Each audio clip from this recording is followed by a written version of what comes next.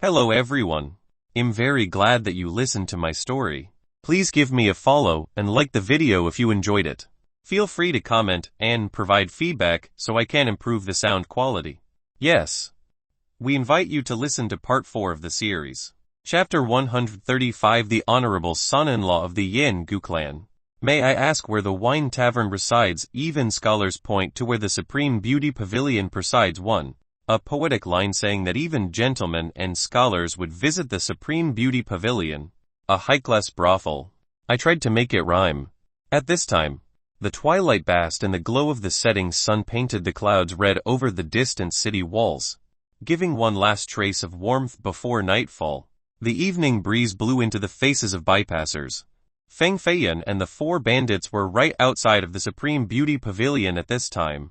I heard the 6th beauty of the godly Jin dynasty had played the frontier tune at this place. At that time, many famous people from the cultivation world came to admire her beauty, and they only wished to listen to her ethereal strings. From then on, the Supreme Beauty Pavilion was renowned throughout the Grand Southern Prefecture and was ranked second among the houses with red doors. Liu Qinsheng lifted his head to look at the golden and jade pavilion with 7 stories. The hall was magnificent. It was truly not inferior to a royal palace.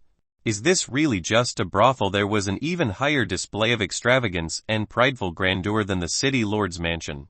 On the grand street where the pleasure quarter sits east, the place where jade fences and immortal apricots pushing the roses meet. Tian, this is part of a poem describing how a brothel did not have the lustful appearance of one at all. What I'm thinking is the roses symbolize sex and wine while the immortal apricots are suppressing, pushing the sins away. This place did not resemble a location for a social romantic outing nor a night outing of wine and sex. It had the appearance of a chamber that belonged to the scholarly young misses and royal daughters. Then where is the number 1 brothel located? Feng Feiyan didn't believe that there was a more stunning brothel compared to the Supreme Beauty Pavilion. Godly capital. Beauty's Smile Pavilion 1. This name just sounds so much better in Chinese. A more literal translation would be 1,000 gold 1 Smile Pavilion. However, 1,000 gold also means a well-educated, favored, beautiful daughter from a noble rich family. The 1 here can also mean 1 smile or number 1. Meaning that they are number 1. Liu Qinsheng continued on. If you want a woman from there to smile once for you, you have to spend 1,000 gold coins. Moreover, sometimes, even if you give them money, they will not necessarily pay attention to you. Making a brothel into such a high level could be considered a miracle. As long as it was number 1 in the world, there was no need to care about other people's opinions. I'm more curious about why the 6th beauty of the godly Jin dynasty is still staying at the Supreme Beauty Pavilion. With his back hunched and head almost touching the ground, Yu Chuozai asked with laughter. Liu Qinsheng shook his head and replied, 2 years ago. She already paid for her freedom and no one knew where she went. Only later did rumors say that someone saw her appearing at the Beauty's Smile Pavilion on stage to once again play her strings as she sold cheap laughter. However, there was sadness in her smile and pain in her songs. Feng Feiyan slightly frowned and spoke. If she redeemed herself, then this would be indicative of her hating this dirty lifestyle and wanting to escape from such a tainted place. Why is it that she joined the Beauty's Smile Pavilion right after? No matter how beautiful and famous one was, there was another hidden facet that was filled with bitterness in their heart. Liu Qinsheng shook his head to say, no matter whether it is the Supreme Beauty Pavilion or the Beauty's Smile Pavilion, to be able to stand strong and become famous in the cultivation world of the Jin dynasty, there must be a monstrous backing behind them. The 6th beauty is a golden eggling hen in such a lustful place. Once she entered, how could she completely escape? Even if she wants to escape, there will be those who will take her back. Even though these bandits were not hesitant when committing heinous acts, they still had a trace of morality. At this moment, they all sighed in lamentation and understood why there were tears in her smile along with pain in her songs. Do you see the red jade plaques hanging on top of the beam by the ceiling? The 5 of them went into the main hall of the Supreme Beauty Pavilion, and Liu Qinsheng pointed at a red beam hanging horizontally above them with different red jade plaques hanging off of it. Each jade plaque was carved with the name of a woman. The nearer the jade plaque is to the front, the more popular the woman is. If you want to see them, You must pay a higher price. Liu Qinsheng explained. Feng Feiyan and the 3 other bandits directly stared towards the jade plaque displayed at the front with the number 1 position. Nangong Hongyan. Feng Feiyan murmured her name. Nangong Hongyan's jade plaque has been hanging at the number 1 position for 2 years, and no one has been able to change this. Liu Qinsheng sighed many more times as he slammed his chest in exasperation. Last year, I brought along 10,000 gold coins to the Supreme Beauty Pavilion just to meet her once. However, after all my gold coins disappeared, I didn't get my wish. I didn't even get to see one of her fingers. He was disappointed without end. Why is that? Feng Feiyan was perplexed as to why one couldn't even see her after spending 10,000 gold coins. Paying money to see her was not anything unfair for a woman of a brothel. Nangong Hongyan is extremely arrogant. She made a rule that one must satisfy 3 conditions if they wanted to see her. However, even if these 3 conditions are met, they still wouldn't necessarily be able to see her. Liu Qinsheng replied. Feng Feiyan initially wanted to arrange for these 4 bandits to stay at the pavilion before leaving in secret because he wanted to find the person named Zuo Qinshu. But at this moment, his curiosity was piqued by Nangong Hongyan, so he immediately asked what are the 3 conditions. First, one has to be young and handsome. After hearing the first criteria, Yu Chuo Zai and Wu Jiu immediately turned their heads and coldly scowled with an uncomfortable feeling. They secretly cursed her for being shallow, and how she could not see the beauty of the heart. Second, they have to be young with a lot of money. After hearing the second criteria, Wu Jiu also turned around and cursed women are all motherfucking realistic. Third, they must be a king among the younger generation. After hearing these 3 conditions, Feng Feiyan was in silent contemplation for a bit while gently touching his nose before he opened his mouth without any sense of shame. She has to be talking about me. Right. The expressions of the 4 bandits immediately sank. They wanted to ask whether Feng Feiyan has enough money or not. If he claims to be young with a lot of money, then he better have enough gold coins for them to spend. The truth was that it was not only Feng Feiyan. The other bandits were very excited as well, for they wanted to see Nangong Hongyan with their own eyes, to see just how beautiful she was, to have such outrageous standards. How about this? We will first go to the 3 mysterious gate to buy some spirit stones. Then we will have enough gold coins and won't have to worry about Nangong Hongyan not wanting to see us. Wu Jia's face was blushing. It was clear that he was very tempted. He wouldn't be able to sleep tonight without seeing Nangong Hongyan. The other 3 bandits were surely thinking the same thing. Feng Feiyan looked at the sky for a bit and shook his head to say it is not that easy to mess with the 3 mysterious gate. There are 38 elders of the god-base realm along with countless murderous formations. It would not be wise for us to recklessly enter. Feng Feiyan's eyes suddenly turned bright as he stared at the opposite direction of the Supreme Beauty Pavilion. There was an extravagant tall wooden building that was absolutely comparable to the Supreme Beauty Pavilion. At the top was a hanging green wooden sign with the 3 words, Yingu Ward. Feng Feiyan slightly smirked. Then he smilingly said, I have an idea. All of you wait here for a moment while I go and get 100,000 gold coins. 100,000 gold coins, the 4 bandits shockingly exclaimed. This was a large enough sum for someone to spend for 10 lifetimes. Liu Qinsheng had been saving for more than 10 years just to have 10,000 gold coins. The bandits became startled with horror as they saw Feng Feiyan running towards the Yingu Ward. He shouldn't be stupid enough to rob the Yingu Ward. Right. Was there a need to take such big risk just for them to play with prostitutes? The 4 bandits felt that Feng Feiyan was too kind. He was not only loyal, but also courageous as well. Clang clank. Feng Feiyan tapped on the wooden door of the Yingu Ward several times before entering. Shopkeeper. I have something I want to pawn at this place. You tell me the price and I will come back in 3 days for it. Feng Feiyan took out a drop of spirit spring water and wanted to pawn it temporarily at this place. He would come back for it after robbing the 3 mysterious gate in the future. The old shopkeeper, who was buried in accounting papers, slowly raised his head and slightly glanced at Feng Feiyan. Suddenly, his pupils widened as a wide smile curved to his ears. This smile was a bit too exaggerated. It was as if he had just seen a god of wealth. Only extraordinary people could become a boss of the Yin Gu wards. His eyes were sharp and discerning. With just one glance at his customers, he would be able to remember them even dozens of years later. Feng Feiyan was quite perplexed. The shopkeepers of the Yin Gu wards were people with extremely high standards. He shouldn't be so surprised even after seeing a divine treasure like spirit spring water. Nor should he be carrying such a strange smile. Oh, why does this old man look so familiar? Haha, young Master Feng. It has been a long time. Zhang Dongliu smiled happily and quickly commanded servants to bring out the best tea. Then they respectfully handed it to Feng Feiyan. This respectful attitude was quite abnormal. It was like a servant serving tea to his master. You are shopkeeper Zhang. Shouldn't you be in Spirit State City? Why are you here at Fire Beacon City? Even though Feng Feiyan recognized Zhang Dongliu, he was still quite puzzled. At this moment, he was dressed quite shabbily. Moreover, many people and great powers within the Grand Southern Prefecture wanted to kill him. The Yin Gu ward specialized in intelligence, so there was no way it wouldn't know his current circumstances.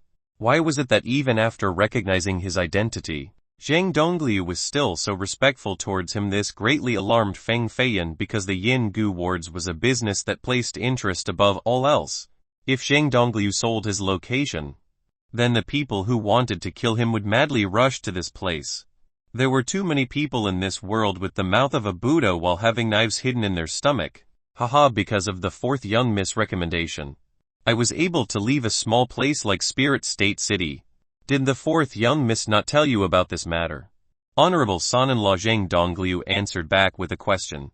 Feng Feiyan immediately spat out all the tea he just drank all over Zhang Dongliu's face while asking in shock, what did you just call me? Honorable son-in-law, without any sign of anger, Zhang Dongliu used his sleeves to wipe the tea on his face. He was still blooming with a smile while speaking at this moment.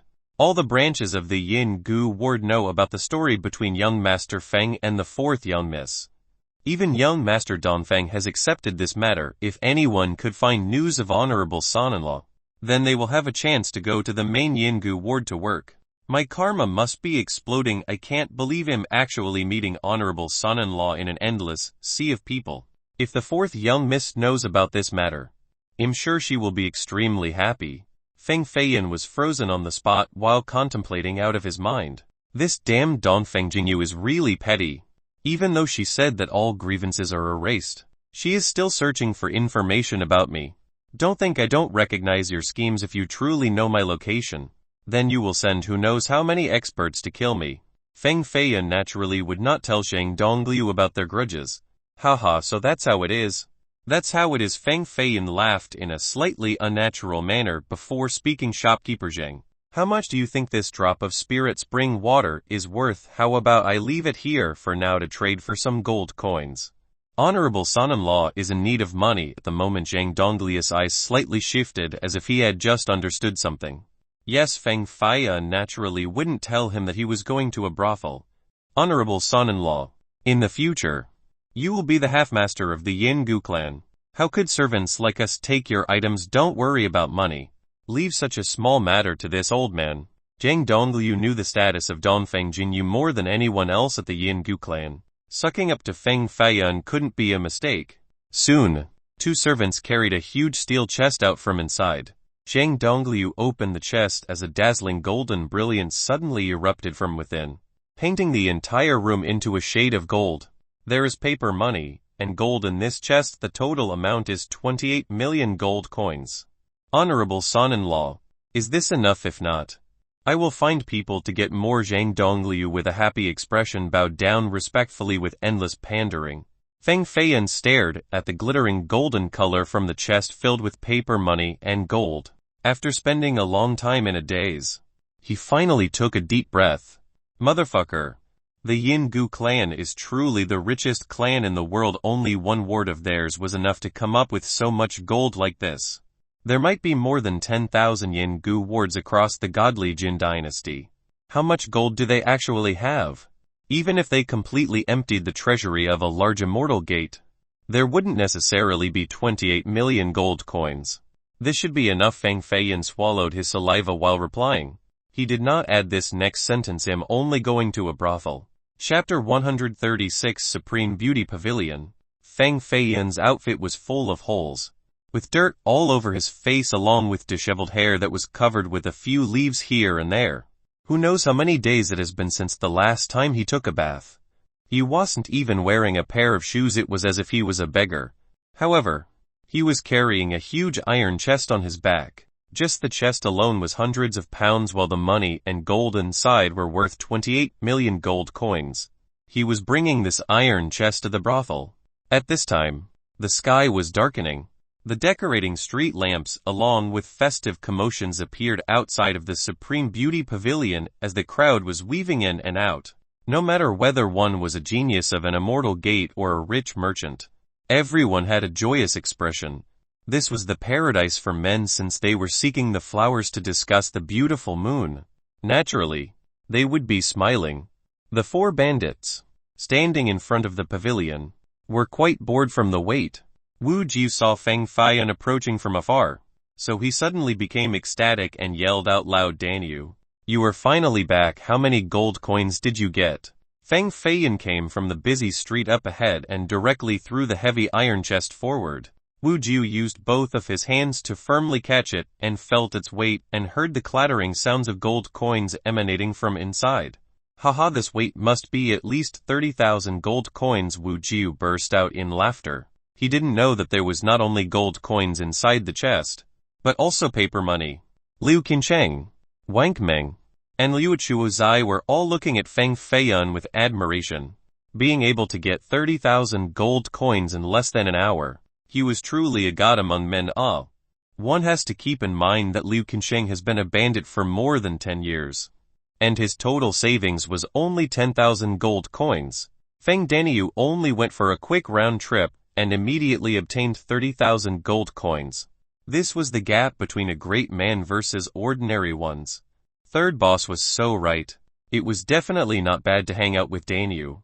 Feng Feiyan simply smilingly nodded his head a little bit and didn't tell them the total amount of gold coins in the chest. The five of them, led by Feng Feiyan, immediately went inside the Supreme Beauty Pavilion. The five of them truly weren't dressed any better than beggars. A servant of the pavilion wanted to stop them from entering, but Feng Feiyan directly took out a gold coin and placed it in his hand. This servant immediately became dumbfounded and came close to tears from excitement. He respectfully led Feng Feiyan's group to an elegant room on the 5th floor. The pavilion had 7 floors. Because of Feng Feiyan's big gesture, they were able to go to the 5th floor. Our Supreme Beauty Pavilion is the most enjoyable place in Fire Beacon City, maybe even the entire Grand Southern Prefecture. Money can buy anything and can satisfy any of esteemed guests' demands. The servant bowed over while sucking up with laughter. Feng Feiyan sat in the middle of the elegant room and behind him was a painting of a certain scenery. This drawing skill was at least worth several 10,000 bronze coins to commission. Wang Ming could not wait any longer. He slammed on the table and used a crude voice to shout, "Then you go bring Nangong Hanyan here for your father. Our boss wants her to serve some drinks." He slammed the table with full strength and, while emitting a thunderous noise, it almost shattered the table that was made from water jade, causing the servant to be frightened to the point where he kneeled straight down on the ground. "Guest Miss Nangong does not serve drinks, and she also won't show up." The servant was shivering on the ground while glancing at Wang Meng's arms that were as thick as a rice bowl. He quickly averted his gaze downward from fear. "Then get the hell out." Wang Ming suddenly stood up. He wanted to kick the servant flying away, but Liu Qinsheng held him back and commanded the servant arrange 4 girls that can play harps to come entertain us. On top of that, call for 5 young pretty girls to come serve us drinks. This was clearly not Liu Qinsheng's first time at this place to drink flower wine, as he was very knowledgeable regarding its rules. At this time, the slave breathed a sigh of relief as he tumbled out of the room and closed the doors. "Fuck Liu Qinsheng. Motherfucker. Your taste is too small. Even if we can't meet Nangong Hanyan, at least let that dude bring a beauty that has a rank that's within the top 10 to come serve us drinks." For what reason did you just casually order some inferior goods? The anger in Wang Meng's heart was not dissipating. Feng Feiyan and Liu Qinsheng, on the other hand, were slowly drinking their wine with a calm, smiling demeanor. This is your first time here, and I don't blame you. Liu Qinsheng then took another sip as he continued. All girls within the top 10 are toppling beauties. Regarding cultivation, there might be some who are stronger than you regarding talents. You are not equal to even a fraction of theirs regarding one's appeal. One of their words would bring about countless experts that are willing to die for them. Feng Feiyan played with his wine cup while he smilingly added sometimes. A phrase from a supreme beauty can cause giants to give up their lives. This is their true power. Liu Qinsheng nodded, and kept the conversation going. This is why all the beauties within the top 10 of the Supreme Beauty Pavilion are all arrogant. Some of them don't work. And even when they are working, there are auctions just to bid for their presence. The person with the highest price will have their company for the night. Liu Chuozai asked. If you can afford a price as high as the sky, then they might be willing to sleep with you. Liu Qinsheng smirked and continued. Think about it for a little bit. A beauty who is gifted in painting and poetry, elegant and gentle, and with a higher cultivation than you, it would be such a wonderful thing to be able to sleep with them. The four bandits all burst out in laughter. However, Liu Qinsheng did not tell them that he brought 10,000 gold coins last year for the auction, and he could only take a glance at the rank 10 beauty. He didn't even have the chance to drink with her. The servant very quickly brought 9 pretty girls to the room. All of them were beauties around 16 or 17 years old, ones that could only be found once every 1,000 miles. This caused the four bandits to suddenly stare in awe. Wang Meng, who was angry earlier, suddenly became happy as a girl named Jiajia came into his embrace. It was like a flame put out by the water as his entire body became soft from joy. The four girls, with their pipa, jade harp, flutes, and an ancient zither, started to play behind a purple curtain. Their melody made listeners start to have strange thoughts. The four bandits were having fun, but Feng Feiyan's mind was not at this place. If it wasn't for his curiosity of seeing this Nangong Hanyan that was worshipped by everyone, he would have left much sooner to go find Zhuo Qianshu. The main business was to save the Jai sisters. This brothel was definitely a great place to find and spread information. Many secrets and recent events could be heard from here. The situation has changed. Recently, at the Grand Southern Prefecture, big events happened one after another. Maybe it would even spread to Fire Beacon City in the near future. A cultivator who had just escaped from Violet Firmament City spoke. I don't know anything about this. It has to be stuff that had only recently happened. Right, a few big events. Another voice appeared. This matter is a long tale. First, we have to begin with the traitor from the Feng clan, the son of an evil demon Feng Feiyan. After hearing his name, Feng Feiyan became interested and channeled spirit energy into his ears in order to carefully listen. A person close by answered, I have also heard of news regarding the son of the evil demon. Some people said that the evil blood in his body had awakened, and he could even fight against experts of the giant rank at the battle back at Jinghuan Mountain. His talent is even higher than geniuses of the grand historical level. These people were discussing non-stop, and inadvertently attracted the attention of everyone around them. It is just an exaggeration if the talent of that shitty son of the evil demon was at the level of grand historical geniuses. Then he would be renowned throughout the world by now, and no one wouldn't know his name. An old voice came from another room on the 5th floor. This voice was very familiar. Feng Feiyan slightly shifted his gaze to the left. Then he smirked. The royal uncle of the Po Luo country also came to the Supreme Beauty Pavilion, and he was inside the room next to Feng Feiyan. This world is truly small for enemies. It seemed like there were hidden dragons and crouching tigers inside the pavilion. Anyone who could enter the 5th floor all had great backgrounds. This is not too clear.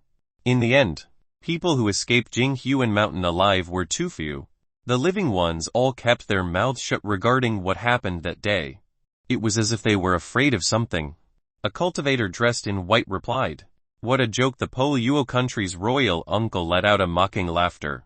After a short silence, someone else added, even though the cultivation of the evil demon's son could be a bit exaggerated, one thing is for certain, Feng Feiyan is the slave of that demonic, evil woman. He was the one who personally revived the evil woman, resulting in the death of millions. The bustling violet firmament city that existed for a few thousand years turned into a death zone in one night as blood painted the city red with corpses all over. The Feng clan, the Qin clan, and the Grand Development Immortal Gate all had more than half of their members decimated, and the rest had to escape from the city in order to avoid the evil woman. Cultivators could still escape, but mortals could do nothing but despair. I saw with my own eyes a young girl around the age of 3 being eaten alive by a corpse monk. That battle was too horrible. There was even a giant expert who was nailed to the ancient city walls as his soul bellowed, clamoring all the way to the heavens. He cried for 3 days and 3 nights before his blood ran dry and died. Fresh blood gave the sky a shade of pink as blood energy turned into crimson clouds that hovered above the city for days. This disaster did not end there. After the evil woman seized the main city, she reached over to the nearby provinces. In just a few short days, 3 counties and 7 to 4 cities of the Grand Southern Prefecture were completely massacred by her. The deaths could not be counted, and many people became blood corpses from the hatred. They turned into a corpse army and began to attack the other counties in the prefecture. This calamity will surely spread to Fire Beacon City. At that time, blood will run like the rivers at this place. This is all because of that demon's son, Feng Fei, and the dog servant of the evil woman, the traitor of the human race. All the powers of the Grand Southern Prefecture has started an evil-slaying alliance, including more than 10 heaven-defying geniuses. As long as Feng Feiyan shows up, they will decapitate him and use his blood to appease the people who died under the hands of the evil woman.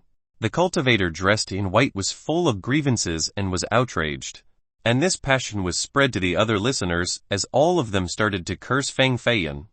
Truly nonsense. The evil woman woke up by herself. Yet a few idiots all blamed it on Feng Feiyan. What about this evil-killing alliance? Only them alone want to deal with Feng Feiyan. So funny. Feng Feiyan's one finger is enough to kill all of them.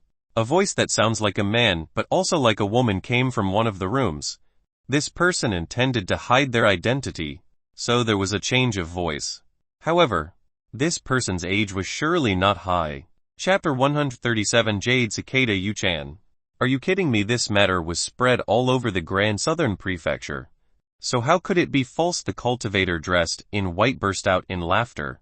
All the cultivators nearby also laughed. Even the brothel women were smiling while covering their mouths. A chilling air came from the other room as this person coldly snorted, I dare you to badmouth him one more time. Why wouldn't I dare? Feng Feiyan is the henchman of the evil woman, an enemy of humanity. Anyone would have the rights to kill him.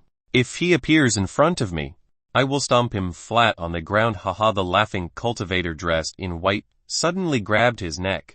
Blood kept on seeping out of his fingers, staining his hands red. Drop by drop, blood dripped down to the floor, issuing ticking sounds. His eyes were wide open as he began to tremble before he twitchingly fell to the ground as his life abandoned him. The corpse was covered by ice and finally, it burst into bloody icy remnants. This death was too horrifying and made the rest of the pavilion become silent. Even the heartbeats of everyone could be heard. If anyone else dares to speak ill of Feng Feiyan, this will be the result. People looked over at the room with the faint burning candle light while appalled. They knew that there was a top-level genius in the cultivation world inside, so they didn't dare to utter a word. They were obviously stricken with fear. Only the royal uncle of the Poluo country snorted, but he also didn't say anything. The silence came again, followed by the sounds of wine cups touching as the party began once more. Feng Feiyan frowned and realized that the person who had just spoken was also on the 5th floor just opposite of his room. The 5th floor had 6 rooms that created a circle. Clearly, that person was also a cultivator of the god base realm. But who on earth was this person? Everybody criticized him, but this person stood up and spoke a word of justice for Feiyan, and he even killed for it. Feng Feiyan closed his eyes and wanted to use his spirit sense to first feel it. But there was a gentle power stopping him. He simply perceived that it was a mere emptiness and could only give up in the end. On the 7th floor of the Supreme Beauty Pavilion, there were thick, vast white clouds covering the mountains and pavilions that hovered in the sky. One could even hear the crisp and clear sounds of running water along with faint zither melodies. All of this culminated into an illusion that seemed to be the land of the immortals. There was a servant with 2 bobs tied up in her hair. She was around the age of 12 or 13 and had a polite countenance. While wearing a little pink dress, it was easy to tell that she was a beauty. Her hand held a jade-green lantern as she came out from one of the floating pavilions and stood on the 7th floor. Looking down below, there are 3 ladies tonight with red plaques. The little girl had jade eyes and beautiful brows. Even though her voice was young, it resonated throughout the entire Supreme Beauty Pavilion. Only the top 10 girls of the pavilion would have red plaques. This meant that there were 3 ladies tonight within the top 10 that were willing to go out and play a tune or dance. As long as the price was high enough, they might even be willing to serve drinks and entertain guests. After the little girl spoke, the pavilion turned silent once again, for everyone knew that the real main course had begun. The little girl took out a red plaque and gently glanced around before speaking. 9th red plaque. Lady Yu Chan. Lady Yu Chan is 17 years old, versed in stringed instruments, and had learned under great national maestro Jing Huayan. She once entered the state of becoming one with the heavens with her musical skill. Outside of this, Yu Chan also had an impeccable memorization skill and will never forget anything she had read. She had read more than 30,000 literature works and is knowledgeable in many worldly matters. She is truly worthy of being labeled an erudite master. The auction begins. We'll start at 100 gold coins, she continued on. 100 gold coins were equivalent to 1 million bronze coins. It was an absolutely monstrous amount to ordinary people, an amount that could last them a lifetime. But this was not close to the price for one of Yu Chan's tune. People had already raised the bids as it quickly soared to 500 gold coins. Motherfucker. The women here are really expensive. If this keeps up, it would take thousands of gold coins just to see this. Lady Yu Chan's face. Wang Meng once again slammed the table hard. Liu Qinsheng drank the fine wine that was poured by the girl in his embrace as he shook his head and smiled. I don't think so. I have already researched about this Lady Yu Chan. This is a new person, and I think her first night is still available. Plus, she learned music from Grand National Maestro Jing Huayan. Just the 3 words Jing Huayan alone is worth more than 10,000 gold coins. Many people probably came here for Yu Chan's first night. I predict that the price will be as high as the heavens tonight. Wang Ming lamented with a sigh. We only have 30,000 gold coins. Even if we could win the bid for her, I'm afraid we won't have much left. If we can't do it, it'll just make mincemeat out of anyone who bids against us. Wu Jiu tapped the steel saber on his back and said, Forget it. Fire Beacon City is a place where villains gather, and this Supreme Beauty Pavilion is where the extreme evils congregate. I have sensed the presence of many experts, and there are a few characters that are infinitely close to grand completion. God base. Liu Qinsheng spoke. Wang Ming and Wu Jiu started to sigh sorrowfully again. Feng Feiyan simply tapped on the table with his finger while an enigmatic smile was always on his face. 3. A gold coin. Suddenly, the price had been raised 30 times. I bid 10. Gold coins. This price suddenly shocked the audience. A group of black iron-armored men walked in from the Supreme Beauty Pavilion's main door. The leading man was Liu Lin, who had been ferociously beaten by Feng Feiyan's crowd outside of the city. He was also the captain of the Qilin cavalry and had an early god-base cultivation. Liu Lin was still wearing the chilling battle armor and only revealed his handsome face. He smiled and glanced over all the girls inside the pavilion, showing off his cool and playful expression. There were 10 armored men right behind him. These 10 all exuded a monstrous aura. The word war was carved on their battle helmets. Many cultivators knew to take a few steps back, for very few people in Fire Beacon City didn't recognize this group of men. Liu Lin, son of the 3 mysterious gates master, along with the 10 generals of Fire Beacon City. They represent the 2 great powers, the 3 mysterious gate and the godly martial army. Only a few seclusive monsters would dare to provoke both of these great powers at the same time. Of course Liu Lin is here.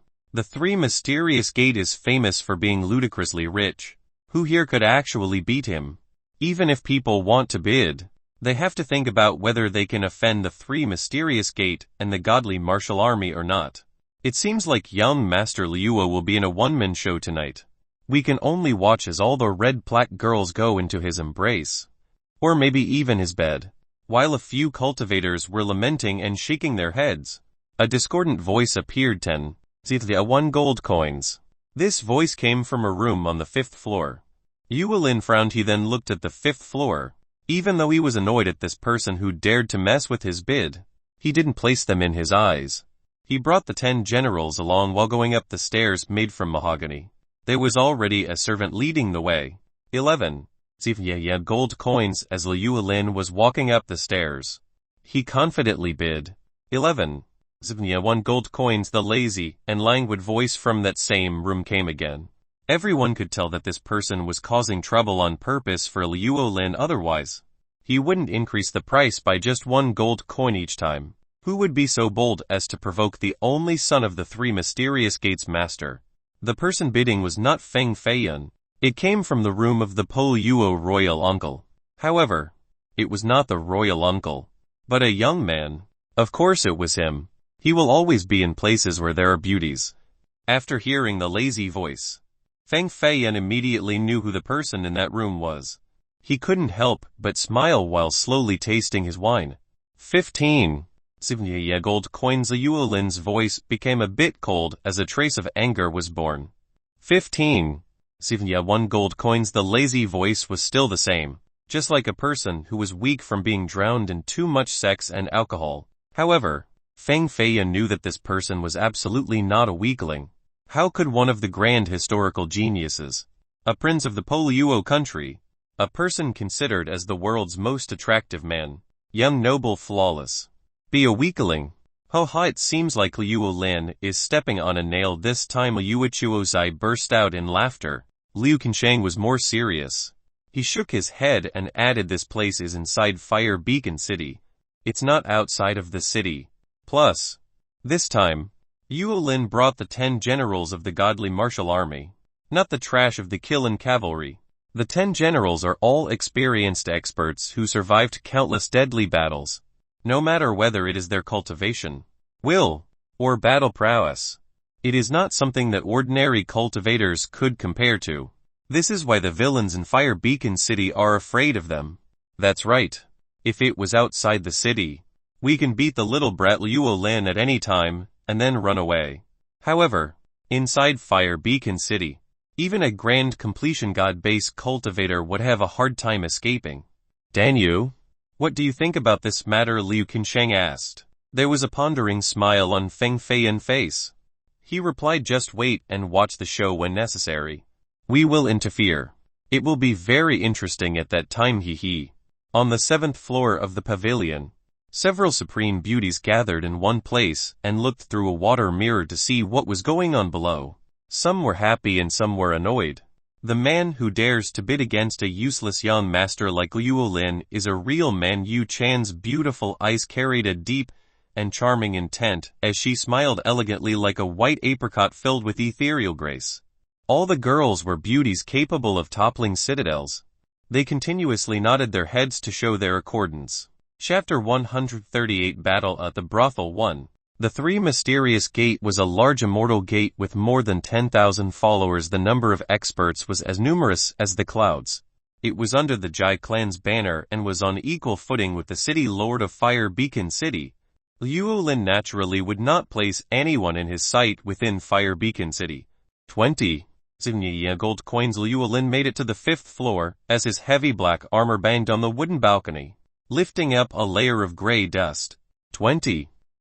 Gold coins was a massive sum and enough for Lady Yuchan to personally host. 20. Gold coins was, of course, not a small sum to Yuelin, but it was still within his capabilities.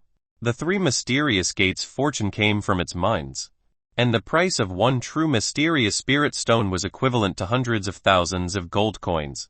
20. 1 gold coins. Young noble flawless voice was still relaxed. It was as if he didn't put 20 gold coins nor Yuelin in his eyes. At this moment, the entire pavilion was silent. Many people were in awe because of the 20 gold coins, while others couldn't move because of the aura from the 10 generals. Feng Feiyan still had a smile on his face and suddenly signaled to Liu Qinsheng with a glance. Liu Qinsheng got the hint as he laughed. He coughed twice and began to speak. Lady Yu Chan is a beauty of our kingdom. 20 gold coins to invite the lady to play a satun is truly an insult. Does no one else dare to name a higher price? The four bandits were the type that loved causing chaos. So Wang Meng slammed down hard on the table and shouted, if I was as rich as young Master Luo, then I would directly raise the price to 30 gold coins. 30 gold coins really is nothing to young Master Luo. Luo Chuizhe smilingly added. Luo Lin glared at the room next door. Even though he knew these people were provoking him, he maintained an enjoyable glow while saying 30 gold coins. Whoa! After this bid came out, the entire scene was shocked. Each and every cultivator almost stood up from their seats. 20 gold coins was already scary enough.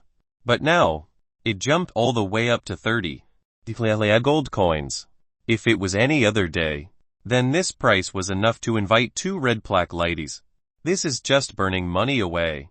Only the young master of the 3 mysterious gate would be able to do this. It seems like no one else will raise the price. 30 gold coins is already too much. It seems like Lady Yu Chan will surely be a guest for Luo Lin's bed tonight. Many women inside the Supreme Beauty Pavilion threw alluring glances at Luo Lin and put on their most voluptuous stances, wanting to seduce this god of wealth under their skirts. However, Luo Lin didn't give them a single glimpse. He was already tired of playing with this level of women. Only red plaque girls were able to stimulate him. He could already imagine Yu Chan trapped beneath his body, causing him to shiver in pleasure. 30 gold coins. Young noble flawless casually bid. The smile on Luo Lin suddenly froze as a killing intent flashed in his eyes. He glared towards the scarlet room and looked through the purple curtain in the window.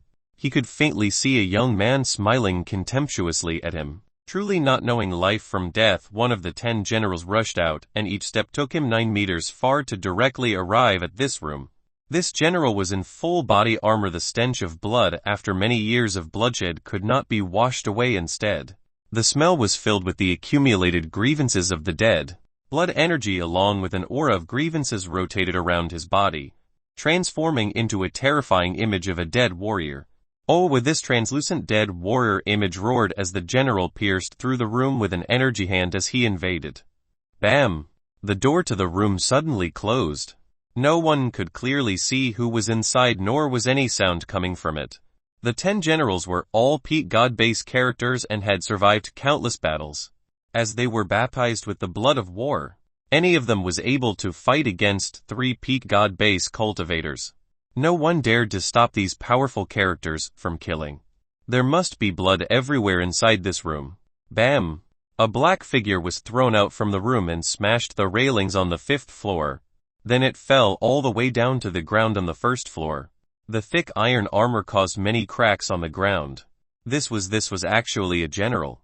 This general, feared by everyone inside Fire Beacon City, had numerous deep footprints engraved on his helmet, causing it to cave inward. He was passed out on the ground completely motionless. Creak!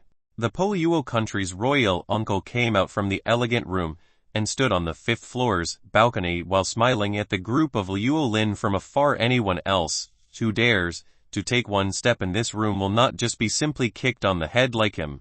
The royal uncle then waved his sleeve and went back inside the room, to be able to kick a powerful general flying away and render him unconscious on the floor. There must be a supreme expert inside the elegant room. You dare to be so arrogant inside Fire Beacon City today. I actually want to see what kind of god you are.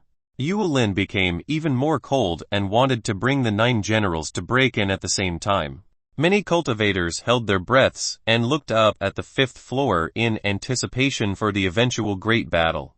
Feng Feiyan slightly smirked as he changed his voice and spoke. Young Master Luo, you should rethink it all. Yu Lin suddenly paused and looked at the room next to the elegant room as he coldly spoke. What are you trying to say? I don't want you to suffer heavy losses and mess with someone you don't know about.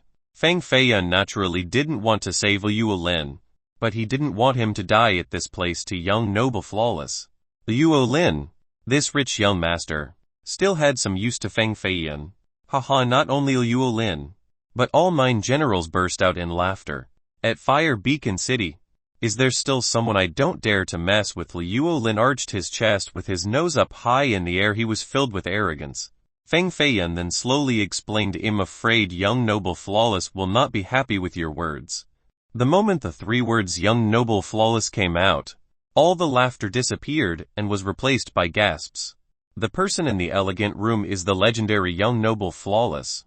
Oh God, I was wondering why the royal uncle of the Poluo country came out of that room. So it was because young noble flawless was inside. No wonder why he could kick a general away so easily. What kind of character is young noble flawless? He is the hero of this generation. Someone who has never tasted defeat. Many cultivators went wild, especially the stunning beauties. Their eyes became bright as they were excited about young noble flawless, who was considered the most handsome man in the world. He actually came to the Supreme Beauty Pavilion. The 3 words young noble flawless was enough to let all the girls in this world to scream and become crazy. Meanwhile, Liu Lin's face changed while the 9 generals slightly trembled all over before gathering all of their battle intent in preparation for a fight to the death at any moment. No one could stay calm while facing an opponent like young noble flawless. Even though they had survived numerous battlefields, they still gradually tensed up. Young noble flawless gently tapped on his table while smiling. Which friend might you be to be able to recognize me? The entire Supreme Beauty Pavilion went crazy as young noble flawless voiced his confirmation. At this moment, only Feng Feiyan and young noble flawless were able to be relaxed. Feng Feiyan also gently knocked on the table twice while he smilingly spoke, young noble flawless only loves and remembers beauties. I am a nobody, so such a great character like you will naturally not keep me in mind. Feng Feiyan continued on, young master Liu and young noble flawless are both dragons and phoenixes among men. It is not the way of gentlemen to fight at a flowery place like this. This nobody, have a suggestion tonight. We will only compete with bidding and will not compete with cultivation. Liu Lin clearly knew that this was Feng Feiyan helping him by allowing him an easy way out. In the end, even if he cultivated for 30 more years, he would not be able to compare to young noble flawless. Thus, he quickly spoke, I agree. Of course, have to give young noble flawless some face. Competing with money. I like it. Young noble flawless gently laughed. Liu Lin also laughed. Feng Feiyan, of course, also laughed even more joyously as he thought in his head, wait a little longer and see if you all can still laugh. Chapter 139 Battle at the Brothel 2. Under the lead of a servant, Liu Lin and the other 9 generals entered a private room. Then, the red door was shut. At this point, 4 out of the 6 high-class rooms on the 5th floor were occupied. The first room to the south had 5 people, Feng Feiyan and the 4 bandits. The second room to the left of Feng Feiyan's had young noble flawless and the royal uncle from the Po-Yuo country. The third was to the north with the mysterious person who backed up Feng Feiyan. Even though it was unknown whether the person was male or female, it was most likely a friend and not an enemy. The fourth room to the right was the group of Liu Lin and the 9 generals. Tonight, the 5th floor of the Supreme Beauty Pavilion could be described as a gathering of big shots. There was the young master of the 3 mysterious gate and young noble flawless. But the most mystifying aspect of the people downstairs was the groups in the north and south rooms. Many people started to ponder about the origins of these two. The supreme beauties on the 7th floor were also alarmed. Even those who were not on the red plaques came out from their rooms to look at the blue water mirror with their pretty crystal eyes that resembled the clear moon. A battle between dragons and tigers will happen tonight. It won't be just a simple auction. These famous people from the cultivation world will not be able to bear losing.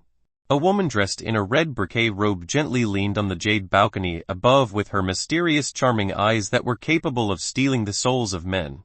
This reminds me of the competition 10 years ago at the godly capital.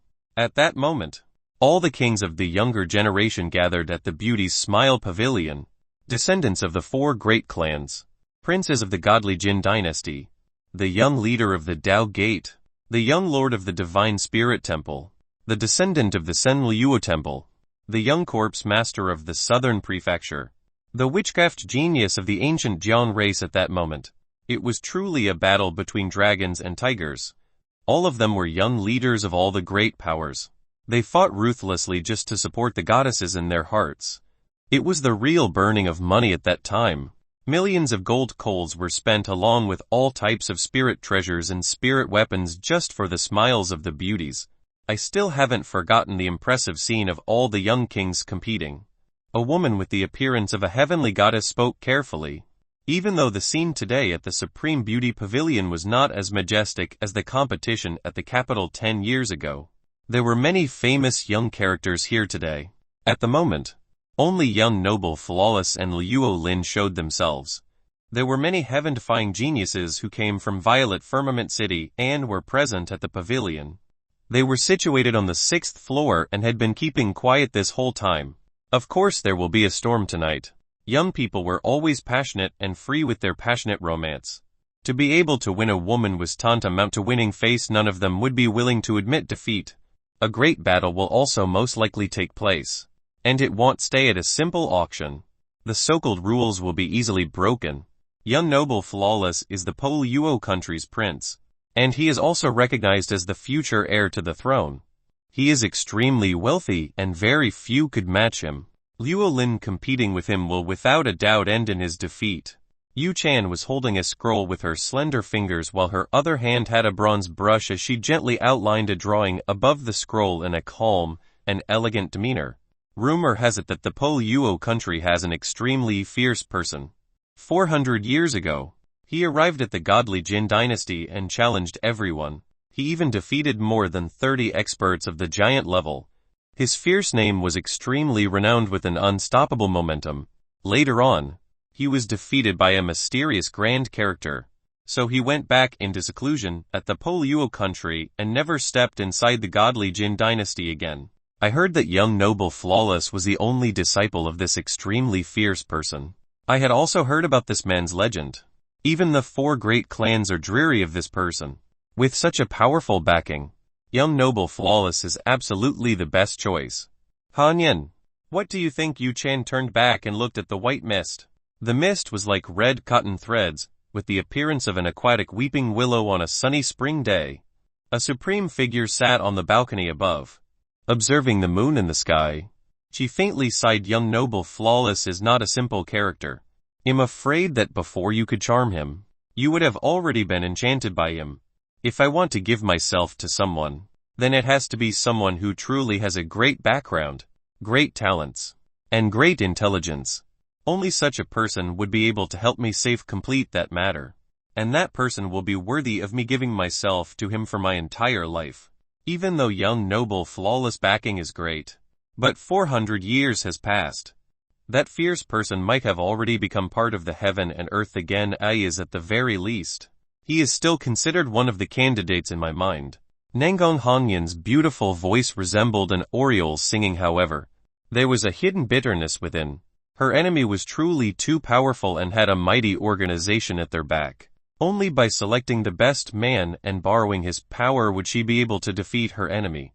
She was just a woman, and she needed a huge amount of power. The extremely fierce man behind young noble Flawless had such power. The auction resumed again downstairs.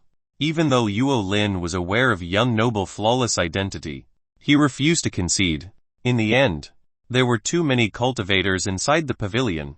If he truly yielded before young noble Flawless' prestige, then he would not be able to even dream about holding his head high in Fire Beacon City in the future. I will not necessarily lose to you when it comes to wealth. Luo Lin had such a thought in his mind.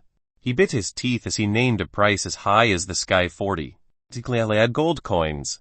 Young noble Flawless rubbed his hands as he smilingly spoke. Young Master Luo is truly a bold spender. 40 gold coins is not a small sum. Along with her peerless literary skills, Lady Yu Chan's string melodies are amazing. To be able to enjoy her presence alone for one night, 40 gold coins is not a considerable sum. Luo Lin initially only wanted to invite the 10 generals to the pavilion for an adventurous night, then ask them to kill those bandits who beat him outside of the city.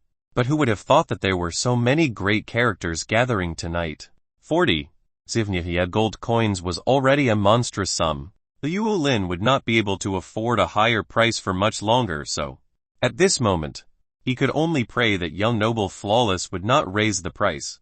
However, his prayer has obviously not been heard. Young noble Flawless smilingly replied, "Well said. Lady Yu Chan is indeed a talented girl amidst the mundane circumstance. This price is too low. It's truly an insult to her. I will not only add 1 gold coin. Well, 50. Declare gold coins." Bam! The nervous Liu Lin directly crushed the wine cup in his hand as he tightly grasped his palms. He wanted to bid again, but a general by his side quickly consoled him. 50 Tivnian yet is an astronomical price.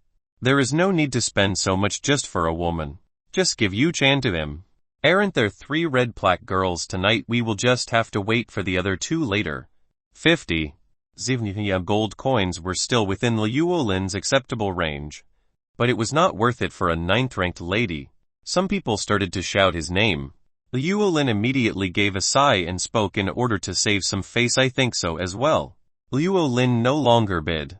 A young female servant on the 7th floor with a cute smiling expression spoke. "Young noble Flawless is not only a prince, but also the prince inside the hearts of many girls." 50 Tivnia gold coins, truly so generous. This would cause all the other heroes in the world to bow their heads. With such charm, maybe he will imprison the young soul of big sister Yu Chan tonight and be able to spend a wonderful night with the beauty.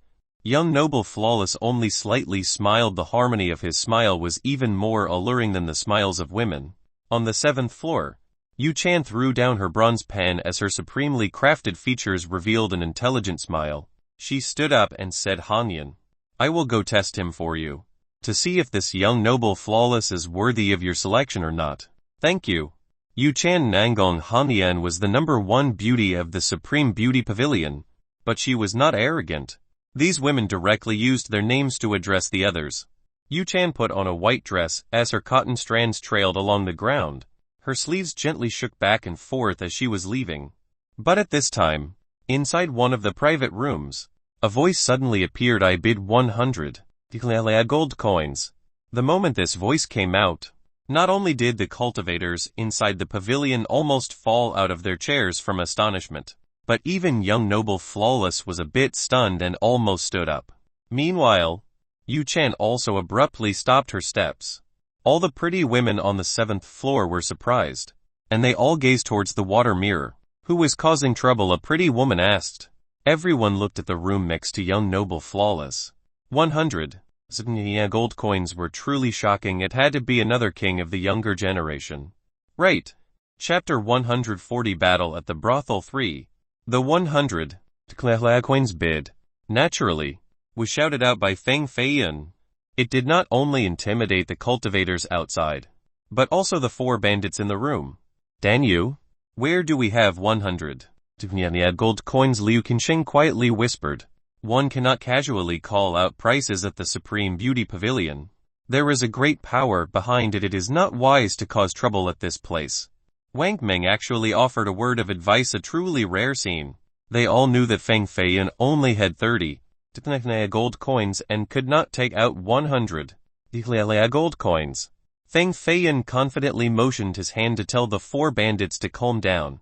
Then he quickly shouted, 100 gold coins to this bone master is just like 9 oxen losing 1 strand of hair. If anyone wants to try, this young master will take you on all the way. The moment his words resonated throughout the pavilion, several powerful divine senses swept towards him. Only peak god-base cultivators would be able to spread their divine sense in order to see the many things invisible to the naked eye. Other people might not be able to sense the approaching divine senses. But Feng Feiyan's spiritual awareness was extremely sharp and 10 times more powerful than these divine senses. HMPH with 1 finger, Feng Feiyan gently waved in the air and a spirit energy arc formed around his body. Bang! Bang! All the divine senses that came to spy on him immediately shattered. Oh! The people who tried to check Feng Feiyan's identity all failed and didn't even catch a glimpse of him. They then knew that he was someone versed in formations, so they stopped sending more divine senses. At this moment, young noble Flawless next to Feng Feiyan recovered his calm and indifferent manner. A gentle smile appeared on his face as he spoke. This Su Yun is even more curious about you. Friend. An ordinary person could not afford to take out 100 gold coins. At this moment, the stage belonged to Feng Feiyan and young noble Flawless. The other people were just waiting for the result and no one else dared to bid. Feng Feiyan clearly knew just how extremely wealthy young noble Flawless was. 100 gold coins was a gigantic amount to others, but it definitely would not be able to deter him. He was able to build a palace made from gold, so it was clear that he did not mind wasting money. If young noble Flawless wants to keep bidding, then even though I am just a nobody, I will still try my best. Feng Feiyan smilingly replied. No, you are clearly an old friend of mine, even though I cannot guess who you are at this moment. But if you are a friend, then it is not an issue giving Lady Yu Chan to you. Young noble Flawless attentively began to predict the identity of the person next door. However, even with his excellent wit, he could not relate this person to Feng Feiyan in the end. Feng Feiyan was only a dispirited remnant chased away from his own family. This was only the beginning. Even the secretive characters who were not bidding still thought that 100 gold coins was a high price, and so they had no intention to bid. They wanted to save their money for the 2 remaining red plaque girls. The little servant girl smiled sweetly and said at the Supreme Beauty Pavilion, one must pay the winning bid first before Lady Yu Chan will appear. 100 gold coins was not an amount available to any ordinary person, so the reason why the ladies chose to do it this way was to prevent intentional troublemakers. In fact, many cultivators inside the pavilion were secretly smirking and believed that the person who just bid will not come up with 100 gold coins. These type of troublemakers were there every year, and it wasn't a surprising matter. Feng Feiyan slightly opened the iron chest and took out a large stack of golden paper. From just the little crack of the open chest, a golden light erupted from within, dyeing the entire room into a golden shade. Bam! The iron chest was closed again. Feng Feiyan held 100 gold coins worth of paper money with 2 fingers. Then he handed it over to Wang Meng and smilingly said, go hand it to Lady Yu Chan. Let her know the style of the rich. Wang Meng's initially big eyes were wide open like a pair of fish eyes. His hand was shivering a bit while accepting the paper money. He licked his lips a bit before suddenly opening the door and proudly walked outside. Open your eyes and look closely. 100 gold paper money. Now you know what a rich person looks like. Wang Meng walked across the 5th floor's corridor while spreading the paper money in his hands in the most brandish style. He shouted across the entire pavilion with a roar, causing even the lanterns hanging up above to shake continuously. Meanwhile, Feng Feiyan and the other 3 bandits face-bombed inside their private room. This was too embarrassing. If they knew this would happen, they wouldn't have sent him out. Has this fellow never seen gold before? It couldn't be helped. However, even though each time the Huangfeng bandits looted, it was always a monstrous sum, but all of it was always given to the 3rd boss. Their shares didn't amount to much, so 100 gold coins to them was a great sum. Dan Yu, how much money is left in the chest? Liu Qinsheng gauged the iron chest with his gaze and felt that Feng Feiyan was becoming even more enigmatic. Feng Feiyan simply shook his head while smiling and didn't reveal the amount of gold inside the chest. The bandits became even more curious after seeing his reaction, but they didn't ask again. Bang Liuo Lin broke the corner of his table with one blow, for he recognized Wang Meng's voice and coldly exclaimed, so it is them. He was filled with hatred after being beaten into a pig head by the group of Feng Feiyan outside of the city. This world was truly small for enemies. He didn't expect to meet them again at the Supreme Beauty Pavilion. A general asked Liuo Lin, the people you want us to kill are these guys? Yes. If generals could kill these 5 peasants, Liuo Lin, will greatly repay this gratitude. Liuo Lin replied, to be able to spend 100 gold coins, then they must have even more money on them. Even if you didn't ask us, they would still be dead for sure. The 9 generals were not of the moralistic crowd. The moment they saw 100 gold coins, their killing intent surged. Even though they couldn't provoke young noble Flawless, That didn't mean they couldn't provoke these 5 peasants. They actually took out 100 gold coins. Their identities must not be trivial. Maybe it is a young master from a great power on a traveling trip. I will try to find out his true identity. Yu Chan accepted the 100 gold coins and held a guqin as she leisurely walked outside. Wang Ming was waiting outside. This 2-meter-tall man, after seeing Yu Chan, suddenly drooled from the corner of his mouth. It dripped onto the floor, creating a plopping noise. 100 gold coins to invite her out was not expensive at all. This was his thought at the moment. Yu Chan had just finished her coming-of-age ceremony. She was slender with a thin waist while wearing a stainless white dress.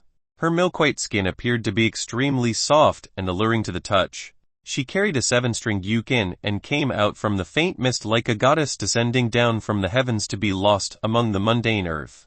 Yu Chan and Wang Ming created a sharp contrast.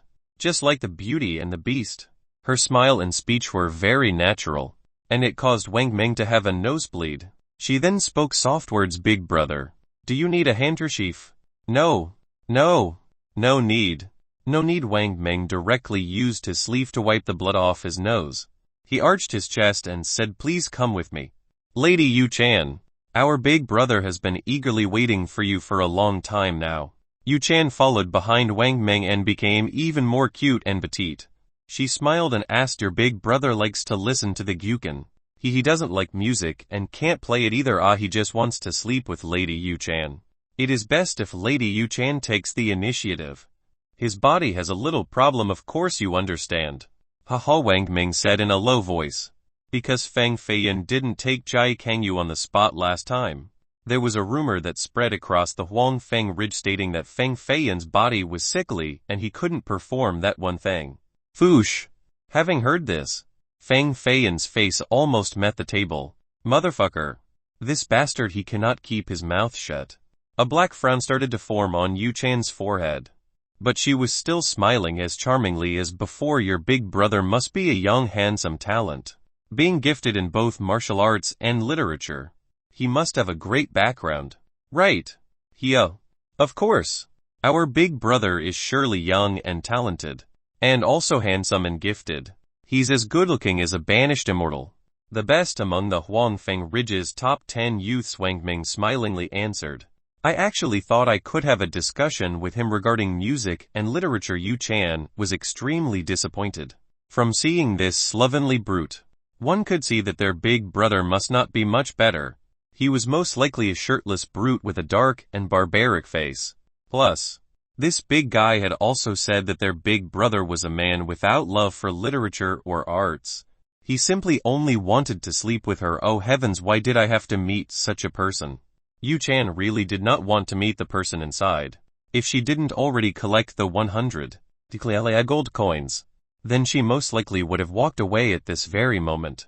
Wang Ming opened the red wooden doors with an exaggerated laughter, even though he thought his laugh was friendly and hospitable. But from Yu Chan's perspective, his laugh belonged to a bandit who had just captured a girl to make her their wife, frightening enough to make a girl cry. Yu Chan looked at the open door and felt as if she was step by step going into a bandit's cave. Chapter 141 Battle at the Brothel 4. Yu Chan was a woman with an aura as elegant as an orchid flower, stemming from her pure heart that was as sweet as a kumar tree. This is our big brother. Wang Ming proudly pointed at Feng Feiyan, a hunchback, a vicious bald brute, a middle-aged man with a smile that was not a smile, and also a young beggar. The scene inside this private room was even worse than her imagination. It was indeed just like going to a bandit or refugee camp. However, these people looked so strange, yet they were able to afford 100 gold coins. Although Yu Chan was only near 17 years old this year, her wisdom was far greater than other girls of the same age. She assumed that these men didn't have any great origin, and it was more like they had just picked up 100 golden paper from the street and immediately came here to the brothel. Wow! Liu Chuozhe and Wu Jiu were stunned as they glared intensely at Yu Chan, who was walking in.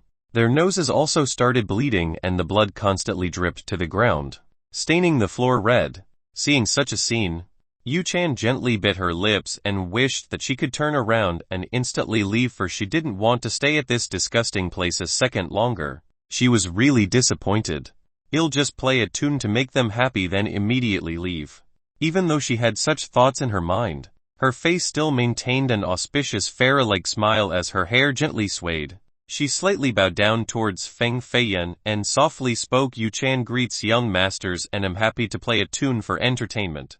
After finishing her words, she held the gyukin and walked over towards the platform with the curtain and didn't even glance at the few bandits. Feng Feiyan was clever. He naturally understood that his current appearance was not very flattering, and it disappointed the lady. A woman naturally would not like a man who wasn't at a certain level of attractiveness. However, if a man had enough money, then he will also become very handsome in the eyes of women. Wu Jiu, send 300 gold coins over to Lady Yu Chan as a greeting gift. Feng Feiyan played with his wine cup in one hand while taking out 300 gold coins worth of paper money and handed it over to Wu Jiu so that he could bring it over. Yu Chan, who was lifting the white curtain, suddenly stopped after hearing these words. Her heart suddenly jumped. 300 gold coins. What was this man's identity? Even though there were torrential waves in her heart, Yu Chan still maintained a calm expression as she turned around and glanced at Feng Feiyan with her pretty crescent eyes while speaking. On the contrary, it is Yu Chan's impoliteness to be able to meet young noble at such a mundane place. This is a type of fate, so I will first respect young noble with a cup of wine. 300 gold coins had caused her to feel Feng Feiyan's influence, so she gave up on playing the gyukin and decided to drink with Feng Feiyan instead. Even though Feng Feiyan was dressed slovenly with unflattering clothing, he still coolly laughed and said, "Since the young lady does not believe there is a pearl within the water, would you have me travel to the ends of the earth and ask the sun instead? One pearl within the water is the beauty of oneself, but others do not see it. Must this person go to the end of the earth to find someone who will appreciate him?" Text from Zutangji. In abstract Buddhist writing. Yu Chan was slightly surprised and didn't think that this beggar had a literary side to him. He actually used Buddhist grievances to insinuate that she was a type of person who only looks at external appearances. She slightly smiled apologetically and said, "I belong to the blue sky where even the clouds are carefree. Life is a tree without a root. The winds will return the fallen leaves. Young master is a great man, so please forgive Yu Chan, who was narrow-minded." If young master was truly angry at Yu Chan, then Yu Chan could only punish herself by drinking 3 cups of wine. 2. Poem by Quang Ren about a conversation between an ordinary man and an enlightened one. The ordinary man asked, "Where are you from? And where are you going?" The enlightened one answered with the first line of the poem, meaning that he was carefree without being afraid of death or attached to life. The second line is an explanation that as long as someone believes in Buddhism, life was eternal. The autumn will blow the fallen leaves away and spring will soon send it back. So what Yu Chan is saying that life was fleeting with this poem, and she is asking for Feng Feiyan to forgive her. She is using this poem in a slightly different way to get her point across. Haha, Lady Yu Chan is deserving of your reputation as a knowledgeable and talented woman. This Feng is convinced with admiration. Feng Feiyan took out 2 cups and the girl next to him quickly filled them up. Feng Feiyan raised 1 cup and said, "I will drink 3 cups with Lady Yu Chan." Yu Chan took off her white fox fur coat and also handed her gyukin to a nearby girl. Then she slowly sat down next to Feng Feiyan. Her jade body exuded an alluring fragrance as her warm and delicate body attached to Feng Feiyan's hand. She reached out with her 2 slender fingers to pick up the bronze wine cup. Her pink lips, under the candlelight, was especially attractive and increased her elegant yet noble qualities. Only Feng Feiyan was able to calmly smile in front of her presence, pouring her a cup of wine to finally drink before the spring wind. Yu Chan's voice carried an alluring sensation like the mellifluous melody of a sparrow next to Feng Feiyan's ear. Even though Feng Feiyan was very wary of beautiful women, he was also a normal man. Any normal man, when met with a woman intentionally charming them, would not shy away from certain inevitable things.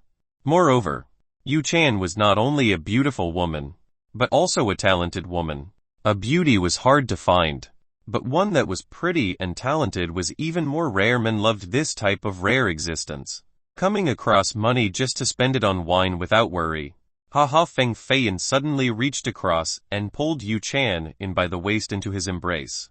Then he drank his cup of wine in one gulp. 3. Part of a poem named Sing During Intoxication. By the Tang Dynasty poet Du Fu. It is a poem with themes of sadness, depression, and even suicide, with a criticism and commentary on their society. Yu Chan's delicate body slightly quivered, but she quickly relaxed and revealed an experienced look before smiling as she drank her first cup. Wu Jiu handed her the 300 gold paper money. Yu Chan naturally accepted without any pretension of refusal. The second cup of wine had been poured. Young noble Feng must not be from Fire Beacon City. Yu Chan asked while holding her new cup of wine. She began to analyze Feng Feiyan. Spending 300 gold coins without batting an eyebrow was not something an ordinary man could do. Of course not. Feng Feiyan also raised his cup, whereas young noble from a faint glimmer appeared around Yu Chan's hand as it secretly moved towards Feng Feiyan's dantian. She wanted to use a technique to find out Feng Feiyan's cultivation method and guess his identity from there. This layer of light was extremely faint and very well hidden. Even a peak god-based cultivator would not necessarily be able to detect it. However, Feng Feiyan's soul was quite powerful and felt her covert action. He slightly smirked and said, Lady Yu Chan's hand is not behaving properly. It seems like you can't wait any longer. Heck. Feng Feiyan still sat still, but he channeled his spirit energy. The dragon horse diagram suddenly rushed out from his dantian and turned into a faint divine light that suddenly covered her jade hand. Yu Chan's expression slightly changed and knew that Feng Feiyan had caught onto her. Her fingers created an orchid flower as a spiritual white lotus root also emerged from her palm, wanting to break the dragon horse diagram's prison. Her cultivation was not weak, for it had reached the early god base realm. It was the same as Feng Feiyan. At this time, both of them were competing with secret techniques, and the situation had turned very dangerous. If he was careless, Feng Feiyan's dantian would be controlled by her. On the other hand, the dragon horse diagram could also shatter her hand. Such a great cultivation. All the red plaque women of the Supreme Beauty Pavilion are really experts. This place is really not simple. Feng Feiyan became even more curious about the boss of this place, and about how they could obtain so many beautiful and powerful women. Feng Feiyan didn't know that Yu Chan's cultivation was the weakest among the top 10. He surely would become even more horrified if he were to become known of this fact. The great wine in Yu Chan's hand was frozen by a cold ice power as the frozen bronze wine cup also shattered. Boom! The cup exploded and pieces of ice fell all over the ground. The white spiritual lotus from Yu Chan's palm dimmed down from the suppression of the dragon horse diagram. Feng Feiyan grabbed her hand and sealed its meridians. Then he extended his arm towards her heart and completely captured her. Lady Yu Chan, if you really want to know my identity, then wait until we spend the night together. At that time, he'll naturally tell you. Feng Feiyan gently touched her soft and delicate hand that was as white as jade while grasping her body even more tightly with his other hand. At the moment, Feng Feiyan was wanted by the entire Grand Southern Prefecture with nowhere left to go. Once his identity gets revealed, it will bring about a deadly calamity. Even though this brothel girl was pretty, she had too many hidden intentions, so he couldn't afford to not be cautious. The 4 bandits naturally saw everything, but they remained silent. 4th red plaque. Lady Zhu Wu. Big Sister Zhu Wu is our Supreme Beauty Pavilion's most voluptuous and sexy woman. There had been men who had been charmed to death by her. This is not just a metaphor. It was actual death. So for people who are not confident with their cultivation or willpower, it is best if you don't participate in this auction, otherwise you might risk losing your life. The bidding begins now. The little servant girl on the 7th floor began to speak again. Wow! The entire pavilion completely exploded with excitement from everyone. No one expected that Zhu Wu would come out today. This was a temptress capable of stealing souls. She usually always cultivated in seclusion and rarely came out each month. However, if she did, then she would be able to charm the souls and drive countless men crazy.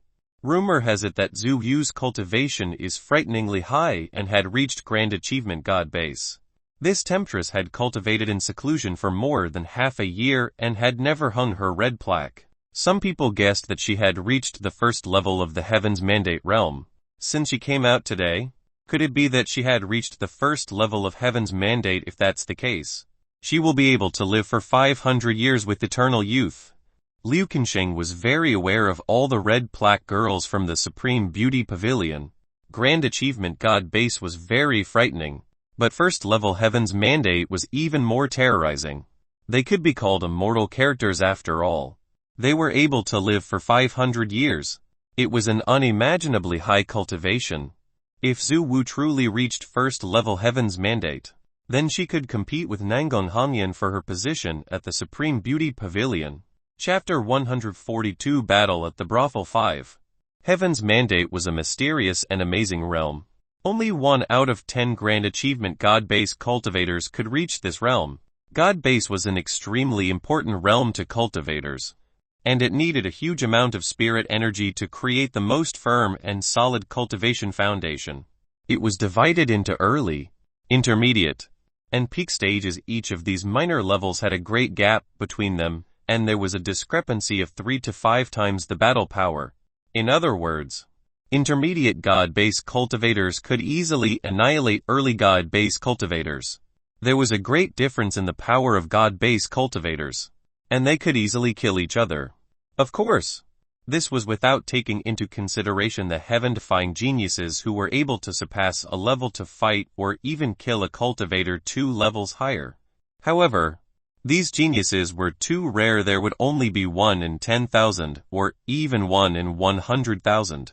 Because of the immortal phoenix physique, Feng Feiyan could fight against enemies 2 minor levels higher than him. This aptitude was indeed worthy of being called a heaven-defying genius. Even the great clans, such as the Jai or Feng clan, would only be able to train a few of them every generation. To be able to surpass 1 level was a genius 1 in every 10,000. To be able to surpass 2 levels was a heaven-defying genius 1 in every 100,000. To be able to surpass 3 levels was grand historical genius. There were only 8 of them in the entire godly Jin dynasty's younger generation. In order to cultivate the most unshakable foundation, most cultivators at the God base realm all practiced very slowly to chip away at their foundation. This might even increase their own talents and propagate them into the grand historical genius level. This was the reason why there was a 4th minor level for the God base realm, Grand Achievement God base. After breaking through peak was Grand Achievement God base. Once one reaches this level, cultivators would all want to transform their physiques for another evolution in order to easily break through the Heaven's Mandate gate. Peak God base cultivators were already horrifying and were able to exert 5 kilons of force from just 1 punch. A few were even able to unleash 6 kilons of power, which was equivalent to 160 to 320 of power. And Grand Achievement God base cultivators were even more terrorizing. They could easily exert 7 kilons of power 640. The even more heaven-defying ones could even fire off 280. Outside of raw power, the spirit energy itself underwent a wonderful change in essence. One could say that there was an essential difference between Peak God base and Grand Achievement God base. 1 Grand Achievement God base could easily kill 10 great Peak God base cultivators. The current Feng Feiyan could fight against Peak God base cultivators, but if he wanted to fight against a Grand Achievement God base, unless he was able to reach Peak God base, there would be no way to stop them. Even heaven-defying geniuses would have to leave their heaven-defyingness to their dreams.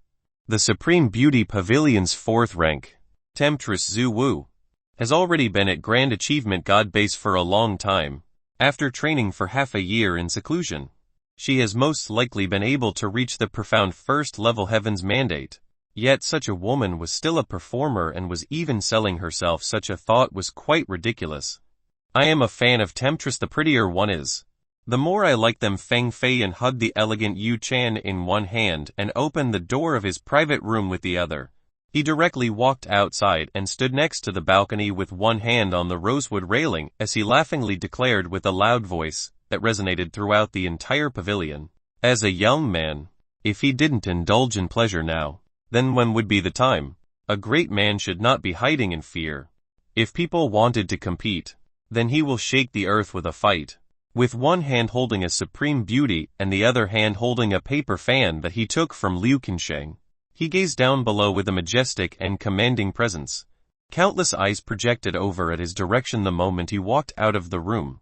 Even the hidden young geniuses inside their private rooms all released their divine senses and scanned towards his direction.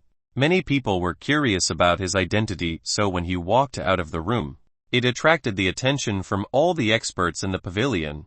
In a flash, he became the eye in the center of the storm. Bang! Bang! Bang! Bang! Bang! Bang! Bang! Bang!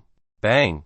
Fang Feiyan raised his palm and released 9 strikes with lightning-fast speed that shattered all the invisible divine senses. He laughed and exclaimed, "If you want to meet me, then come out. Why use divine senses such cowardly actions? What if you all scare my little beauty? Yu-chan!" Boom! Up above on the 6th floor inside one of the rooms, a mighty wave in the shape of a white wolf rushed out with 6 complex, divine senses filled with an all-encompassing energy. The 6 divine senses all belonged to one person. Keep in mind that only a peak god base would be able to cultivate one's first divine sense. In order to exert 6 strands of divine senses at the same time, this person's cultivation would very much be infinitely close to grand achievement god base. Fang Feiyan then fiercely stomped on the ground with one foot as a wave of spirit energy emanated from beneath him, becoming a thick grand formation that covered his body. This formation's arranging speed was quite unbelievable. With only a stomp, layers of laws hovered around his body. Boom boom! Fang Feiyan pointed his finger towards the 6 strands of divine senses flying towards him. The formation around his body immediately rotated at a rapid speed like a huge windmill and completely minced the spirit energy of the 6 divine senses. Really impolite. The brother on the 6th floor must be a heaven-defying genius from the Qin clan. Fang Feiyan had fought against Qin Ming from the Qin clan before, so he had some understanding of their cultivation. You are showing off way too much. There are times when a person needs to be humble. All we are 3 heaven-defying geniuses from the Evil Killing Alliance. It is better for you to keep a low profile, or you will die an undeserving death. A young male voice came from above with somewhat of a mocking tone. Fang Feiyan became quite excited. This Evil Killing Alliance was formed just for him, and it encompassed all the top geniuses from the great powers of the Grand Southern Prefecture.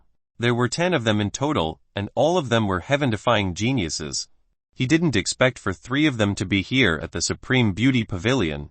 This matter had already shaken the 28 counties of the Grand Southern Prefecture. People called it the strongest alliance in history. It seems like I can't stop myself from killing tonight. Since you all want to kill me, don't blame me for killing all of you first. The 10 members of the Evil Killing Alliance were all heaven-defying geniuses from the great clans and immortal sects. But Fang Feiyan didn't put them into his eyes at all. If 3 of them came, then 3 will be killed. If 10 of them came, then 10 will be killed. Fang Feiyan laughed in an even more arrogant manner and said, "I'm a person who doesn't know how to write the word humble. Yu-chan is mine tonight, and Zhu Wu will surely also be mine tonight. Since Lady Zhu Wu has such a great cultivation, we will raise it by 100 gold coins. I bid 200 gold coins. If anyone wants to play, then go ahead and raise the price." Too arrogant. Too crazy. He actually didn't place the 3 heaven-defying geniuses from the Evil Killing Alliance in his eyes. He really raised the price to 200 gold coins. He went as far as to declare sole possession of Yu-chan and Zhu Wu. Who on earth was this young man dressed like a beggar? All the cultivators here were in a daze as their hearts went wild with boiling blood. You truly don't know the immensity of the heaven and earth. The great characters don't want to stoop down to your level. But I, Liu Lin, will throw your insignificant self out of the Supreme Beauty Pavilion. In the end, Liu Lin couldn't stand it and started to cause trouble. He wanted to release the hatred deep in his stomach. He wanted to stomp Fang Feiyan beneath his foot in front of everyone. He must take Yu-chan away as well. Fang Feiyan still stood under the red lanterns while hugging Yu-chan's slender waist. As he smilingly spoke, did young Master Liu not take a shower after falling into the manure pit? Why is it that your words still stink so much? He definitely ate shit at that time inside the private room. Wu Jiu yelled out. Of course one cannot avoid eating 1 or 2 pieces of shit after falling into a manure pit. Why are you being so loud? Please spare some face for young Master Liuo Lin. Liuo Qinsheng shouted back at Wu Jiu. Everyone burst out in laughter. Liuo Lin became quite furious and bit down on his teeth hard. He told 2 generals to go take Fang Feiyan's life. Boom! 2 generals wearing black battle armor shattered the windows as black lights wrapped around their bodies just like 2 dragons. They wielded spears and mauled them towards Fang Feiyan's head. Finally, someone broke the rules and decided to take action to kill. Chapter 143. The battle is heating up. The 2 generals were both peak god base experts while their armor was of the treasure level. Their 2 spears had bathed in the blood of countless cultivators. The 10 generals of the godly martial army were all top characters capable of suppressing the evils in Fire Beacon City. They would not suffer defeat unless it was to someone of the grand historical genius level. Like young noble flawless, Fang Feiyan had sensed the murderous intention. But he didn't change his expression. He still hugged Yu Chan while standing at the hall, ignoring all the gazes sweeping on his body. Bang! Bang! Wu Jiu and Wang Meng like 2 small mountains ferociously stomped the ground and used the momentum to rush out from the private room. These 2 barbarians were extremely powerful. Their 2 fists directly knocked the 2 invincible generals flying away, breaking a wall of a room and a pillar. Wu Jiu and Wang Meng each stood at one of Fang Feiyan's side. They were more than 2 meters tall and had explosive muscles revealing their prowess. Come again, the 2 generals crushed the debris and once again rushed forward. Even though they were struck by Wu Jiu and Wang Meng's fists, their strong cultivation suffered no injury. On the other hand, they became even more battle-thirsty and the spears in their hands were affected by this, turning themselves into a blood-red color. This red was the color of fresh blood that had just spilled out from a dead body. Wu Jiu and Wang Meng, the barbaric nature of these 2 crazy fellas also fired up. They roared a battle cry and rushed out to battle. There were countless engraved formations in the Supreme Beauty Pavilion. At this moment, someone activated all of them. If this wasn't the case, then the entire pavilion might collapse from the fight between these 4. These 2 ragged barbarians can actually fight against 2 peak god-based generals. These 2 barbarians are clearly the followers of that young man over there. To be able to have peak god base followers, this young man must be a heaven-defying genius. Even though he only has an early god base cultivation, his identity is definitely not bad and he probably has a great power as his backing. Yu Chan's little girl heart was slightly trembling while being in Fang Feiyan's embrace. Her beautiful bright eyes glared at Fang Feiyan and noticed that, outside of his shabby clothing, disheveled hair, and a face covered in dirt, if he changed his clothing, then he would easily be a handsome boy. She knew that a few geniuses from the big clans like to dress slovenly while maintaining a low profile. Wu Jiu and Wang Meng's battle against the 2 generals were quite shaking as the air became agitated. However, Fang Feiyan was still standing there leisurely. His real opponent was not Liuo Lin, but the 3 heaven-defying geniuses on the 6th floor above. However, the 3 geniuses, at this moment, did not speak. Naturally, they felt that they were above this and considered the fight between Fang Feiyan and Liuo Lin to be the playing of 2 brats. The level was too different, so they disdained the thoughts of taking action. Bam! The 3rd general rushed out. He was 8 feet tall with a black mist surrounding his entire body and body armor. The souls of victims seemed to be hovering around while screaming ghastly grievances as well. In just a blink of an eye, he was already in front of Fang Feiyan. His body was like a shadow with ghost-like speed. An iron claw with a frightening chill aimed straight towards Fang Feiyan's heart. Ever since reaching early god base, Fang Feiyan's battle power had increased by countless times. He essentially didn't care for this type of ordinary peak god base expert, especially when he had a spirit treasure in his grasp. The infinite spirit ring on Fang Feiyan's thumb began to turn as a countless amount of spirit energy traveled from this thumb to his arm, before encompassing his entire body, and ultimately ending above his head to turn into a huge black palm. Boom! This palm descended from the sky and bashed this general's head, directly pushing him down from the 5th floor all the way to the 1st floor. Even the formations could not stop this power from breaking through the 4 wooden floors. Feng Feiyan did not move a single bit from beginning to end, still maintaining his leisure. This really astonished all the nearby spectators, and even the 3 heaven-defying geniuses on the 6th floor slightly snorted a bit. Interesting. Yu Chan's cute eyes had glowing waves running through them. Even though she was suppressed by Feng Feiyan and couldn't move, she felt an extremely powerful force from Feng Feiyan's body. This force was oppressive. It took her breath away and made her feel as if her body and soul had been conquered. Poof! This general fell to the ground on the 1st floor and broke the formation runes, creating 3 cracks on the ground. He crazily vomited out blood. If it wasn't for his great willpower that was culminated from countless years of battle, he wouldn't be able to stand up at this moment. Fight again. This general was not convinced and wiped the blood from his mouth. He slammed his fists together as his will to battle surged once more. Since the battle had started, he refused to lose. The 10 generals all had their own pride and would absolutely refuse to lose against opponents of the same realm. Not to mention, this opponent was 2 minor levels below him. If he were to be defeated, then he would never be able to lift his head again. You are not my opponent. Fighting again means your own demise. Although Feng Feiyan respected people who refuse to lose, if he didn't kill his opponent, then his opponent will kill him. There was no other option. Burn away and give me the will to fight. The general's blood in his body started to boil as flames flicked through the gaps of his body armor. The flames mixed together with the black mist and made him even more terrifying. In order to take Feng Feiyan's life and to protect the unbeatable dignity of the 10 generals, he actually burned away his blood force in order to stimulate his true potential. Feng Feiyan also became serious. He also knew this forbidden art where one burns his own blood force. However, unless it was an absolute life or death situation, he would never use such a move. This technique truly consumed one's potential and vitality. Feng Feiyan was the patriarch of the Demon Phoenix clan in the past, and he knew many heaven-defying techniques, but they were not something he could cultivate at this moment. He needed to wait until 1st level Heaven's Mandate before cultivating the great Demon Phoenix techniques. This was because newborn phoenixes were already of the 1st level Heaven's Mandate realm. There was no spirit realm, immortal foundation, and God base. So naturally, there were no corresponding cultivation methods. However, there were several early techniques that Feng Feiyan could forcefully use at the early God base level.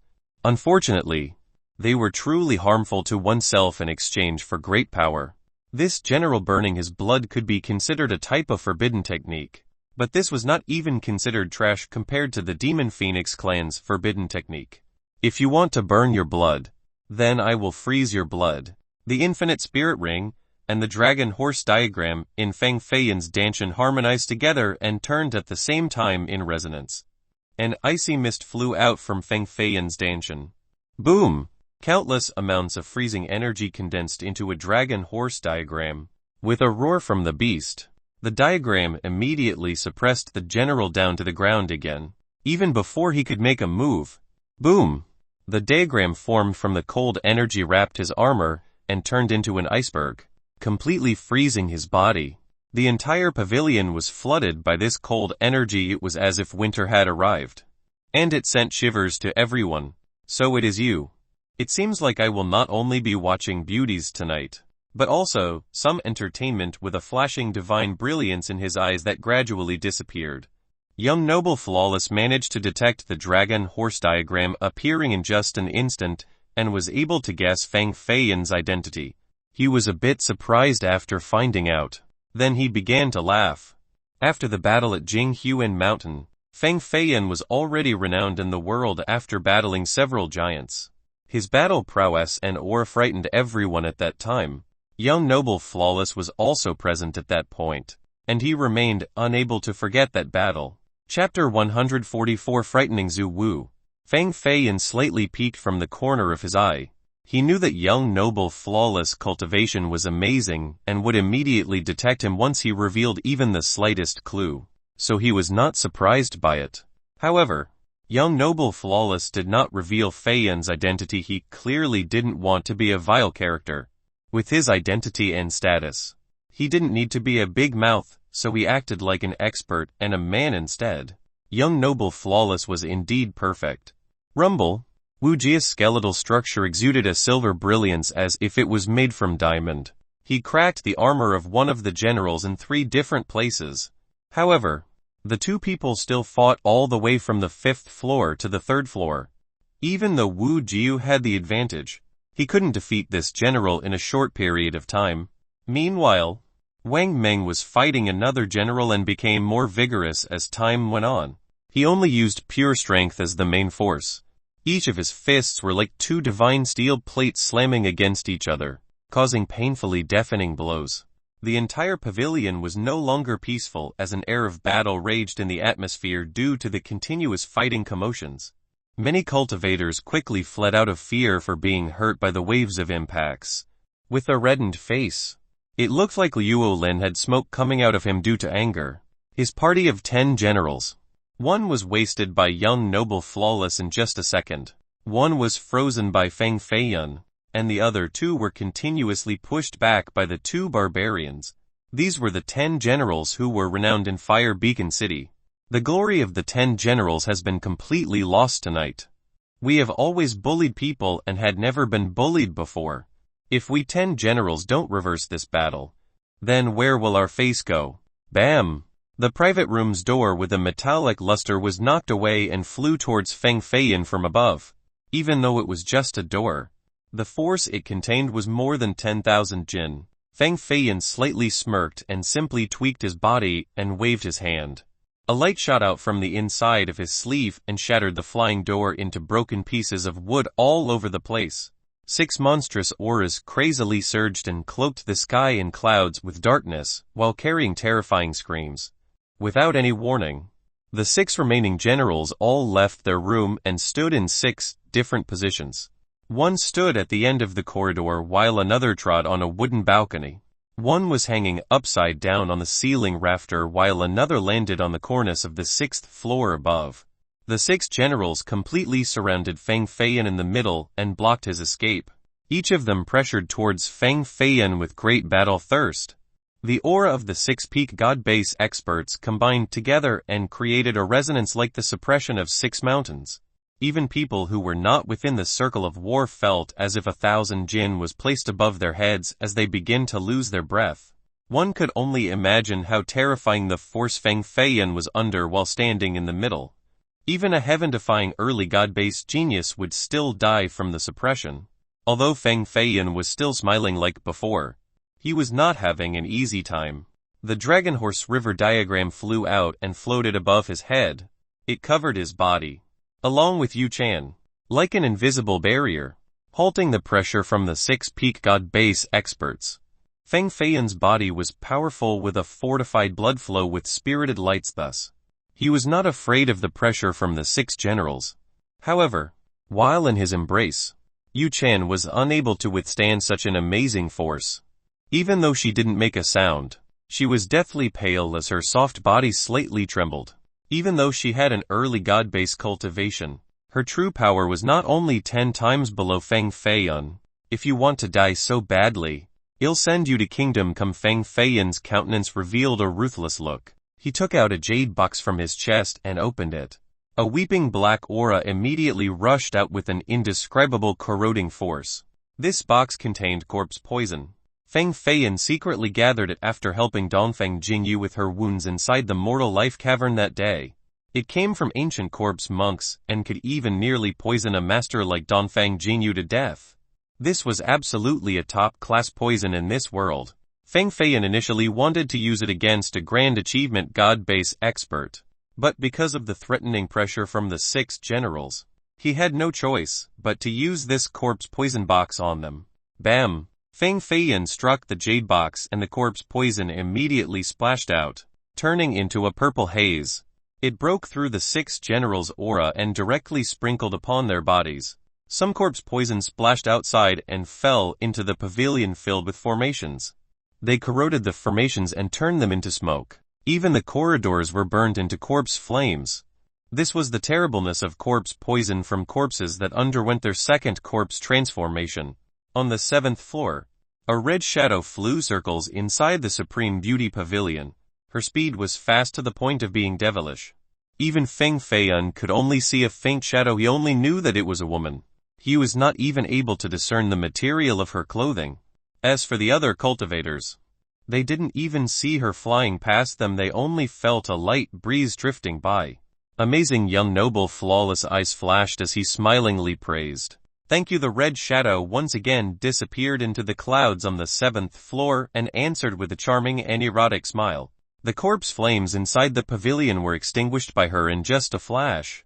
Only the 6 generals' bodies were filled with thick smoke as the corpse poison corroded their armor and penetrated deep into their flesh and bones. Such a powerful poison. It even managed to shatter the armor. We cannot be hit by even a little bit of that poison. So hot, my body is burning up. Help me. A general suddenly screamed miserably. A drop of corpse poison touched his skin, and the corpse flame blazingly burnt through his flesh from this spot as his body was like a torch on fire. Crackle! Screams were bellowed out non-stop. The flames wrapped around the armor as the corpse poison enveloped his body. No matter how much he struggled, he could not escape the fate of being scorched by the corpse flame. The screams became increasingly quieter before only the crackling sounds of the flames remained.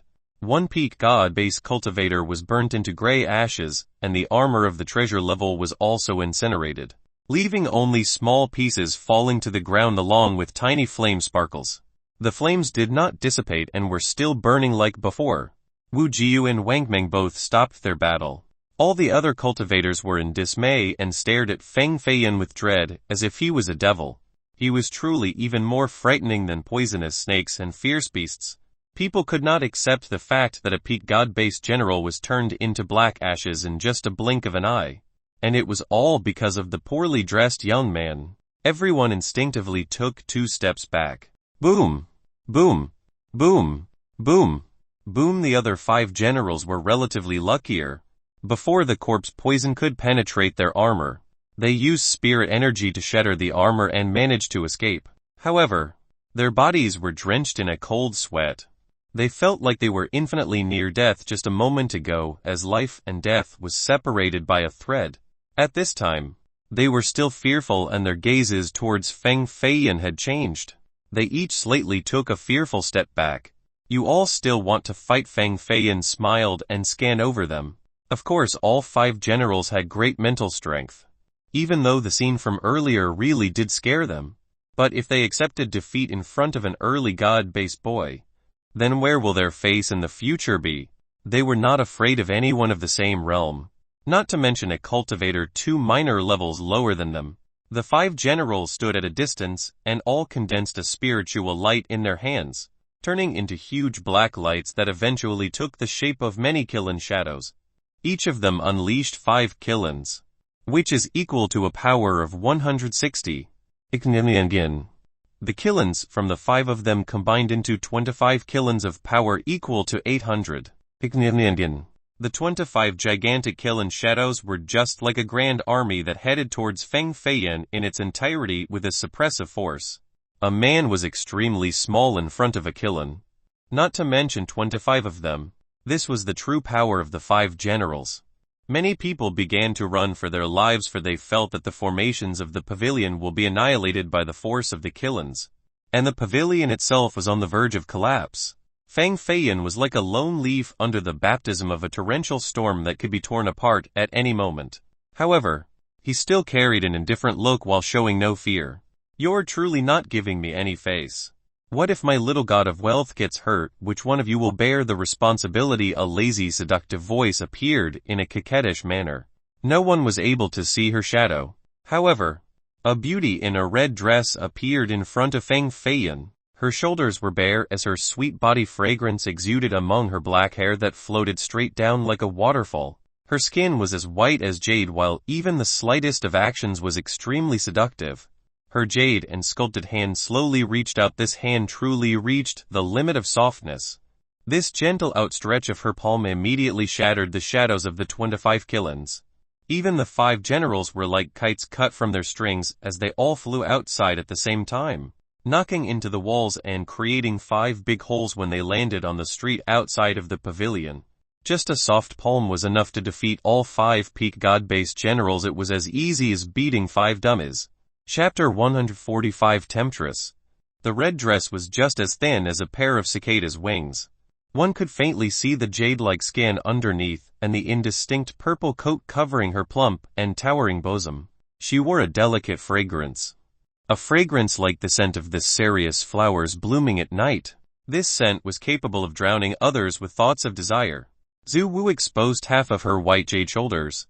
Although the charming curves were all revealed right in front of Feng Feiyun, her pair of silky eyes did not have the vulgarity of an ordinary flirtatious woman and instead carried an elegant charm. It was a feeling of an undressing goddess or a saintess searching for love. Just standing there was enough to make many cultivators burn with lust. If they didn't see her monstrous power from before with their own eyes, then some brutes among them would have already gone forward and forced her into their embrace to crazily kiss and caress to their heart's content. The key point was, who would dare to do such a thing? One palm easily knocked away the 5 generals. She was at least at the grand achievement god-base realm. It could even be first level heaven's mandate. In the entire Supreme Beauty Pavilion, only young noble Flawless might have the power to dominate her. However, young noble Flawless was a graceful gentleman and considered himself to be perfect. He was the #1 amorous lover in the world. So naturally, he would not commit such a sleazy act. Even if he wanted Zhu Wu, he would use his abilities to completely win her over or use his absolute charm to sway her, so that she will obediently fall into his arms. Wang Meng and Wu Jiu rushed over as they stared at Zhu Wu while wiping the blood off their noses. This caused Zhu Wu to reveal an enchanting smile that could even charm a wind and willow trees. It was better when she wasn't smiling. Her smile could truly steal the life from people. 7 or 8 cultivators from the pavilion directly fainted and almost died from her charm. The blood ran from the noses of Wu Jiu and Wang Meng even more fiercely than before. Feng Feiyun was closest to her and could even smell the physical scent that emanated from her body. If it was any other cultivator standing in his position, they might have not been able to control themselves and would have committed some embarrassing acts. However, Feng Feiyun's willpower remained strong. He revealed the same indifferent smile and said, Lady Zhu Wu is indeed the temptress of this world. If you keep on teasing my friends, I cannot guarantee that they won't come straight for you. Wanting to get on top of me without money, there were a few men like that. However, they are now all dead men. Zhu Wu still carried the same old charming smile as her jade fingers gently covered her glistening lips. Her alluring presence never diminished. Her busty breast swayed up and down from her laughter. It was such a powerful wave that it caused the spectators to become dazed and confused. Their only wish was to grasp the 2 little white rabbits that were too big to cup with one's hand and squeeze them to their heart's content. Her waist was especially slender and curvaceous. Her figure was more explosive than any other woman Feng Feiyun had seen before, as it especially ignited the evil and lustful flames within the souls of others. Feng Feiyun no longer doubted that she was able to kill people with her charm. After Wu Jiu and Wang Meng heard her answer, they immediately shuddered and regained their wits. They were extremely shaken and quickly took some distance away from this temptress. Step by step, they went back into the private room. It was too frightening. If she wanted to kill, even bandits who could sweep through the world like them would not have the strength to fight back. So if I pay money, I can jump on you. One of Feng Feiyun's hands was caressing Yu Chan's soft cheek while he started to tease Zhu Wu. Many people here began to curse Feng Feiyun's bottomless greed. Zhu Wu began to take another look at this boy before her. This was her first time encountering a man with a willpower strong enough to be able to easily talk to her like this in her presence. He was not like a young and reckless teenager and more like an old man with a high cultivation and profound willpower. You are such a bad boy. You are already hugging little sister Yu Chan, yet you are still thinking about me. Can you handle it all by yourself? Zhu Wu deliberately teased Feng Feiyun. I have always been a greedy person. Whenever I see a beauty, I do not want to let go of even a single one.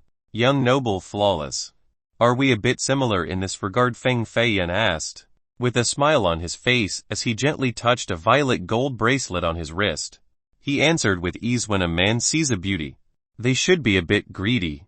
Even though the beauty might be cursing and denouncing this type of man. In the end, deep within their bones, they actually like men like this.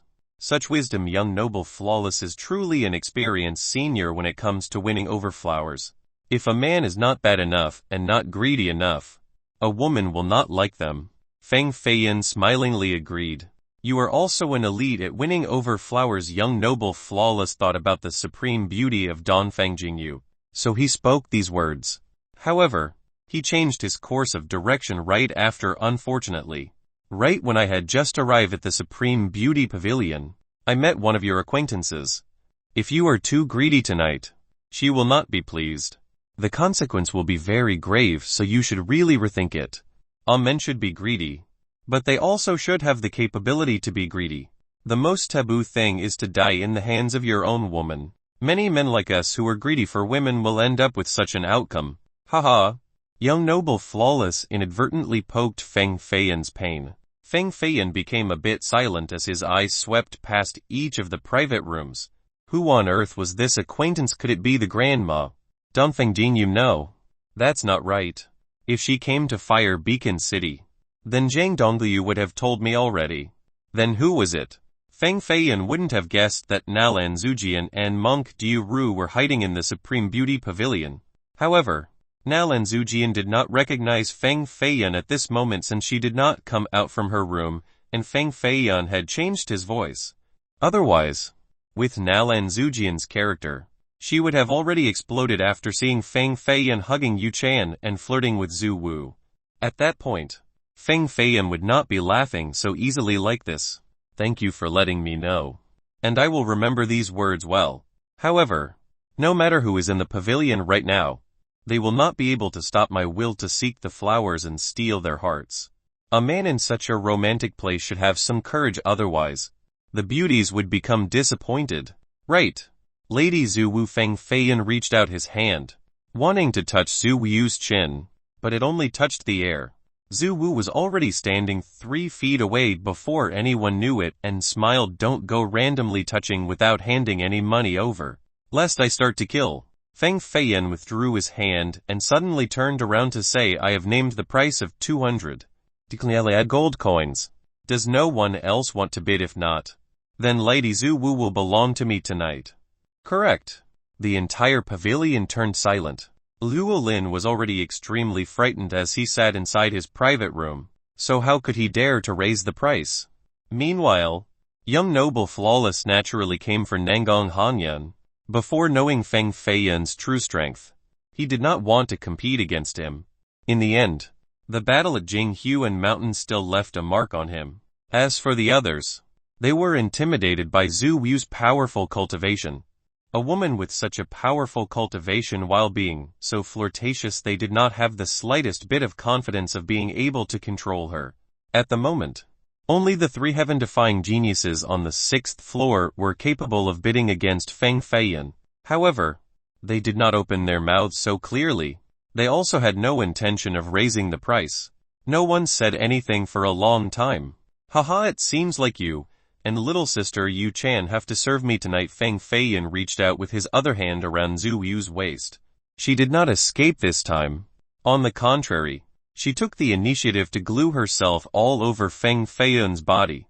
Haha, we will have to wait to see if you can satisfy me or not. Zhu Wu softly whispered into Feng Feiyan's ear and exhaled a gentle fragrance as she directly rested her beautiful head on Feng Feiyan's shoulder. One hand with Yu Chan and the other with Zhu Wu, one talented beauty and one alluring temptress. They were both the finest of this world. Just one of them was enough for one to be jubilated. But he actually had both of them in his embrace. The group of people within the pavilion were extremely jealous and envious. The door of the private room was shut once again. The soul-stealing laughter of Zhu Wu rang from inside along with the wonderful gyukin playing of Yu Chan. Outsiders could only imagine the flowery affair that was going on inside. This temptress Zhu Wu was absolutely not an orthodox woman. Maybe she was already on top of Feng Feiyan and doing him instead. HMPHS heaven-defying geniuses from the Evil Killing Alliance have no interest in prostitutes unless it is a prostitute around Nangang Hanyan's level. Then, maybe we will be a bit interested. Qin Jan's voice rang from inside his private room. Clearly, he didn't like Feng Feiyan's arrogance, so he spoke such unhappy words. However, his words directly offended all the women inside the Supreme Beauty Pavilion. Women in the Supreme Beauty Pavilion were despised and looked down upon, so they more or less have a sense of inferiority and didn't want others to bring up the word prostitute. This was especially true for proud women like Su Wu and Yu Chan. Even though they resided in a brothel, they only sold their skills, not their bodies. If they actually gave their bodies to someone, then they would immediately buy their freedom and leave the Supreme Beauty Pavilion to follow that someone with all of their heart. Even if these men hated and despised them, they would keep on following them without ever letting go. They were even willing to become maids and servants. This was because, deep in their hearts, they considered themselves to be pure girls who only sold their skills, not their bodies. They were not prostitutes. If they gave their bodies to men but these men did not want them, then it would be the biggest psychological blow to their mind. It would be enough to break them. No matter how great their cultivation was or how amazing their talents were, and even taking into account their beauty, all of these things would not change one fact: they were born into a lower class and were called prostitutes by others. However, they did not want to be called prostitutes. This insult to their circumstance was 10 times more intolerable than being forcefully ravaged. Chapter 146: Intolerable Bullying. Yu Chan's jade fingers gently stopped and the Gyukin sound also paused. Zhu Wu was also no longer smiling. It was as if her heart was hurt due to her self-esteem. Even supreme beauties could not get rid of this word prostitute. Her eyes revealed a murderous intent and very much wanted to kill Qin Jan. But she knew that even after doing so, many people will still call her a prostitute behind her back. Unless they can find someone who will love and marry them, this will forever be an untiable knot. However, even though men all liked brothel girls, they will absolutely not marry a brothel girl. This was not just harmful to a man's reputation, it also carried an impact on their future career. This was an even more untiable knot. From the past till now, beauties usually had sad ends and worldly women had the most unfortunate fates. Worldly women is a nicer way to say prostitute. Qin Jan also seemed to realize that his choice of words was wrong, so he immediately added, "Our evil killing alliance's aim is to slay the demon's son, Feng Feiyan. Only by using the blood of that animal would we be able to appease the millions of dead souls in the Grand Southern Prefecture. We naturally wouldn't waste time before cleansing the evil just because of a worldly woman." A cold chill emanated from the private room to the north on the 5th floor as a serious voice appeared. "Who did you call an animal?" HMPH. Naturally, Feng Feiyan. Qin Jan did not hesitate at all and remained unperturbed. "You think you were qualified to curse him? Anyone who curses him deserves to die." The voice appeared again. "You dare to threaten me? I, Qin Jan, have cultivated for almost 20 years and remained undefeated. No one has ever dared to threaten me. I'll curse him again. Feng Feiyan is indeed an evil half-demon, half-human. Am I wrong in calling him an animal? Moreover, he was the one who woke up the evil woman and caused millions of people to die. He is not only an animal, but also the servant of the evil woman." Qin Jan naturally was not a foolish person and, on the other hand, was even a bit smart. He simply said these words in order to provoke his opponent into making a move. A person who supported Feng Feiyan so much would naturally have an extraordinary relationship with him. As long as he could capture her, then the fear of not being able to find Feng Feiyan would disappear altogether. Qin Jan being able to become a heaven-defying genius of the Qin clan meant that his cultivation method and intelligence were well above ordinary people. He had already prepared to take action. HMPH. Feng Feiyan snorted and began to channel the spirit energy on this body. However, someone else became even more angry and stepped out to make a move before him. Bam! A golden Buddhist lotus flew out with a bursting pure Buddhist brilliance. It was initially as small as a fist, but once it reached the 6th floor, it had evolved into a huge 9-petal lotus. This was unleashed with a pure Buddhist force that was brimming with golden brilliance and Buddhist power. Qin Jan was still sitting back on his chair with a wine jug in his hand as he poured more into his cup. Meanwhile, the 3-foot-long sword on his back automatically unsheathed as a dragon-like sword glint directly broke through the window. bringing along a green light. Brother Ken actually successfully cultivated the Flying Heaven sword art. Could it be that your cultivation has reached peak god base? Another heaven-defying young man was quite surprised. The Flying Heaven sword art was an extremely difficult sword technique to cultivate. Only peak god base experts would have the necessary divine intent to successfully learn this technique. The stronger the divine intent, the more powerful this sword-controlling art became in its killing way. Kinjan lightly shook his head and smiled. I'm still the same as before at intermediate god base. Who says that one can only form divine intent at the peak god base level, even though I am only at intermediate god base? I already formed 6 different strands of divine intents, enough to control the sword to kill people. We are heaven-defying geniuses. So naturally, those street dogs and cats cannot compare to us. Since they were called heaven-defying geniuses, they naturally were extremely gifted and were familiar with a few heaven-defying means. Even though Kinjan was only of the intermediate god base level, he could easily kill a peak god base cultivator. Disciples like them at these top clans all had magnificent founding ancestors. Their blood lineages were naturally powerful, and the talents of their future disciples would not be much worse. With careful grooming along with utilizing a few drugs, their battle prowess would be much greater than ordinary cultivators. Cultivators with ordinary backgrounds naturally could not compare to the prodigies from these big clans. Just the level of their cultivation methods alone were several times weaker. So what will they use to compete against these geniuses? The group of Kinjan naturally had the capabilities to be arrogant, and essentially didn't put these barbarians from the outskirts in their eyes. Even though he was only at intermediate god base, he was confident that he could defeat all the cultivators within the same realm at this place. Whoosh! The Flying Heaven sword art was indeed powerful. It was sharp and flexible. Just one slash was enough to immediately break through the Buddhist lotus flower as it rushed outside and cut towards the other direction. Kinjan didn't only want to break the enemy's spirit technique, but he also wanted to go on the counterattack and force them to make a move. Bam! The private room door was opened. A handsome young man quickly rushed out with a stomp, and reached out with his 5 slender fingers that eventually turned into a white-colored palm print to crush the sword energy. He finally showed up. The world always said that young noble Flawless was the most attractive man. I don't think this is the case. This young man's charm is even more frightening than young noble Flawless. A person was amazed by Nalan Zujian's impressive looks. Disguised as a man, Nalan Zujian had a pressing handsomeness with her elegant white robe. Her black hair was tied up by a blue band. She was truly like an intellectual young scholar who was studying for the imperial tests. The eyes of this young scholar were of a fine black tan color with a nose as tall as the green peak, with lips that were gentle and beautiful to the point of exuding a devilish charm. Many women inside the pavilion secretly glanced at her and were instantly enchanted. Even several red plaque girls on the 7th floor were astonished. It was as if they had just saw their prince riding on a white stallion. As long as Nalan Zujian was willing to take their hands, they were willing to run away with her to anywhere on earth. Meanwhile, the male cultivators were not feeling too well and were cursing in their minds. This scholar was truly a devilish man and was way too unreasonably handsome.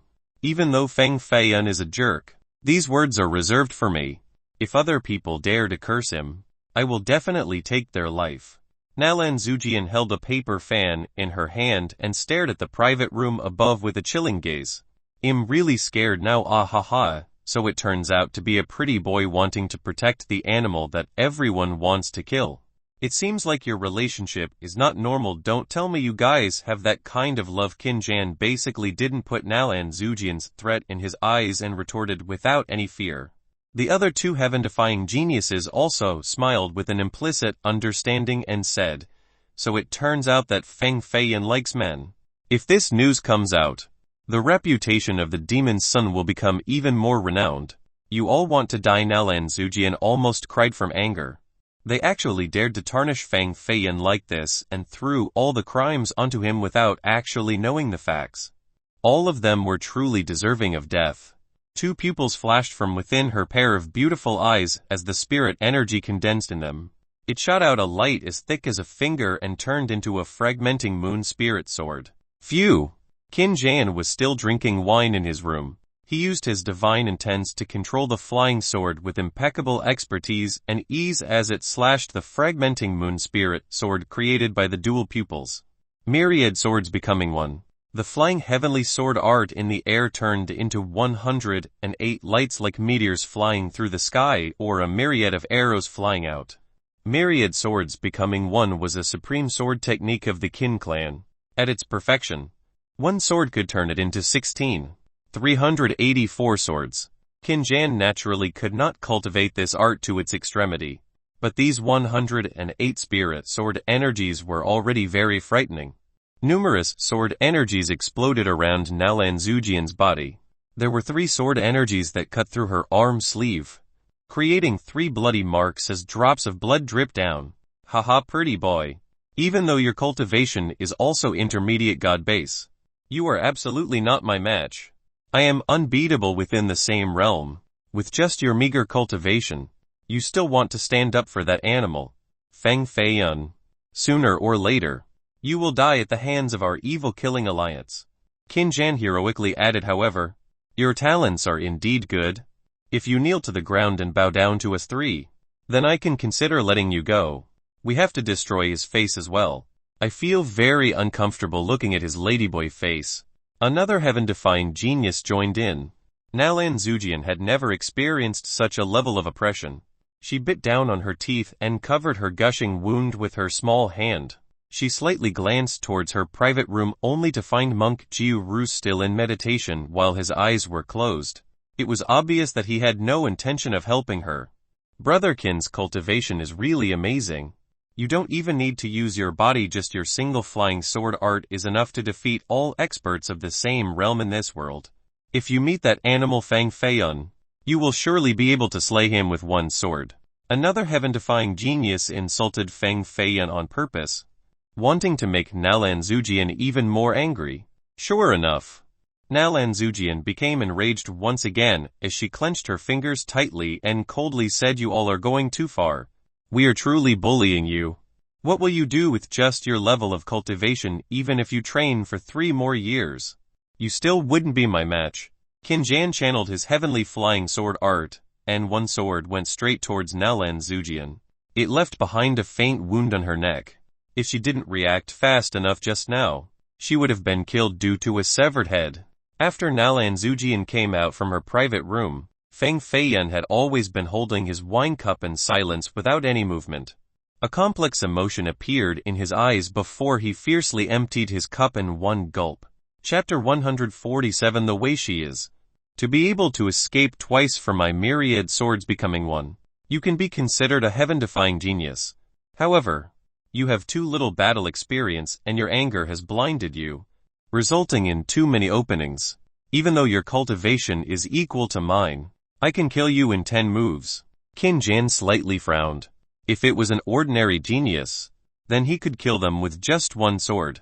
However, after 2 moves in a row, he could only give him a minor injury. It was clear that this handsome scholar was also a heaven-defying genius.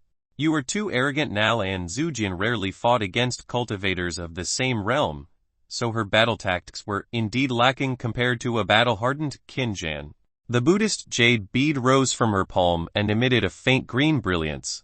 The 9 holes on the bead shot out 9 Buddhist wisps as countless Buddhist images surrounded her body. Since you have myriad swords becoming one, try my myriad Buddhas becoming one then. Even though Nalan Zujian took out the Buddhist jade bead, the time she spent cultivating the Buddhist art was too short and she couldn't control the powerful force of the bead. Even though a faint myriad of images of Buddhas surrounded her body, giving her a dignified and pure look, the truth was that she suffered a backlash from the power of the bead and was quite heavily wounded. Eyes crazy girl. Crazy girl. Monk Jiu Ru gently sighed, but still did not intend to help her. How will she be able to let go without experiencing insufferable pain? Nalan Zujian completely suppressed the flying sword by just borrowing a strand of the bead's power. She accepted the pain from the backlash and rushed into the sword gleams all over the air. Qin Jian finally stood up as his finger formed countless sword forms. The 108 sword energies and the Buddhist images fought for more than 10 moves with equivocal forces, resulting in an earth-shattering battle. Snowbird's soul, Qin Jan shouted, and spewed out a white brilliance from his mouth that enveloped a strange white-colored bird. Its body was around a foot long and it had 3 pairs of wings, in addition to the 2 claws covered by sharp iron scales. Its beak was like a sharp sword that had a cold aura circulating along the surface. Truly a heaven-defying genius, someone who's 1 out of 10,000. He actually cultivated a beast's soul inside his body. The first-class clans all had great capabilities and could groom strange beasts. Afterwards, they would kill these strange beasts, and forcefully extract their souls and store them inside the bodies of young disciples.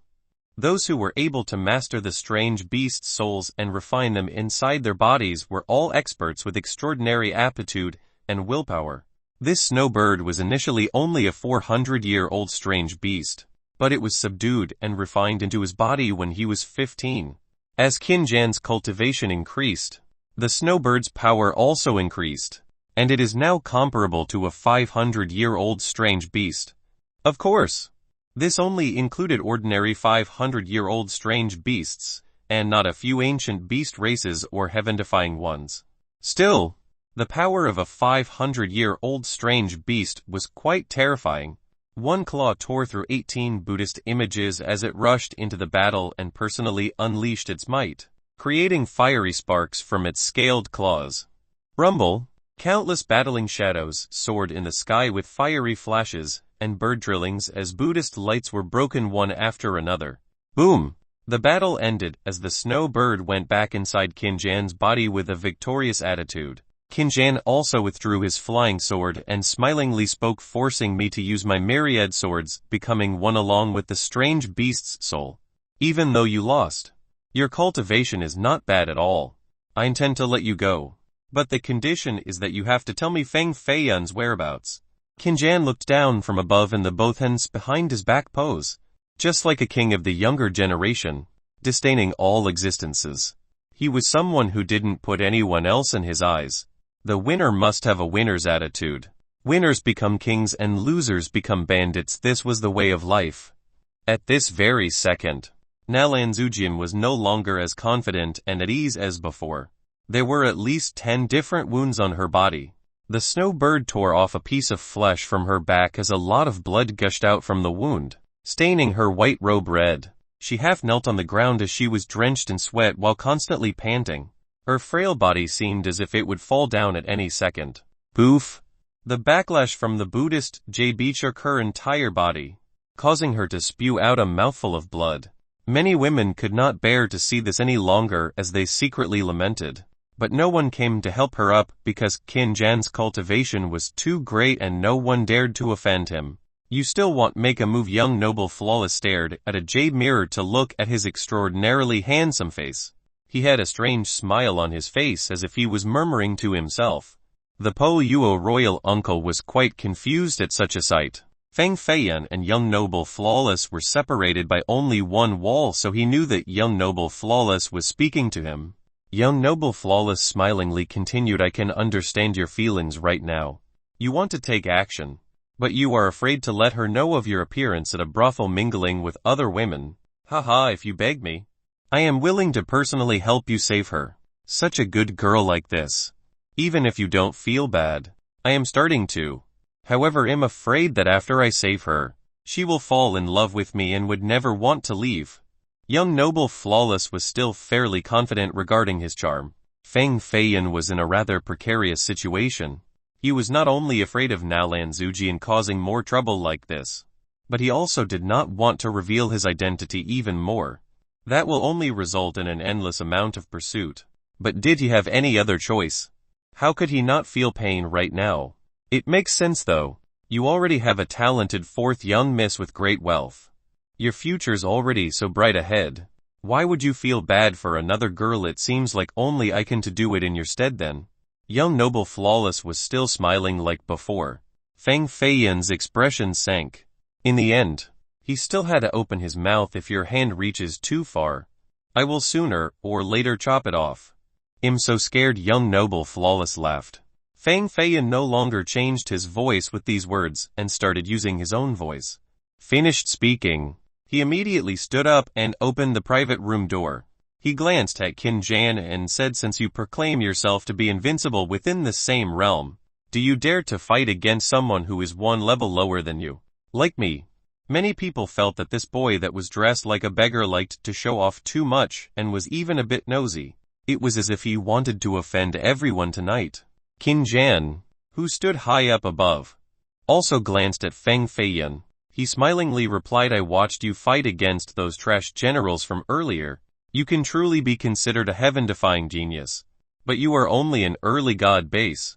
If you didn't have corpse poison on your body, you simply aren't a threat to me at all. You wouldn't even be able to see my shadow. Our disparity is too great.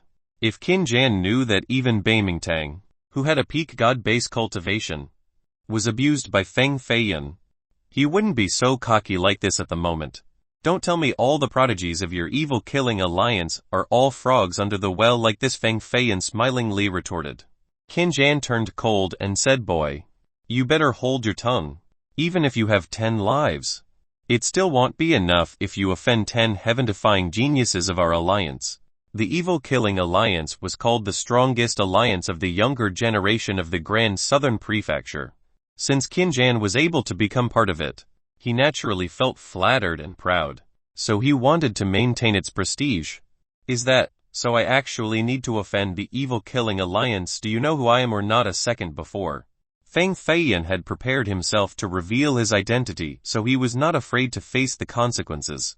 Even though Qin Jan had seen Feng Feiyan's portrait, he couldn't connect Feng Feiyan and this beggar together at all. However, someone else immediately recognized Feng Feiyan with just a glance.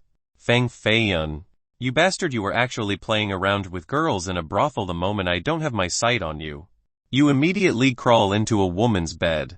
Even though Nalan Zujian was heavily wounded with her bloodied white robe, she stood up in a flash and immediately carried her hurting body over towards Feng Feiyan in anger. The moment she saw Feng Feiyan, it was as if the wounds on her body became better.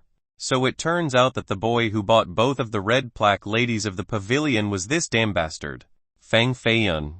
Nalan Zujian was quite angered by this. This prodigal wife. There was a very faint glimmer of hope in Feng Feiyan's mind about maintaining his identity, but she directly called out his name. It was over now. Everyone at this second knew that he was the son of the demon, Feng Feiyan, traitor of the Feng clan, servant of the evil woman. Although Feng Feiyan felt very helpless at this moment, he couldn't become mad at her. Her blood was dripping because of him. She was wounded because of him. Feng Feiyan didn't have the qualifications to become angry at her. Chapter 148. Who is invincible in the same realm? Feng Feiyan helplessly rubbed his forehead. Then he whispered, Zujian, the heavens is my witness. When did you see me going in another woman's bed? Earlier. I clearly just saw you and those two beauties together. It must have felt really good. Right now Nalan Zujian didn't let go of the topic and spoke, revealing her snow-white perfect teeth. She seemed like a little chicken wanting to peck Feng Feiyan. She wanted to teach this playboy a lesson, but he caught her into his arms and she simply couldn't move. Feng Feiyan gently held down her sweet shoulders as he carefully wiped away the blood on the wounds on her back. She is so young and still so little, not to mention, she's innocent to the point where she would choose to fight someone else just because of me.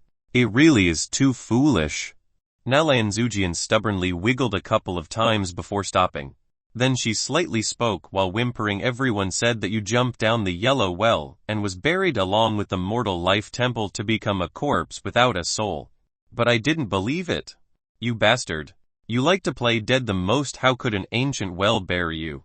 Feng Feiyan replied, of course I won't die. Even if I want to die, I have to wait for your approval first. But at this moment, I wish that you would die. The sooner the better, so that I won't have to see scenes that make me angry anymore. Nalan Zujian glared at him as she was clearly still angry. Angry little monk. Oh wait, it is an angry little nun. Ahaha, Feng Feiyan quipped. Nalan Zujian suddenly became angry and pounded on Feng Feiyan's chest several times as she said, you already know that I will absolutely never become a nun. Never ever. Her sudden outburst reopened her wound as blood spewed out. Feng Feiyan quickly took out a drop of spirit spring water from his robes. Even though this drop was worth millions of gold, he didn't hesitate to give it to her to help her heal. The medicinal effect of the spirit spring water quickly radiated throughout her body, as it covered her like a cocoon covered by white fog. "Danny, boss. Are you really the son of the evil demon Wu Ju?" stepped out from the private room and asked. Feng Feiyan stared at him and replied, "Correct. If you guys are afraid of being involved, then you can leave at any time. How do you think we are the type who is afraid of dying? You don't consider us your brothers at all at this time." Wang Ming finally smashed the table with a slap and suddenly stood up. "That's right. What have we not seen before that year? I even slept with the wife of the heaven-shaking marquis. What do I not dare to do?" Liu Qinsheng stroked his goatee and coughed twice before also walking out. "We 3,000 Huangfeng bandits stick together," Liu Chuozi also heroically declared. Even though these 4 bandits were evil and had committed many atrocious crimes before, they greatly valued camaraderie.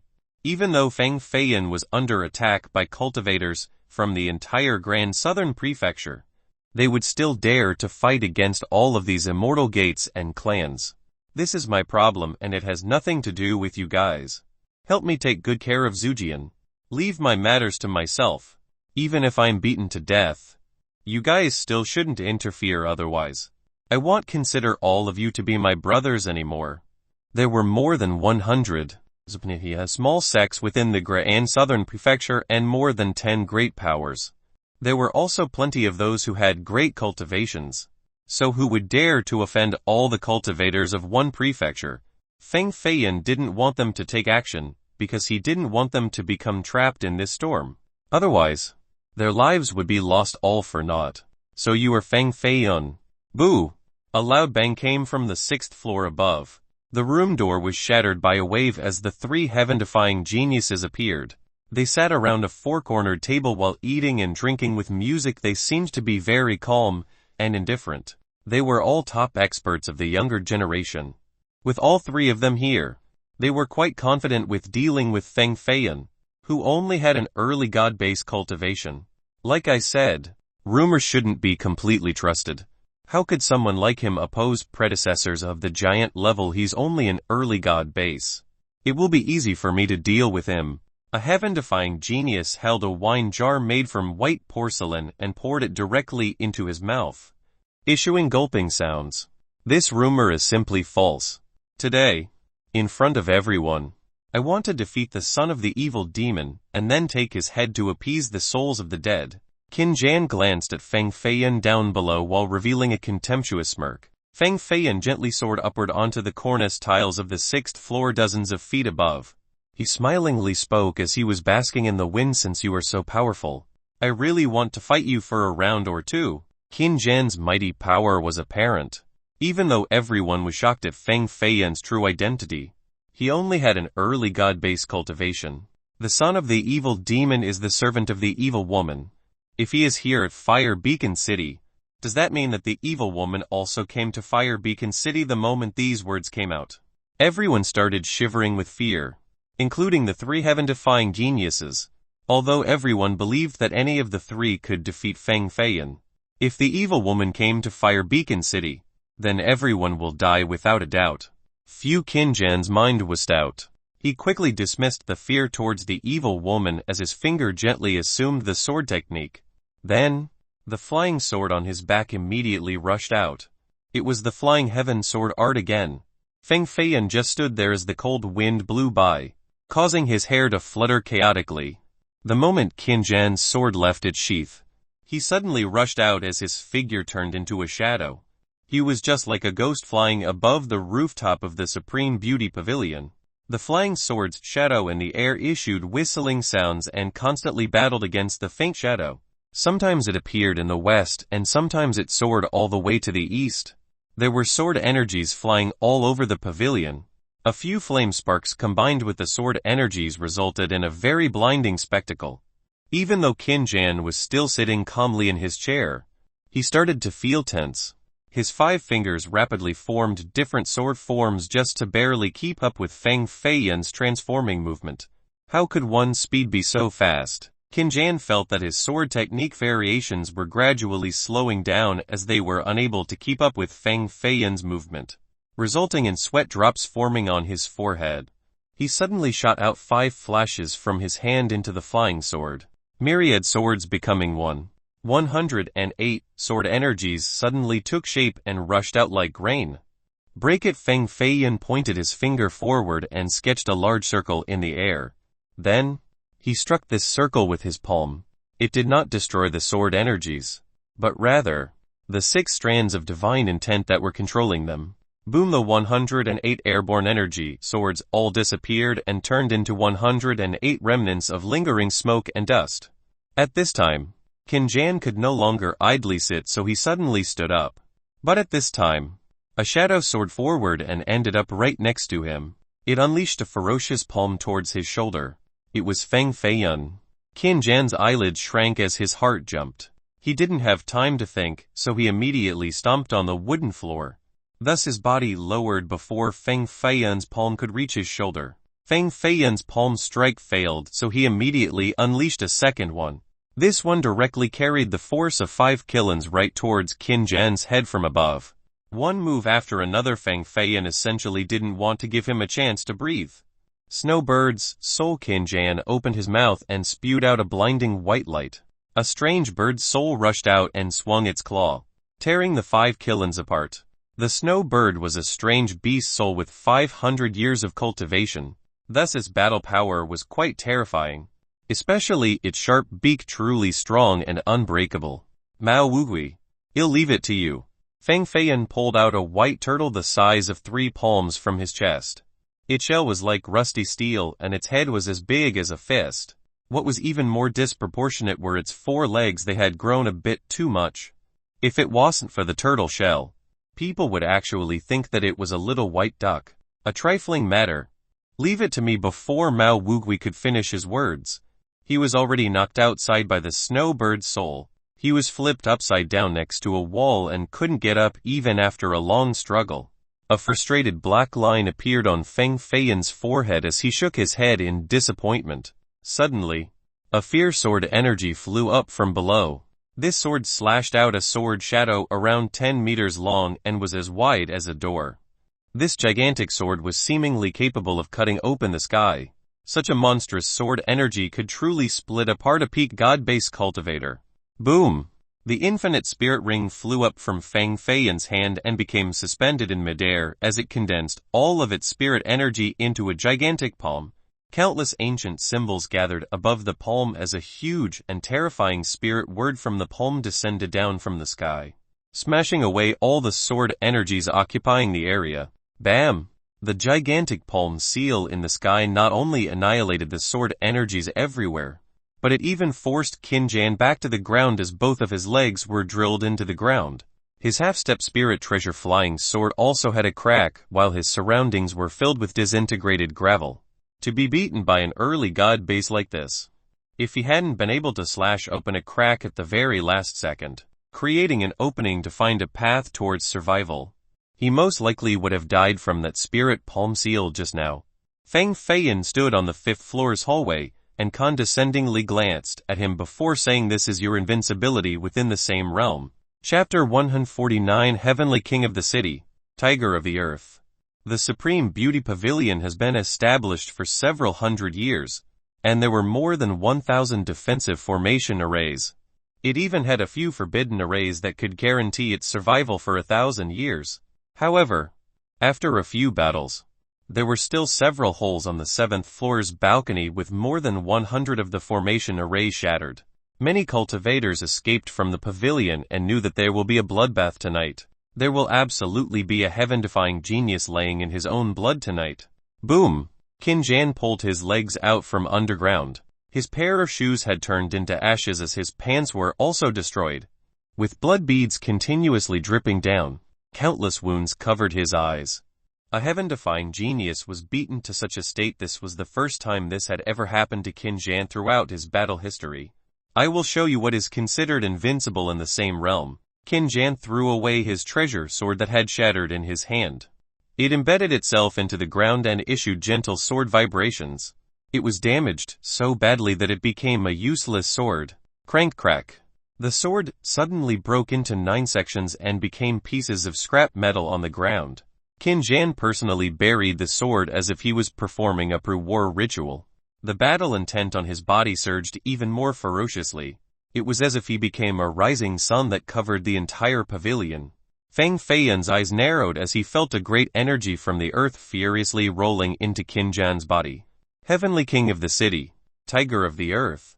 Golden clouds shrouded Qin Jan's legs from below the earth and then directly spread all over his body. A grand and majestic power formed from within his body as a gigantic divine tiger encompassed his body and issued roars that shook the heaven and earth.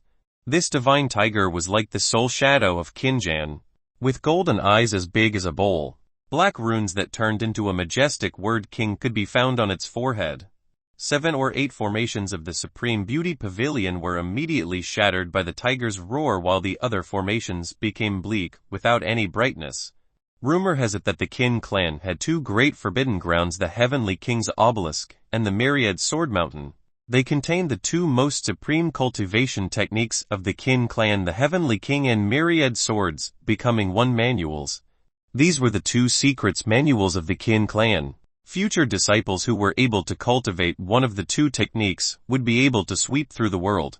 But who would have thought that Qin Jan was able to cultivate both of these heavenly manuals to their beginner realm? The Qin clan is the 2nd oldest clan of the Grand Southern Prefecture. Countless wise sages and heroes came from there. Among them were many supreme peerless masters that were renowned for several generations. These people all became enlightened from the Heavenly King's Obelisk or the Myriad Swords Mountain. From them, countless cultivation ideas and divine weapons were left behind. One could even say that these are the 2 great cultivation grounds. Qin Jan had surely cultivated in both of these areas, not to mention that he became enlightened in the basic Tao from these 2 origins. The Myriad Swords Mountain is easier compared to the difficulty to become enlightened at the Heavenly King's Obelisk. I heard that there are more than 100,000 young disciples in each generation in the Qin clan, but only 1 or 2 people will be able to learn the divine techniques above the Heavenly King's Obelisk. I can't believe that the number 1 expert of this Qin clan's generation, Qin Ming, was not able to do it, yet Qin Jan was able to. Above the Heavenly King's Obelisk is an eternal engraving of all the universal laws that belong to the Qin clan's progenitor. Any divine techniques from the Heavenly King's Obelisk are all supreme techniques. The Qin clan had a prestigious status within the Grand Southern Prefecture, and it was much older than the Feng clan. Even though the Qin clan was not as powerful as it once was, it was still an unbeatable leader in the Grand Southern Prefecture. Only the other 3 or 4 great powers were able to oppose them. At the moment, the divine technique used by Qin Jan was from the Heavenly King's Obelisk. It used one's own spirit energy to channel the veins inside the earth. So it woke up the divine tiger's soul hidden beneath the ground, the earth tiger. Once he reached the heaven's mandate realm, he would even be able to use this earth tiger to summon a heavenly sky city. Then, he would truly become the king of the same realm. Even if he met geniuses of the grand historical level, he would still be able to challenge them. Roar, a tiger roar that shattered the heaven and earth. Qin Jan's hands were like tiger claws as they burst into a golden brilliance. His body shot up, and a giant divine tiger's soul also soared upward. The blinding golden light encompassed Feng Feiyan as the 2 fought inside the divine tiger's soul. The 2 of them rapidly shifted with attacks as fast as lightning, causing torrential winds and thunderous explosions. An old woman on the 7th floor of the Supreme Beauty Pavilion, while holding a wooden rod that had a dragon head, appeared from the void and stumbled forward while walking. She didn't stop the great battle between the 2 young ones. Instead, she only gently placed her 2 dreed-up hands on a wooden top inside the pavilion. A faint silvery metallic sheen emanated from her palm and covered the entire pavilion. Each window, each door, each table, each wall, it was as if they were all transformed into something that was made from metal. No matter how destructive the force of Feng Feiyan and Qin Jan was, it couldn't hurt even a corner of the floor. This old woman, dressed in a noble manner, gazed down below with her old eyes. After the red black beauties saw this old woman, they immediately kneeled down to salute her. Even Nangon Hanian flew down from the flying pavilion from above, and respectfully bowed down before the old woman. The girls wanted to say something, but the old woman stopped them. and spoke with a husky voice. "The son of the evil demon is actually here at the Supreme Beauty Pavilion. Could it be that the evil woman also came to Fire Beacon City?" she murmured. The world was full of panic in the current times. The Grand Southern Prefecture had sweeping changes, and even characters of the previous generation cowered before the name of the evil woman. This was why the person named Feng Feiyan, the one who caused all of this by waking the evil woman, attracted the attention of many predecessors. One person was the evil woman. One person was the son of the evil demon. They were both foreign forces, and no one actually believed that they had nothing to do with each other. The giants of the previous generation allowed the heaven-defying geniuses to form the evil-killing alliance, because no one from the previous generation was willing to be the first to kill Feng Feiyan, lest they incite the wrath of the evil woman and bring about a deathly calamity. Even though the great cultivation powers of the Grand Southern Prefecture publicly proclaimed to be allies in order to deal with the evil woman, it was not a real fortified alliance. They all had their own thoughts, and no one wanted to be the first to oppose the evil woman. It would be difficult for the evil woman to destroy the cultivation world of the Grand Southern Prefecture, but it was not difficult for her to kill one giant. Unwittingly, the evil woman in the eyes of others had become Feng Feiyan's backing, a pillaring mountain that reached the heavens. On the other hand, the geniuses of the younger generation didn't have as many prohibitions. As long as they killed Feng Feiyan, they would be renowned throughout the world. As for the evil woman, would she actually let go of her pride and actually make a move against a young junior? In fact, Feng Feiyan was just like the rest of them, harboring great fear towards the evil woman. He wanted to be as far away from her as possible, but even if he spoke these words right now, no one would believe him anyway. "Feng Feiyan, I admit that you really are stronger. If you could break through to intermediate god base, then you will most likely be able to defeat me. However, the current you want to." Qin Jan roared as countless streaks of lightning spewed out from his mouth, and all of them struck Feng Feiyan's body, knocking him flying away. A monstrous tiger claw swept through the sky like a small mountain that compressed the air into torrential gales. Even though Feng Feiyan was struck by dozens of lightning bolts, the golden blood inside his body flowed quicker and gathered all of this lightning into his palms.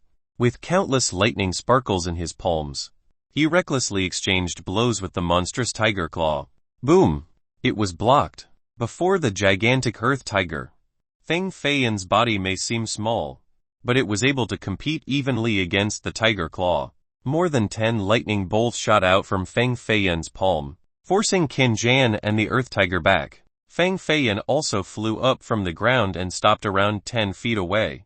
A heaven-defying genius really has amazing battle prowess. A peak god base cultivator definitely cannot compare with one.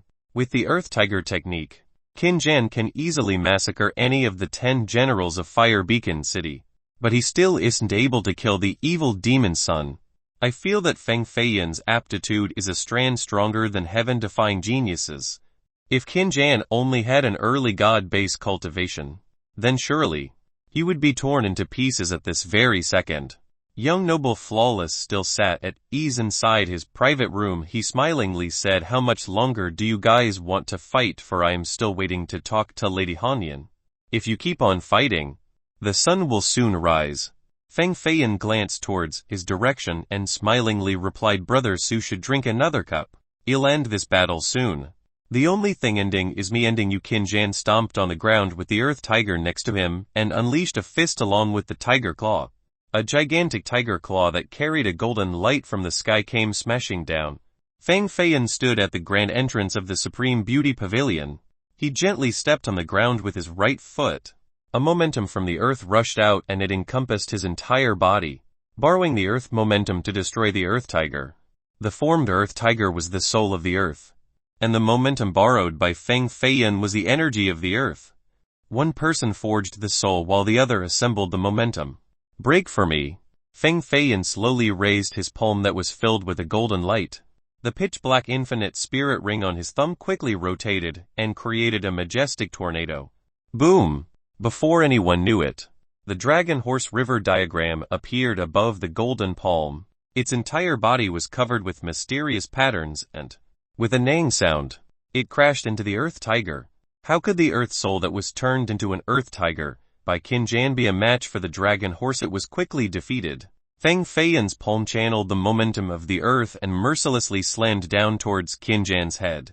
Qin Jan's body then turned into a sharp sword, aiming to break through the palm seal, but he was ruthlessly suppressed instead. Poof! His body was stained with blood and he fiercely slammed into the wall. However, even though Qin Jan was defeated, his mouth spat out a sword made out of blood. It traversed the gaps of the palm seal and slashed down a lock of Feng Feiyan's hair. It almost pierced through his head. Feng Feiyan rubbed the faint presence of blood on his forehead. Earlier, Qin Jan almost reversed the situation and Feng Feiyan could have died under his blood sword. Heaven-defying geniuses truly were all amazing characters. Such a person must not be left alive. Feng Feiyan's body was like an exploding pellet that rushed forward as he immediately stood in front of Qin Jan. He kicked Qin Jan away, collapsing his chest cavity, causing it to cave inward. Showing mercy to the enemy was akin to being ruthless to oneself. Chapter 150. The evil woman arrived. The two other heaven-defying geniuses assumed that Qin Jan would easily be able to suppress Feng Feiyan. They didn't expect him to lose so quickly at the hands of an early god-base cultivator. These two were from the Violet Cloud Heavenly Grotto, and they came with Qin Jan to Fire Beacon City. One male and one female. The male, who wore a loose violet robe, was around 8 feet tall, with a heroic stature. He seemed to be around 20 years old. The woman was adorned with a violet dress and had a printed flowers belt on her waist. She was a bit younger than the man and, with brows like jade feathers and white as snow skin, she was also a natural-born beauty, an absolute city-toppling beauty. The man's name was Zai Chuan and the woman's name was Zai King. They were a pair of brother and sister.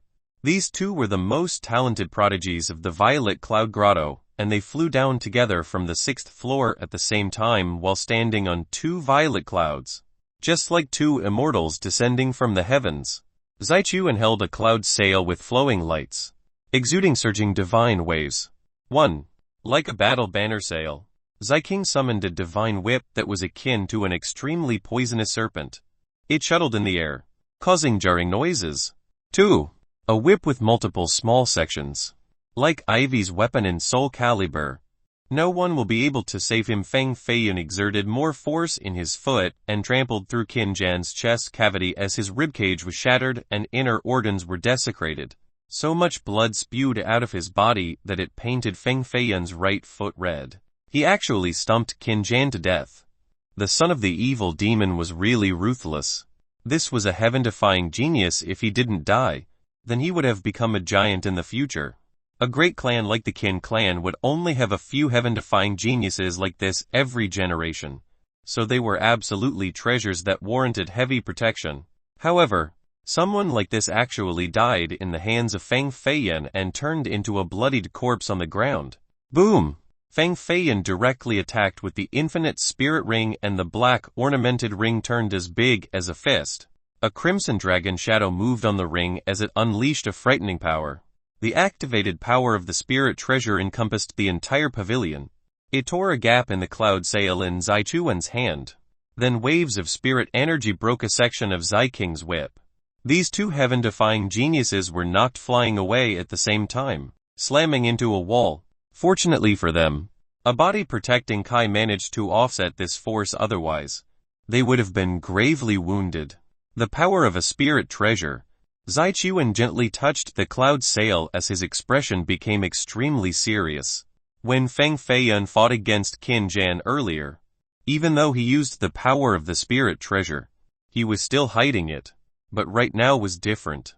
He exerted the strongest power of the spirit treasure within his own limits, so this one blow knocked away both Zai Chuan and Zai King. Feng Feiyan touched the ring with his finger and said, "Of course it is a spirit treasure." A spirit treasure's power was too great, and it could allow a clan to prosper and suppress an entire domain. Even ordinary Heaven's Mandate experts would not be able to have a spirit treasure. Yet Feng Feiyan, who was only of early god base, was able to fight with a spirit treasure. No wonder why he could kill Qin Jan. A spirit treasure's power was not limited to just this.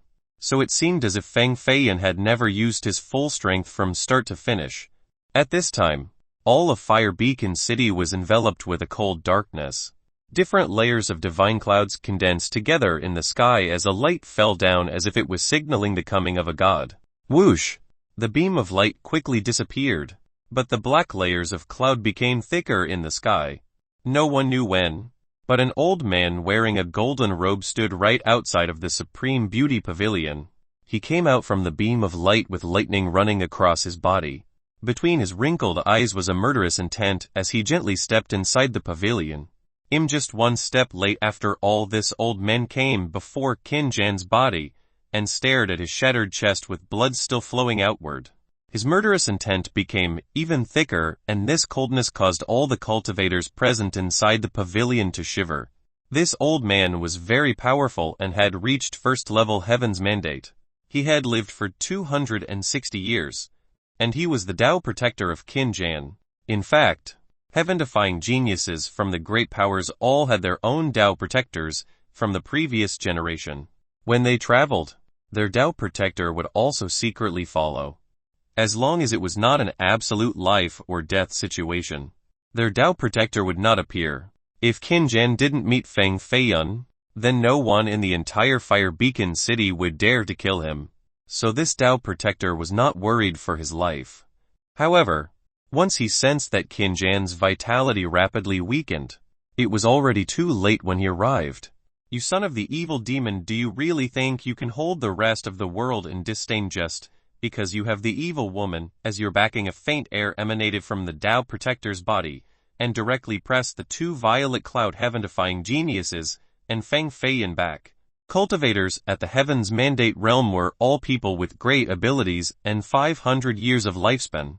They normally rarely appeared in the cultivation world. Most of them usually cultivated in isolation in order to steal fate from the heavens. Each time they increased one level, their lifespan would be increased by an additional 60 years. Feng Feiyun situated his soles firmly on the ground and stabilized his body. He spoke without any arrogance nor weakness. So only your Qin clan is allowed to kill me and I'm not allowed to kill your people. Good. Good.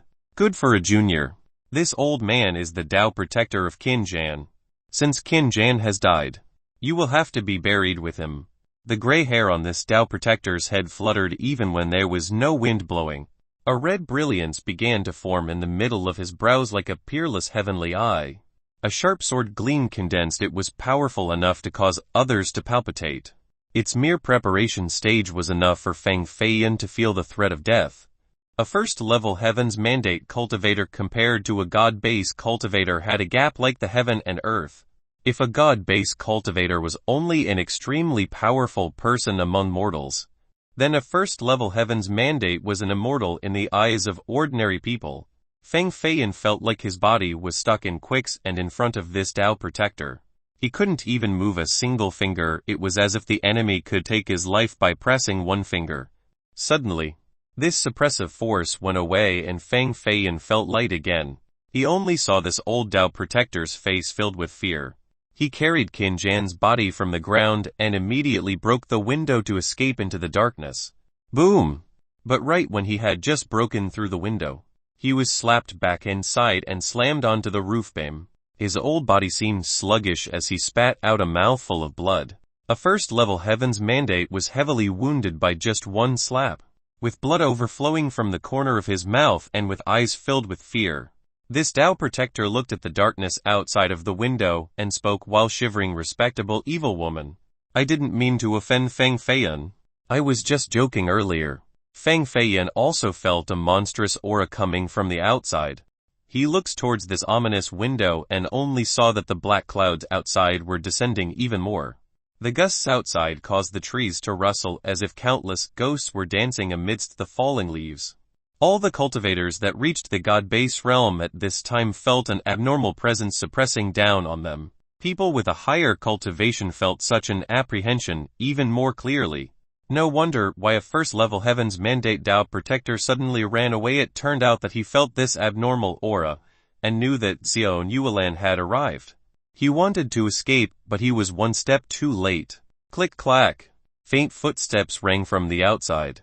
The speed was not fast nor slow, but it had a certain mysterious rhythm that caused listeners to lose their mind. At this moment, no one inside the pavilion dared to breathe loudly as all of their gazes were focused on the main door. One cultivator could not handle this oppressive atmosphere, so he jumped down from the window on the third floor, wanting to escape from the Supreme Beauty Pavilion. However, the moment he jumped outside, a miserable scream emanated. Right afterward, everyone started to hear the sound of flesh being eaten as if wild dogs were eating a corpse. However, Feng Feiyan knew that they weren't wild dogs, but rather, those ancient monk corpses. They were eating human flesh. The evil woman still hadn't set her foot into the pavilion, but she had already scared the cowardly cultivators to death inside. After several thumping sounds, they fell to the floor and their bodies became stiff. It didn't matter if one had a high or low cultivation. At this moment, everyone was frozen with chills as if they had entered hell. Creaking, the yellow main door of the Supreme Beauty Pavilion was slowly opened as a cold blast entered. Under the lanterns from up high, one could see a long shadow entering the lobby. A monk corpse that wore a red monastic robe came in from the outside. His monastic robe was very bright as if it was dazzlingly brand new, but the body inside was withered and black with parts rotten to the core, revealing their frightening bones. A golden glow resided inside this monk corpse's eyes as they swept through everyone present. He placed his palms together in front of his chest and began to chant a Buddhist mantra. This Buddhist mantra was extremely dry and coarse. It was as if it was the language of the corpses. There was still blood on his hand. Earlier, it was him who used a slap to stop the fleeing Tao protector. This was a corpse who had underwent his third corpse transformation, and his cultivation was not much weaker than a giant. He respectfully stood next to the main door as his two hands formed different Buddhist seals. He slightly bowed his head as if a great character was about to arrive. Author, everyone might be a bit confused about cultivations. Allow me to explain. Reaching the God-base realm will allow one to become an elder. The giant realm is 7th, 9th heaven's mandate. All of these minor levels are called giant. However, the majority of giants are stuck at the 7th heaven's mandate level. Half giants are peak 6th level heaven's mandate. Chapter 151 Fourth Corpse Transformation. The lanterns from high above illuminated the walls with a red shade. Under the night curtain, a beauty wearing a white monastic robe came inside amidst the chilling breeze. Even though it was not yet the time for the leaves to fall, they were falling because of her. The air seemed to be frozen as all cultivators stood still. Even their heartbeats and breathing became slow as all eyes were staring intensely at this supreme beauty standing by the main door. This is the legendary blood-stained evil woman. No one believed that this elegant beauty in front of them was the evil woman who slaughtered millions. Her white monastic robe was spotless like lilies on a rainy day. Her black hair was held by a jade pin without any trace of murderous intent on her body. She gradually walked inside the pavilion and walked past Feng Feiyan. Then she sat on a wooden dragon chair in the center without saying a word. She seemed to have forgotten Feng Feiyan. There were essentially no memories in her mind and not a trace of emotion in her eyes. Although she did not speak, no one dared to spark the first conversation, including the Qin clan's Tao protector, young noble flawless, and the old woman on the 7th floor. Everyone held their breath lest they incite the wrath of this monster of the legend.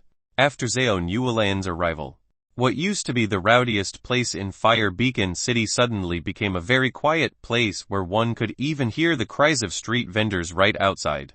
No one inside dared to move even a single step. Feng Feiyan stood in the hallway closest to Zhao Yuelan. Even though he was not nervously trembling like the other cultivators, he still felt a weight on his back and couldn't maintain his composure. However, in the eyes of all the cultivators present, he was the calmest. His backing had finally arrived, and all the people who offended him tonight would not have a good ending. The person with the most fear on his face was the Qin clan's Tao protector. His heartbeat was rapid and he slightly lost control of his legs.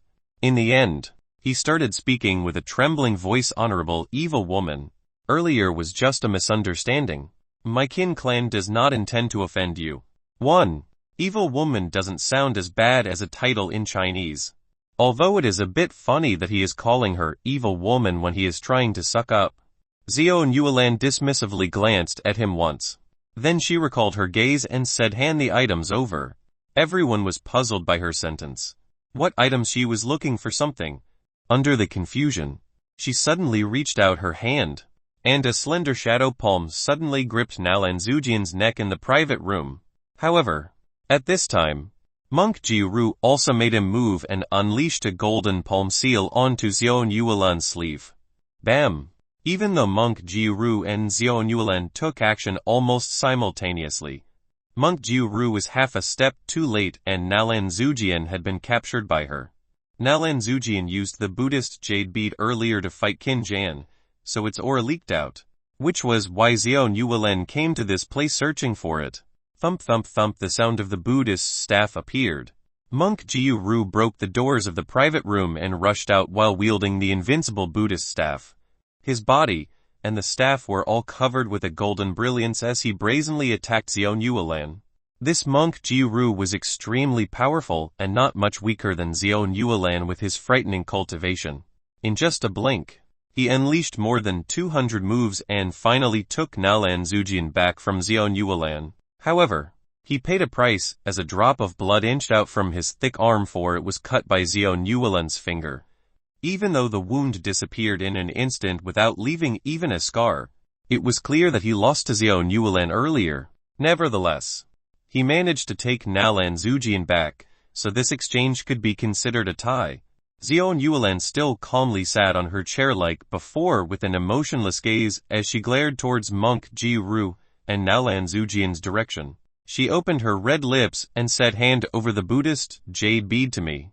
So it turns out that she came here for the Buddhist jade bead. Feng Feiyan had a bad feeling, for the bead was on Nalan Zujian. If she truly wanted to take it, then Nalan Zujian would be in danger even with Monk Jiru's protection. Masters of their level could only maintain an unbeaten state, and essentially couldn't protect the people around them. With his golden light, and one hand wielding the invincible Buddhist staff while the other held on to Nalan Zujian's hand, he said with a dignified tone, "Amitabha, Benefactor Xiao has accomplished the fourth corpse transformation and reversed life and death. Why is it that your evil tendency is still as grave as before? It truly shouldn't be like this. A completely dead person naturally couldn't live again. This was the rule of the heaven and earth. What was called reversal of life and death was to let this dead person undergo corpse transformation and achieve a new change from it. The first corpse transformation would allow for one to climb out of their graves and use their corpse body. The second corpse transformation would allow for a non-rotten, impervious diamond body. The third corpse transformation would allow for a strand of intelligence with fighting prowess comparable to a giant. And the fourth corpse transformation would allow for the reversal of life and death. The bones will regain life again, and with their intelligence restored, they would be no different from a living person. Xiao Yuelan was currently in this state. She had embarked on a cultivation path different from all other cultivators. This was her fourth transformation, and there will be a fifth and sixth in the future. Maybe she will even reach the legendary ninth corpse transformation in the future and achieve eternal immortality. An immemorial deified record had written down that there was an evil progenitor who reached the eighth corpse transformation and tore an ancient immortal into pieces. His immortal blood fell into the mortal world and turned into 9 lakes of blood. Even till now, one could hear the wailing noises of the dead ancient immortals at the lakes of blood. Of course, this was only an excerpt of the deified record. Future generations had never seen this ancient immortal's blood lakes, so they all assumed that this was only a fictional tall tale preached by early people. However, Xiao Yuelan was already so monstrous after her fourth transformation. If there was really an eighth transformation evil progenitor, then he would really be able to slay immortals. Although Xiao Yuelan was immortal, she could no longer be considered one. She was now divided into a different type of existence: Yin World 3 Evils Corpse Evil. Of course, the Yang World 3 Strange and Yin World 3 Evils were still foreign to the cultivation world. Only treasure-seeking masters who traversed the boundaries would come into contact with them. Under normal circumstances, the Yang World 3 Strange and Yin World 3 Evils would all stay in the Yin and Yang worlds or in a few special spatial planes. This was the first time a large amount of corpse evil, like Xiao Yuelan, came into the light at the godly Jin dynasty. Yon world 3 strange void strange. Abnormality strange. Incorporeal strange. Yin world 3 evil corpse evil. Ghost evil. Divine evil. After these thoughts flashed in Feng Feiyan's mind, many previous doubts had become clear as if he managed to see through many recent events. Xiao Yuelan wanted the Buddhist jade bead to use the pure Buddhist energy inside the bead to undergo the 5th corpse transformation, slaughtering millions of lives inside the Grand Southern Prefecture to accumulate their blood energy, and stealing the Buddhist jade bead were equally important in her eyes. All things were second to cultivation. She had an indomitable Tao heart that was never seen before. A different Tao would have a different path. Whether it was killing or saving people, she did all of this in order to reach the peak of the immortal path. But many people didn't want her to reach the 5th corpse transformation and obtain the origin Tao fruit, such as the Yang world's king or the Yin world's mother. Chapter 152 Spirit Vessels Change of Hands. You may not necessarily need the Buddhist jade bead to complete the 5th corpse transformation. The Daimization stone should be enough for you to become enlightened to satisfy the Tao requirement for the 5th transformation. Feng Feiyan was afraid that Xiao Yuelan would move against Nalan Zujian, so he quickly voiced these words. Besides monk Jiuru, no one else dared to open their mouth in front of Xiao Yuelan. This was the absolute oppression from a higher power towards the lower. Only a soul as powerful as Feng Feiyan would be able to ignore her suppression. Xiao Yuelan turned around and carefully looked at Feng Feiyan. Everyone became nervous from this. This was an evil woman that had massacred millions of people in the Grand Southern Prefecture. It was one thing when she didn't take action, but once she did, half of Fire Beacon City would collapse instantly. Xiao Yuelan slowly stretched out her slender hand, revealing a crimson stone as beautiful as a woman's eye. It was you who handed the Daimization stone over to me. It seemed like Xiao Yuelan started to have an impression of Feng Feiyan. Many powerful cultivators present had heard of this 10th rank spirit stone called the Daimization stone. It was even more precious than the dragon spirit stone inside the godly Jin Imperial Palace. It could be considered the #1 treasure of the dynasty. And Feng Feiyan actually handed this Daimization stone over to the evil woman. He truly was her royal hound. Feng Feiyan didn't reply. If you know the 5th corpse transformation so clearly, then you should also know its difficulty. I want both the Daimization stone and the Buddhist jade bead. Xiao Yuelan no longer looked at Feng Feiyan and put away her Daimization stone. Then she stood up from her seat. The moment she stood up, everyone immediately stepped backward in fear. Feng Feiyan's heart also jumped fast. He wasn't afraid of the evil woman making a move towards him, but rather, at Nalan Zujian. At this time, a golden light appeared behind Feng Feiyan. Monk Jiuru, who carried Nalan Zujian, slid over 3 feet right behind Feng Feiyan. A strange smile appeared on Monk Jiuru's fierce-looking face. Feng Feiyan instinctively had a bad feeling and wanted to dodge, but he was one step too late. This not very kind monk Jiuru kicked Feng Feiyan's back towards Xiao Yuelan. Then he ran away with Nalan Zujian. In the blink of an eye, he escaped the Supreme Beauty Pavilion and disappeared amidst the night curtain, leaving behind sparse sounds of laughter. Benefactor Feng, thank you for helping us to escape. If you happen to die, then this monk will surely chant for you for 3 days and help you reach salvation. For 7 days. The voice became smaller and smaller before disappearing completely. Motherfucker, your father. Feng Feiyan was quite angry. This kick from Monk Jiuru was not light at all. Feng Feiyan directly slammed into Xiao Yuelan's body and hit quite a voluptuous part. His head almost struck Xiao Yuelan's face. But luckily, he slightly tilted his head at the last moment, so his head finally landed on her sweet-smelling shoulder. This hug was quite strong. If there weren't 2 buffers on her chest, then Feng Feiyan might have broken a rib or 2. Xiao Yuelan from start to finish didn't move a bit. She simply stood there firmly and didn't even bat an eye or lift her finger. This scene shocked everyone present. This Feng Feiyan was too bold. He was only a hound, yet he still dared to hug her without letting go. Everyone wiped the cold sweat off their foreheads and felt that this Feng Feiyan was too scarily perverted. Other people wouldn't dare to breathe in front of the evil woman, yet he actually dared to hug her. Feng Feiyan also felt the same way in his mind as his chin was placed above her fragrant right shoulder. He could clearly feel the outlines on her dress and could even sense the faint temperature emitted from her cheek and ear. However, it was not a warm feeling, but rather a cold sensation. Her body was as cold as a block of ice. It simply didn't have a human's temperature. Feng Feiyan's hands didn't dare to move. He kept on maintaining this position as his robe was drenched in cold sweat. His mind constantly lamented that he was dead for sure. For sure this time. Oh heavens, a person finally whimpered as they covered their mouth with their hand and couldn't believe the scene unraveling in front of him. Yuelin had a gloating smile on his face. This guy is dead for sure. Even if you were the dog servant of the evil woman, since you dare to disrespect her like this, you surely will be minced to pieces. This is truly karma.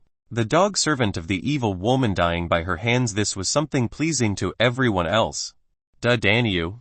You are too domineering. You are absolutely the first person in this world who dares to hug the evil woman, even if you die in her hands. Your name will forever be passed down in history. Liu Qinsheng swallowed his saliva as he spoke. Feng Feiyan's heart was beating very fast, and it could be heard throughout the pavilion. Give it to me, Xiao Yuelan spoke. What Feng Feiyan still didn't move like before. His ear gently rubbed against Xiao Yuelan's ear as his chin felt the sensation of her shoulder. Your soul. Xiao Yuelan slowly raised her hand as her 5 slender fingers aimed for Feng Feiyan's head. It was as if she wanted to penetrate his head to take out his soul.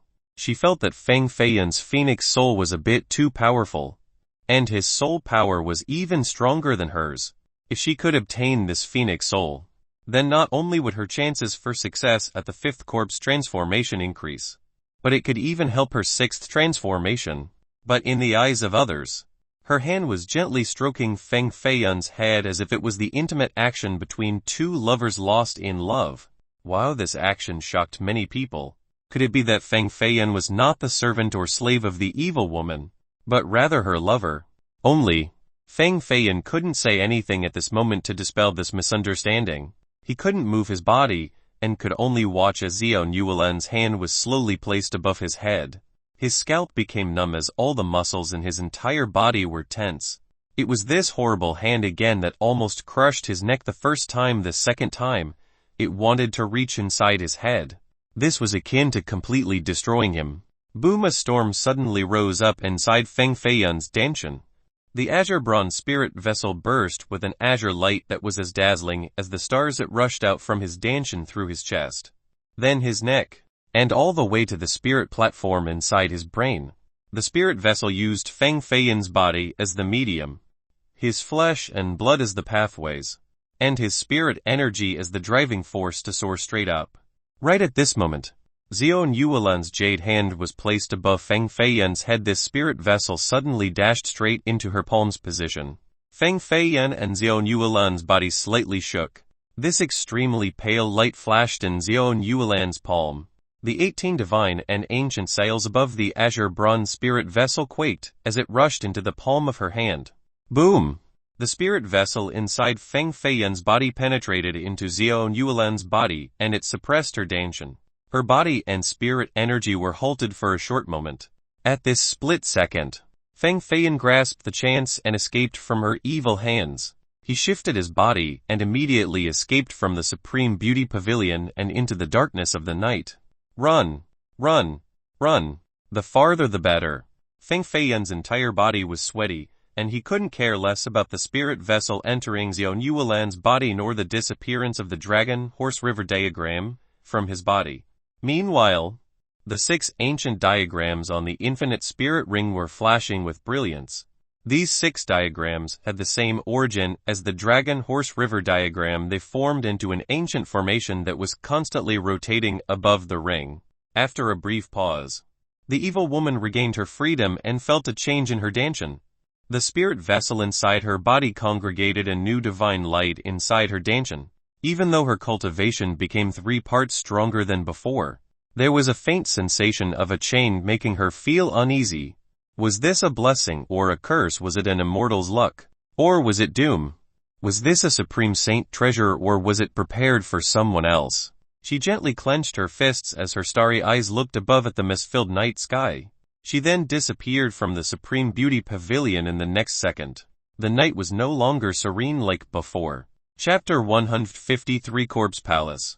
On a full moon night at the southern frontier with the cold breeze blowing, the night was pitch black with plumes of smoke scattering in the sky.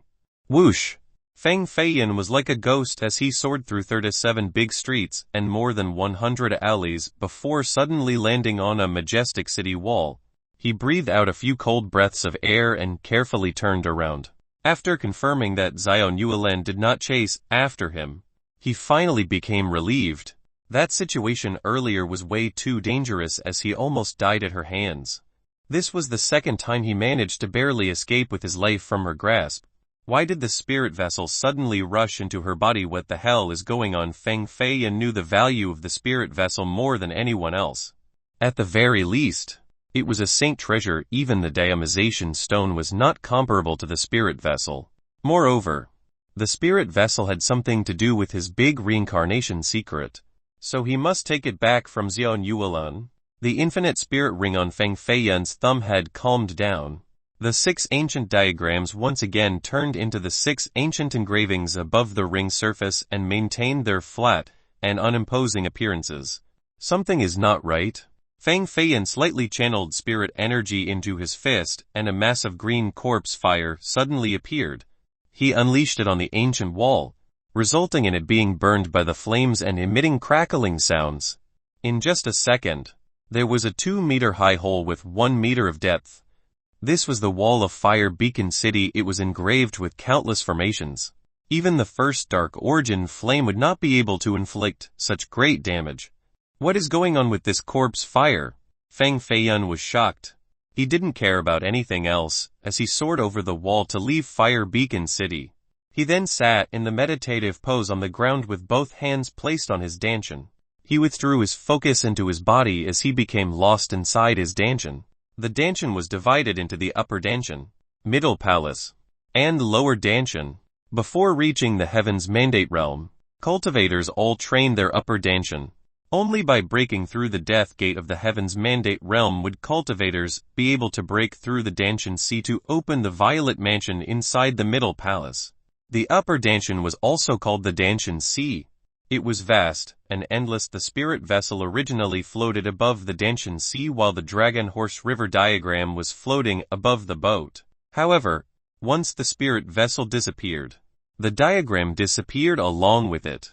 There was only one god base around the size of a rice grain suspending above the Dantian Sea, producing dazzling light that was filled with rich spirit energy. No, something's wrong. Outside of the god base, there was also a corpse palace, an exquisite palace made out of bones the size of hands. This was the inner palace of a corpse evil. After completing the first corpse transformation, the body of a corpse evil would create one corpse palace. A corpse palace was just like the dantian of a cultivator. It was the place where the origin spirit energy was stored. Once a corpse palace was taken out from a corpse evil, then this corpse evil would lose their spirit energy and turn into a true corpse, falling into eternal sleep. This corpse palace had 4 gates, which meant that this corpse evil's inner palace had undergone 4 transformations. Feng Feiyan's eyes suddenly opened and shot out 2 strange green lights, causing some creatures in the dark to issue hissing sounds as they ran away in fear. The spirit vessel and the Dragon Horse River diagram flew into Xiao Yuelan's body while her origin corpse palace went inside my dantian. What the hell is going on? Feng Feiyan's expression rapidly changed. Sometimes he was lost in contemplation, sometimes hesitation, and sometimes he was relaxed. Why did the treasures in their dantians suddenly change?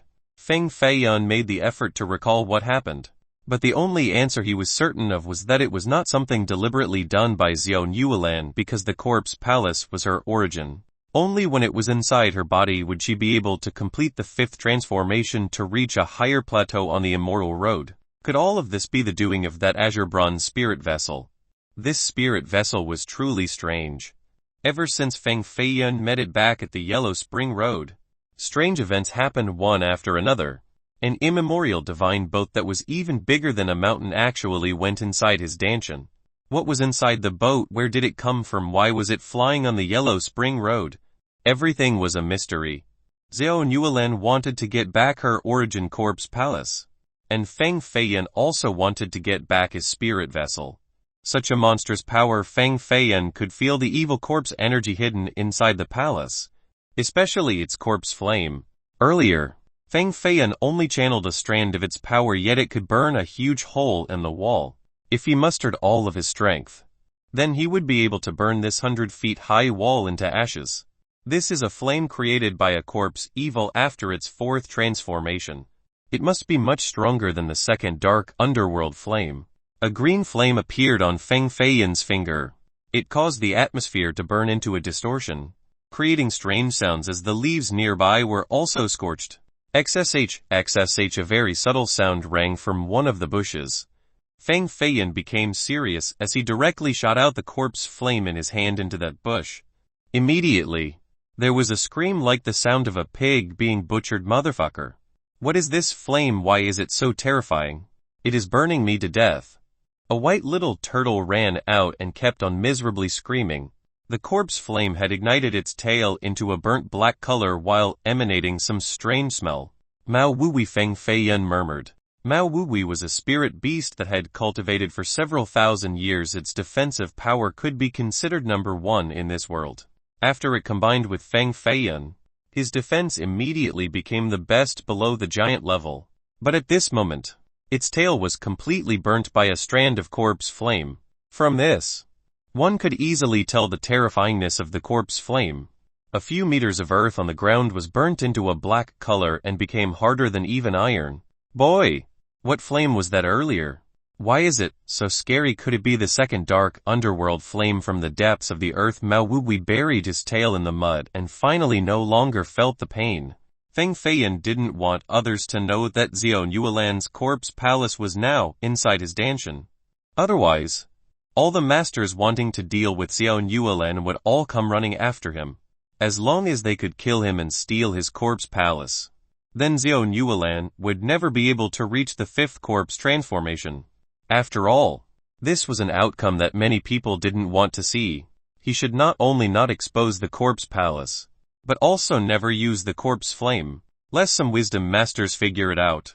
Even though the corpse flame had great destructive power, if a heaven's mandate expert wanted to kill him, he would still have a hard time inflicting real damage to the enemy just like before. The cultivation gap was really too wide, and it was not something where one or two killing moves would change the outcome.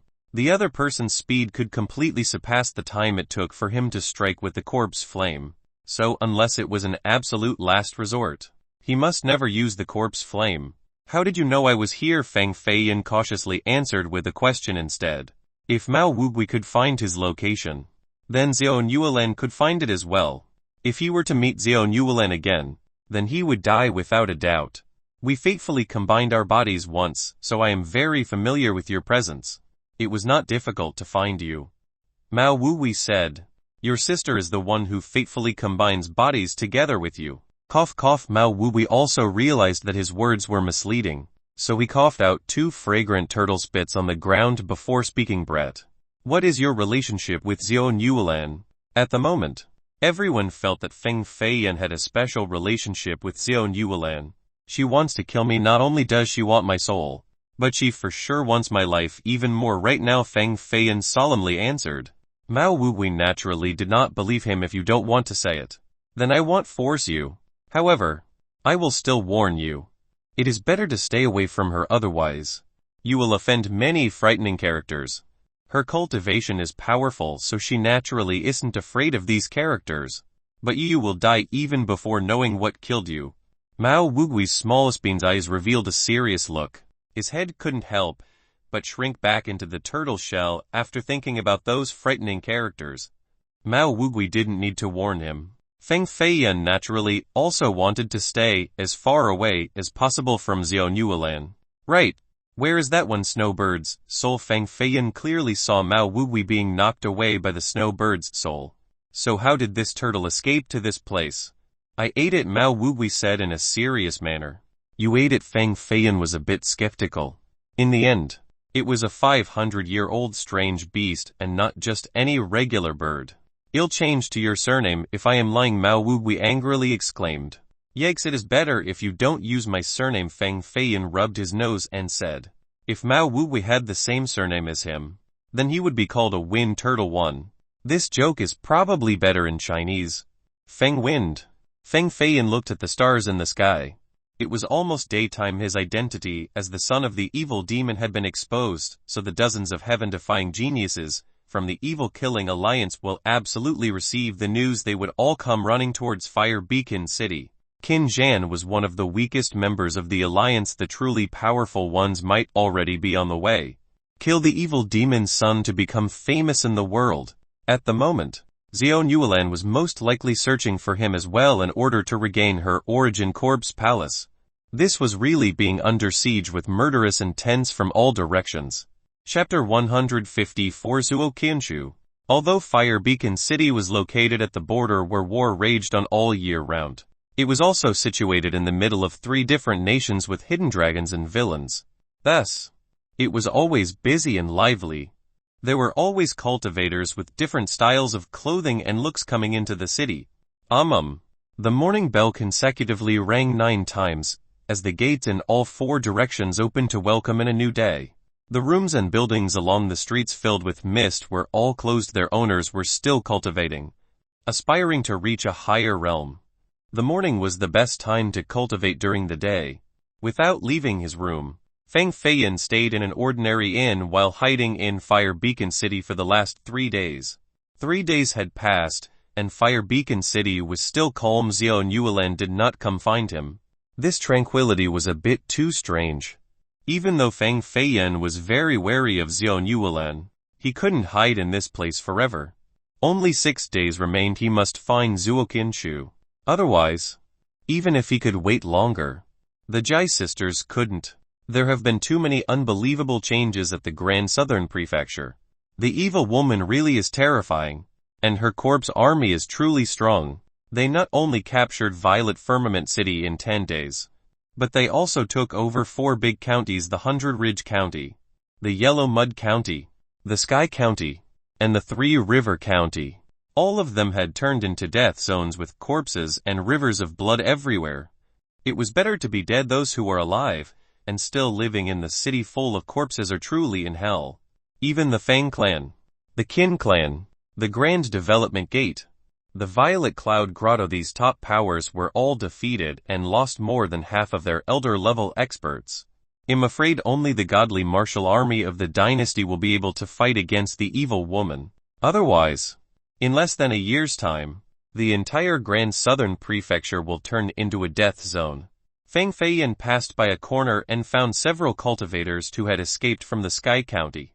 They sat at a wine tent and were talking about the recent events of the prefecture. There was another group sitting next to them that consisted of a few young people. One member of the group lamented and said the number 1 beauty, Nangong Hanyan, a fairy like Lady, is preparing to go sightseeing with young noble Flawless today. They will recite poetry and become friends. This is actually her first outing with another person. Rumor has it that Nangong Hanyan's beauty is no less than the 6th ranking beauty from 2 years ago, and her cultivation reached the 1st level of Heaven's Mandate. She is both beautiful and talented. Such a fairy in this mortal world. Only a grand historical genius like young noble Flawless would be eligible to win her favor as they travel to places together. There is a superhuman behind young noble Flawless as his backing. Nangong Hanyan's real goal might be this person. That makes sense. I heard that Nangong Hanyan was indebted to the 6th ranking beauty, but this beauty was captured by the Beauty's Smile Pavilion to become one of its pillars. Maybe Nangong Hanyan wants to borrow the power behind young noble Flawless to save the 6th ranking beauty. These are merely baseless assertions. The truth is that Nangong Hanyan being together with young noble Flawless is not a bad thing at all. A talented man and a pretty woman coming together, this really is a good pairing. Feng Feiyan slowly walked out of the wine tent with a smile on his face. These people only saw the surface. Competitions for gains in the cultivation worlds were extremely deadly. Anyone who had some achievements in cultivation would not be a fool, and they would all fight for their best interests. Regarding both the great changes in the prefecture and Nangong Hanyan traveling together with young noble Flawless, These were only occurrences on the surface. Ordinary cultivators were not privy to the deeper hidden matters. However, this had nothing to do with Feng Feiyan. He followed the old fart. Third boss. To find Zuo Qian's place. This was a poor slum in Fire Beacon City. The majority of the structures were all small buildings that housed more than several 100,000 varied cultivators. This place was very chaotic. And there were bodies of cultivators who were killed last night hanging on the wall. Torn limbs were floating by the rivers, carrying a grisly air. Creak. A wooden door was opened and a hard-featured man walked out. There was still a perverted grin on his face while shirtless. He looks towards a pretty girl standing by the wooden door and said, "You little wench. You're truly horny. I'll come back tomorrow for you." This man glanced over at Feng Feiyan as some glimmers appeared in his round eyes. He recognized the uncommon air around Feng Feiyan's body and knew that he was not a sheep. So he scowled, then turned around to leave without trying to hide it. At Early Immortal Foundation there really aren't any ordinary people in Fire Beacon City. Feng Feiyan had this thought. "Little brother, you are really handsome. Do you want to give it a shot? You only need 20 silver coins." The charming young girl by the wooden door was around 15 to 16 years old. She could be considered high grade and there were lights moving around her body. She was obviously a cultivator as well. She threw a sultry wink at Feng Feiyan. The dress on her shoulder was still messy. Yet she had already begun to solicit new customers. Two flames appeared in Feng Feiyan's eyes as he glared at her, suddenly causing her to shake with a pale expression. She immediately slammed the door shut for she was quite frightened. Feng Feiyan's cultivation terrified her. Experts of this level couldn't be bewitched by her, and they didn't even want to look at her. Feng Feiyan kept on moving forward before finally arriving at Zuo Qian's place. According to the third boss description, Zuo Qianshu was a stubborn fella.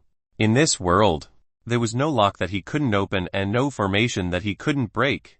Even the Imperial prison couldn't trap him because he had escaped from it. But because of this, he had to flee to Fire Beacon City to live in secret. If Feng Feiyan wanted to unlock the Dragon Vein lock, then he needed the help of this reclusive master, Zuo Qianshu. "Senior Zuo, are you home?" Feng Feiyan raised his voice. There was no reply, as if no one was home. But Feng Feiyan could feel the breathing of someone inside. "I am under the order of the Huangfeng Ridge's third boss, and I am here to ask for you to take a trip to the ridge." Feng Feiyan spoke again. Bang! The door was suddenly opened, and a one-armed old man walked out. He only had his left arm, and was extremely old-looking. He then said, "Why did the old Feng Dugu fella remember me all of a sudden? He must be thinking about my myriad images formation." Right. The one-armed old man looked up at Feng Feiyan, and the both of them exclaimed at the same time, "It is you." That swindler. Feng Feiyan suddenly took a step back. Zuo Qianshu, on the other hand, directly rushed forward and caught Feng Feiyan's sleeve. "Smelly brat. The swindler, you stole the diamization stone from me. Reimburse me right now." This one-armed old man was the old swindler with the street stall that sold the diamization stone to Feng Feiyan for 1 bronze coin. He was still distressed to hell at this moment and was screaming in his dreams every night. This was a piece of diamization stone. Even if he had good karma for 3 past lives, he still wouldn't be able to touch such an immortal fortune like this. Clearly, the diamization stone was in his possession, but just because of a mistake, he sold it to Feng Feiyan for close to nothing. Who was more miserable in this world than him? "The diamization stone is no longer in my hands," Feng Feiyan smilingly said. The old man naturally knew what happened later on, that the stone had changed owners. But like before, he still couldn't swallow this pain as his heart was bleeding. He slowly let go of Feng Feiyan's sleeve and couldn't stop shaking his head while sighing. He then slapped his face once. "I shouldn't be a low-life. Why did I have to meet a cheat like you? I cheat people my whole life, yet this was the first time being tricked. How?" He slapped his face one more time with endless regret. "Senior does not need to feel so regretful. Maybe you will find an even better immortal treasure in the future." Feng Feiyan needed his help, so he consoled the fella. "My ass. Do you think a diamization stone is like cabbages at the market? Never mind. Brat. What does the stubborn old Feng Dugu want? Why did he get you to fool me, and then invite me to the evil-infested ridge? Could it be to cheat me again? Zhuo Qianshu was shaking while standing there with his hunchback. His hands were shivering and his legs were slightly bent as if he couldn't wield a saber or even walk straight. Feng Feiyun really doubted whether he was Zhuo Qianshu or not. He was more like Zhuo Duanshu. 1. Qianshu thousand hands, Duanshu broken hand. Of course not. We are inviting Senior to the Huanfeng Ridge because we need a favor. Even though Feng Feiyun questioned the capabilities of this disabled person, he still respectfully said so. A favor, Zhuo Qianshu murmured and rolled his eyes. He turned around and went back in his room, immediately slamming the door shut. Senior, what is this about? Feng Feiyun asked. Nothing. I won't go. Brett. Get the hell out. I gave up a long time ago on doing favors. It doesn't matter who it is that comes to ask me. Zhuo Qianshu's voice came from inside. Chapter 155 Meeting Sha Hangyan again. Feng Feiyun had long heard that Zhuo Qianshu was a strange fella, but he finally experienced it at this moment. In order to obtain a person's help, one must prescribe the right medicine. Zhuo Qianshu was a formation master, so he naturally had a fanatical disposition towards formation array research. Feng Feiyun smilingly said, people say that there are no formations in this world that Zhuo Qianshu cannot break, but I don't believe this. Finished speaking, Feng Feiyun slightly stomped on the ground as his body soared up to stand on a 3-meter-high wall. He reached out with his hands to draw a spirit circle with mysterious runes in the air. His finger carved blue outlines onto the spirit circle. All of these outlines carried a strange and mysterious pattern. There was a total of 360 outlines that eventually became a formation in the air. The moment the array was finished, the brilliance became even more beautiful, like a circular green sun. This was Feng Feiyun using a demon phoenix technique to engrave a formational array that incorporated methodologies from the discussion regarding Soldier's Scroll to create a second-rank formation. This was not a singular formation and more like an array of them. The green light finally disappeared after 6 formations came into being. The 6 formations connected together to form a seal that flew towards the room. However, before the formation could break through the wall, an invisible barrier devoured the 6 formations like a pebble sinking deep into the ocean floor without making a single splash. This is a 4th-rank defensive formation. Feng Feiyun withdrew his hand and slightly nodded. Anyone who could form a 4th-rank defensive formation would all be masters. It seemed that Zhuo Qianshu truly had some abilities. Bam! The door was opened again, and Zhuo Qianshu walked out to look at Feng Feiyun, who was standing on the wall, and shouted, "Is this how Feng Dugu teaches his disciples to casually jump on my wall? This is the act of a bandit, truly immoral. Ah, how can this old bastard even mention the word moral?" Feng Feiyun gently jumped down from the wall and stood below a large tree that was as thick as a water basin to reply, "I'm actually not a disciple of Feng Dugu. I am only a lackey at the Huanfeng Ridge. My ass, you dare to say that he didn't teach you this formation art?" Zhuo Qianshu's eyes glared at him as he said. Even though his bad temper was still present, it was a lot better than before. At the very least, he didn't directly chase Feng Feiyun away. Normally, only the 5 mysterious masters would do research on formations and the forming of arrays.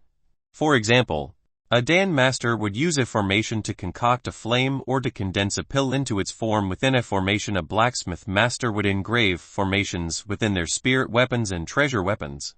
Treasure-seeking masters and wisdom masters were even more skilled regarding formations, and they were the most adept at formations within the 5. As long as one knew how to carve and initiate a formation, they would be considered one of the 5 mysterious masters, because the formation art was essential to become one. Without this ability, one had no chance of becoming a mysterious master. Zhuo Qianshu was a 9th-ranked treasure-seeking master. If he hadn't been so drawn in by formations and neglected the study of treasure-seeking, then maybe he would have become a grand treasure-seeking master who had an even higher status than giants. Treasure-seeking masters had 3 ranks: treasure-seeking student, treasure-seeking master, and grand treasure-seeking master. Each rank was also divided into 9 levels. To be able to attack so exquisitely with 6 formations, the person must have had some achievements regarding the formation art, and he must also be a mysterious master with a decent rank. So Zhuo Qianshu assumed that Feng Feiyun was the third boss disciple. This was the reason why his attitude became a bit better towards Feng Feiyun. Feng Feiyun shook his head and said, "If I tell you that I learned it from the Grave Palace treasure-seeking record, would you believe me? This record was the #1 divine scripture of treasure-seeking masters." So Feng Feiyun didn't believe that Zhuo Qianshu wouldn't be moved by this. Sure enough, after Zhuo Qianshu heard these 5 words, his expression immediately changed. The stern face became a lot more amiable as it softened with a smile. The record is divided into 3 volumes. Which volume did you learn your formation from? The 3 volumes were all supreme treasures and they were all in the hands of 3 unfathomable monsters. So how could a junior possibly get the chance to learn from it? Zhuo Qianshu merely asked in order to test Feng Feiyun. Feng Feiyun was quite quick-witted. How could he not know Zhuo Qianshu's intentions? So he gave a partially true response. The 8 arts volume. 8 arts volume. How did you get it? Where young people are always easily fooled. Take it out so a senior like me can tell you if it is real or not initially. Zhuo Qianshu furrowed his brows into a surprised expression. Then he pretended to be wise and said. Feng Feiyun simply shook his head and smiled without saying anything. Zhuo Qianshu then became a bit anxious and said, "This old man's character is guaranteed to be good and, moreover, the old Feng Dugu and I have a deep friendship. Don't you trust me?" "Trust you? If I trust you, he'll fall into a trap for sure."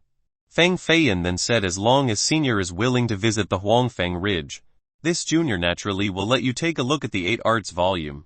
The 8 arts volume was a scripture in every treasure-seeking master's dreams.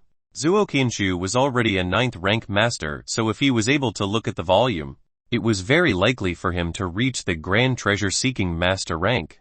And naturally, this was beyond his wildest dreams. Zhuo Qianshu was indeed a sly fox, so he naturally wouldn't be tempted by Feng Feiyun's words. He then spoke with a deep smile. Rumor has it that the 8 arts volume was in the hands of a supreme existence. Old son, from the young world. How could it fall into your hands? Senior, it seems like you have been trapped in this place for too long. I'm afraid you don't even know that old son has died to the hands of Sha Hangyan already. Feng Feiyun smilingly replied. A possible Sha Hangyan is not even ranked within the top 10 of all the supreme existences in the Yang world, and old son used to be the Yang world's 3rd supreme existence. Someone with a heaven-shattering cultivation. How could Sha Hangyan possibly be his match? As a treasure-seeking master, Zhuo Qianshu often dealt with the foreign races of the Yang world. He even went to the Yang world twice, so he knew about its experts. How long has senior been hiding in Fire Beacon City? Feng Feiyun asked. 184 years. Zhuo Qianshu was very aware of the number, as he had a great memory. In fact, any mysterious master would be very adept at remembering numbers. Feng Feiyun was a bit surprised. This old fella actually lived for so long. He then spoke. 184 years is a really long time, and the cultivation world has undergone 3 different generations. Many new powerful people rose and countless predecessors died from the descending great calamities. Sha Hangyan is no longer the Sha Hangyan of the past, so him defeating old son at his old age is not too unbelievable. Old son indeed had a glorious age at that time. Even 10 Sha Hangyans would not be a match for him. However, everyone will eventually become old, and the period before they step into their graves would be when they were extremely weak. Sha Hangyan picked this time period to maneuver against old son. Zhuo Qianshu's fingers began to move as he calculated the time. After a while, his hand went back inside his sleeve and sighed at the sky. The time indeed matches. This year is the great calamity of old son. If he didn't break through, then he would meet his end. I didn't think that 184 years have passed already. Zhuo Qianshu was quite emotional. Even though he had nothing to do with old son, he was touched by a sadness that stemmed from old son's death. He lamented the heartless immortal path. If one couldn't break through, then only death awaited them. Rumble. At this time, a thunderous noise suddenly rolled in the sky. A cold wind covered the courtyard, and there were suddenly 2 more people there. They truly arrived too fast. They were just like 2 shadows that fell from the sky within a split second. Feng Feiyun and Zhuo Qianshu both felt this vast and suppressive power coming from the body of this person who just arrived. Haha, true words. All 184 years ago, I was the weakest supreme existence in the young world and no one placed me in their minds. But at this moment, I am ranked 5th. No. After old son's death, I am now ranked 4th. This was the voice of Sha Hangyun. The two who just arrived were Sha Hangyun and Jai Kangyu. Sha Hangyun was covered in a black robe as black mist emanated from between the gaps. Thus no one could see his appearance. And Jai Kangyu was wrapped in 3 layers of black mist and couldn't move at all. There were fear and hatred in her eyes that were pointing at Sha Hangyun. But she couldn't find a way to escape. If she moved even a tiny bit, this black mist would penetrate into her body and cause her to feel as if 1,000 needles or bugs were biting her in indescribable pain. This old monster captured her and didn't say anything to her. His cold eyes landed on her body a few times, and she thought that he wanted to eat her alive. After hearing Sha Hangyun's voice, both Feng Feiyun and Zuo Qianchu were shocked. This did not look too good. Why did this monster arrive already? He did not have good intentions. Chapter 156. Both cold and lonely people at the edge of the world. Nearly 200 long years had passed. Amazing experts eventually became old with gray hair, and some have already stepped into their graves. Meanwhile, there were even more people rising to become the overlords of a new age. It seemed that Zuo Qianchu had realized that he had aged as his breathing became more urgent than before. He was no longer able to lift a single finger with his once stout back that was now bent due to old age. So it turns out to be a supreme from the young world visiting my abode. Please forgive my lack of hospitality. Cough cough. This little old man's body has become frail, and has less than 3 days to live. I only want to spend my last days in peace. Zuo Qianchu's appearance was as if he was near death as he was coughing repeatedly. Earlier, he had the vitality of a bull. Yet he suddenly became ill in just a moment and only had 3 days left to live. Who would believe such a thing?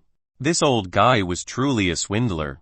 Although Sha Hangyun was completely wrapped in a black robe, his cold eyes still revealed an awe-inspiring glare. He then spoke with an ominous smile. Does Master Zuo think I am a 3-year-old brat? I still clearly remember that Master Zuo still has at least 160 more years. Cough cough. Zuo Qianchu valiantly coughed and took out a black handkerchief from his chest pocket to wipe the corner of his mouth. It was stained with blood after a few wipes.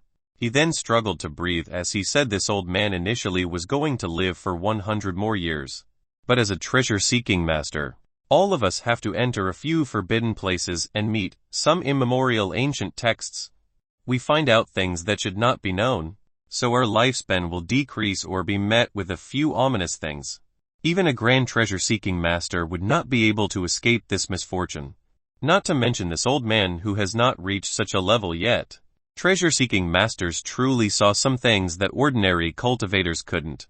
Many top and historically famous treasure-seeking masters died a miserable death at old age. Truly a sad fate. So that's how it is. Sha Hangyun murmured to himself with some disappointment. Zuo Qianchu continued to cough out blood all over the ground. Meanwhile, Feng Feiyun was really suspicious of the fact that a person running out of lifespan and vitality still had so much blood to cough out like this. Sha Hangyun was silent for a moment. Then his eyes suddenly shot out 2 cold glints.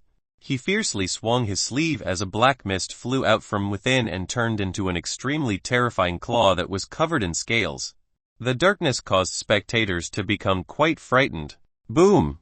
The claw shattered the low wall and attacked the 7 4th-rank arrays inside the yard all the way towards Zuo Qianchu's head.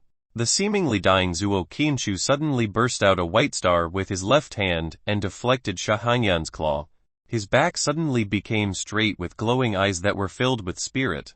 He suddenly dragged Feng Feiyun into his room and activated the dozens of defensive formations after closing the door. Haha, Master Zuo is still so sly like this. I almost got fooled by you. Sha Hangyun stood on dense black clouds like a ghost flying towards the wooden house without taking any steps. Zuo Qianchu replied, this Zuo has long since ignored the matters of the yin-yang 2 worlds. And I don't associate with the cultivation world anymore. You shouldn't have come to find me. I simply wanted to ask Master Zuo for help with a certain matter. Nothing more. Although Sha Hangyun came to ask for a favor, He didn't have the attitude of someone seeking for a favor. He seemed more like one who came to capture someone. I really have stopped doing these things. Zuo Qianshu seemed to not want to help anyone anymore. I naturally would not ask you for a favor without anything in return. I brought along a grand gift for you. Sha Hangyan magnificently stood there and slightly reached out with his hand. Then a black cloud carried the bound Jai Kangyu over. The claws that were covered in scales pinched Jai Kangyu's snow-white neck as he coldly laughed. I heard that 200 years ago, Master Zuo went inside the most protected place in this world, the godly Imperial Palace, to steal the Dragon Spirit Stone for a peerless woman of the Jai clan. This romantic feeling was truly deep. Shut up, Zuo Qianshu shouted. Feng Feiyan hadn't seen Zuo Qianshu so serious like this before, especially with so much hate. His left hand ferociously crushed a pillar, causing it to cave inward. Sha Hangyan not only didn't shut up, but he kept on going. Master Zuo was indeed worthy of being the #1 expert on formations. And you are definitely the first person to infiltrate the Imperial Palace. Not only did you steal the Dragon Spirit Stone that the godly Jin dynasty used to protect its nation's fate, but you also disturbed the Jin Emperor who has a supreme cultivation. I really admire your actions, all. Zuo Qianshu was drenched in sweat. Sha Hangyan's praises failed to make him feel proud and, on the contrary, they only made him miserable. The wound from 200 years ago was torn open again by someone. This Zuo Qianshu fellow was indeed the #1 bandit in the world. To actually go as far as to steal a national treasure like the Dragon Spirit Stone. However, if he dared to commit such a task, he must have been ready to accept death. In the end, even a giant invading the Imperial Palace would surely meet their end. However, isn't the Dragon Spirit Stone still there in the Imperial Palace? Feng Feiyan became even more curious. What exactly happened so many years ago? Sha Hangyan went on to say, unfortunately, your life-risking endeavor was all in vain. When you handed the Dragon Spirit Stone to Jai Lingshuan, you didn't get the most kingdom-toppling smile in return from the beauty, but a merciless blade instead. This blade not only cut off Master's right hand, but also the indomitable fighting spirit and soul from before. There is a sadness called disappointment, and there is a pain called despair. Stop talking. Please. I beg you. Zuo Qianshu was like a deflated ball as he lost all his spirit. He crouched down on the ground next to a tree as his body was shaking all over while begging. At this moment, he was such a pitiable man. He wanted to cover his ears to stop listening, but he only had one hand. Sha Hangyan did not intend to spare him. He coldly laughed and continued on. I'm very curious about what happened afterward. Why did Jai Lingshuan take the Dragon Spirit Stone? Capture you. Then enter the Imperial Palace. She then gave the stone to the Jin Emperor and she even offered him her body. Jai Lingshuan is now Consort Jai, one of the 4 grand divine consorts right now, while Master Zuo was imprisoned in the Imperial prison and lived a life as a prisoner of darkness. He. What the hell was this about? Sha Hangyan already knew the answer. Yet he kept on inquiring. His dark laugh was extremely harsh to the ears of Zuo Qianshu. It was as if Sha Hangyan was laughing at a fool, the world's biggest loser. Zuo Qianshu laid on the floor with his legs rolled up. His eyes were glazed over as if he was heavily wounded by punches and kicks from 1,000 men. He seemed even older as he kept on coughing up more blood. This time, he was really coughing out blood, unlike before. At this moment, Feng Feiyan was also extremely depressed. Even though Sha Hangyan was merely recalling Zuo Qianshu's tale, it caused Feng Feiyan to think about himself. He and Zuo Qianshu were the same kind of people. They were both very romantic and had extreme talents. But both of them lost it all in the hands of a woman. Shui Yuding killed Feng Feiyan in order to become the strongest in the world. As for Jai Lingshuan, in order to approach the most powerful man in the world, the Jin Emperor, not only did she use Zuo Qianshu, but she also chopped off one of his arms and imprisoned him in the Imperial prison. If it wasn't for Zuo Qianshu's great skill in formations and locking arrays, he most likely would have been imprisoned there for his entire life to eventually meet his pathetic end. Alas, even though he managed to become free, it was a life worse than death. He could only hide in this ancient city and put on a disguise as a one-armed street peddler while the goddess he once adored fell into another man's arm and became a divine consort. This pain was even more miserable than Feng Feiyan's. There was a vengeance that could not be carried out and a grievance impossible to describe with words. Feng Feiyan thought Shui Yuding was vicious enough. But at this moment, he found that Jai Lingxuan was 10 times more vicious than Shui Yuding. How could a woman's heart be so cruel like this? Feng Feiyan looked at the gray-haired Zuo Qianshu laying on the ground and couldn't imagine him 200 years ago. He must have been a handsome and heroic man, capable of sweeping through the world. But because he lived a life unbecoming of a human, he became old too fast. I know that Master Zuo must loathe Jai Lingxuan to the bones. But because you are afraid of the Jin Emperor, you don't even dare to step a single foot inside the imperial capital, let alone get revenge. So, today, I brought you a grand gift. I trust that Master will really like it. Sha Hanyan seemed to have guessed that Zuo Qianshu was hurting inside, so he wanted to hand over his gift. Chapter 157 Between Life and Death. Zuo Qianshu was indeed a 9th-rank treasure-seeking master, even though he had almost collapsed from the pain of his evoked bitter memories. His Dao heart and will were still strong. He quickly stood up from the ground and forced himself to suppress all his emotions.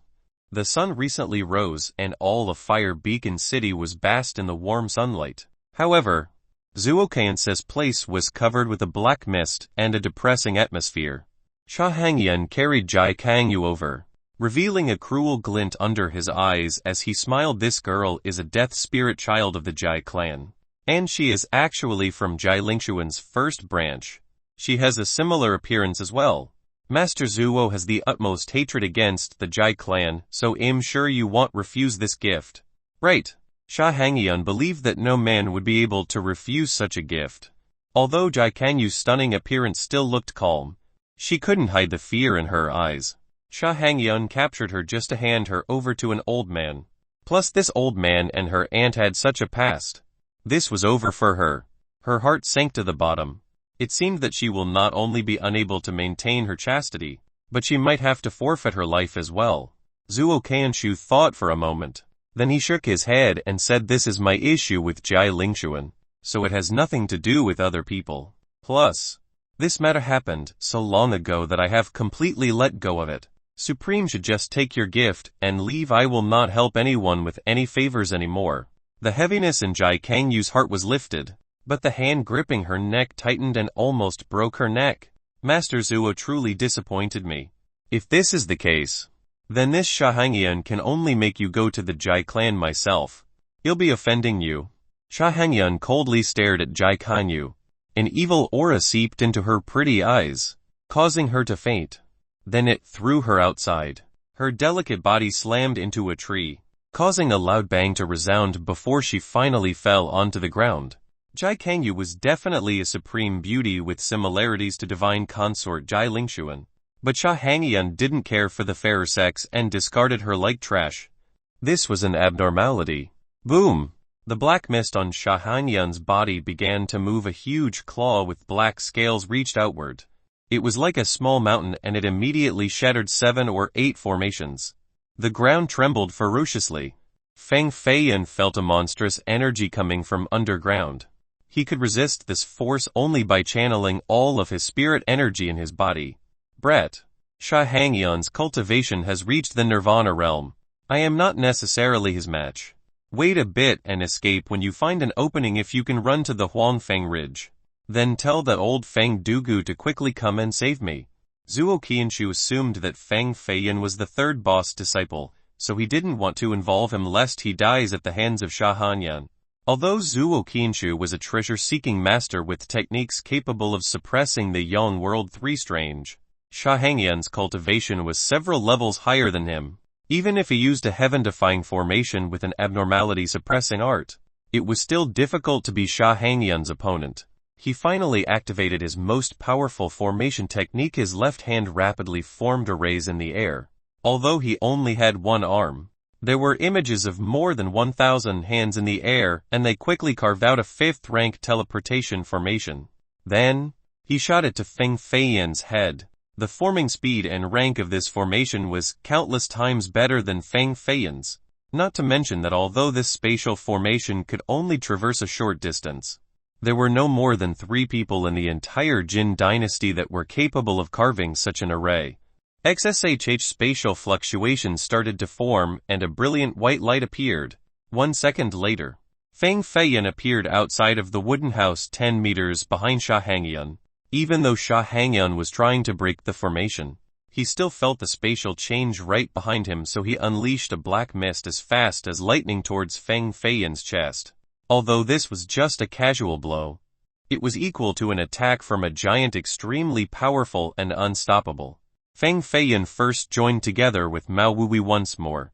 A divine turtle armor covered his body like a steel jade plating and it blocked this attack. Boom!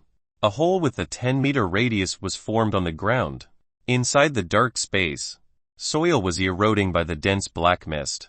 Sha Hangyan, do you know who you just killed? Zuo Qianchu thought that Feng Feiyan had died in the hands of Sha Hangyan, so he rushed out from the wooden house.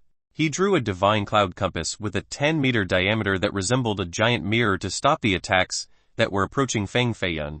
I have never cared about the consequences when I kill people. Sha Hangyan's body that was covered in a black mist became larger and larger. It became even more frightening. So frightening that one could faintly see the black feathers inside. An abnormality naturally was not a human. His human body was shaped by a great technique. His real body was hundreds of meters high like a terrifying mountain. Zuo Qianchu and Feng Dugu had a great relationship. He didn't expect Feng Dugu's disciple to die right in front of him, and it made him very guilty. However, Sha Hangyan was no longer like what he was before. His cultivation was countless times stronger than 200 years ago. It might have caught up to Feng Dugu's cultivation, so, naturally, there was no need for him to be afraid of Feng Dugu. Whoosh! A white light flew out from the crater. Feng Feiyan was now holding Jai Kanyu with one hand. And then he started to escape. Senior Zuo, I will find someone to help you. Sha Hangyan muttered, surprised. Oh, strange. His attack actually didn't kill an early god-based cultivator. Where are you escaping to? Sha Hangyan noticed the weirdness of Feng Feiyan and felt a familiar aura on his body. So he instinctively felt that he could not let him escape. A black tornado swept by. Sha Hangyan's humanoid body suddenly turned 10 meters taller like a black giant and reached out for Feng Feiyan with one hand. Boom! Zuo Qianchu carved out 18 formations in a row and activated them together to break Sha Hangyan's world-shattering attack. Then he coldly said, Sha Hangyan, you are not worthy of being a young world's supreme. You actually made a move against a junior like this. Have you no shame? Killing is never a shameful thing. Sha Hangyan unleashed a fist with all of his strength. Fire and thunder shot out and it knocked Zuo Qianchu flying away, leaving him with a wound as blood was flowing out non-stop. This was Sha Hangyan's true strength. And he was still a top power even among giants. Faster, faster, faster. Feng Feiyan constantly shouted in his mind. He didn't understand why Sha Hangyan turned mad and abandoned Zuo Qianchu to crazily kill him. Even though he was as fast as the wind and evasive like a ghost, the black clouds still rolled down on him from above as a giant scaled claw slowly loomed over his head. Although it seemed slow, but in a flash, the claw was already next to him as if it wanted to crush him into pieces. Whoosh! Before the wind reached his body, Feng Feiyan already felt his bones and muscles being squeezed by the pressure. He had no choice but to unleash his corpse fire. A green corpse fire immediately eroded Sha Hangyan's claw.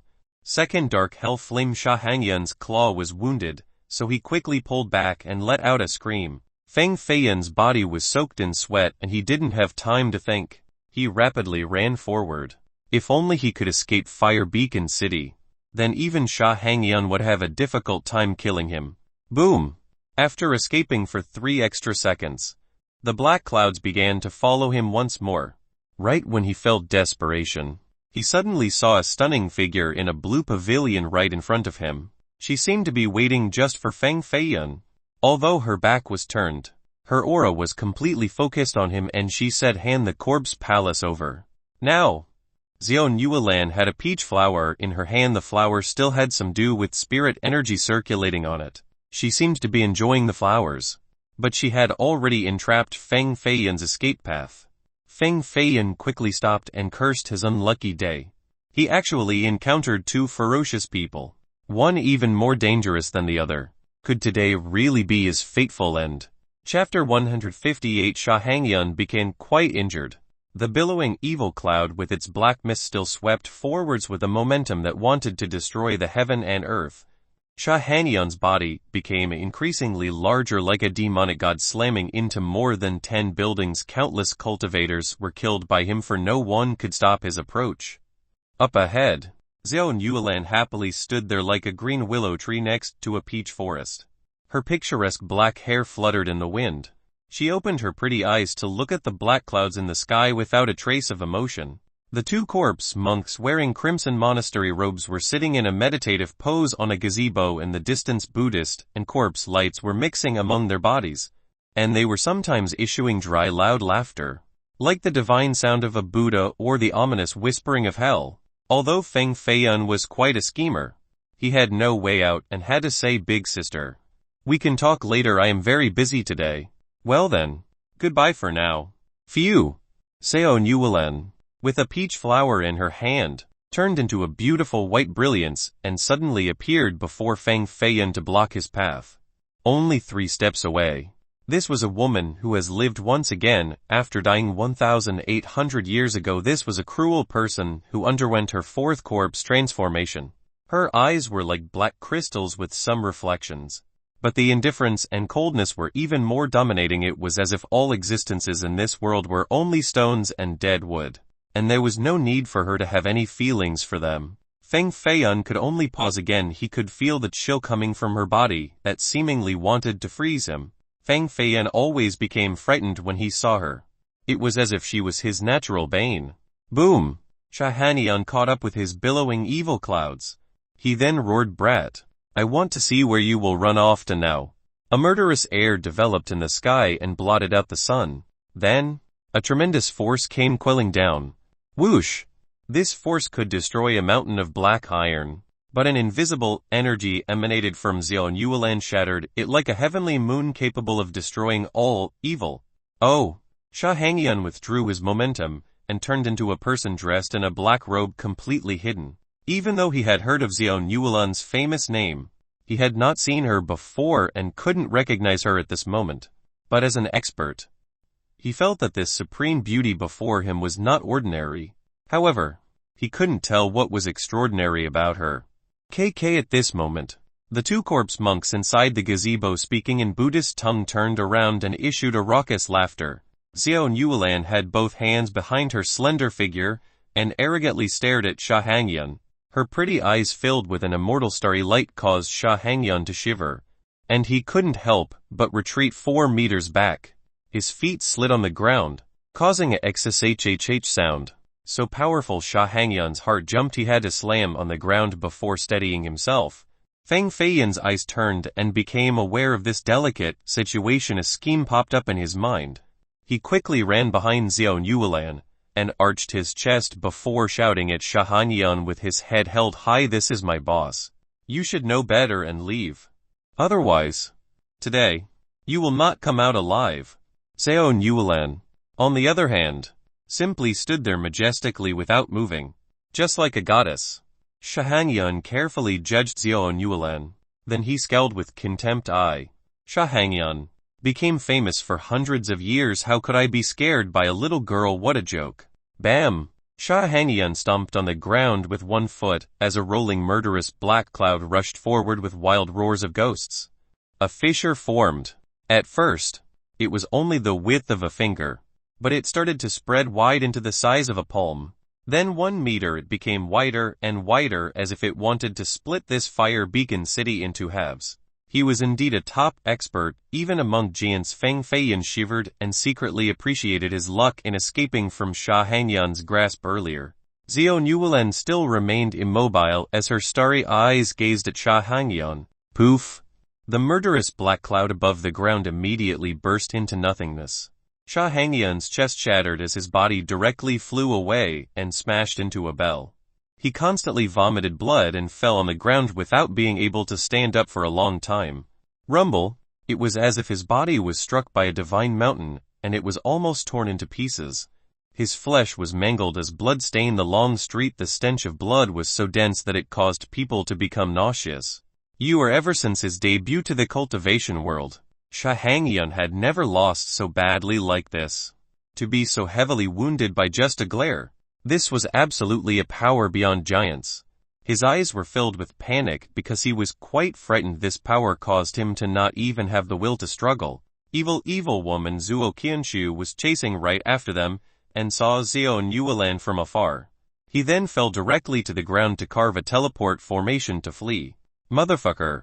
I'm really so unfortunate. Why do I have to meet her? You are the evil woman. Even though Sha Hangyun was a supreme from the Yang world.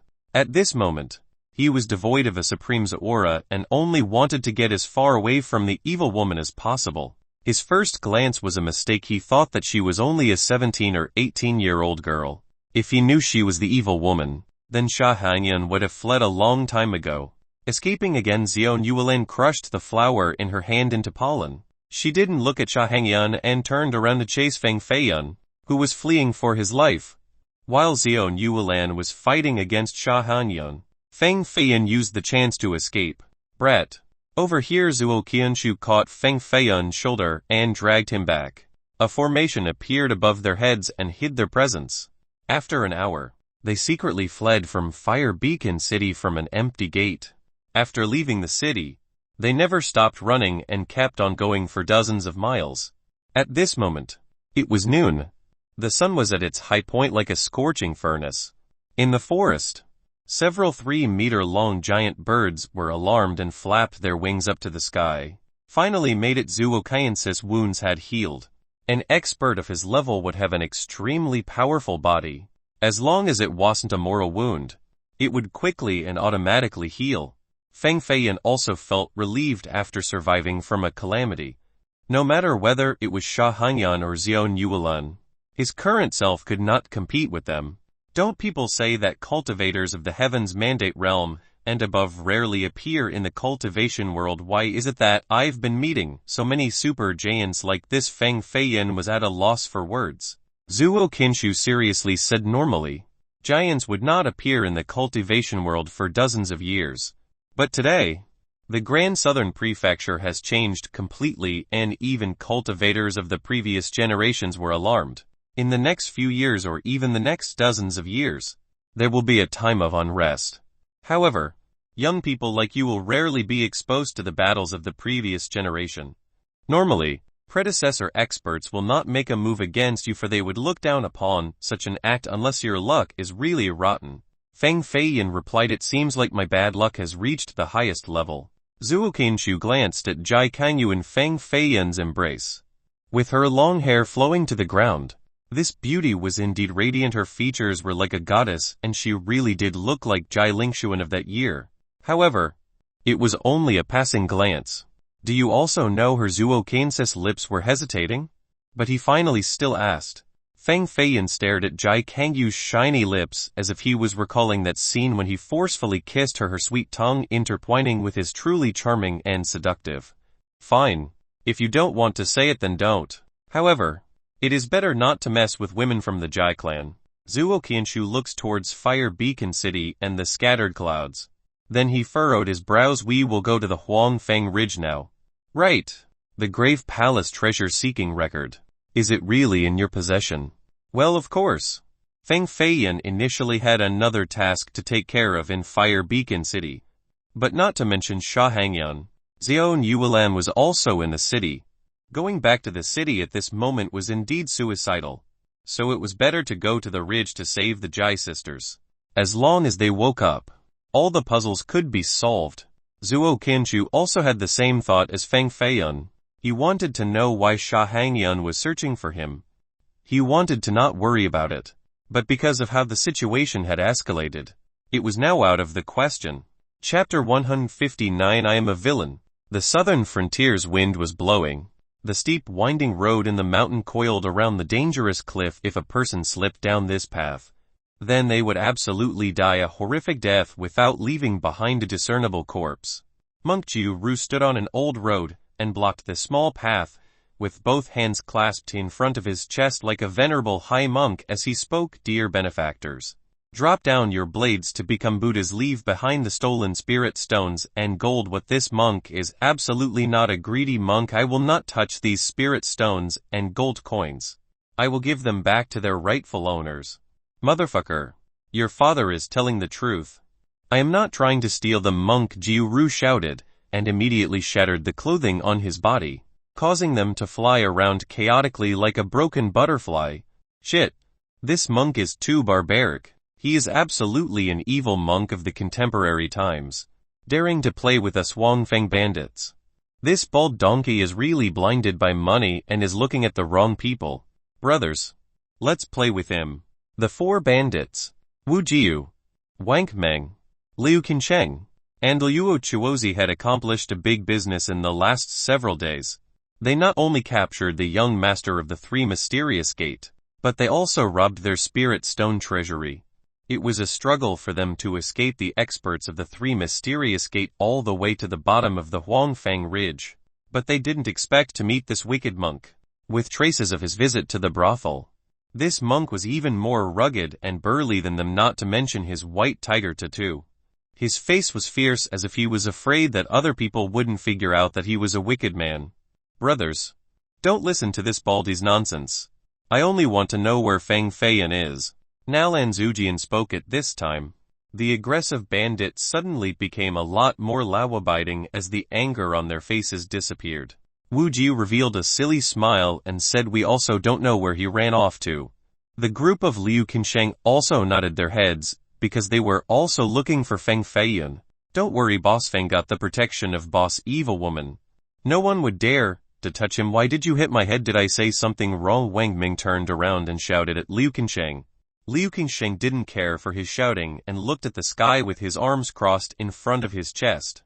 He and Xiao and Yuelan have nothing to do with each other. Plus. Without my permission, he is not allowed to have any relationship with another woman. Nalan Zujian angrily exclaimed. Her glare with her crescent eyes caused Wang Ming to lower his head. Meanwhile, Liu Qinsheng and Liu Chuozi were just snickering. Serves him right. In the far distance, two people were arriving at a rapid pace. It was Feng Feiyan and Zhuo Qianshu. Their speed was as swift as two large blackbirds flying above the cliffs. Feng Feiyan quickly saw the people ahead, and happily went to greet them. I was worried about you guys, and didn't expect that all of you had already escaped Fire Beacon City. The four bandits were respectful towards Feng Feiyan inadvertently. They were treating him like their oldest brother. Not only did we successfully escape, but we also took 28 mysterious true spirit stones. This time, we obtained a big harvest. Liu Qinsheng opened a chest the same size as him. Outside of gold and paper money, there were also 28 pieces of white spirit stones filled with spirit energy. The gold and paper money were taken from the Yin Gu ward by Feng Feiyan. It was worth more than 20 million gold coins, truly not a small treasure. But these bandits didn't even touch a coin. Bandits also had their own code of honor. So Feng Feiyan couldn't help but look at them in a better light. There is also this brat here. Wang Meng was carrying someone. The bones in his body were broken and he was tied up by ropes like a dying pig. He was the young master of the Three Mysterious Gate. Liu Olin was miserable to the extreme and was tortured by these four bandits to the point of near collapse. At this time, his mouth made sounds, begging for mercy. Feng Feiyan smilingly said, he is not worth many coins. So why are you carrying him to the Huangfang Ridge? Wang Ming quickly shook his head and said, this guy is the young master of the Three Mysterious Gate. After we beat him up, he decided to sell out the sect and told us the location of its two mines. The riches of these two mines. Just thinking about it makes me happy. Feng Feiyan gently nodded and didn't glance at Liu Olin again. Such a coward would not be able to go far on the cultivation path, even with great innate talents. With the character of these bandits, the moment they robbed the mines would be the funeral of Liu Olin. Feng Feiyan, a shrill voice rang right beside Feng Feiyan. Feng Feiyan took a deep breath. Then he turned around and laughed. It is Zujian. It really is a coincidence. Nalan Zujian glared at him once before her eyes shifted towards Jai Kangyu in his embrace. She stomped her foot and angrily asked, who is she? A friend, Feng Feiyan replied. What kind of friend? Nalan Zujian inquired further. Well, a good friend Feng Feiyan quickly took off and ran for his life towards the Huangfeng Ridge. When he passed by monk Jiuru, he gave him a fierce glare. This monk Jiuru's eyes were still closed. He didn't stop moving his Buddhist beads while chanting Amitabha, as if he didn't see Feng Feiyan's eyes that seemingly wanted to eat him alive. This monk was really too wicked. He almost caused Feng Feiyan to die in Xiao Nuolan's hands. Now, he was pretending as if nothing happened. Before nightfall, they finally returned to the Huangfeng Ridge. Nalan Zujian and monk Jiu Ru also followed them up the mountain. Nalan Zujian was always sticking by Feng Feiyan's side while chattering incessantly like a little sparrow. Monk Jiu Ru sighed each time at the scene. This was truly a 1,000-year calamity. Even the evil woman couldn't take care of him. This scourge's life was really amazing. The oil lights were flickering in the faint night scene. Amidst the wilderness, copper oil lights were burning and illuminating the far cliffs red. Zuo Qinshu was indeed an expert on formations and locks. The extremely complex 8-veins dragon seal turned into a toy in his hands. He quickly rescued Jie Xiaonu from her chains. The 8-veins dragon seal consisted of 8 different chains with 8 formations and 8 locks. Inside the chains were the sealed souls of 8 serpents. They were crafted by 8 different special steel and were capable of locking a grand accomplishment god base. Feng Feiyan picked them up, and after researching for just an hour he quickly understood the formations inside. His finger shot out 8 different lights, causing the 8 formations on the chains to activate again. Ba ba ba ba. The 8 black chains like 8 dark serpents quickly coiled around Jai Kangyu's soft body and completely intertwined together as the formations connected with their runes. The chains that initially locked Jai Xiaonu were now locking Jai Kangyu. Naturally, Jai Kangyu was not Feng Feiyan's friend. If she was allowed to wake up, then the first person she wanted to kill was the playboy Feng Feiyan who took her first kiss. Plus, Feng Feiyan also touched her entire body. This was something that even her fiancé had never done before. Given the opportunity, she would definitely kill Feng Feiyan to hide the secret. If the matter between her and Feng Feiyan was to be spread, then not only would she lose all face, but even her fiancé's face would be gone. Feng Feiyan, of course, also understood this. So he used the 8-veins dragon seal to lock her. This woman was a death spirit child of the Jai clan, and she surely knew a lot of secrets. Feng Ergu, where is this place? Jai Xiaonu slowly woke up. The chains left her weakened, so she was lying on the bed with a tired expression. Waking up at a strange place caused her to feel a bit frightened. She bit her teeth and quickly sat up to observe her surroundings. The Huangfeng Ridge, Feng Feiyan said with a dark expression while holding a fingernail knife. Jai Xiaonu's memories became clear. That's right. She clearly remembered that she was captured by Jai Kangyu, locked by the dragon seal. Then the Huangfeng bandits took her away. Her beautiful face sank. A blue light appeared on her still innocent features. Her body slightly shifted as she retreated to a corner of the room.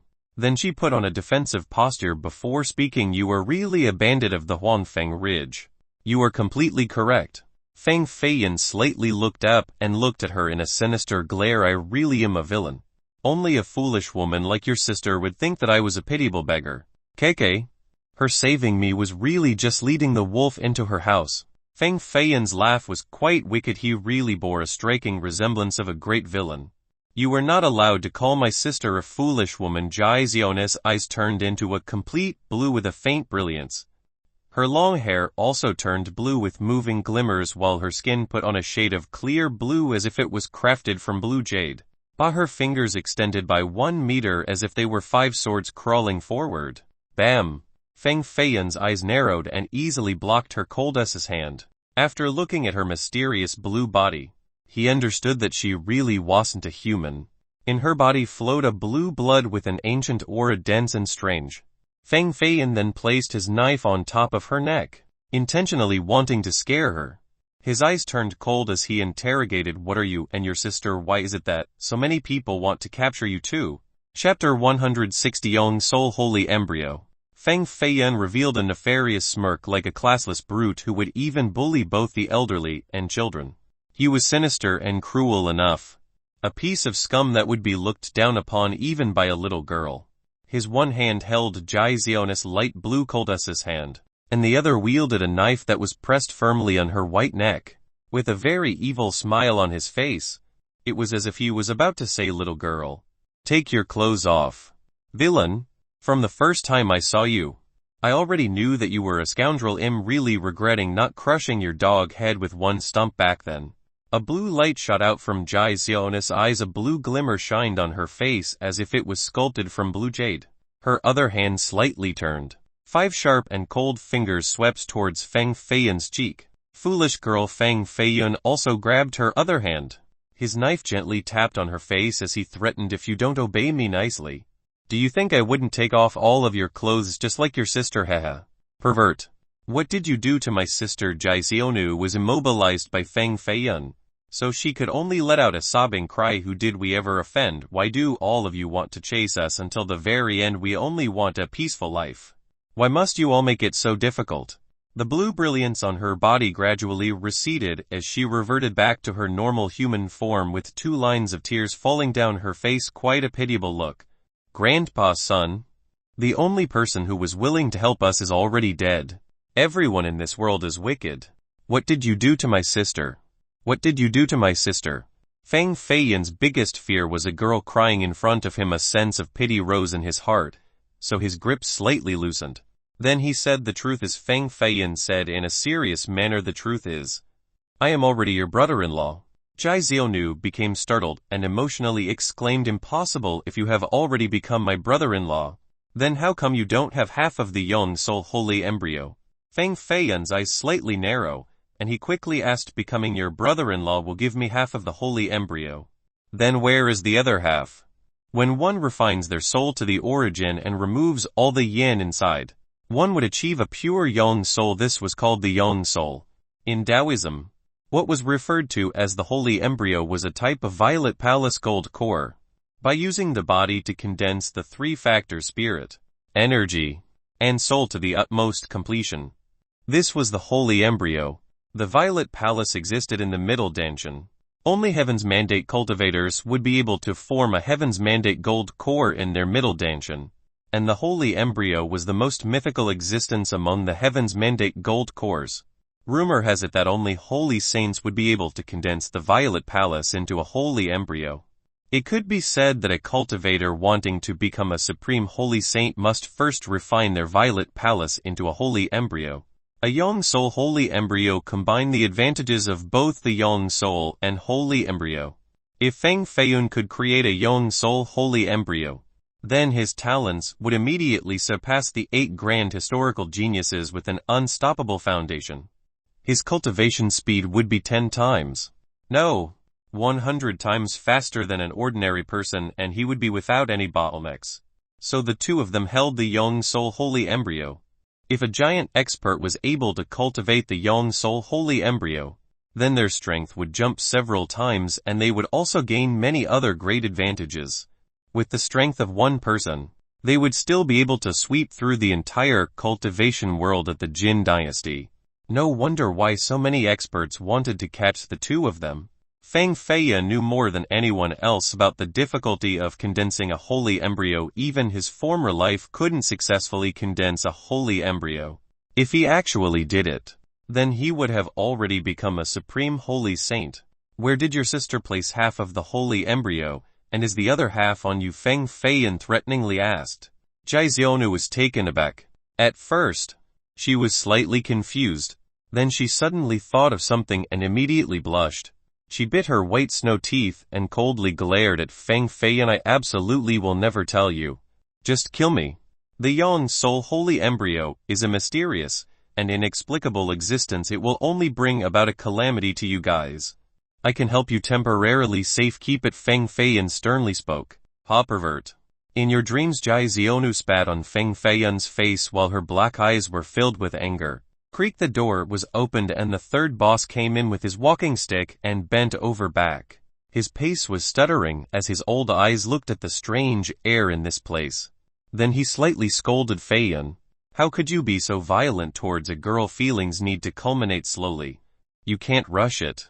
Can't rush it." Feng Feiyan let go of Jai Zion's hands and used his sleeve to wipe the saliva from his face. Then he said, "Old man, you misunderstood. Young people need to be honest. Although my ears don't hear very well anymore, I still heard her calling you a pervert. So how could I be misunderstanding this situation?" Third boss was like an elder and patted Feng Feiyan's shoulder, as he earnestly said, "You really can't rush it. Can't rush it, ah.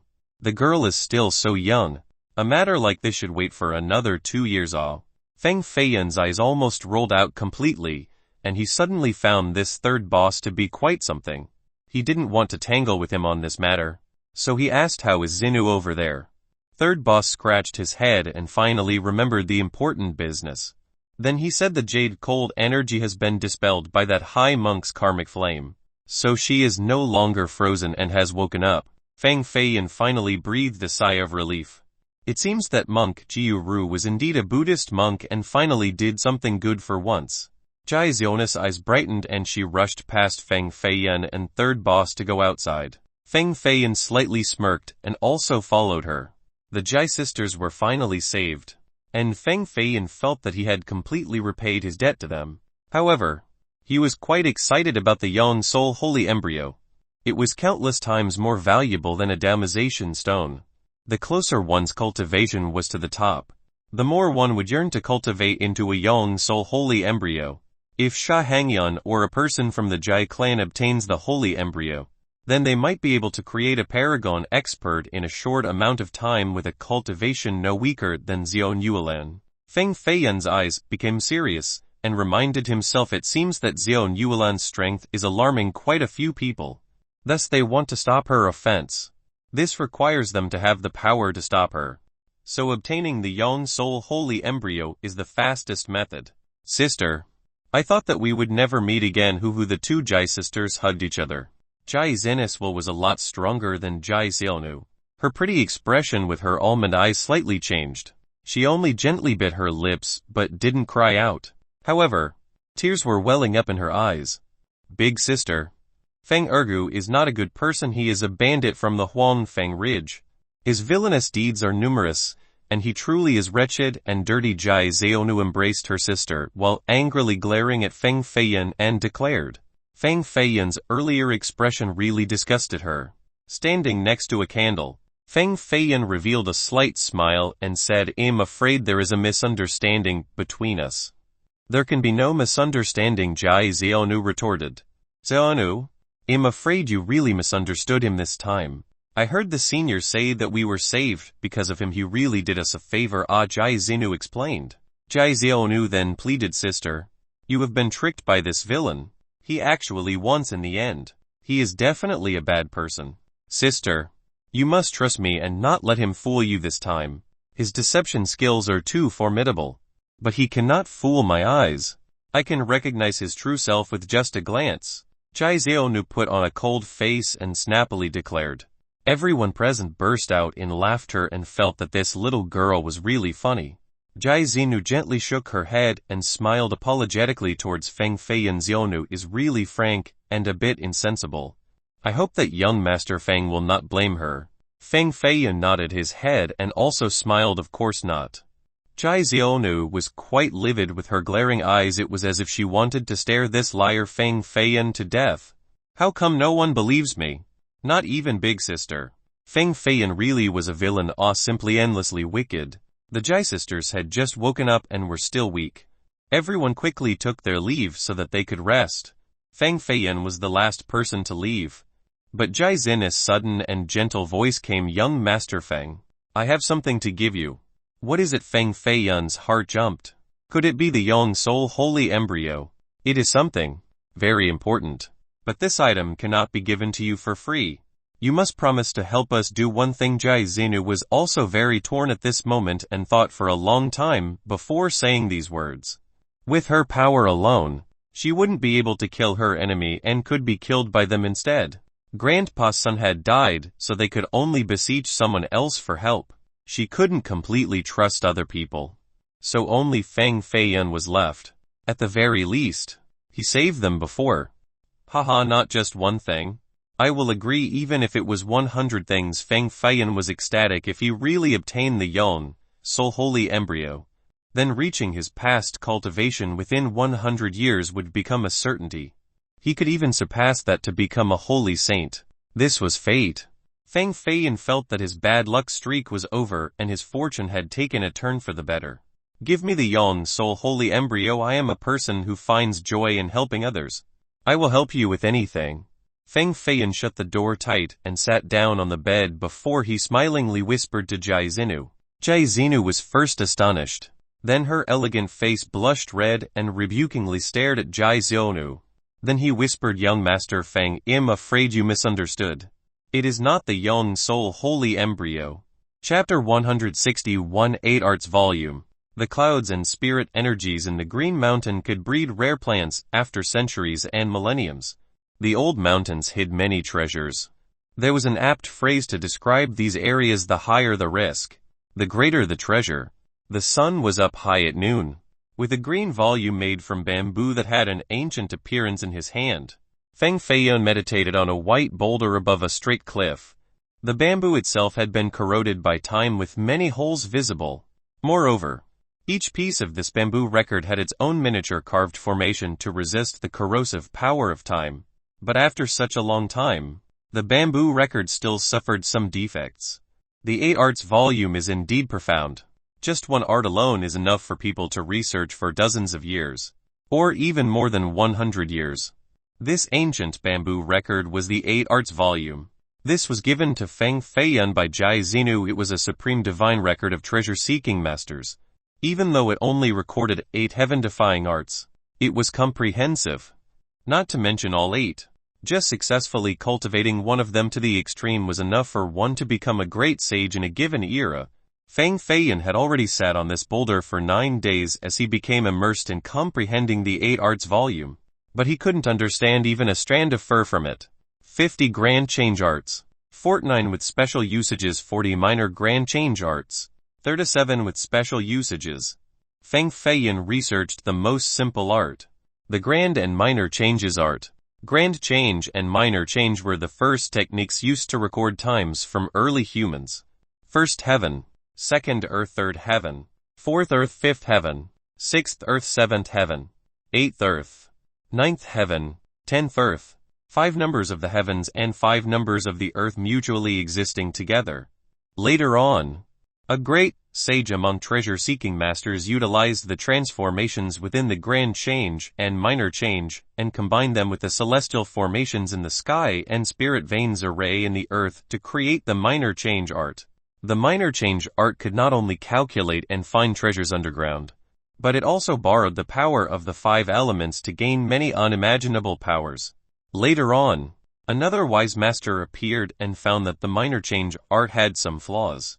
So he spent several generations to research and perfect it. In the end, this became the Grand Change art that was passed down all the way till the present time. The Grand Change art was even more profound than the Minor Change art, and its transformation was more complex. It was able to borrow the power of the stars in the sky. There was enough profundity within for wisdom masters to spend their whole life learning. The 5 elements art is also called the Minor Change art.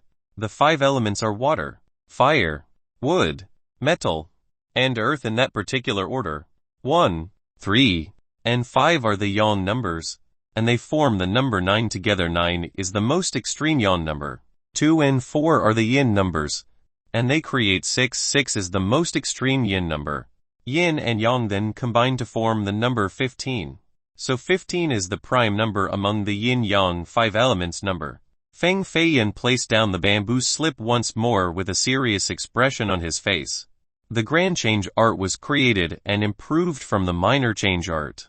If he wanted to train the Grand Change art, then he must first cultivate the Minor art. Use the 5 elements to extend the Minor Change art. In other words, one must study all the 5 element techniques and understand them just to be considered a beginner of the Minor Change art. He then channeled the god base in his dantian as a faint light emanated from his finger. In a short time, the water vapor around him began to move as layers of thin mist rose up from the ground, and even the fleeting white mist in the mountain nearby slowly drifted towards Feng Feiyan. Boom! The light on Feng Feiyan's finger suddenly scattered chaotically as his formation collapsed. All the gathered mist dispersed right after. Feng Feiyan opened his eyes and looked at the bamboo slip. Then he said to himself, no wonder why the art was becoming harder to control and eventually collapsed. So it is because I merely wanted to control the water. But I didn't officially feel the mysticism when I sent in my own awareness within the water spirit energy. The dark water art was 1/5 of the minor change art that was created by treasure-seeking masters. Its main aim was to incorporate the cultivator's spirit and will into the mist, and then use their new sensation within the water vapor in order to sense the hidden treasures underground, or underwater, or within a rock, a tree, or even treasures within the human body. As long as there was a little bit of water, any existing treasures would not be able to escape the probing of the dark water art. As for the precision, this was dependent on the skill of the particular user, truly worthy of being a technique from the Grave Palace treasure-seeking record. Even though it is only a minor technique, it is still so amazing. If this were to be spread, then it would drive countless masters into a frenzy. Feng Feiyan remained undaunted and began to practice the dark water art again. First, he controlled the water vapor. Then he incorporated his awareness and will within to sense the surroundings. As time gradually passed, everything became clear. It was as if he could see through a high mountain with just a glance. Feng Feiyan felt as if he had turned into a tiny existence that was traversing through the mountain depths. Inside the boulders, the trees, and the flowers and grasses, the dark water art naturally was not so easy to cultivate. Even a smart 9th-rank treasure-seeking student would need at least 10 years to reach his current level. The reason why his speed was so exceptional was because his soul's power far exceeded ordinary humans. His phoenix soul caused his spirit, energy, and soul to be especially powerful, and he could easily control the dark water art. The stronger one's soul, the longer the distance one could control the dark water art. Not simple at all. He only trained for 10 short days, yet he has already reached the clear mind state. Was this because of the Grave Palace treasure-seeking record's magicalness? Or are his talents really that frightening? Zuo Qianshu could be considered a great master among treasure-seeking masters. His master praised him more than just one time regarding his talents. But he still took 3 years to reach the clear mind state. Haha. Of course it is because he is extremely gifted. Although the record is indeed amazing from the rumors, not many people cultivated it successfully, so one can see its difficulty from this observation. Ordinary people have no chance of having such success within just 10 days. Third boss stood far away while gazing at Feng Feiyan. He paused for a moment before continuing. Only an extremely talented genius would be able to do this. The greater the heavenly records, the harder they were to cultivate. Zuo Qianshu naturally understood this logic. Zuo Qianshu then asked, what is this brat's relationship with you? Don't tell me that he is not your disciple. He really isn't my disciple, third boss said. Then why do you care so much about his affairs? Zuo Qianshu clearly understood his old friend more than anyone else. Stay away from anything that had nothing to do with them. This had always been their style. Third boss' dry hand gently stroked his beard. A glimmer appeared in his decrepit eyes, and he slowly replied, if I were to tell you that he is the grandson of my grandson, would you believe me? You still have a descendant. Zuo Qianshu naturally believed him. That year, when you were tricked by Jai Lingshuan and imprisoned in the capital's great prison, in order to save you, I cut off all my relationships with the Feng clan and completely severed my ties with them. But my descendants still remained in the Feng clan. Third boss recalled the matters of 180 years ago. At that time, he was the most amazing genius of the Feng clan and was declared the next clan master. But after finding out about Zuo Qianshu's situation, he still risked his life and went to the capital. Rushing into the capital to help someone escape from the prison was a exterminating crime. Thus, before doing this, he immediately left from the Feng clan and severed all ties in order to not involve them. Without Feng Duge's help, even if Zuo Qianshu could break the 10 heavens formation from within, he still wouldn't be able to escape from the #1 prison in the world. Both of the old men became silent. Zuo Qianshu was very grateful to third boss. He could have been the clan master of a great family, ruling over his region with great prestige. But now, He became a mountain bandit living in hiding. A mountain bandit that didn't resemble man nor ghost and was only scraping by foolishly through the days. This was real camaraderie and true friendship that lasts a lifetime. This was also the reason why Zuo Qianshu broke his promise of never helping anyone else with a favor. He had to break his oath for this old friend to save Jie Xionu. Sha Hangyan came to find me. A while later, Zuo Qianshu broke the silence. I also fought against him. His cultivation is much higher than before. I'm afraid that even in the Yang world, he is now a top tyrant. Feng Dugu said, this person has great ambitions. But I still cannot guess his intentions at the moment. His goal, however, seems to be the Jai clan. Zuo Qianshu explained. The Jai clan, Feng Dugu clarified. Zuo Qianshu nodded his head and said he invited me to go with him to the Jai clan to help him with something.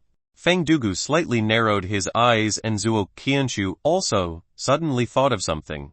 The two old men looked at each other and exclaimed at the same time, Yang Soul Supreme Trigram. No. The Yang Soul Supreme Trigram has been gathering dust for more than 1,000 years. Only the blood of an abnormality twin with the Yang Soul Holy Embryo would be able to activate it. Could it be that the abnormality twin has appeared? Zuo Qianshu had a strong ominous feel in his heart. During these chaotic times, it seemed to be getting worse and worse. Chapter 162 The Future. Boom! All the moisture nearby was affected. And even the mist in the nearby mountains was not unscathed. Layers of white fog rose from the ground and quickly gathered towards Feng Feiyan. The white mist extended to the distance like smoke hanging in the air. Dark water art. Feng Feiyan's finger slowly pointed forward. XSHHH. A black light shot out from his finger and turned into many continuous smaller strands. Bam! The opposite cliff and the ensuing mountain were penetrated by his one finger, creating a hole with a 1-meter diameter. Whoosh! Because the dark water art gathered too much moisture. Many areas in the opposite cliff turned into sand. The wind blew by and sand immediately scattered into the air. The dark water art was not only a skill to find treasure, but it also had frightening power with a battle potential no less than the divine arts of those great clans. Feng Feiyan was a bit satisfied with this spell, but this was not its complete power. There was still room for mastery and improvement. He began to read the 8 Arts volume again and continued to practice this technique. He has already passed the beginning basics. Zuo Qianshu looked at the distant mountain that was penetrated by one finger with some apprehension in his heart. The corner of Feng Dugu's eye slightly jumped as he said, this brat is actually so talented regarding the treasure-seeking art. Why don't you take him in as a disciple? Zuo Qianshu was a 9th-ranked treasure-seeking master. Moreover, his research regarding formations was peerless in this world. If Feng Feiyan could become his disciple, then his future accomplishment would be quite extraordinary. Zuo Qianshu shook his head and declined. His talents truly tempt me, but I'm afraid I will not have the chance to teach him. You wish to go to the godly capital? Feng Dugu knew Zuo Qianshu very well. Zuo Qianshu nodded his head and said, I don't want to live like a fool hiding away for the rest of my life. You really should go. Feng Dugu agreed. There were some matters that must be resolved. Otherwise, one's cultivation would never be able to progress and, in the end, they couldn't escape the unavoidable fate of life. Zuo Qianshu said, but we cannot waste his talents. Let him go to the Wongsang Pagoda. In the future, maybe he could become a world-renowned grand treasure-seeking master. Feng Dugu stared at Feng Feiyan from far away and also nodded his head. The Wongsang Pagoda was indeed a sacred ground in the contemporary times. Zuo Qianshu came from it. With 2 light breezes, Feng Dugu and Zuo Qianshu disappeared without a trace. Vigorous footsteps that emanated from the distance suddenly came about. Brother, this is not good. With a large iron saber on his back, Wu Jiu jumped 100 meters high, then landed right behind Feng Feiyan, creating a huge pit in the ground. Feng Feiyan was not alarmed. He slowly stood up from the big boulder and asked what happened. The evil monk has taken the little bodhisattva away. At that time, our little bodhisattva cried and said that she wanted to meet you one last time. But the evil monk refused and forcibly dragged her and flew away. Wu Jiu explained. The evil monk was naturally monked Jiu Ru, and the little bodhisattva he spoke of was referring to Nalan Zujian. Monk Jiu Ru was determined to take Nalan Zujian in as a disciple to cultivate the mortal life, ancient scripture, the heritage of the Buddhist faith. Taking her away was a reasonable response. But this came a bit too sudden. Although Monk Jiu Ru was very vicious towards other people, he was quite doting towards Nalan Zujian. There was no way that he wouldn't take her to see Feng Feiyan after seeing her cry. So there was only one explanation. An ominous sense of foreboding appeared in Feng Feiyan's eyes. Surely, that evil woman Zhao Nuolan has found the Huangfeng Ridge. That Monk Jiu Ru must have sensed her presence, so they decided to flee. If this was the case, then this place was no longer safe. Feng Feiyan would also have to run. A sharp whistle came from the mountain path. Boom Wang Ming also came from above and stood next to Wu Jiu, creating a pit in the ground as well. Brother, third boss wants you to come back. He has an important matter to discuss with you, Wang Ming said. Feng Feiyan furrowed his brows and said, well, go back. Then, he put away the 8 arts volume and went back to the Huangfeng camp with the 2 bandits. Along the way, they met many returning bandits. Some of them captured dozens of slaves and were whipping them on. One bandit robbed 3 gold chests that were stained with blood. It was apparent that many people died under his saber. Feng Feiyan glanced at the scene with indifference. In this world, the strong wins and the weak loses. The weak will surely become the prey of the strong, and no one could change this. What is your cultivation now? Third boss narrowed his eyes and asked. Feng Feiyan liked this old bandit. This bandit took good care of him and surely had some roots with the Feng clan. He could even be a Feng predecessor. I might have reached the elementary treasure-seeking master level. Feng Feiyan was very confident about his cultivation, and he also had a strong interest regarding the 8 arts volume. Even though he only cultivated this technique for 10 days, the spirit energy in his body grew faster than usual, and his cultivation could be said to have suddenly become stronger. Third boss nodded his head and took out a black iron order. This iron order was around the size of a hand, and was quite heavy, with the 3 words treasure-seeking master carved on top with molten iron. Along the borders of the iron order were 9 magical small white stones that emanated a faint light. The 9 magical small white stones represented his identity as a 9th-ranked treasure-seeking master, an extremely prestigious position. Treasure-seeking master iron order, Feng Feiyan said. Third boss nodded his head and spoke. This is Master Zuo's iron order, and he asked me to give this to you. Use this to easily enter the Wongsang Pagoda and become a disciple to study treasure-seeking techniques. The Wongsang Pagoda was the sacred ground for learning techniques in the present times, and its authority could exceed even the government of the godly Jin dynasty. Treasure Ranking Codex, 10 Greatest Masters List, Heavenly Beauty Chart, 8 Grand Historical Geniuses. All of these rankings were created by the students and teachers from the Wongsang Pagoda, and these lists were printed into books. Not only did they sell well in the Jin dynasty, but also in the 4 neighboring dynasties. In order to become one of the 5 mysterious masters, one must obtain the qualifications from the Wongsang Pagoda with the iron orders. Only then would others recognize one's identity as a mysterious master.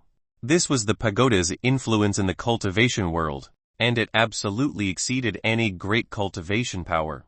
This was not Feng Feiyan's first time hearing the great name of the Wongsang Pagoda. He accepted the iron order and asked, has Master Zuo left already? Yes. He went to do one very important thing. Feng Feiyan was a clever person, so, after hearing the third boss reply, he managed to guess a thing or two. The Wongsang Pagoda was actually a good destination. At the very least, he could temporarily escape trouble.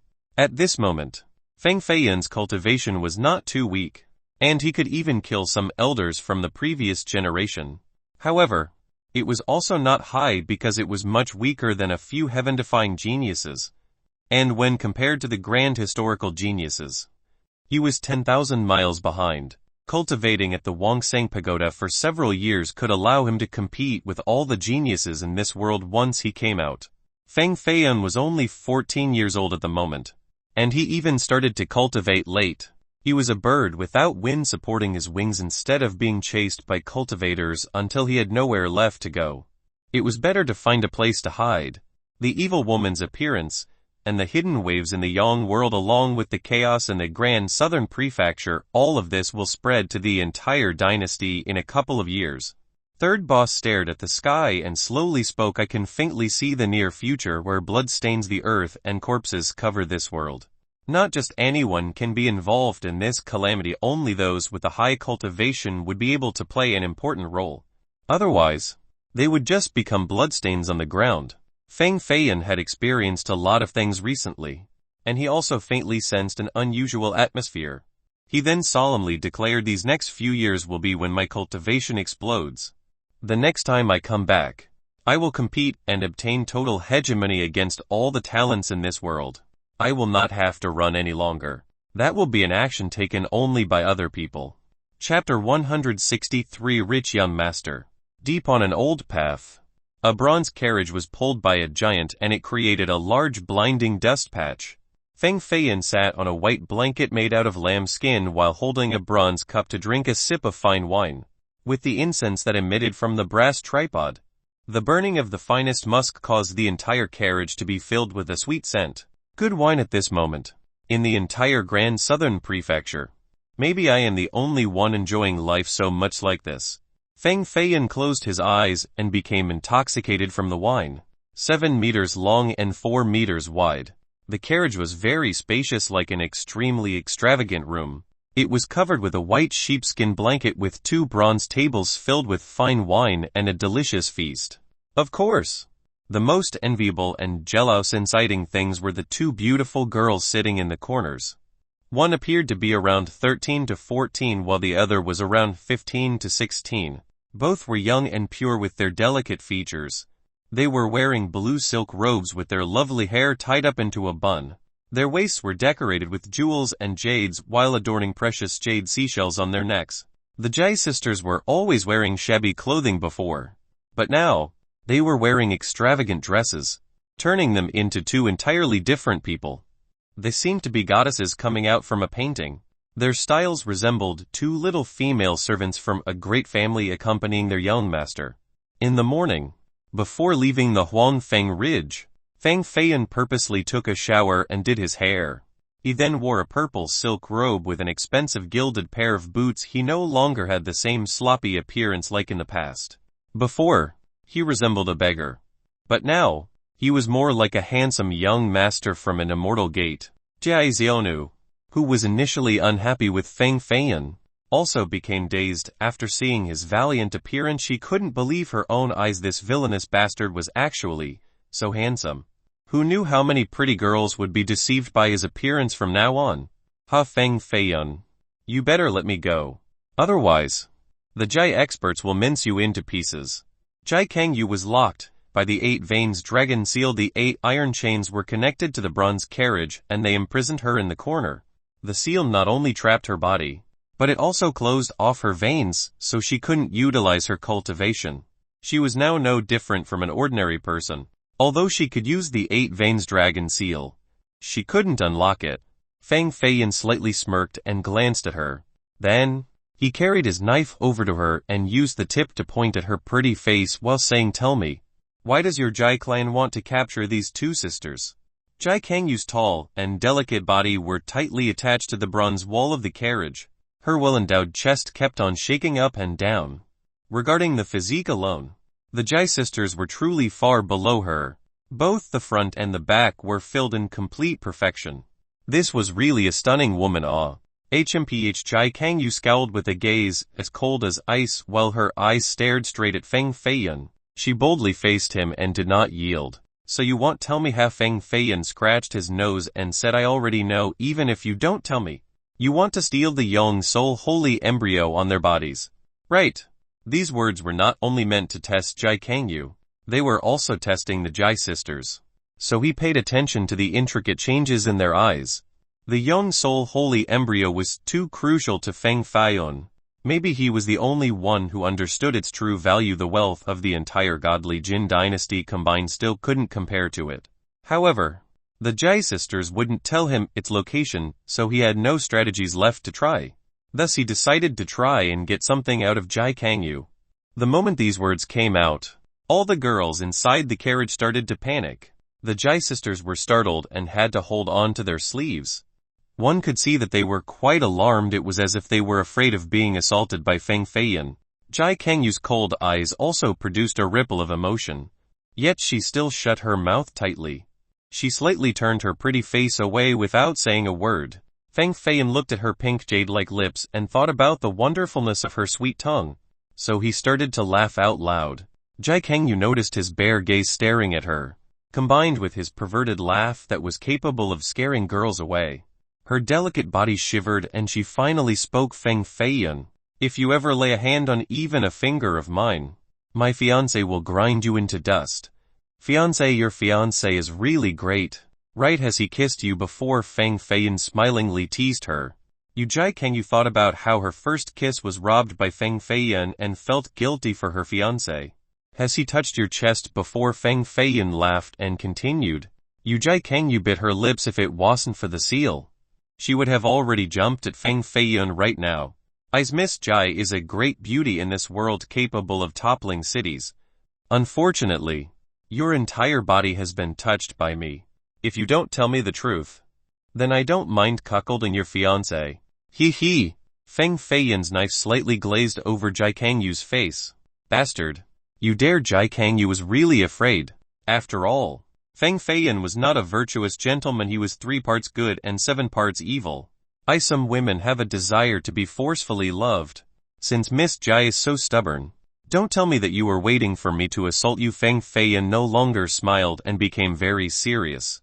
The more serious he became, the more frightened Jai Kangyu felt. However, she was a death spirit child who underwent strict training. So even if Feng Feiyan cut off her arms and legs, she was still unlikely to give in. Foolish stubbornness. His eyes turned cold as the knife in his hand slowly reached down. Its cold and sharp edge slightly drew on her smooth neck. XSH. The sharp knife easily cut through her dress.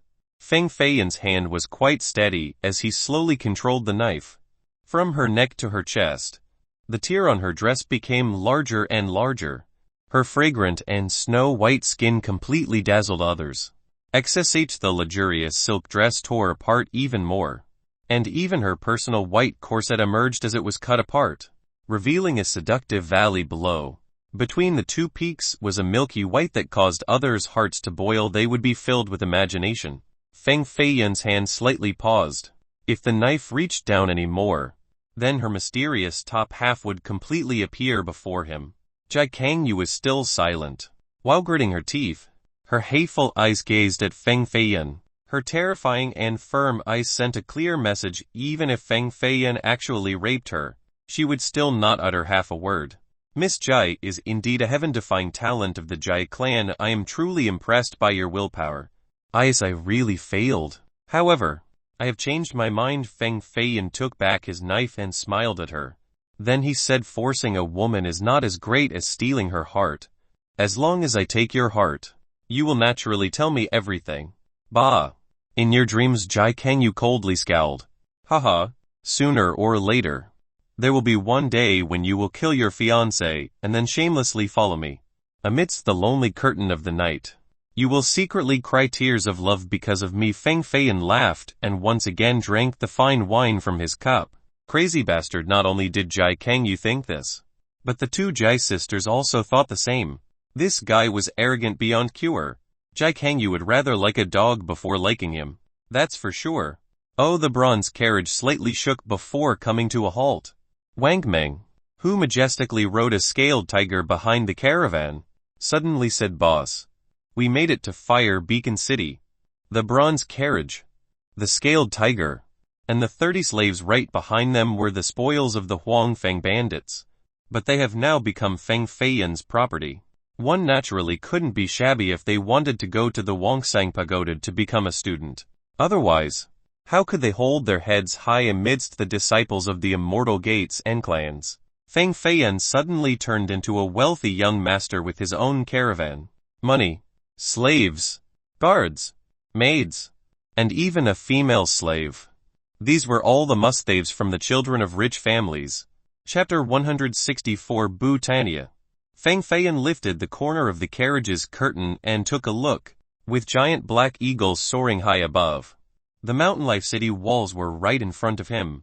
Wang Meng and Liu Qinsheng were third boss confidants, so they also came along with Feng Feiyan on his trip to the Wangxiang Pagoda. It was a long trip filled with dangers.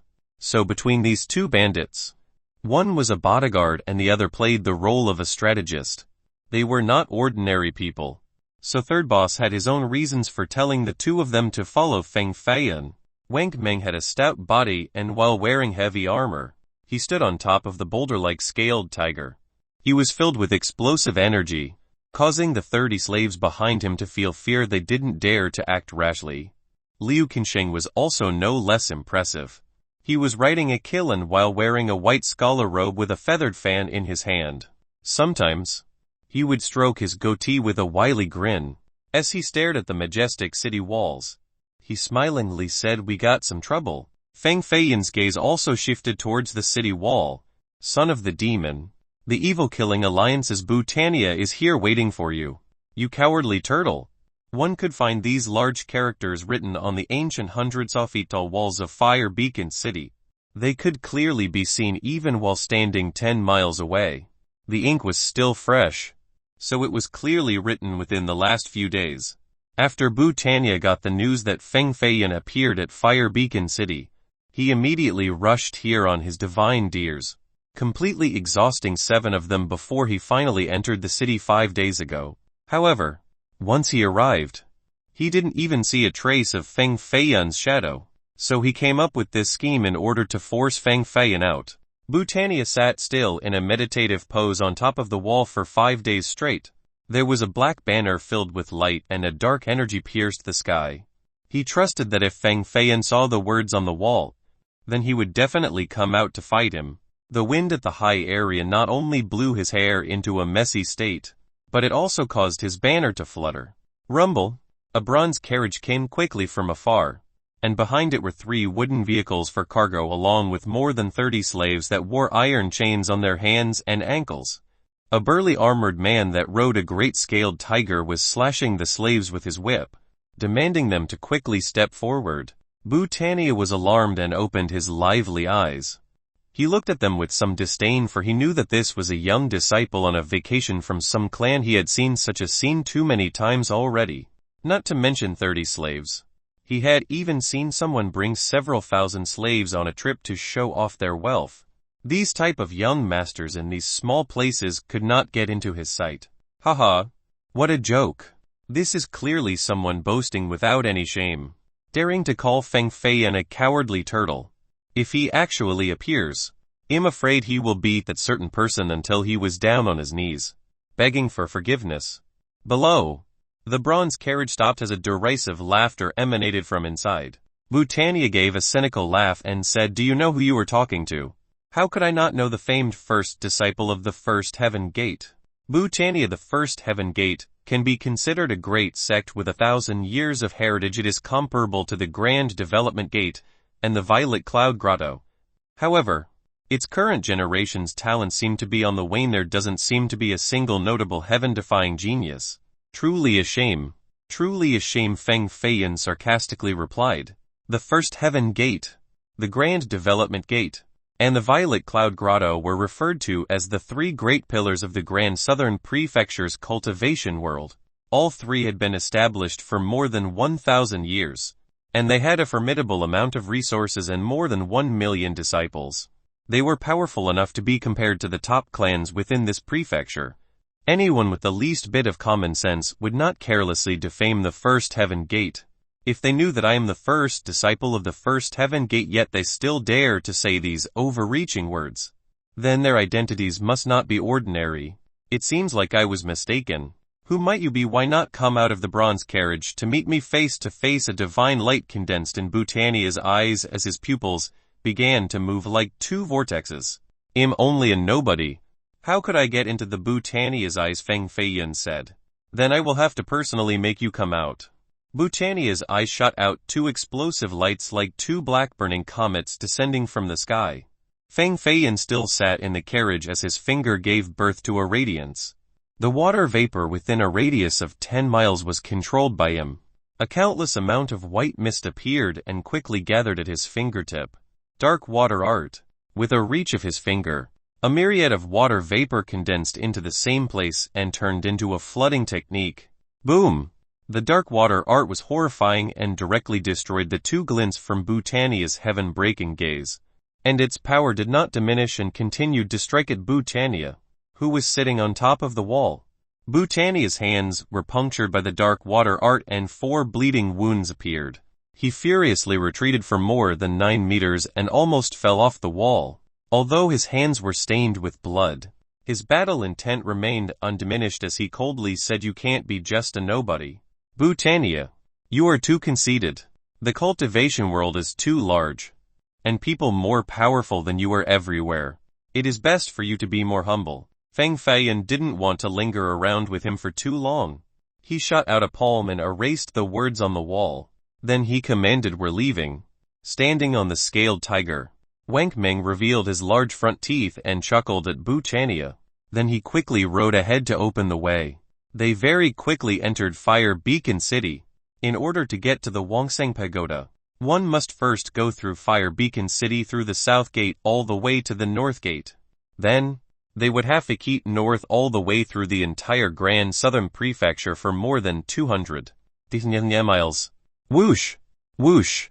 2 purple lights flew out from the city and landed on the city wall. They were 2 heaven-defying geniuses from the Violet Cloud Grotto, Zai Chuan and Zai King. "Brother Boo, I felt a disturbance in the worldly energy earlier." "What happened?" Zai Chuan asked.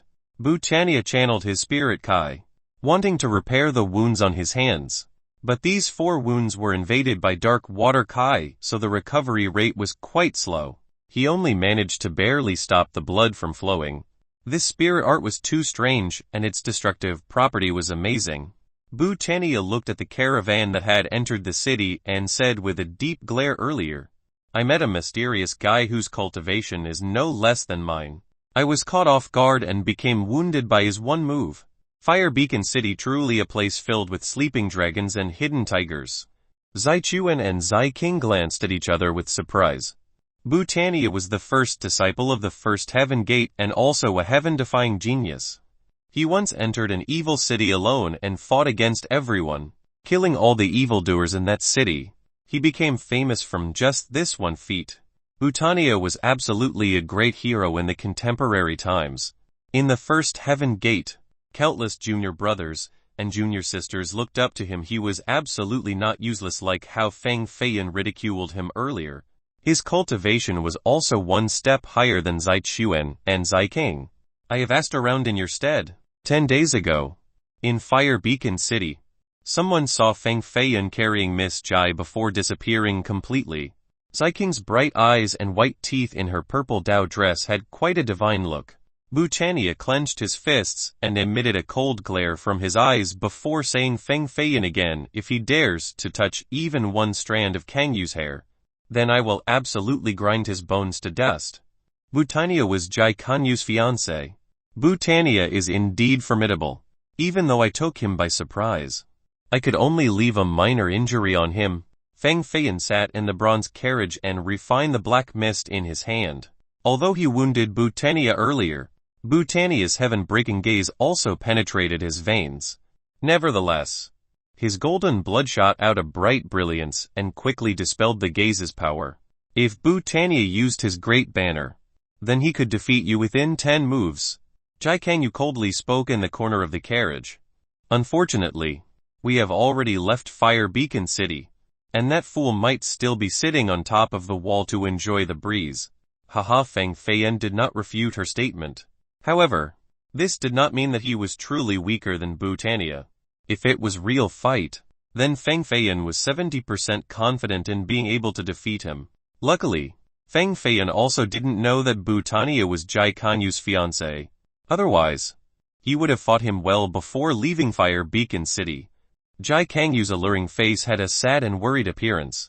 "If I keep staying by this bastard Feng Feiyan's side, then sooner or later, my chastity will be hard to keep. I must find a way to let Bhutanya know so that he can save me." "There is a way." Jai Kangyu secretly pinched a wound on her jade finger. Blood began to drip down from it and it slid down to the ground from the carriage's gap.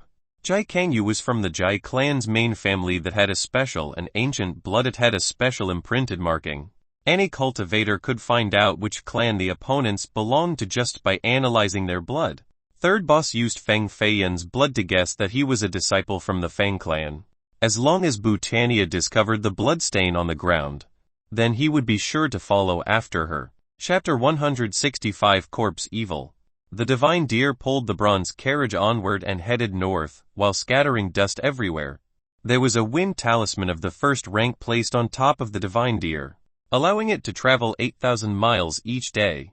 3 days later, Feng Feiyan's group had traveled for more than 20,000 miles. They had left the Godly Tiger area to enter the 100 Peaks range. Feng Feiyan purposely avoided Xiaonyuelan and wanted to leave the southern prefecture as fast as possible. So he took no breaks during the day and only left a few hours at night to rest. This way, the divine deer could recuperate. They then kept on heading north for 5 more days, traversing dozens of thousands of miles. They eventually left the southern border to leave the southern prefecture, and the inhabitants of this place became scarcer and scarcer, creating a truly ominous scene. Up above and in the sky was a circular group of crimson clouds. It painted a scene of a peony flower on fire. Boss, something isn't right. Why do I suddenly have this bad feeling? Could it be that the corpse army of the evil woman has already attacked the Trinity County? Liu Qinsheng, who was riding on his kiln, looked with a deep gaze at the sky above, a sky that was seemingly baptized by blood. In order to avoid the grand corpse army, Feng Feiyan didn't mind traveling for several thousand miles more, and purposely went around the Trinity County. He would rather take the long route than to meet those terrifying corpse monks. Feng Feiyan put away his 8 arts volume. Today's training made his mastery of the dark water art even more complete. So he had started researching the crimson fire art. First was water, then the second was fire, third was wood, fourth was metal, and earth was fifth. If one were to divide the power of the minor change art into 15 sections, then the dark water art would only encompass 1 part. The crimson fire art would take up 2 parts. The verdant wood art would take up 3. The platinum metal art would take 4. And the yellow earth art would take up 5. One could say that the crimson fire art's power was twice that of the dark water art. But its learning curve was also doubled. Feng Feiyan had spent several days, but he couldn't utilize its real power. I also felt an ominous aura from the north that's soaring in the sky, wanting to devour the heavens itself. Feng Feiyan got off the carriage while the 2 Jai sisters like 2 maids followed right behind him. Their goddess-like beauty blinded the 30 slaves at the back. Whoosh! While holding a long whip in his hand, Wang Meng slashed these slaves and shouted, "What are you looking at? Keep on looking and it'll dig out your eyes." Eventually, the sun finally hid behind a mountain. Only the sunset that emitted a scarlet shade could repaint the clouds in the sky.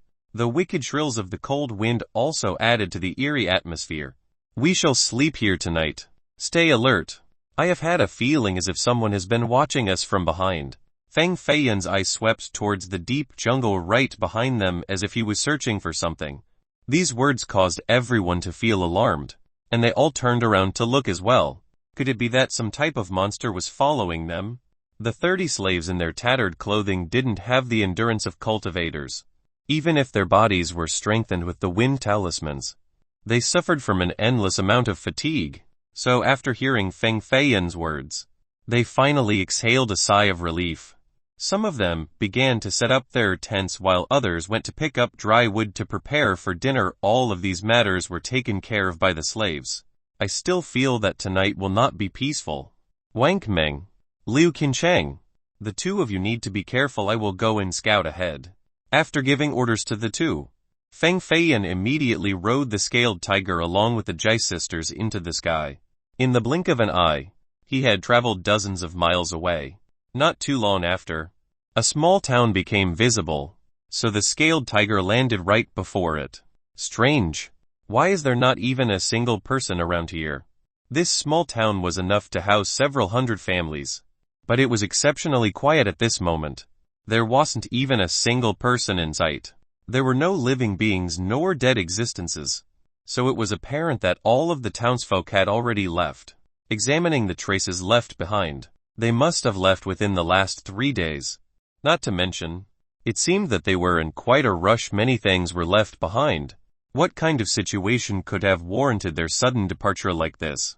Woof woof, a lone mangy dog crouched on the street with a dispirited look. The sunlight from the horizon prolonged its shadow. Autumn was drawing near, so as the breeze made its visit, the leaves also fell down from the wutong tree in front of the tower. Feng Feiyan jumped back on the scaled tiger's back and stood on its extremely large head. The Jai sisters also seemed to feel a repressive aura. This was too strange. And even Jai Xiaonu, who liked to argue with Feng Feiyan at this moment, was completely silent. The scaled tiger continued to fly forward, and they saw several small towns. Everyone there also evacuated, creating a frightening solitary atmosphere. Not even the sounds of animals and birds remained. The sky became darker and darker. Boom! Right when Feng Feiyan intended to return, suddenly, a black corpse fog shot out from a mountain below like the bombardment of a tidal wave. Feng Feiyan snorted and condensed a black light at the tip of his finger. The dark water art immediately rushed out and shattered the corpse fog. Then it kept on attacking. A miserable scream emanated, similar to the shrills of ghosts. Feng Feiyan immediately jumped down from the scaled tiger with the Jai sisters right behind him. This was the first living thing that they had encountered along the way, so naturally, they couldn't easily let it go. Xshuo. A shadow appeared several meters right before Feng Feiyan. A black fog billowed from its body that was covered with corpse hair. Feng Feiyan was even faster with one kick. He knocked an adjacent tree towards the shadow, shooting the trunk like an arrow towards it. Boom! The shadow was knocked away and it once again fell to the floor. Wounded, Feng Feiyan's body suddenly shifted and immediately appeared right before the shadow. He trampled on it with one foot as it kept on screaming out noises that were human-like, but not quite ghastly, but not completely demonic.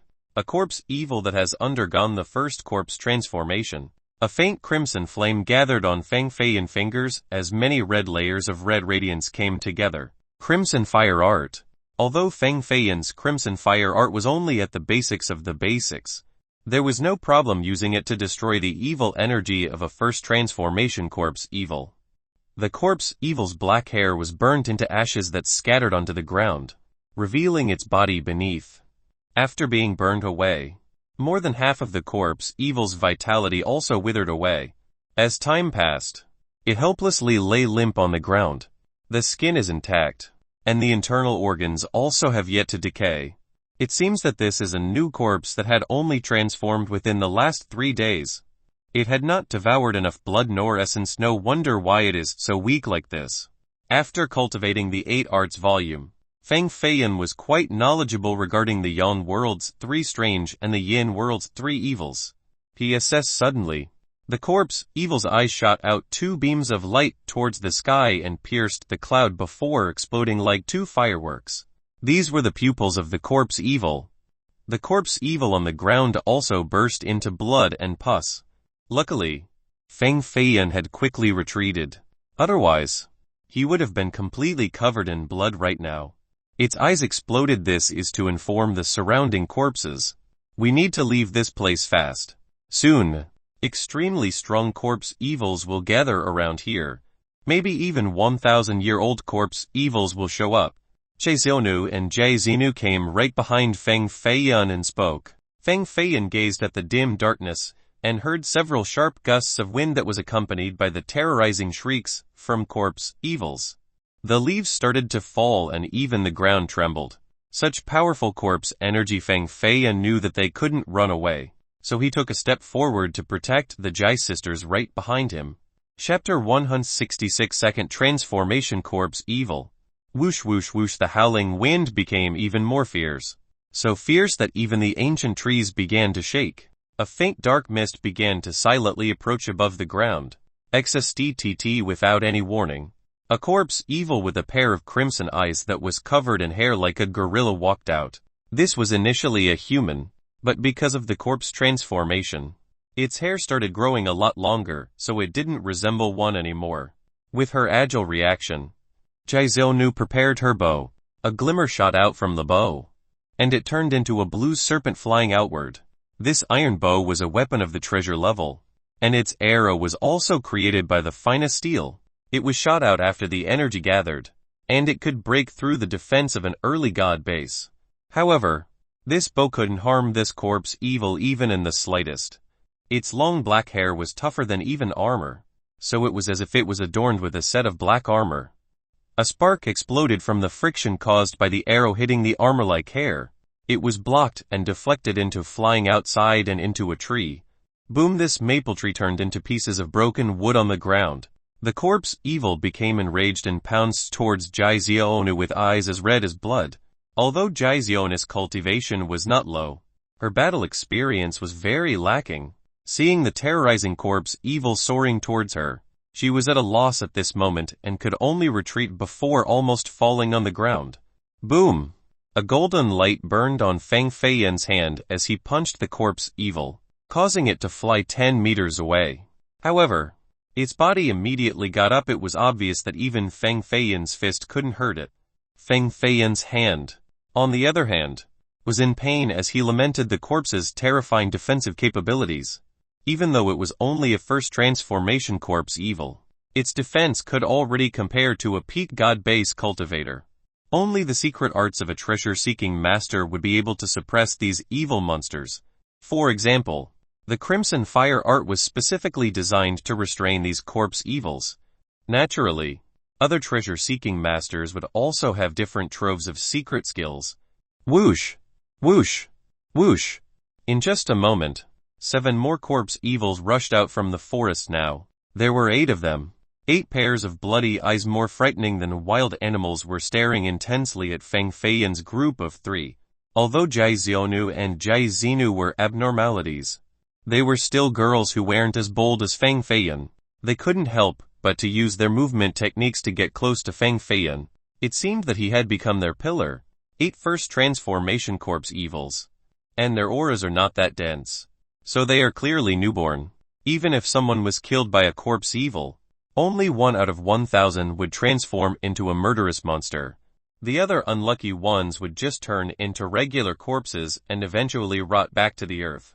The appearance of 8 corpse evils meant that 8,000 people died at the hands of these corpses. It seems that the evil woman's grand corpse army already attacked this place. The earth heavily shook as all 8 corpse evils pounced at the same time with their outstretched black claws.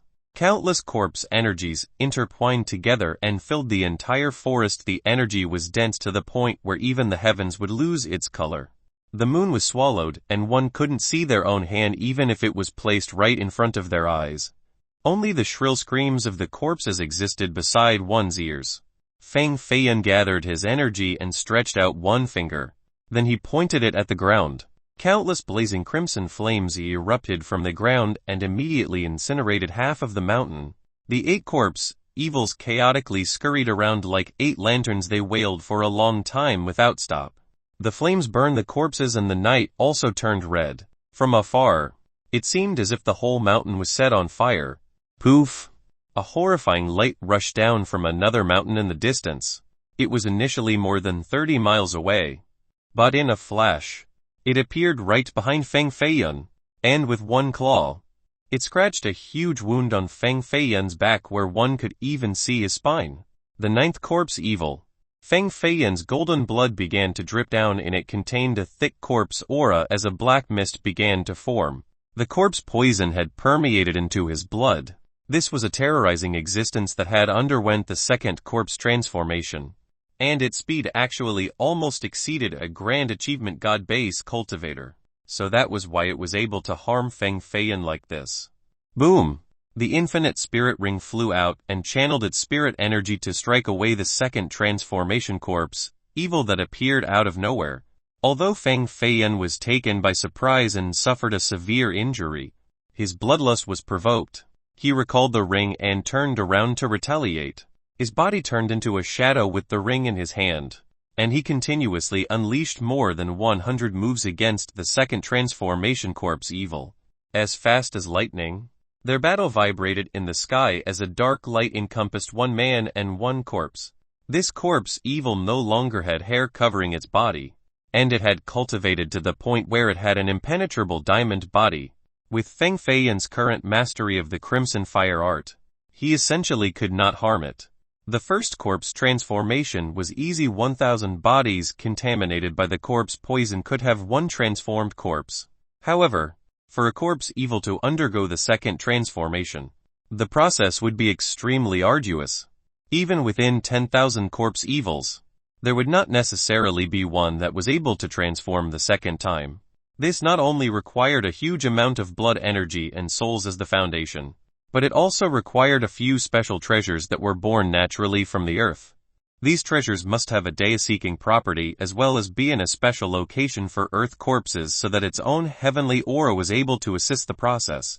Therefore, only the extremely talented within the corpse evils would be able to successfully transform twice into this impenetrable diamond body. Its battle power was also remarkably horrifying. In the past, even with Dongfeng Jingyu's amazing cultivation and the accompaniment of the Haitian spirit mirror, she was also majorly wounded by 2 second transformation monk corpses and nearly died.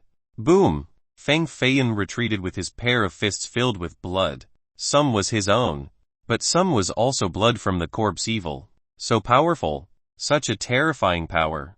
Although Feng Feiyan's fists were reinforced with the spirit treasure's power, they couldn't break through the corpse's defense, and he was barely able to fight evenly against it. This is just a corpse evil that recently transformed the second time. Its power is roughly equal to the force of 6 kilins, and it is among the weakest of second transformation corpse evils. 6 kilins of power was around 320 pounds.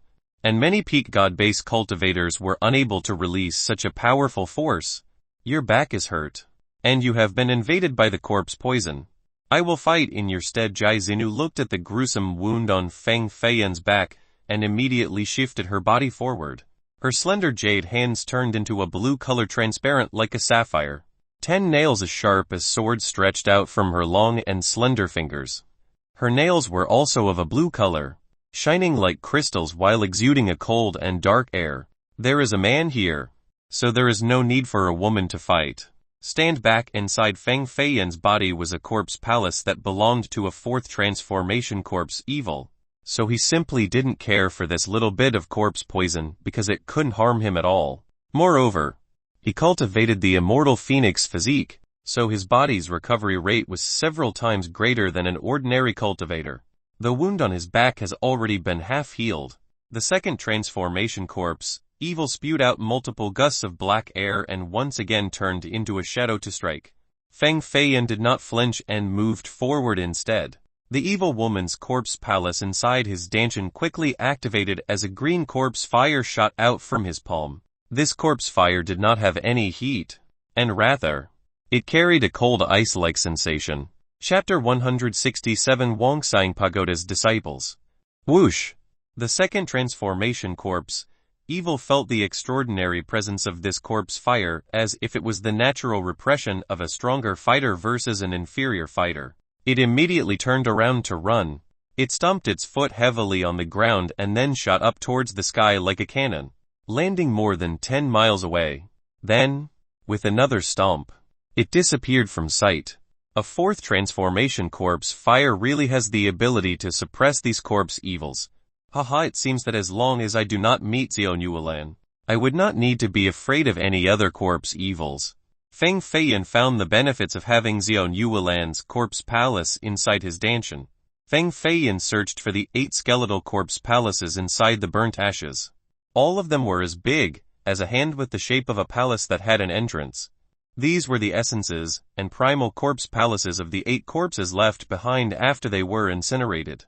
Fellow Taoist, I am willing to pay 800 gold coins to buy these 8 corpse palaces. Suddenly, a voice appeared. It was a handsome young man in a white scholarly robe whose voice traveled across 1,000 miles. Not too long later, he descended down from the sky while riding a strange azure bird that had 300 years of cultivation. I am willing to pay 8 gold coins. Another pretty girl with a white robe also came down while riding a 400-year-old crane like a goddess. Gu Lion Q, if you are willing to pay 8 then this Mudongjuo is willing to pay 30. Gold coins for these 8 corpse palaces. Another white-robed young man riding a giant beast like a kiln quickly arrived from the mountain. All of these white shadows raced through the sky as fast as lightning. They seemed to have come from the same place because they all wore the same white Dao uniform. The only difference was the markings printed on their chests. Some had cauldrons while others had beast pictures and spirit stones. Also, the amount of these markings were not similar. Not much time passed before 7 men and women stood before Feng Feiyun. They all had strange mounts. And they were also quite generous. Several thousand gold coins appeared to be nothing to them. Feng Feiyun analyzed these young people who had suddenly arrived, and found that all of them were quite dignified. The men were handsome and the women were beautiful. They all carried a noble aura. It was clear that they were groomed from a young age. And the newly rich young masters could not compare to them. Their talents were not all at the heaven-defying level, and some of them had ordinary talents. However, without any exception, all of them were full of confidence. Only people with true abilities could wield such confidence. "Who are you?" Feng Feiyun became alert and quickly asked. "Wongsang Pagoda. God base level. Blacksmithing department. Mirdongzhuo. Wongsang Pagoda. Immortal foundation level. Beastmaster department. Hu Lion Qiu. Wongsang Pagoda. Immortal foundation level. Beastmaster department. Qin Long. Wongsang Pagoda. God base level. Dammaster department. Luo Shikshen." All 7 of them introduced themselves and subtly revealed a sense of pride. Everyone had their arrogant moments. But the most important part was whether they had the ability to be arrogant or not. This group had the ability to be arrogant because they were all part of the 5 mysterious Grand Masters. And they were also disciples of the Wongsang Pagoda. Either of these 2 identities was quite prestigious in the cultivation world, not to mention that their clans were especially notable. So they are Wongsang disciples. Feng Feiyun was quite surprised. Why did the disciples of the pagoda come all the way to the Trinity County of the Grand Southern Prefecture? The Wongsang Pagoda was the sacred ground for learning in the Jin dynasty, and more than 70% of all Grand Mysterious Masters came from it. One could see its great influence in the cultivation world. With the appearance of the evil woman, the rest of the world trembled in fear.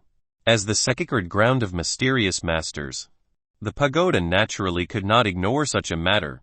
These 7 disciples were sent here to investigate the movement of the corpse evils. They wanted to kill a few corpse evils and take their corpse palaces back to the pagoda. Only then would their task be considered complete. However, the corpse evils might far exceeded their expectations. Now, a first transformation corpse evil was 3 times stronger than a first transformation corpse evil of the past, so they never found an opportunity to strike. Therefore, after evacuating the people within a 1,000-mile radius and luring dozens of corpse evils to this area, they wanted to separate and defeat them. However, they didn't expect for someone else to take the initiative and burn the 8 corpse evils and even take away their corpse palaces.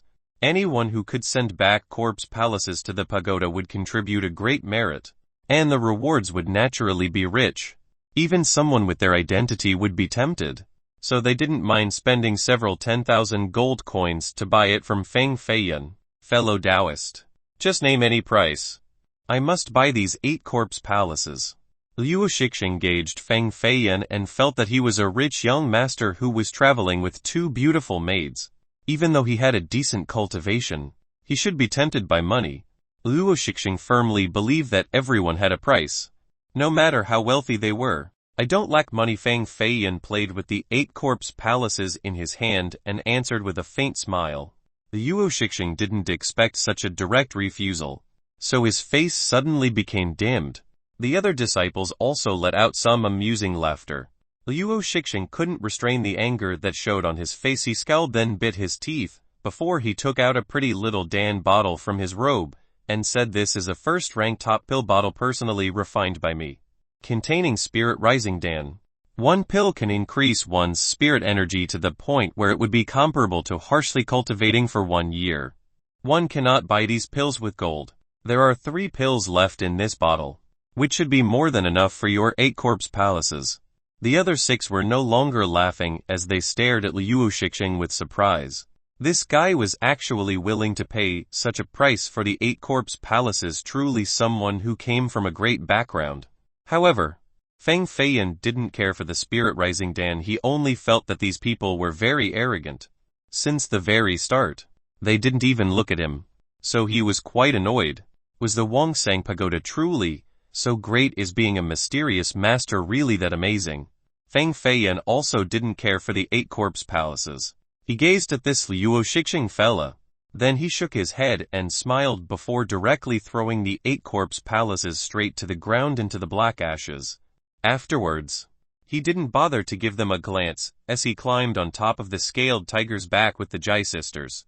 They soared into the sky and disappeared into the night curtain. If you are so arrogant, then please discard your pride and pick up the 8 corpse palaces on the ground. Too arrogant. Luo Shixing gripped his fists and remembered the look of disdain in Feng Feiyan's gaze. Before leaving, it was as if Feiyan was donating these corpse palaces to beggars. Charity. Till now, they would always be the ones to give charity to others. He really wanted to fight Feng Feiyan, since no one had ever disrespected him like this before. Really so bullish. If teacher didn't previously warn us to not pick on the weak unless it was a last resort, then I would have taught him a lesson so that he could learn the rule of the jungle. Murong Zhuo's expression turned cold. He was a heaven-defying genius, and also the strongest in this group as an intermediate god base. Even among the many experts at the pagoda, he was somewhat famous. None of these 7 mysterious masters were willing to bend their backs to pick up the 8 corpse palaces on the ground. How could someone with such distinguished backgrounds like them pick up something purposely thrown away by someone else? That would be too humiliating. We should still kill a corpse evil and take its corpse palace. Then go back and report it. As long as we don't meet a second transformation corpse evil, there will be no danger. Gu Lingqia's pretty eyes glanced over these 8 corpse palaces. Even though she was very close, she couldn't go to pick them up, so she felt a bit regretful. She felt that the departed teenager just now was not simple. To be able to kill 8 corpse evils, the 7 of them combined couldn't compare to him. Murong Zhuo would most likely have been taught a lesson instead. Chapter 168 Blood Feud. The scaled tiger resembled a black tiger, but it was many times bigger than a regular tiger. Its scaled wings alone covered the sky and blotted out the moon. It occasionally issued out a roar, causing the sky to shake as the noise pierced through the night. Feng Feiyan stood on top of the scaled tiger. He was not thinking about the students from the pagoda. Although they were genius masters with prestigious statuses, Feng Feiyan only found them to be mediocre. What was worrying him was the powerful corpse evils.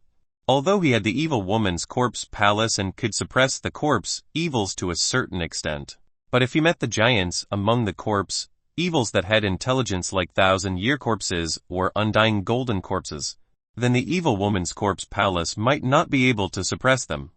What does Xiao Nuolan plan to do? Could it really only be her trying to accumulate blood and soul to break through to the 5th transformation? Feng Feiyan met the night breeze that was as cold as ice, while staring towards the far horizon.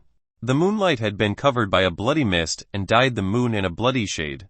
A stench of blood was mixed in the air as it was blowing towards them from the far distance. Not good. Something happened to Wang Meng and Liu Qinsheng. 2 flames appeared in Feng Feiyan's eyes as he glanced 600 miles ahead. He saw a few shadows fighting with surging blood energy as light was illuminating a whole direction. Wang Meng's roar shattered the clouds in the high sky. They were met with a sneak attack by several great experts. The enemy's cultivations were truly too powerful. Being caught off guard, Liu Qinsheng's hand was cut off and fell to the ground. Then the opponent crushed it with their feet. These people had been following them for several days, and it wasn't until when Feng Feiyan left the caravan to scout did they suddenly attack. Feng Feiyan stomped hard on the scaled tiger's back. The tiger was in pain, so it let out a roar and its speed became even faster. They were only a few dozen miles away from the caravan. Feng Feiyan immediately jumped down from the tiger's back and glided in the air while quickly soaring forward. What happened? Feng Feiyan looked at the scorched earth and the dead slave bodies on the ground. He had felt people following them earlier, but he didn't expect for them to attack within 1 hour of his departure. The moment he came back, the opponents had already left. Clearly, they had formulated a meticulous plan. so it was definitely not done by the corpse evils who lacked intelligence. More than 30 slaves were all dead. Many of their bodies were burst open by a powerful spirit energy, so their flesh had become mangled and unrecognizable like 30 bloody meatballs. Under the pressure of cultivators, a mortal life was even more fragile than ants. Was this a warning? Feng Feiyan felt that the enemies wanted to warn and frighten him. That was why they committed such atrocities. They used the blood all over the ground to warn Feng Feiyan. It was the first heaven immortal gate's first brother, Butania, and Zai Chuan and Zai King from the Violet Cloud Grotto. There was a fist-sized hole in Wang Meng's chest. It was caused by a sneak attack from Zai King. A sword stab from the back. If his body wasn't so tough, and if this sword pierced his heart, he would have already died. The armor that weighed 1,000 pounds on his body was broken in several places. His body was filled with bloody patches and his face was completely pale. If Feng Feiyan came back just a bit later, he would have been split into pieces by the swords. Feng Feiyan spoke with a cold glimmer in his eyes. The heaven-defying geniuses from the evil-killing alliance again. I didn't go to cause trouble for them. Yet they actually came to me first. No, something isn't right. How did they know our route? It was Jai Kang Yushi's Butania's fiancé. This bitch must have secretly informed them. Liu Qinsheng's left arm was completely severed from the shoulder, revealing his white bones. He was lying limp on the grass, completely powerless in an extremely weak state. His pale face was even more frightening. The blood around the area was all from his body.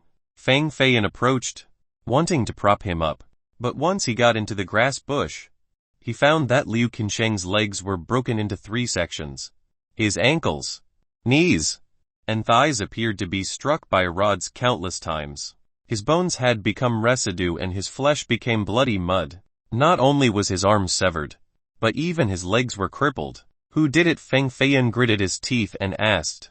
Butania. Although Liu Qinsheng was in such a miserable state with blood dripping from his lips, there was a faint smile on his sorrowful face. He told me to tell you a message, that he will deal with you in this manner. He will cut out all the bones in your body, then feed them to the dogs. This is the result for daring to touch his fiancée.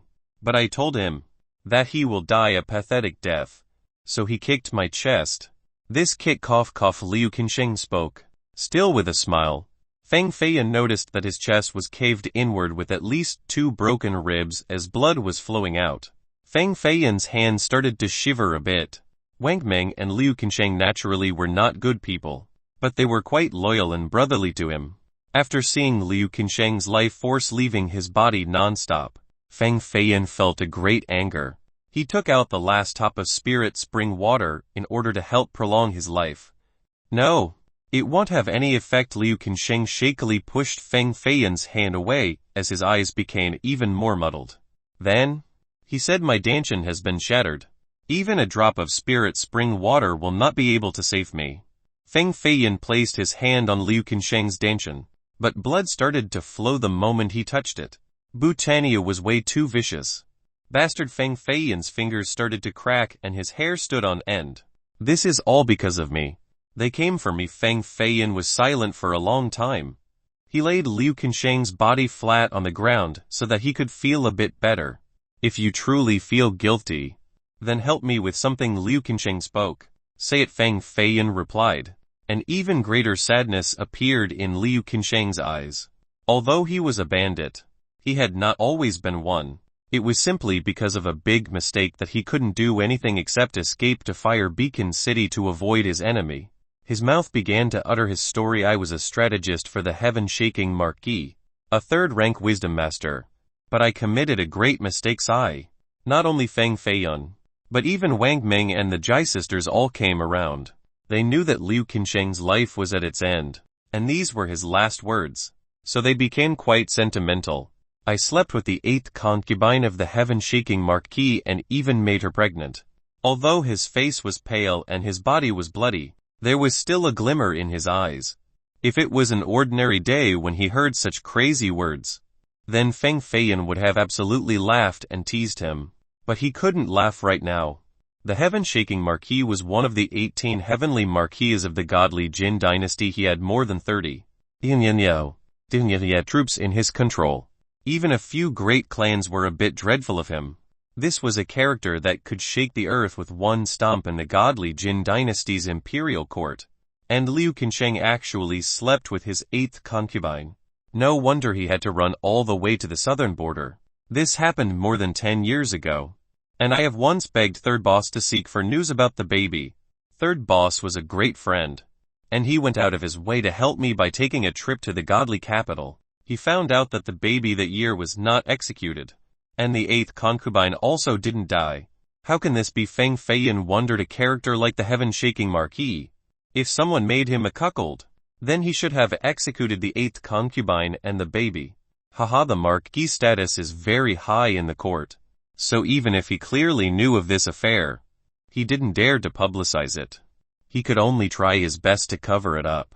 Is this trip to the Wongsang Pagoda? I wanted to secretly meet this child once, to see if it is a boy or a girl, to see if they have grown up.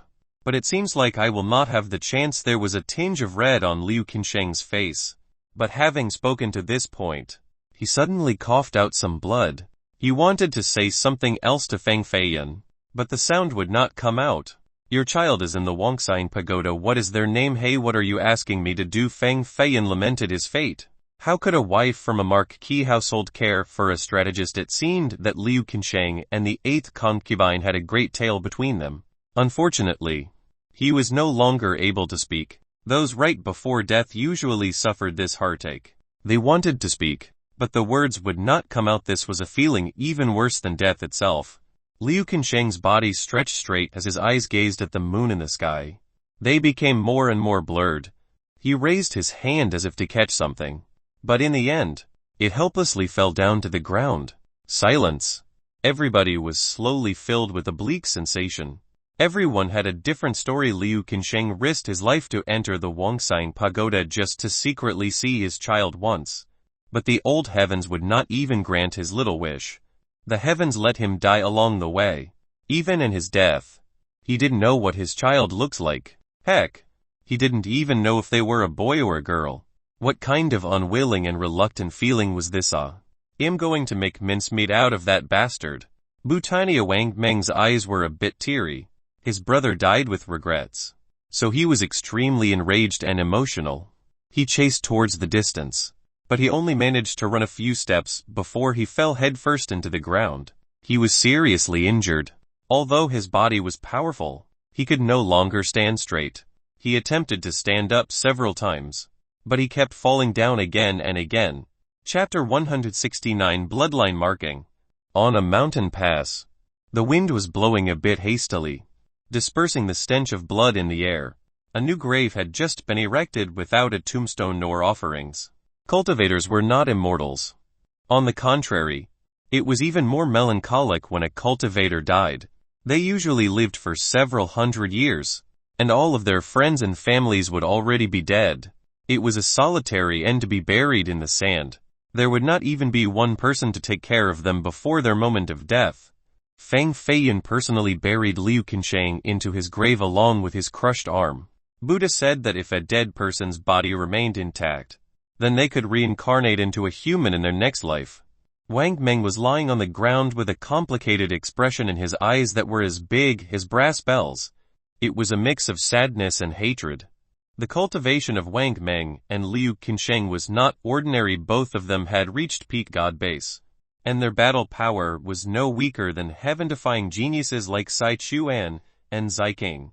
If it wasn't a sneak attack, then even if they didn't win, they could still have protected their own life. Feng Feiyan silently went into the bronze carriage and found that Jai Kangyu was indeed rescued. But the 8 veins dragon lock on her body still remained locked.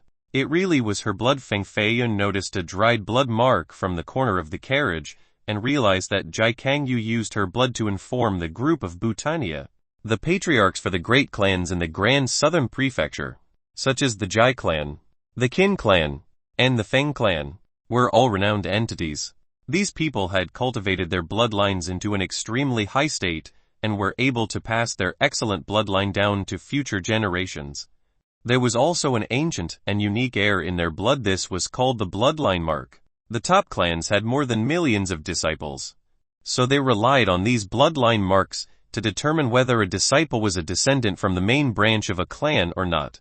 The Jai clan and the first Heaven Immortal Gate were in-laws. Jai Kangyu was a death spirit child of the Jai clan, and Bhutanija was the first disciple of the gate. Both were heaven-defying geniuses, so their marriage marked the alliance between the two powers. They were both top powers at the Grand Southern Prefecture, so if they could form an alliance, it would completely suppress the other clans and powers, resulting in them gaining even more cultivation resources. Fang Feiyan touched this bloody mark with his finger, and a crimson layer of residue immediately infected his fingertip. Heavenly Phoenix gaze Fang Feiyan's eyes became clear with two flames in his pupils. The flames jumped up and down as he stared at the bloody mark on his finger. Other people naturally wouldn't be able to see any clues. After all, everyone's blood was similar. However, those with extreme talents and a deep bloodline had an ancient seal in their blood. The problem was that these seals were hidden deep in the origin of the bloodline, and one needed special techniques or items to determine whether there was a hidden seal within the blood or not. A faint bloody mist appeared right before Fang Feiyan as if it was hiding an ancient beast with 7 heads. However, since Fang Feiyan's heavenly phoenix gaze was still in its introductory stage, it couldn't see through this mist. He couldn't tell what the special bloodline marking of the Jai clan was. There is no need to look. The first patriarch of the Jai clan had a great cultivation and had refined the soul of a 1,000-year-old spirit beast to embed into his bloodline. It was a 7-heads python, and it had become the bloodline marking of the Jai disciples ever since. Mao Wuwei revealed its white head from Fang Feiyan's chest while staring with its bean-sized eyes at the blood mark on Fang Feiyan's finger. This turtle of an unknown origin for one reason or another wanted to follow Fang Feiyan. Or could it be following the Jai sisters? No matter what, this guy didn't want to leave. Fang Feiyan threw him out several times in the middle of nowhere, but it was still able to chase after them. Since we know the Jai clan's mark, it will not be difficult to chase after Jai Kangyu. Fang Feiyan said with a chilling tone. Brat, you want to kill Jai Kangyu for revenge? Mao Wuwei quickly warned him. You can kill that Bhutanija guy, but you cannot touch Jai Kangyu. The Jai clan isn't as simple like you think. Messing with the heaven-defying genius of the Jai clan will bring about a frightening disaster. In the eyes of outsiders, the Jai clan and the first Heaven Immortal Gate were existences on the same level. So why was it that he could kill the gate's disciple, but not a death spirit child from the Jai clan? This old turtle must be hiding something. I want to do it even more. Fang Feiyan made a seal and activated the crimson fire art to burn Jai Kangyu's remaining blood mark. An invisible bloody mist wrapped around the 7-heads python before it flew towards another direction in the air. This bloodline seal could only be seen by the heavenly phoenix gaze. It would be completely invisible to others. The Jai sisters could only see Fang Feiyan quickly leaving in the night curtain as he disappeared before them. A murderer does not care whether it was day or night. Even if the enemies had 4 heaven-defying geniuses, Fang Feiyan still wanted to fight. Whoosh whoosh whoosh. Fang Feiyan hid his aura like a ghost as he crossed through the mountains. He very swiftly traveled more than 200 miles. He gradually found some traces of humans, so his chase became even more urgent. Suddenly, Fang Feiyan paused and heard a majestic river flowing nearby. It was a river several dozens of meters wide. The waves went back and forth like the scales of a slithering silver serpent under the moonlight. They were directly on the other side. Bhutanija, Zai Chuan, and Zai King were sitting at a shallow bank next to the large river. There was a 1-meter round circle engraved on the ground. Zai Chuan then let a white broken sword down into this circle. This white broken sword was a broken spirit treasure, but its inner spirit and formation were still relatively intact, so he could utilize 1 level of a spirit treasure's power. Even though it was just 1 level, it was already quite amazing. Its power must be 10 times greater than a half spirit treasure. The 3 of them shot their energy into the circle at the same time and activated the formations inside the broken sword. A strand of unbound energy shot into the sky as the broken sword turned into a white dragon that slashed the 8 veins dragon lock on Jai Kangyu's body. The 8 formations on the lock mobilized at the same time, causing the black chains to turn into a crimson color. Runic patterns appeared on the chains and unleashed 8 strains of force, shaking the white sword. Phew! The white sword was blown away. It fell back into the circle and couldn't stop vibrating. The 3 heaven-defying geniuses were also hit by this force, causing their chests to feel numb. As a result, they quickly decided to recover their spirit energy. Jai Kangyu then suffered the backlash of the dragon lock as her body was roped even more tightly. Her delicate and fine skin appeared to be crushed as her graceful body contorted in pain. She couldn't help but to let out a little groan. Even a broken spirit treasure cannot break the 8-vein dragon lock. Zai Chuan let out a sigh. Although Miss Jis' cultivation is high, the power of this lock is truly too strong. If we cannot unlock it, then the power of the lock will destroy her god base within 3 days. Then, she will lose her cultivation and turn into a mere mortal. From here to the Jai clan's house would take another 5 or 6 days. Could it be that we can only watch as Miss Jai lose her source of power? This demon Feng Feiyan is too cruel, so they said, but they didn't think about the fact that this lock was actually the Jai clan's treasure. Even if Feng Feiyan was vicious, could he be more vicious than those from the Jai clan? Bhutannia had been quiet the whole time ever since he rescued Jai Kangyu. His brows never relaxed since that moment. Jai Kangyu was captured for nearly half a month, and Feng Feiyan even tied her up. Feng Feiyan was definitely not a virtuous person, and Jai Kangyu was absolutely a city-toppling beauty. How could he not do anything to Jai Kangyu? Having thought to this point, Bhutannia's calm Dao heart suddenly issued a ripple. Then it escalated into a torrential wave. Feng Feiyan Bhutannia suddenly stood up as he was filled with a murderous battle intent. Brother Bu, where do you want to go? Zai Chuan felt the terrorizing energy on Bhutannia's body. To take Feng Feiyan's head, the coldness that reeked from Bhutannia's body created a layer of ice over the entire river. Zai King's pretty brows furrowed as she asked, then what about Miss Jaishi? Kill Feng Feiyan first. There was a resolution formed in Bhutannia's eyes. No one could change his mind. If Feng Feiyan didn't die, then his heart would not be able to stay calm. A 10-meter high wave suddenly soared across the river like a water dragon rushing about. A powerful and sharp force came from across the river. You don't have to go. I am right here above the river. A purple, cool figure walked on the water. Each of his steps caused the water to turn into a whirlpool. Feng Feiyan had arrived. Chapter 170 Fight against Bhutannia. Feng Feiyan Bhutannia's glare turned cold as he loudly shouted while he spewed out a chilling air. Feng Feiyan, adorned in his gorgeous purple robe, came from the other side of the river as his steps gave birth to numerous whirlpools, causing the waves on the calm surface to rise even higher. Not too long after, he reached the middle of the river. He trod on the water as if it was the ground. The breeze caused his sleeves to flutter violently. Zai Chuan and Zai King were both alert. They couldn't forget about how Qin Jan died to Feng Feiyan. They knew that the evil demon's son was no weaker than any of the heaven-defying geniuses.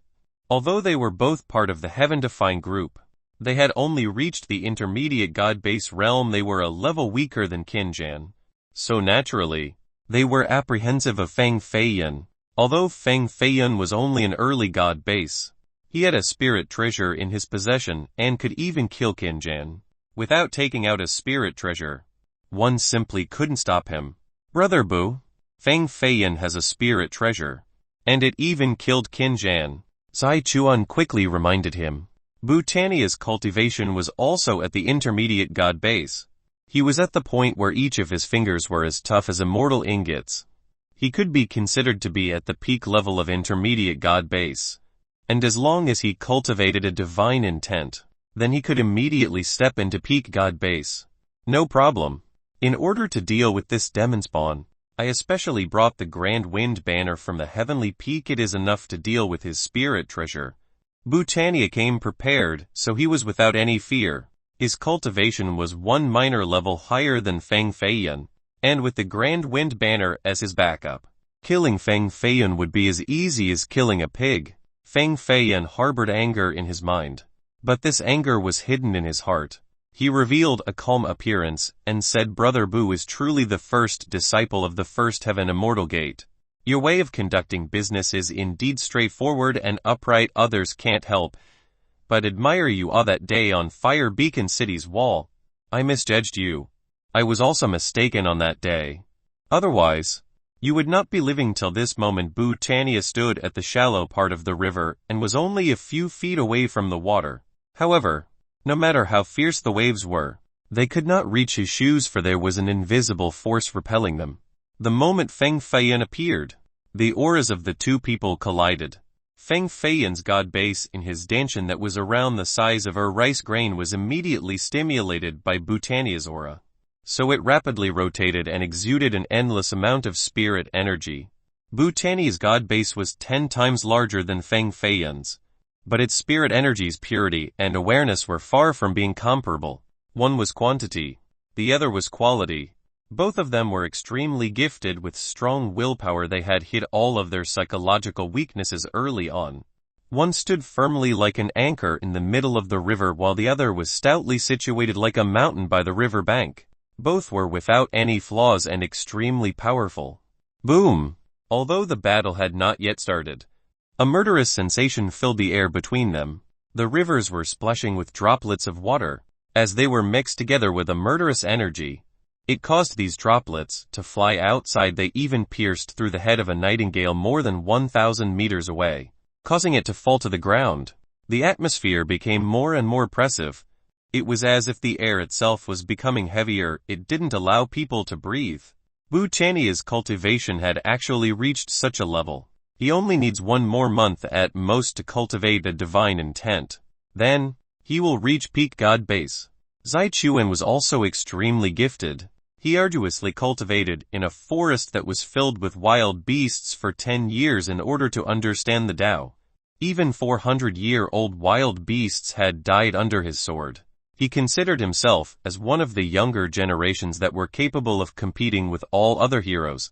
But the moment he left the Violet Cloud Grotto, he found that the world did not lack geniuses.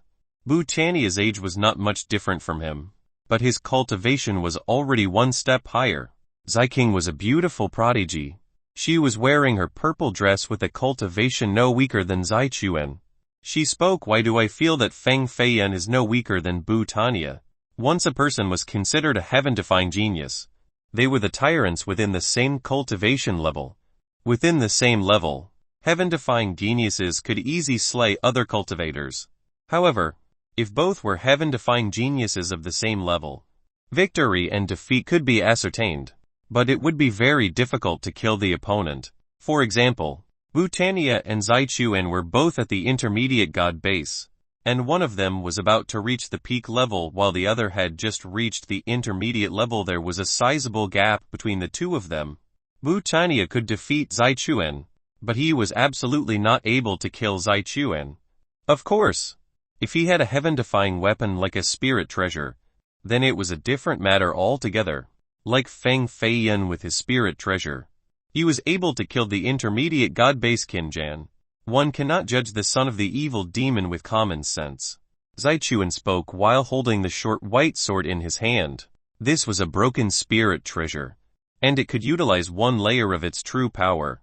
He continued on. Feng Feiyan is also the henchman of the evil woman. While she is away, we must end his life tonight no matter what. Perhaps Bhutanea alone was unable to kill Feng Feiyan, but with 2 more heaven-defying geniuses like Zai Chuan and Zai King, it would not be a difficult matter to surround and kill an early god base. Feng Feiyan looked at the bright moon above. He could also hear the screams from the corpse, evils from the far mountain. He then coldly sneered. I heard from a recently deceased friend that Miss Jai is Brother Bu's fiancé. Haha. Bhutanea's eyes narrowed, and a trace of coldness was added to his calm countenance. But I'm afraid Brother Bu doesn't know Miss Jai as well as me. I surely know a lot more about her than you. Feng Feiyan especially stressed the words a lot. Bhutanea's aura became a bit more chaotic. An unsuppressible cold energy escaped from his body, freezing the water below his feet. Feng Feiyan knew how to break through his flawless defense, so he added another spark to the fire. Miss Jai is definitely a treasure of this world. That night, I still can't forget about it. Boom! Bhutanea's eyes became bloodshot. He was completely furious like an enraged lion. He roared and instantly rushed to the front of Feng Feiyan and unleashed a fist filled with black energy. Inside this black energy was the monstrous shadows of 6 killans. His first shot was already a force of 320 ppm, truly worthy of being called a heaven-defying genius. This power had already exceeded the strength of many peak god base cultivators. Swish! Feng Feiyan was ready. Half of his body sank into the water till his waist. A countless amount of water vapor condensed around his body to turn into a small mountain with icy pricks. And it collided with the 6 kilon's force. No joke. Feng Feiyan at the moment was cultivating the 5 elements arts and the 8 arts volume. His dark water arts mastery was excellent. Places with more water caused the power of this art to be amplified with even more transformations and violent tactics. This large river had a lot of water vapor, so Feng Feiyan continuously shot out 9 different waves of dark water art. Some were divine shields, some were water prisons, and the others were direct energy attacks. Bang! Bang! Bang! Bhutanio was taken by surprise and lost 9 clashes in a row. His body was covered in broken ice. This cold energy almost froze him completely, but it also calmed him down. He now knew very clearly that Feng Feiyan was trying to rile him up and break his focus, which was why he fell into a disadvantageous situation. Boom! Bhutanio shattered the ice. He suddenly stomped on the water surface and soared straight up in order to escape the water prison. Chapter 171 Cloud-Suppressing Winds. A heaven-defying genius was no joke. Neither his talent nor willpower was weaker than Feng Feiyan's. Kill Bhutanio calmed down and descended from the sky like a crashing comet. Feng Feiyan stood on the river while his 2 hands channeled the water. A huge whirlpool suddenly formed as the rough waves swept the sky and its cold water turned into a furious rising dragon. This was the real confrontation, the battle between Bhutanio's best spirit techniques and the dark water whirlpool. It was a frontal competition without anyone dodging. This was also a battle of momentum. The one with more momentum would overwhelm the opponent and seize the initiative. The one with less momentum would quickly lose. So neither of them tried to dodge. The god base inside Feng Feiyan's Danshan channeled its energy faster and faster like a bright star moving in the vast galaxy. A powerful and explosive power entered Feng Feiyan's veins, causing his golden blood to boil. Boom boom boom boom boom boom boom boom boom. The water vapor atop the large river began to move. Then it turned into 9 black water dragons that were dozens of meters high. Feng Feiyan stood on top of one of them. Then he fiercely unleashed a fist. All the dragons were led by his energy, and they all shot out at the same time. One fist followed by 9 water pillars like 9 dragons soaring to the sky. Oneness of man and heaven. Giant spirit carries the mountain. Bhutanio stood on top of a small mountain by the large river like an indestructible god. His body became one with the mountain below. This was called oneness of man and heaven. It was the harmonious state of heaven, earth, and man. The heavens had the heavenly Tao, and the way of the heavens was the beginning of all things. The earth had the earthly Tao, and the way of the earth was giving birth to all things. Man had many different Tao, and its main purpose was becoming all things. The combination of these 3 things was considered oneness of man and heaven. The heavenly Tao wrote about yin and yang. The earthly Tao wrote about hardness and softness, and the moral Tao preached of morality and righteousness. Even though all 3 had their own paths, they corresponded to each other in an interrelation. Although Bhutanio was a contemporary hero with great intelligence, it was impossible for him at this age to formally become enlightened in the oneness of man and heaven level. It was still impossible for him to understand any of the Tao among the Trinity. Oneness of man and heaven. Giant spirit carries the mountain. This was actually a spirit technique inside the earthly Tao, originating from the grand earth Tao scripture of the first heaven immortal gate. Although it was not actually invincible like the oneness of man and heaven level, it was still very powerful. Only peak geniuses were able to cultivate it successfully. Boom! The energy in the small mountain below was controlled by Bhutanio. Then it turned into a mountain-shaped cloud that hovered over his head. At this moment, he had the magnificent appearance of a true god that was capable of raising a huge mountain with his bare hands. Feng Feiyan channeled the water vapor in the entire river and condensed it into 9 giant water pillars, drying up the river in its entirety. This boldness could only be described as amazing with wonderful skills.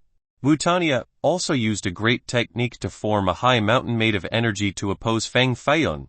One destroyed the flow of her river while the other used his power to carry a mountain. The skill of these two shocked Zai Chuan and Zai King. This was a battle between an early god base and an intermediate god base. Why does it feel more like a game between two heavens mandate cultivators? This scene was too impressive. The confrontation between these two heaven-defying geniuses was seemingly going to destroy this area, as if two gods were fighting. Rumble the 9 water dragons crashed into Bhutania's high mountain. The first phase of the battle was between Feng Feiyun and Bhutania, but now it was the contest between the river and mountain, to be called a heaven-defying genius. Naturally, they both had heaven-defying means. Other cultivators, even at peak god base, would not be able to have such monstrous strength. In just a flash, Feng Feiyun had exchanged more than 20 blows with Bhutania. More than 20 thunderous explosions emanated from their chaotic shadows in the night sky. Feng Feiyun cultivated the immortal phoenix physique by using a human body to cultivate a supreme scripture of the demon race. Although his original talents were ordinary, but after 3 blood transformations, his blood was now filled with spirit energy and an illuminating golden light. Its quality was countless times higher. His flesh and bones were also bathed by this blood along with the tempering of the supreme scripture, and they became as tough as steel while remaining quite flexible. His body strength had already caught up to that of demonic beasts. Demonic beasts were completely different from strange beasts and spirit beasts. One was a demon, and the other was beast. Demonic beasts, once cultivated to a certain level, could take on a human form. Not only would they have the powerful body of the beast race, but they would also have the great cultivation aptitudes from the human race. The intelligence of demonic beasts far exceeded strange beasts and spirits beasts, and some demons were even smarter than humans. Wild beasts and spirit beasts were the true beast cultivators. No matter how high their cultivation was, they couldn't transform into a human. The higher the cultivation, the more monstrous their body would become, along with numerous changes. Beasts under 100 years of age were called fierce beasts. Beasts above 100 years of age were called strange beasts. Beasts above 1,000 years, but under 10,000 years of age were called spirit beasts. Above spirit beasts were undying sacred beasts and unkillable immortal beasts. Feng Feiyun's past life was the patriarch of the demon phoenix tribe that belonged to the demon race. Demons existed between man and beasts. They were one of the most special races in this world, and they were not tolerated by both man and beasts. Man could live in peaceful coexistence with strange beasts and spirit beasts, but not demonic beasts. This was the reason why once people found out that half of Feng Feiyun's blood was demonic, everyone treated him as a heretic and he became shunned by the entire cultivation world. They even formed an evil-killing alliance just to deal with him. The Phoenix branch was one of the strongest branches of the demon race. The immortal Phoenix physique could be considered the apex physique technique of the demon race. So Feng Feiyun's body was naturally terrifying. Although Bhutania's body was also quite devilish, it was still one level lower compared to Feng Feiyun's. In just a split second, the two of them shifted more than 100 times with 300 exchanges. Their attacks were as swift as lightning and as powerful as collisions of steels. The 9 water pillars were shattered as they turned into a flood that poured back into the large river. Bhutania's giant spirit carries the mountain technique also collapsed into a broken mountain. Great torrential wind causing chaos in the heavens. Bhutania roared, and a faint, blue image emanated from his body, mighty and majestic. It easily tore apart the sky. He was a heaven-defying genius, so it was not strange that he would have a Kai image. Feng Feiyun immediately stabilized his body and used the heavenly phoenix gaze in order to recognize Bhutania's Kai image. Cloud-suppressing winds. Yes, this is the cloud-suppressing winds Kai image. The moment it comes out, one will be invincible as they kill all their enemies in an instant. Zai Chuan exclaimed. Amidst the screaming of the storm, several blades that were dozens of meters long pierced through the air, emitting shrill sounds as if a gigantic beast was howling. Bhutania turned into the wind devil inside his Kai image. His natural energy became even more dense. It was much more terrifying than his oneness of man and heaven from earlier. Bhutanija is indeed the first disciple of the Immortal Gate. With 10 short years, he already learned all of its great techniques. Even a few predecessors would not be as strong as him. Ziking's pretty eyes carried a glimmer of shock. She truly admired Bhutanija's matchless talents. Zaichuan nodded his head and added, the key is that his Kai image is quite terrifying. His cloud-suppressing winds is indeed a bit stronger than my sails of the four oceans Kai image. It is also stronger than my violet immortal palace. Only heaven-defying geniuses had Kai images, but it was still a rare occurrence among them. The strength of one's Kai image was directly related to one's aptitude. Even though Feng Feiyan's Dragon Horse River diagram was a ladder-acquired Kai image, it was still definitely stronger than Bhutanija's cloud-suppressing winds. However, it had disappeared with the spirit vessel into Zhou Yuelan's body, so he no longer had a Kai image as his backup. Feng Feiyan, although you are extremely gifted with a demonic physique, I can see that your body does not have a Kai image. Today, your defeat is all but certain. Bhutanija, who had turned into a wind devil, was being carried to the sky by the gale, so his voice carried a great aura. Kai images are gifts from the high heavens. Only those with Kai images can be considered heroes chosen by the high heavens, shined on by the heavens' glory on the immortal path. We are not people that a demon spawn like you can compare to. Chapter 172 Heavenly Image. Earthly Image. Mortal Image. People with Kai images exerted an absolute pressure against those who were without one, just like a supreme expert against someone weaker than them. Feng Feiyan coldly snorted and said, ignorant fool. Kai images are also divided into heavenly images, earthly images, and mortal images, heavenly being the strongest and mortal being the weakest. Your cloud-suppressing winds is but a mortal image, and it's only a mid-rank image among all the mortal images. What is there to be proud of? Nonsense. There are no such things as heavenly images, earthly images, and mortal images. And even if there were such classifications, heavenly images and earthly images come from nature and space itself. Man cannot change such things, let alone borrow their power. Bhutanija retorted, that is because you are ignorant today. I will borrow an earthly image to fight you. Feng Feiyan crossed the large river and descended to the ground. He actually claimed that he would use an earthly image to fight Bhutanija.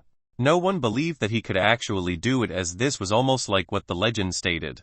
Although Jai Kangyu was still sealed by the dragon lock and her snow-white neck, soft jade hands, slender and long legs, and even her entire delicate body couldn't move, she could still talk. She coldly said, Feng Feiyan cultivates the divine scripture of treasure masters, the grave palace treasure-seeking record, so maybe he can actually channel earthly images. Although this record was the scripture of treasure masters, any disciple from a large sect would have heard of its prestige. After all, it was one of the 3 great scriptures of the cultivation world. Even half a move learned from the record was enough for one to freely traverse this world. These scriptures had been passed down since the ancient times, and they all held amazing power. Among them, the Grave Palace treasure-seeking record was the most mysterious and magical. A few techniques and powers inside of this particular scripture had reached an unfathomable level. If Feng Feiyan actually cultivated it, he might actually be able to move a group of earthly images. Big mouth. Feng Feiyan's cold glare was fixed on Jai Kangyu. However, Jai Kangyu's resentment towards him was also great, so she met his gaze with her own chilling eyes. She essentially was not frightened by him at all. She was also a heaven-defying genius with great willpower, so she would never admit defeat. The moment Feng Feiyan shamed her body, she decided to take his life and use his blood to wash away the shame. Feng Feiyan, hand the scripture over and I can let you die with your body intact. With a battle cry, a cold wind blew over. Bhutanija's figure was even faster than the cold wind. He immediately clawed towards Feng Feiyan's chest and tore off a piece of his robe, leaving a bloody claw mark. With a stomp, Feng Feiyan shifted his body by more than 10 meters, and looked at the bloody mark on his chest as he sneered, since you tore off a piece of my robe, I will tear off your fiancée's entire dress in a bit. Scoundrel. Jai Kangyu bit her lips and exclaimed, What is so scoundrelly about this? This won't be the first time I tear off your clothes. These words were naturally not for Jai Kangyu to hear. Instead, they were meant for Bhutanיה. Jai Kangyu's cold eyes were filled with murderous glimmers. But she didn't retort Feng Feiyun's claim. Bhutanיה nearly crushed the fingers on his hands that were postured behind his back. Jai Kangyu was his fiancée, but he had not even touched her fingers yet. Meanwhile, Feng Feiyun already tasted her. This was the most blatant case of cuckolding. If this matter got out, then he would be the laughing stock of the cultivation world. Everyone would say Bhutanya's fiancée is indeed a worldly beauty, a pretty goddess. But, unfortunately, before he brought her home, Feng Feiyun had already tasted her. Bhutanיה only brought back a worn-out pair of shoes. Having thought to this point, Bhutanיה almost became crazy as he gave Jai Kangyu a fierce glare. His hatred towards her was even more concentrated than that against Feng Feiyun. A murderous glimmer appeared in his eyes. Now, he not only wanted to eliminate Feng Feiyun, it was almost as if he wanted to kill everyone present. Only that would save his reputation. And then he wouldn't have to marry a slut like Jai Kangyu anymore. Feng Feiyun's expression was that of a mocking sneer. Bhutanיה was not prepared at all. He was actually provoked by just a few words. Who here was not a highly intelligent person? How could they not know what he was thinking? Among them, even Jai Kangyu's expression coldly sank down. Bhutanיה, you killed my brother, but I think quite highly of your fiancé. Therefore, we don't owe each other anything, Feng Feiyun continued with a smile. Jai Kangyu was not retorting. She was strangely calm. Kill Bhutanya's onsical mind was disrupted by Feng Feiyun yet again. He screamed loudly and turned into a wind devil once more to rush forward to kill. Dark water art.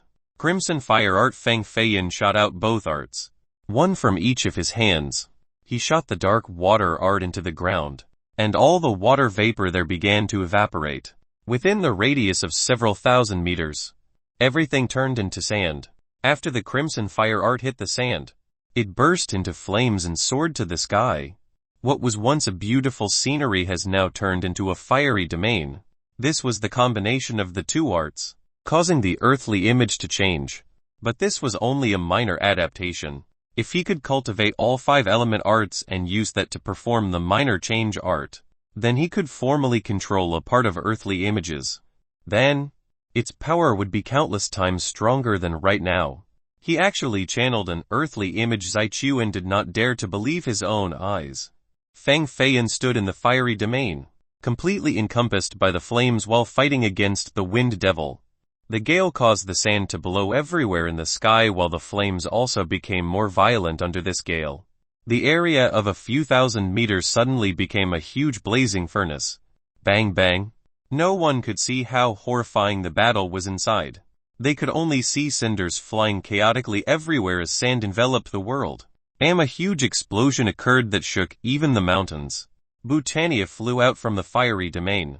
His initial black hair was now stained with blood. His appearance became crazily frantic as there were many wounds on his body that was scarred and blackened by the fire. His Kai image, the cloud-suppressing winds, suddenly collapsed and disappeared into his distressed body. The fire dissipated and the sand gradually subsided to reveal Feng Feiyun's body. He firmly stood on the ground with a few drops of blood printed on his gallant purple robe. Just this scene alone was enough to tell who was the winner and who was the loser. Bhutanיה actually lost to Feng Feiyun. Zaichuan was startled in astonishment. Under a condition where neither of them used spirit treasures, Feng Feiyun actually defeated Bhutanיה, who was on the verge of stepping into the peak god base level. If the evil demon son could grow up, then maybe even grand historical geniuses would not be able to stop him in the future.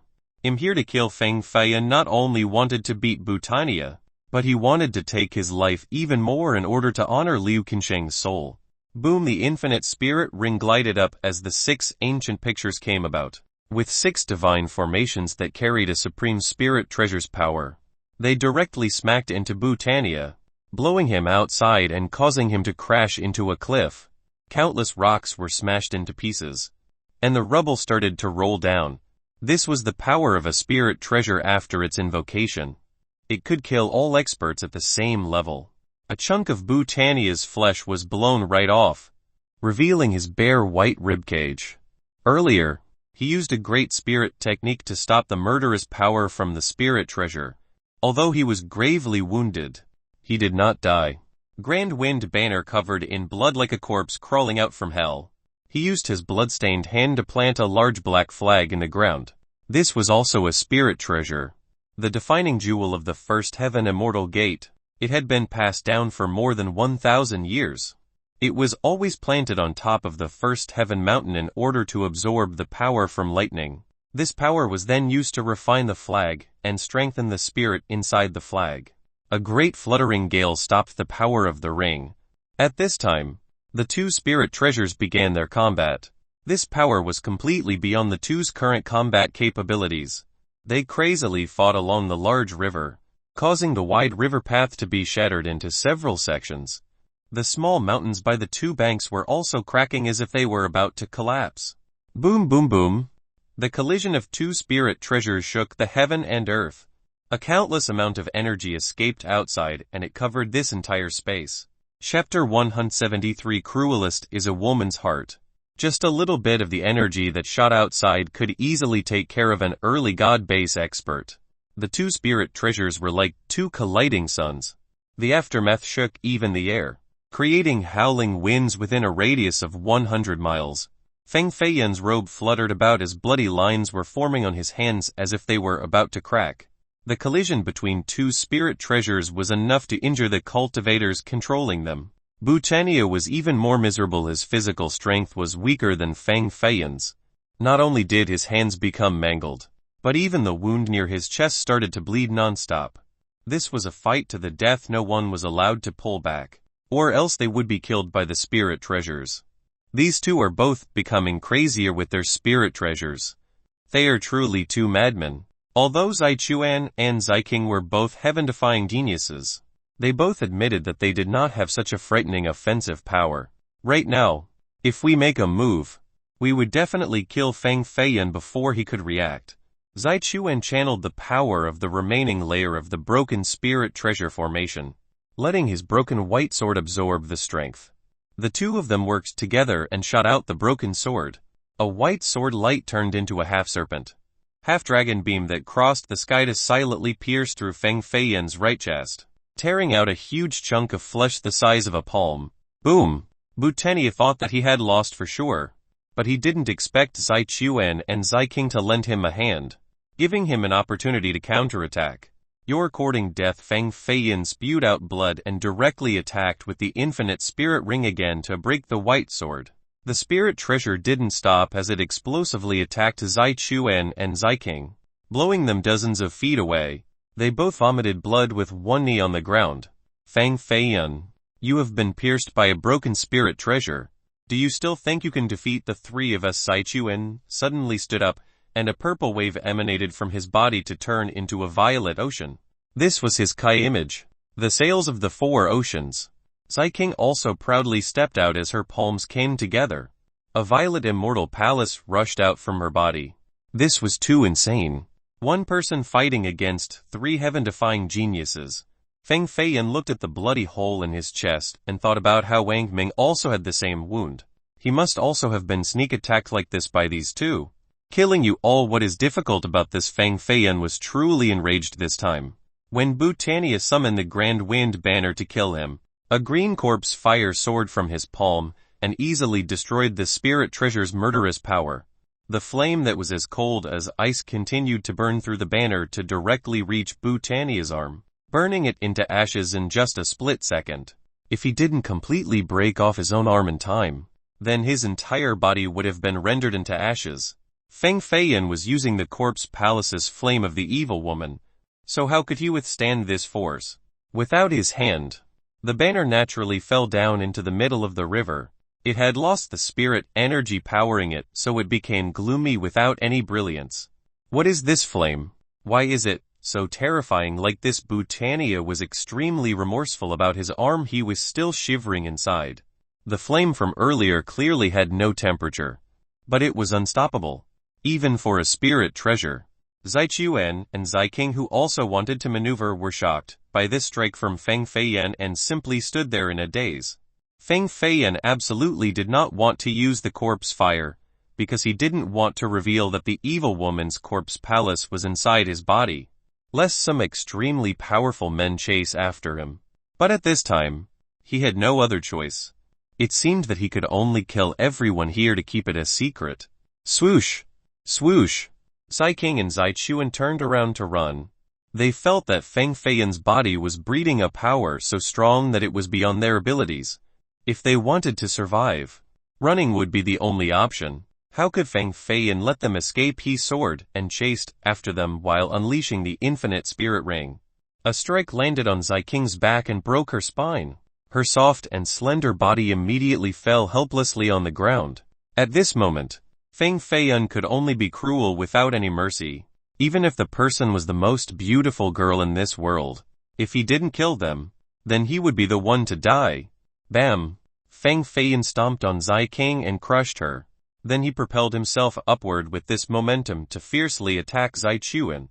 Feng Feiyan, you actually killed my sister. You have beckoned for a great disaster, Zai Chuan uttered as his brows were twitching from shock as he tried to escape. I've been through big troubles already. Feng Feiyan once again shut out the ring. Countless streaks of black light blocked Zai Chuan's path. We are heaven-defying geniuses, and we always have heaven's mandate experts secretly protecting us. Once we are at risk, they will sense it and rush here.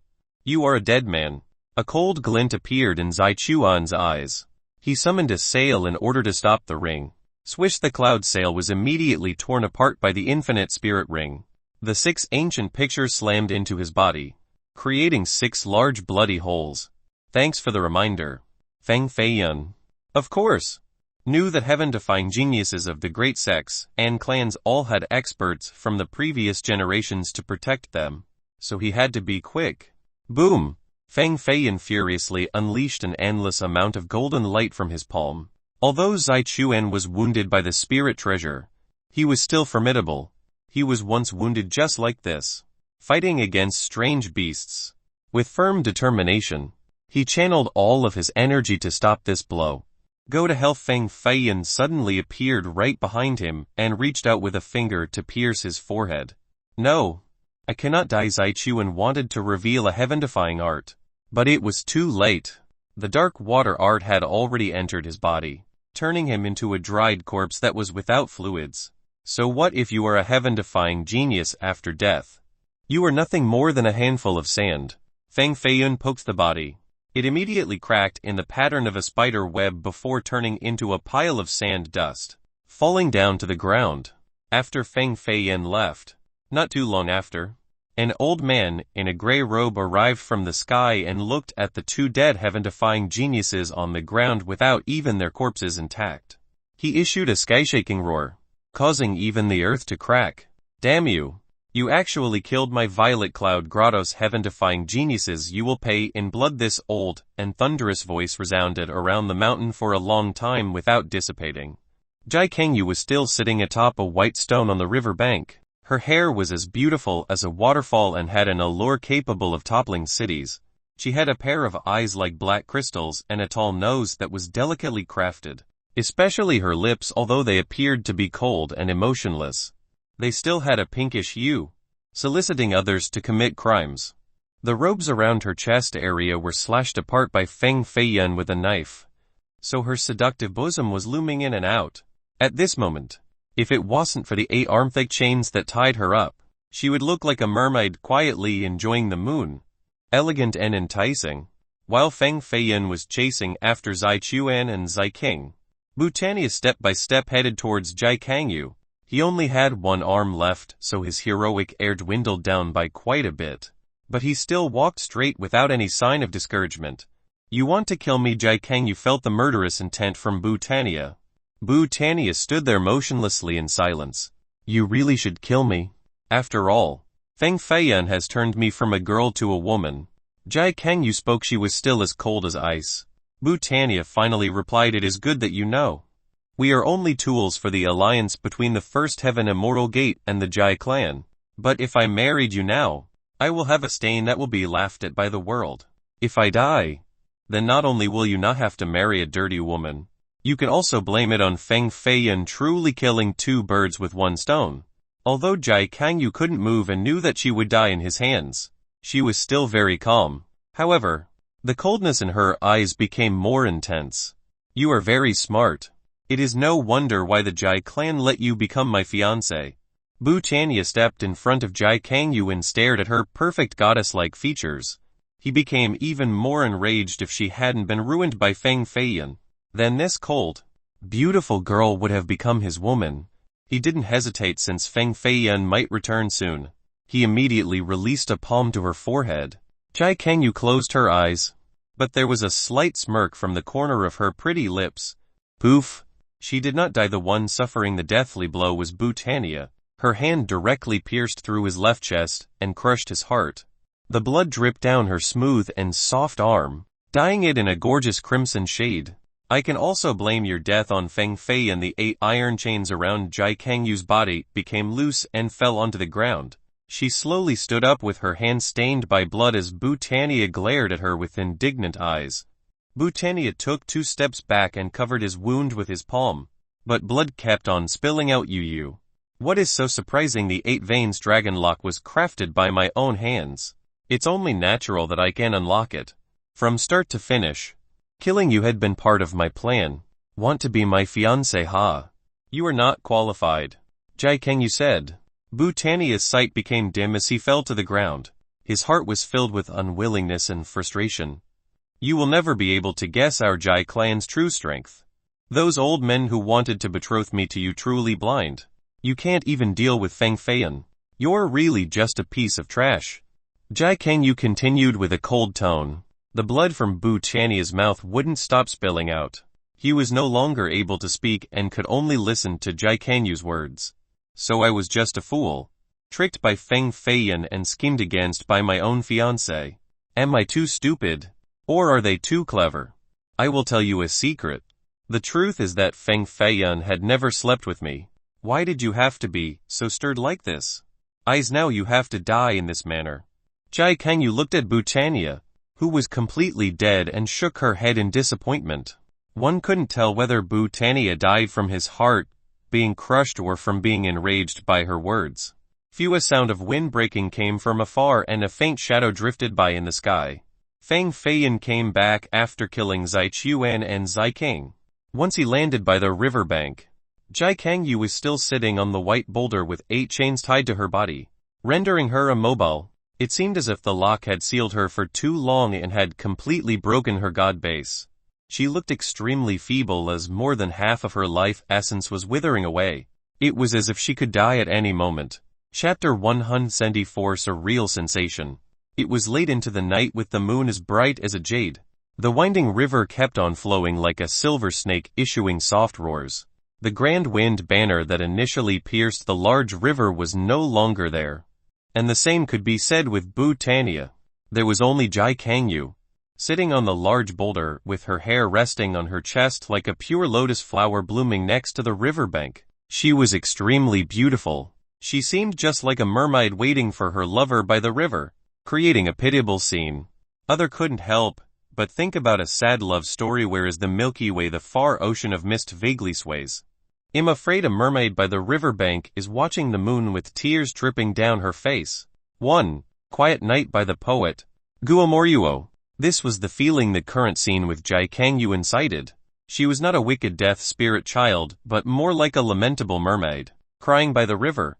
Feng Feiyan looked at the blood on the ground that had yet to dry and took a deep breath. His eyes narrowed when he asked, "This is Bu Chania's blood. Who did this?" "You won't be able to guess who," Jai Kangyu answered as she feebly leaned on the boulder.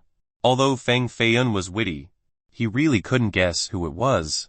His brows furrowed as his eyes became bright when the heavenly phoenix gaze's flame appeared, allowing him to see more than 1,000 miles away.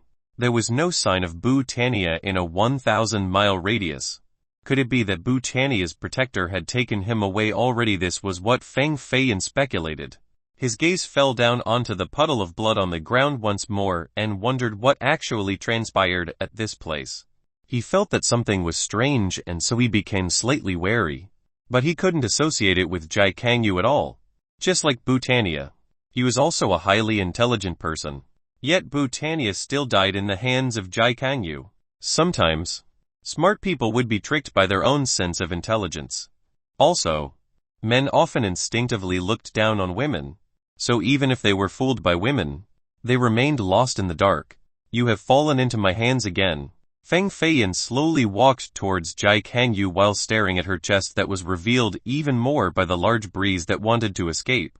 Although they were still barely wrapped in clothes, their visibility was for certain. She was even more beautiful than the moonlight from the sky. Her snow-white skin was covered by the moonlight, resulting in a scintillating layer in the shade of jade. Indeed, I have fallen into your hands once more. Jai Kangyu spoke with a regretful expression. Feng Feiyan spoke because of you. Liu Qinsheng died. He didn't even get to see his child's face. Although you didn't kill him, he still died because of you. Are you going to announce my crimes now? With a pale countenance, Jai Kangyu gently spoke with her red lips that were void of any strength. A person who suffered an indignant death will always need someone to pay with their own life. Feng Feiyan stared at Jai Kangyu as if he was staring at a dead person. He was not a person who likes to kill, but those who offended him must die. Then why haven't you killed me yet? Jai Kangyu asked. Feng Feiyan stood there with his hands postured behind his back. His purple robe fluttered as he simply stared at her. I see. You still want to know why our Jai clan wants to capture the Jai sisters. I can answer this for you. Jai Kangyu said. The holy embryo was too important to Feng Feiyan, and it was why he wasn't hasty when it came to killing her. You should know that even if you tell me the answer, you will still have to die. Feng Feiyan did not believe that Jai Kangyu didn't understand this logic. Of course. I am a dead person. I only wish that, before I die, kiss me one time so that I can die without any regrets. Jai Kangyu's eyes carried a glimmer of resentment like an abandoned lover. Feng Feiyan was slightly surprised. He naturally did not believe that she thought highly of him. Instead, he felt her hidden murderous intention. It is said that a woman who never had sex with a man will be raped by ugly demons in hell. What a sad fate. This is why the hatred and grievances of female ghosts will always be stronger than that of other ghosts, she added. Feng Feiyan's eyes became bigger as he said, this is indeed very sad. It seems that I have to help you then. You ought to help me. At the very least you are not ugly. Jai Kangyu replied. I finally believe in that saying. What saying? The last words of dying people are always said with a good intent. Feng Feiyan spoke, slightly taken aback. Jai Kangyu suddenly sneered. Then, why haven't you come over yet? Could it be just like what that bandit said, that your body cannot satisfy women? It was still difficult for a surely dead woman to say such words so easily. Plus, these words were also so enticing that no man could resist them. A glimmer of caution appeared in Feng Feiyan's heart. He felt that Jai Kangyu was acting a bit strange. Although helping people was a type of joy, at this time, he said while hesitating, you still haven't told me why you must capture the Jai sisters. How funny, Feng Feiyan. Do you take me as a fool? If I were to tell you, then I would lose my value. Then, you would just immediately kill me and not satisfy my last demand. Jai Kangyu amorously spoke. These words inflamed Feng Feiyan's passion as he smilingly spoke. Women are truly greedy. Men are even more greedy than women, Jai Kangyu retorted. Feng Feiyan slowly walked over and crouched down to look at Jai Kangyu's alluring breasts under the layer of clothing right in front of him. He gently caressed Jai Kangyu's face and praised, I feel like this is too surreal. Don't you know that surreal things are also the most pleasurable? Do you not want to enjoy this experience? Jai Kangyu's cute eyes were initially closed, but now, they slightly peeked out like crescent moons. She was still a young girl, yet she had the allure of a woman with her voluptuous breasts and delicate curves. She was just like a little lamb waiting to be tasted by Feng Feiyan. Swish! A sense of sudden danger suddenly assaulted Feng Feiyan as if the heaven and earth was about to collapse. He stomped his feet to fly backward. But it was too late. Jai Kangyu's bloody arms that were hidden behind her back suddenly reached for his chest. He was already quite cautious, yet he still put himself in a dangerous position. Thumpy forcefully channeled his spirit energy in order to retreat. Jai Kangyu was like a poisonous serpent chasing her prey. A light emanated from her finger. It was as sharp as a sword, causing Feng Feiyan's chest to bleed.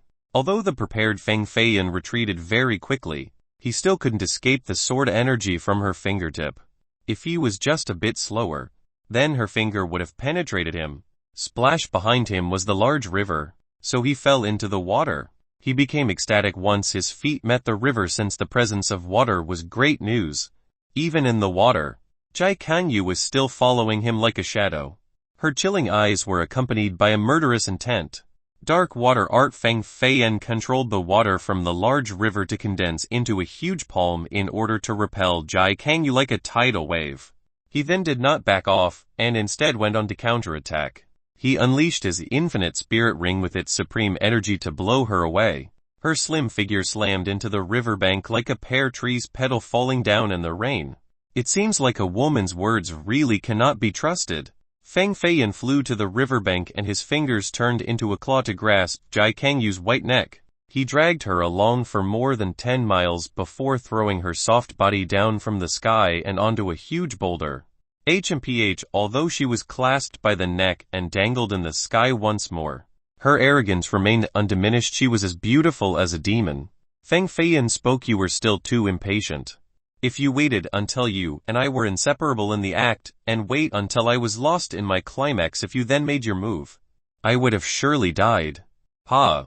Someone like you is still dreaming about having my body. Jai Kanyu coldly spat.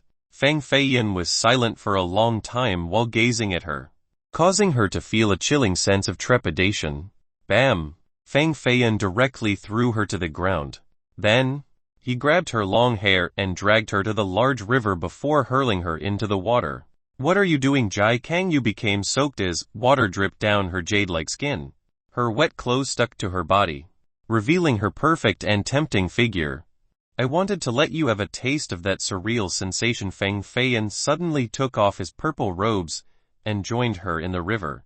One hand gripped her long black hair while the other rudely tore off the wet clothes from her body to expose her voluptuous and supple body. Chapter 175. The Flame. Pa pa pa. A blue mist shrouded the surface of the large river while the beautiful moonlight lingered in the sky, creating quite a moving picture. The sand and mud near the shallow water splashed all over the place. The tranquil night was disturbed by rhythmic noises, causing the few wolves hiding in the bushes nearby to run away. They felt a terrifying dread from this attacking aura. It was indeed quite horrifying. Even the beasts from far away were stunned and began to run. But not Jai Kanyu, who was accepting it all. This was indeed a surreal sensation. Not only did it hurt straight to the bones, but it was also extremely humiliating. Even someone as cold and ruthless as her shed tears. It would be difficult to forget this moment even for the rest of her life. Her soft body couldn't move atop the sand. Her slender and jade-like legs kept on being helplessly assaulted by the waves as well as Feng Feiyan. It felt as if a hungry wolf pounced on her and was enjoying her flesh one bite at a time.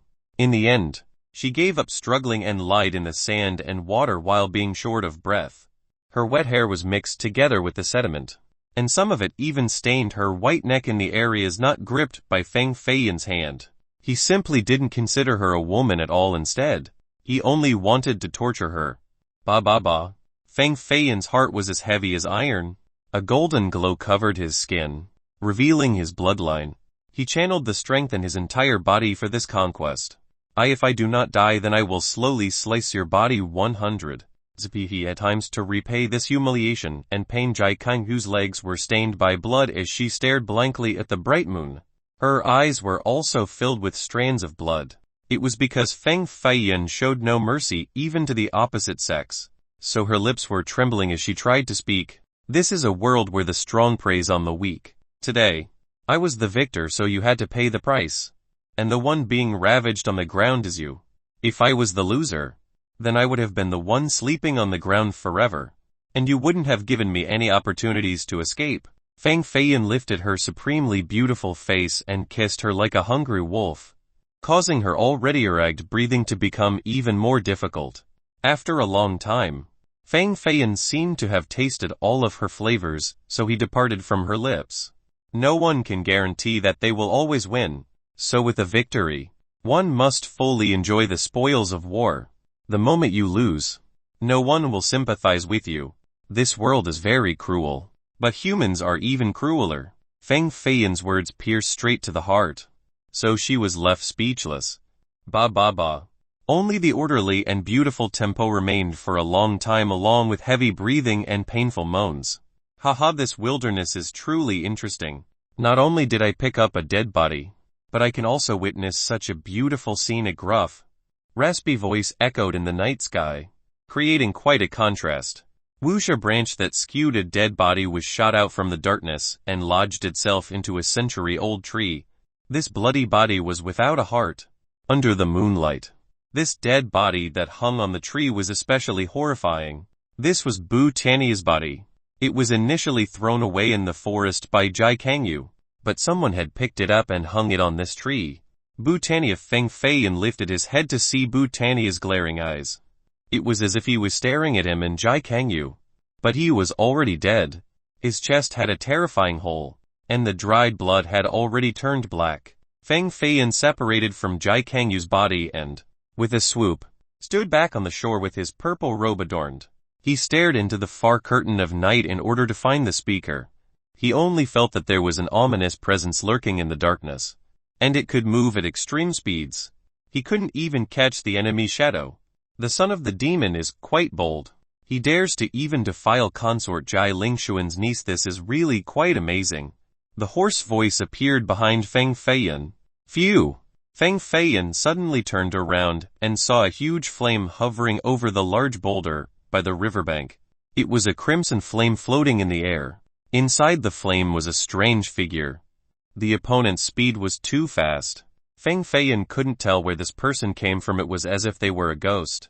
Even his heavenly phoenix gaze could not make out the figure wrapped in flame.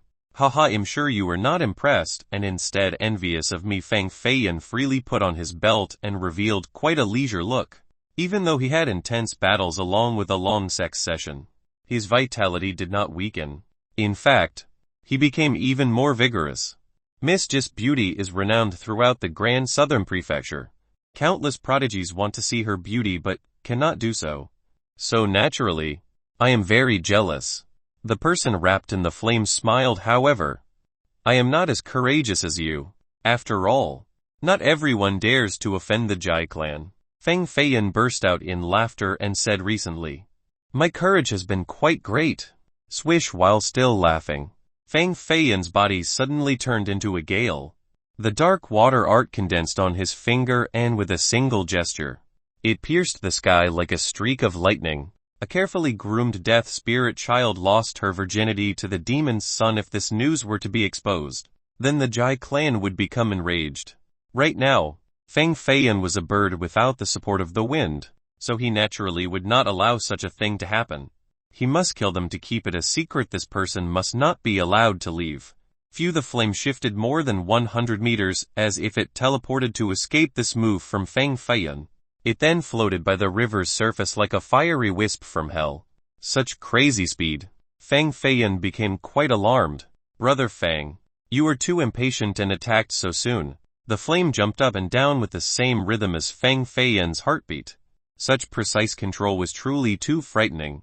Feng Feiyan smilingly said, I have no other choice. All men are inevitably jumpy after doing a bad deed, so it is reasonable for them to become impatient. Haha, Brother Feng is an honest man, so I can also honestly tell you.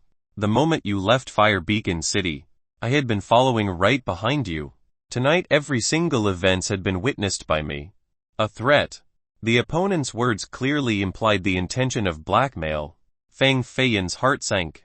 Even without taking into consideration his amazing hiding technique, the opponent clearly came for him. Who was this person? What is his goal? Why did he sneak to this place? The opponent seemed to notice the questions in Feng Feiyan's mind and let out a husky laugh. We are friends, not enemies. Maybe I will need a favor from you in the future, and I trust that you will surely assist me then. Right? Haha. Since you know my weakness, I naturally cannot say no. Feng Feiyan secretly pinched the infinite spirit ring on his finger, and was ready to surprise the person in order to kill them. Only by killing this person would he regain his peace of mind. Brother Feng is not being honest again. I will kindly remind you, although the power of a spirit treasure might be formidable, it is not so easy to kill me. This person's senses were too great. They immediately noticed that Feng Feiyan was invoking the formation inside the spirit treasure. Not only was this person's speed terrifying, his eyesight was not to be laughed at as well. Feng Feiyan withdrew his hands and shamelessly said, "I have never been a person who liked killing. I am only curious about your identity. Why do you give me a familiar yet strange feeling? Let me show you something." The floating flame threw out a piece of jade around the size of one's palm with a golden silk thread hanging from it. This was not a piece of jade, but a supreme spirit treasure carved from a boundary spirit stone. Even a broken piece of this stone was worth an entire city. The boundary spirit stone was ranked 14th among the 18 spirit stones. Its worth couldn't be measured with money. This was a stone that was naturally formed by the heavens, and a separate space existed inside. To dig out a piece of boundary spirit stone was equivalent to having a spatial pouch. A stone the size of a palm had enough room to fit a large mountain. In a godly jinn's cultivation world, this thing could be considered a peak treasure, since it was extremely rare.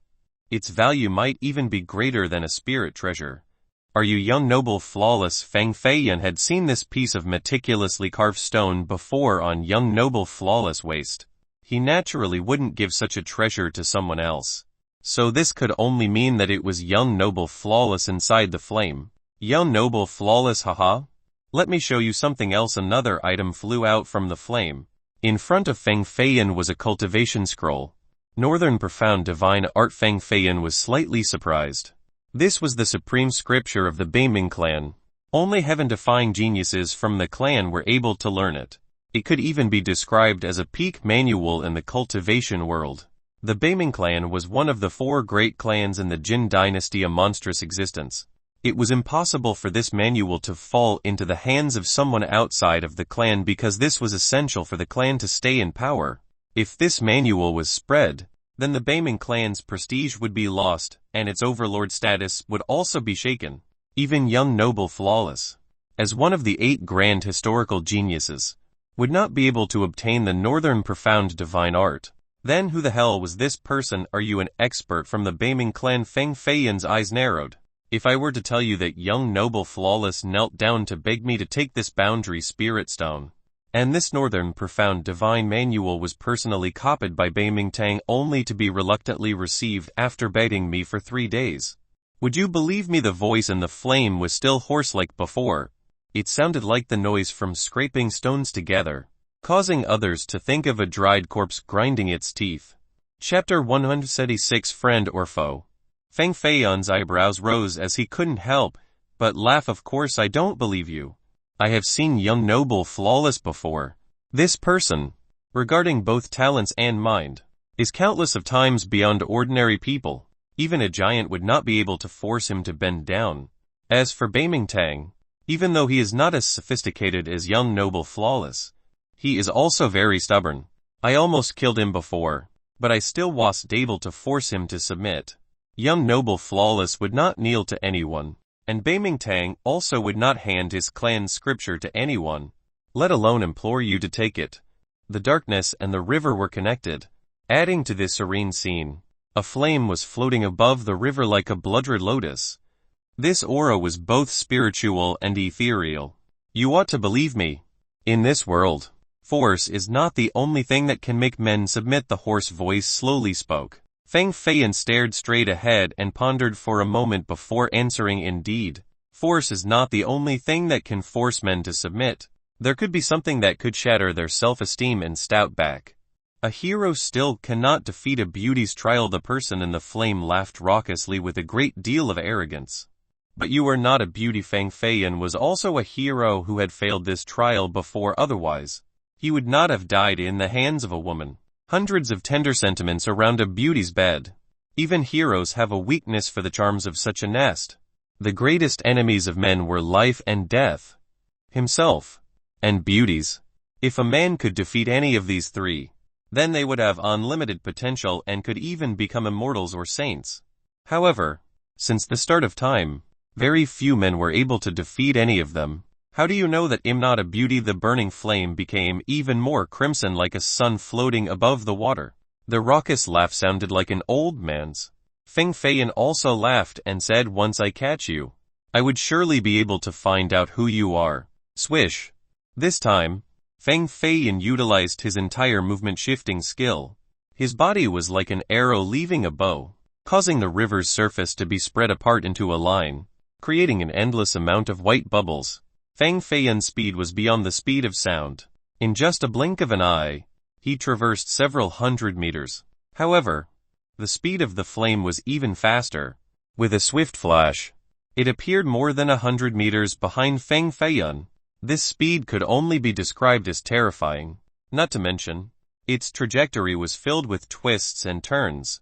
This type of spatial swing was not something that ordinary cultivators could perform. Swish!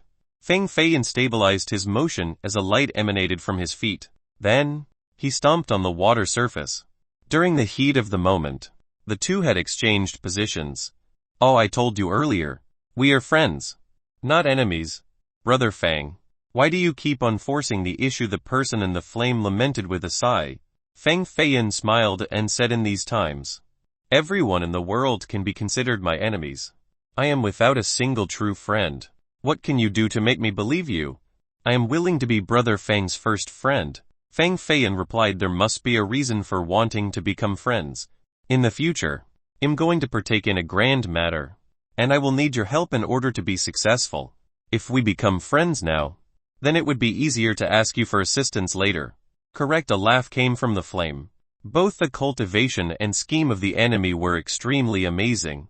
In addition to this, the person was quite bizarre and could even block Feng Feiyan's heavenly phoenix gaze. Of course, this was also due to Feng Feiyan's gaze being at quite an elementary level. Since the opponent intended to hide their identity, they must be afraid of Feng Feiyan discovering their appearance. This meant that the person must have quite a great status or special identity. And perhaps this person had met Feng Feiyan before.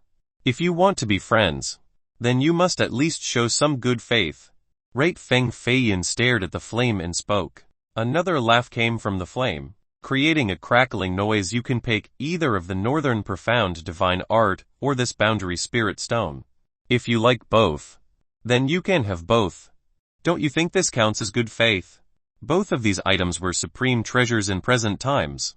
Even grand immortal sects would risk everything just to seize them, and giants themselves would battle till heads started to roll. However, this person nonchalantly offered them to Feng Feiyan as if they didn't put these two treasures into their sight. This was indicative of how much value Feng Feiyan held in their opinion. Each of these treasures was enough to buy out a giant. This was indeed very good faith. Not enough. Feng Feiyan didn't care for the two treasures flying towards him. He only gazed at the flame. The flame fell into a momentary silence. A while later, it said, "Why must Brother Feng be so persistent? Even if you see my face, it can bring great harm to you instead of good." "Haha, what can this harm possibly be?" Feng Feiyan smilingly inquired. "I'm afraid we won't be able to be friends." Then the person continued, "It is better like this. Accept my gifts, and I will help you take care of the experts from the Evil Killing Alliance. You will only need to help me do something in the future. Then our deal will be over. You don't need to see my face. Nothing good will come from it." Feng Feiyan had predicted that a few heaven-defying geniuses would definitely come. In the end, Bhutannia was able to track his whereabouts, so he surely must have sent news to the others from the Alliance. Right now, there must be at least 10 great geniuses not be very far from here. I am a person who cannot act properly during delicate situations. This is why I have offended a lot of people. Therefore, I can only disappoint your goodwill." Feng Feiyan suddenly shot out his infinite spirit ring. Earlier, he had hid in the river and secretly moved it right below the flame. At this moment, he suddenly attacked in order to force the person to show their true colors. The spirit treasure's power activated with the 6 ancient diagrams flying out to turn into a prison with 6 corners. Boom! Feng Feiyan followed up with another attack. He mobilized all of the water in the river to form a mighty dark water art. The entire river itself nearly became devoid of water. Rumble!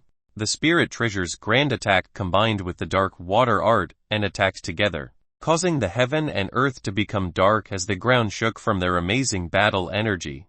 It seems that I need to give you some more time to reconsider. This is goodbye for now. We will meet again at the Wongsang Pagoda. Make sure to be careful of the pretty Miss Jai and the Evil Killing Alliance. I hope that you will be able to make it to the pagoda alive. Then, We can meet once more, and I will have another gift ready. The flame that was suspended in the sky directly soared into the high clouds after a hearty laugh. It then turned into a star and finally disappeared from one's sight. All of Feng Feiyan's attacks had failed. The second Feng Feiyan attacked. The person had already flew away from the attack's range. Both attacks didn't even manage to touch a corner of their sleeve. The person obviously knew that Feng Feiyan was hiding the ring in the river. This was why their response was so swift. This person is quite frightening. I hope it is not an enemy. Feng Feiyan withdrew the infinite spirit ring while looking at the vast sky. This person's intelligence and talents were quite unbelievable, even though from beginning to end, they didn't attack at all. They already left a fearful first impression. Not good. Jai Kangyu got away. Jai Kangyu had disappeared some time ago. Her resentment towards Feng Feiyan was very great, so the consequences were unthinkable. Once an arrogant and cold beauty loses her virginity, she would either commit suicide or do anything for vengeance. Jai Kangyu definitely belonged to the latter. Chapter 177 Guests from Underground. The Wongsang Pagoda was located right under the vast and towering mysterious mountain that was between the boundary of the Grand Southern Prefecture and the ancient Zhong Prefecture.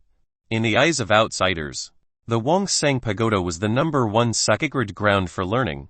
Mysterious grandmasters, famed cultivators, kings of the younger generation. Everyone almost always chose to go to the pagoda. Only by going through the pagoda would one be considered a qualified cultivator.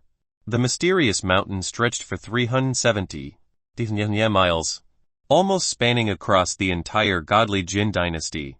There were mountains and valleys everywhere with many strange beasts and numerous spirit veins along with cultivation sects.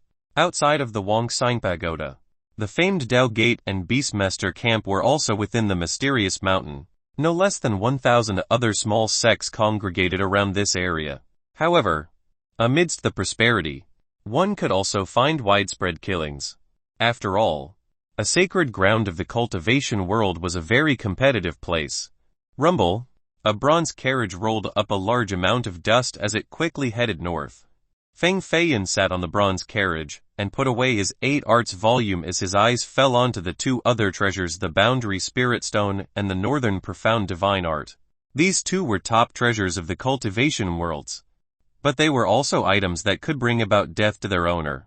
Just who was that person? Feng Feiyan's brows couldn't relax. Although he had many speculations in his mind, they were all rejected by him in the end. The key was that he couldn't figure out the opponent's goal. Since this was the case, one might as well enjoy it. He had already offended the entire Grand Southern Prefecture, so why should he be afraid of offending young noble Flawless and the Beiming clan? Swoosh! Feng Feiyan took out the Boundary Spirit Stone and touched it with his finger. After going through a layer of faint, white light, his entire hand disappeared inside the stone. The Boundary Spirit Stone was ranked 14th out of 18th, so it was much more magical than the true mysterious Spirit Stone, the 5-grain Spirit Stone, and the Dan Spirit Stone. The inside of this stone was a storage space capable of storing valuables. There was enough room to hold half of a mountain. And this was just the most common type of Boundary Spirit Stone. A few of the rarer Boundary Spirit Stones would have a storage space comparable to a small world. They could even absorb the essence of the heavens and the spirit of the earth in order to nurture strange creatures inside. Northern Profound Divine Art. Feng Feiyan held this manual with some hesitation. His fingers were about to flip the page, but in the end, he decided against it. Although this art was the supreme scripture of the Beiming clan and was one of the top techniques in the cultivation world, it definitely couldn't compare to the Immortal Phoenix physique nor the 8 arts volume. If this was the case, was there really a need to look at it? Cultivation was about quality, not quantity. He put the scroll away into the Boundary Spirit Stone. Then, he strapped the stone to his waist and hid it with his robe sleeve. From beginning to end, the Jai sisters were sitting to the side without saying a word while curiously gazing at Feng Feiyan. Mao Wuwei hunkered down on Jai Ziona's shoulder, with its bean-sized eyes gazing at the Boundary Spirit Stone by Feng Feiyan's waist.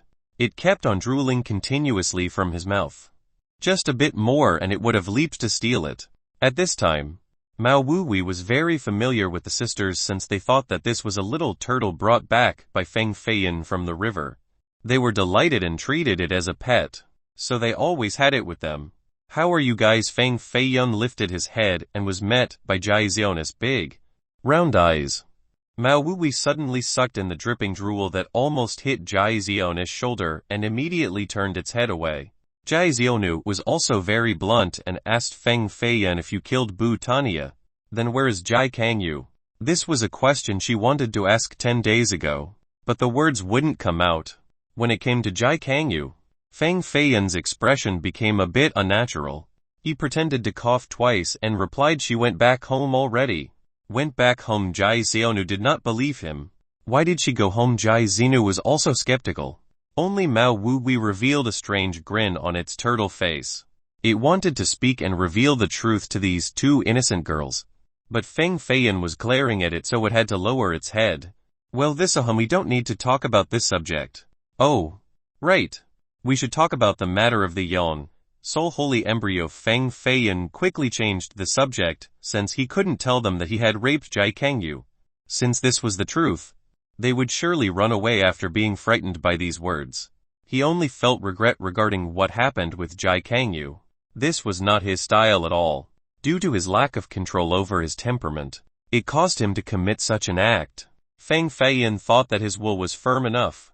Under normal circumstances, he would have surely killed Jai Kangyu in one blow instead of raping her. Why did such an abnormal thing occur? In retrospect, Feng Feiyun felt something was weird about this whole situation. Feng Feiyun thought about two possibilities. Half of his blood was demonic, and this demonic blood was awakening. Grandpa Liu once said that once this blood woke up, power and disaster will come hand in hand. If he couldn't prevent this disaster, then he might die on this cultivation path. Could this be the disaster he was talking about? Of course. That was only the first possibility. The second might be due to the mysterious person doing something to Feng Feiyun and Jai Kangyu. From start to finish, the mysterious person had been hiding in the darkness. Only after Feng Feiyun assaulted Jai Kangyu did he appear. This person was extremely suspicious. Nevertheless, these reasons were only external factors. The real reason was due to his own heart not being strong enough to stop himself from committing such a deed. I was really impetuous this time. How could I have made such a stupid mistake? The most unwise man was the one who starts a relationship with a woman who hates him, regardless of whether it was physical or emotional. Boss, we will arrive at the Wongsang Pagoda in half a day. Wang Meng's voice came from outside the carriage. Feng Feiyun paused his thoughts and wanted to go outside, but a strange aura emanated from the ground. This sensation came and went in an instant, but there was no double that it was real. Murderous intent. Instead of standing up, Feng Feiyun suddenly stopped moving as his glare became a bit chilling. His finger produced a mist as the dark water art condensed. The Jai sisters felt curious. Earlier, Feng Feiyun was clearly ready to stand up, but now, he was just standing there as he converged all of his aura as if he was about to fight. They were not aware of the aura coming from underground. Mao Wuwei also suddenly lifted its head with a glimmer in its eyes. It clearly also felt this abnormal aura. Phew. A few more auras came from afar, crossing the earth. There was not only one aura, but at least 3 or more. Were they men or beasts? Feng Feiyun calmly said with a friendly tone, this Feng is just on his way to the Wongsang Pagoda. I wonder if I had offended fellow friends before. Jai Xiaonu and Jai Zinu were slightly startled and didn't know who Feng Feiyun was speaking with. At this time, the surrounding ground suddenly shattered like a broken mirror. The gaps became wider and wider as if the ground was collapsing. The bronze carriage began to shake. One of the wheels had already sunk into the ground. The shaking became more intense as if the carriage was about to fall underground. Whoosh! Feng Feiyun caught the Jai sisters and flew out of the carriage to land outside. After placing the two on the ground, he immediately stomped the ground and unleashed a golden wave that went straight down below. Boom! The surface collapsed entirely, revealing a pit with a 10-meter radius. Swish! Swish! Swish! Swish! Swish! 5 shadows rushed out from below. They were all wearing black armor with a beast soul hovering over each of their heads. This group was like 5 black flags in 5 different directions. Surrounding and besieging Feng Feiyan. Chapter 178 Ancient Earth Tribe. The actions of the 5 figures were similar. They acted in an orderly formation like 5 puppets. But they were indeed alive. Wang Meng rubbed his fists together as he stared with his tiger-like eyes towards these figures with a sneer. Meanwhile, Feng Feiyan quietly stood there and observed the 5 dwarves that were wearing black armor. Each of them was only about 1 meter tall, so their height reached Feng Feiyan's waist. Is it him? That's him, the 5 dwarves murmured to themselves. 5 pairs of eyes shot out glimmers like 5 sharp golden arrows. Their eyes were indeed a bit frightening. It dissuaded others from directly staring at them. Who are you all? Feng Feiyan asked. Your killers, the 5 dwarfs spoke at the same time. Do you know who you were trying to kill? Feng Feiyan inquired once more. No, and there is no need, the 5 simultaneously answered. Feng Feiyan then understood. So these 5 were assassins. Only assassins would kill without knowing the name of their enemy. It seems that they were not from the Evil Killing Alliance, but hired assassins coming to kill him. The 5 of them attacked with a uniform stance. As they inched forward, the 5 beast souls with 300 years of cultivation also pounced out from their bodies. There was a tiger, a panther, and even a mammoth. The 5 killed those strange beasts and refined their souls into their bodies to increase their cultivation and power. All of them were early god-based cultivators, and each of them had a thick murderous air surrounding their body. They were clearly experienced killers who murdered more than 100 people each. Both their strange movements and killing techniques had reached a high level of mastery. In the far distance, above a small mound, 3 young men wearing white scholarly robes gazed forward with an elegant and noble air. The brat is indeed heading towards the Wongsang Pagoda. Murong, you guessed correctly this time. A flame appeared between Luo Shixing's hands. There was a sharp glint in his eyes as he spoke. To be able to kill 8 evil corpses and leave behind a flame that only treasure masters could produce, he is clearly a treasure master, so his destination would surely be the pagoda. Murongjuo slightly smiled and asked, do you think the 5 elders from the ancient earth tribe can kill him? These 3 young ones were 3 of the 7 students from the pagoda that Feng Feiyan had met back at the Trinity County. Luo Shixing, Murongjuo, and Gu Lianqiu. They were extremely prideful, so they naturally wanted to exact revenge after the humiliation they suffered from Feng Feiyan. To them, Feng Feiyan going to the pagoda right now was akin to seeking his own death. They spent a huge amount of money to invite 5 ancient earth elders to assassinate Feng Feiyan. For people like them, money was no longer important. Using it to kill people was far better than personally doing the deed. Ancient earth assassins have never failed before. A Wongsang Pagoda lord once died in the hands of these assassins. Regarding the art of killing, this tribe could compare to even the pinnacle fate-ending palace. Murongjuo laughed and replied, not to mention there are 5 elders taking action this time. This brat does not look to be 16 yet, so his cultivation can't be that high. Today, I want him to know that he should be a bit more humble as a person. The beauty dressed in white, Gu Lianqiu, didn't say anything and only stared at Feng Feiyan from afar to say a person without money and status. Yes, he really should keep a low profile, let alone bluster before us. Luo Shixing and Murongjuo both nodded their heads and revealed a cruel smile. These 5 elders were all predecessors that had cultivated for more than 60 years, despite their physical limitations stopping them at the early god base realm. Their beast souls and murderous techniques allowed them to easily kill anyone within the same realm. Not to mention, the 5 of them combined together to form a formation that could integrate their power, making it many times stronger. No wonder why Murongjuo had so much confidence in them.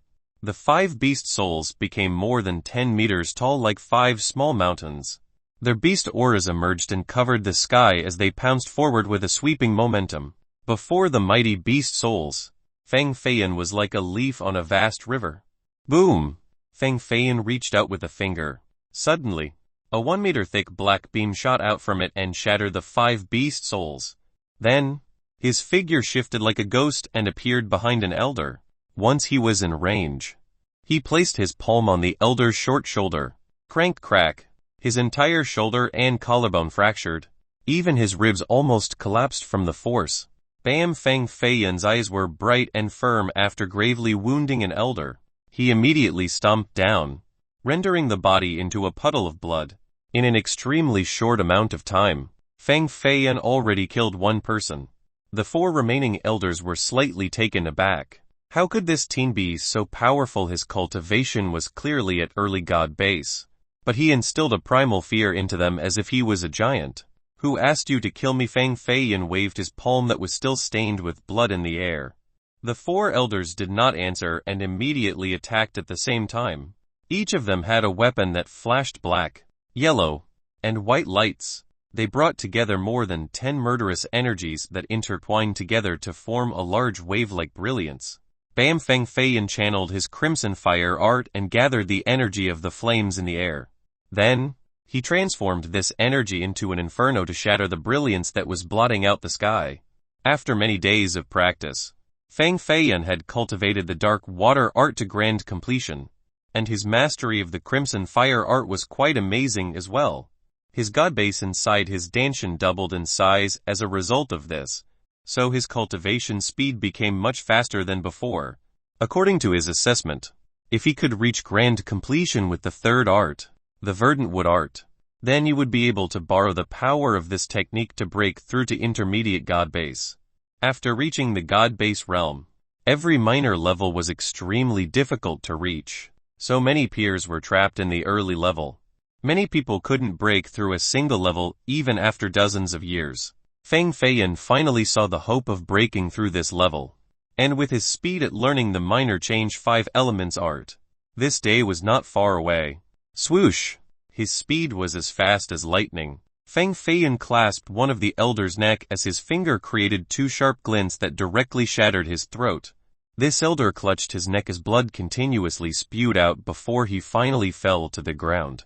A second elder of the ancient earth tribe died to his hand so easily. These smooth killing methods were even better than professional assassins like them.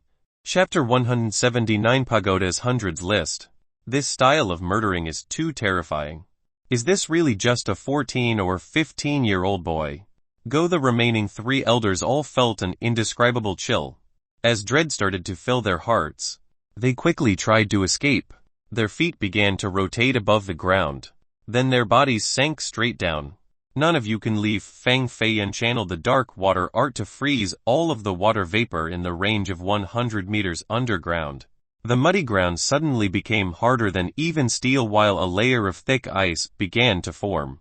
This art caused Jai Xionu to be sent into a daze as she exclaimed, "This is an art from the 8 arts volume. This Feng bastard has only cultivated for a few days. Yet he has already reached this level. His aptitude is really too high."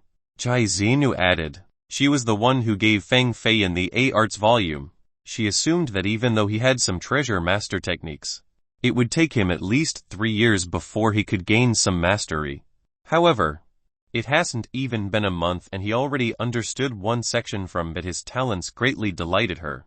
If he would keep his promise and help them take revenge, then it was not outlandish to give him the Yang Soul Holy Embryo. This was the thought running through Jai Xinu's mind. Rumble! The frosty layer exploded inside the ground, and 3 bloody corpses were blown right out as bits of flesh and meat scattered everywhere. All 5 elders of the ancient earth tribe were killed within 3 minutes. Yuo Shikshin gulped in astonishment and couldn't believe his eyes. A 14-year-old boy actually managed to kill 5 elders in such an easy manner. Murongjuo couldn't laugh any longer and had to take a deep breath. His method was really cruel. A cold breeze came from behind, causing Murongjuo to feel a bit chilly. At this second, Feng Feiyan was standing right behind him and whispered to his ear, "Anyone who is cruel to me, I will pay them back double." Murongjuo lost his composure from fear and quickly jumped 3 steps away. Then, he turned around to gaze at Feng Feiyan. He felt his body cramping up, unable to move. This was an instinctive reaction, although his cultivation was 1 level higher than Feng Feiyan. But he felt as if he could not oppose this enemy. Not only him, Luo Shixing and Gu Lianqiu also retreated as if they had just met their ultimate nemesis. "Long time no see." Feng Feiyan smiled and gave them a look. "You better not mess around. Before us is the Wongsang Pagoda. Anyone who is courageous enough to kill people in its territory will be dealt with by the law enforcement team. Mudongjuo calmed down and spoke as if justice was on his side. Killing was forbidden inside the pagoda. Anyone who killed in public would be captured by the law enforcement team and be imprisoned. They might even be executed on the spot. We are still not in the Wongsang Pagoda's territory. Right? Feng Feiyan responded with a smile. The three immediately changed their calm expressions. I am the daughter of the Gu clan's master. If you dare to lay a finger on me, it will bring about a deathly disaster. Gu Linkyu was really afraid. Although she was a beastmaster respected in the cultivation world, the gap in battle prowess between the two sides was simply too great. Feng Feiyan's earlier demonstration of killing without batting an eye simply made him a devil. It was so frightening that a heaven's proud daughter who had always lived in luxury like her became quite terrified. The Grand Southern Prefecture's Gu clan. Feng Feiyan thought this name was familiar. Then, he remembered that this was another great clan who had a good relationship with the Feng clan. Of course, it was not comparable to an ancient ruling clan like the Feng. However, it was still considered a top second-tier power.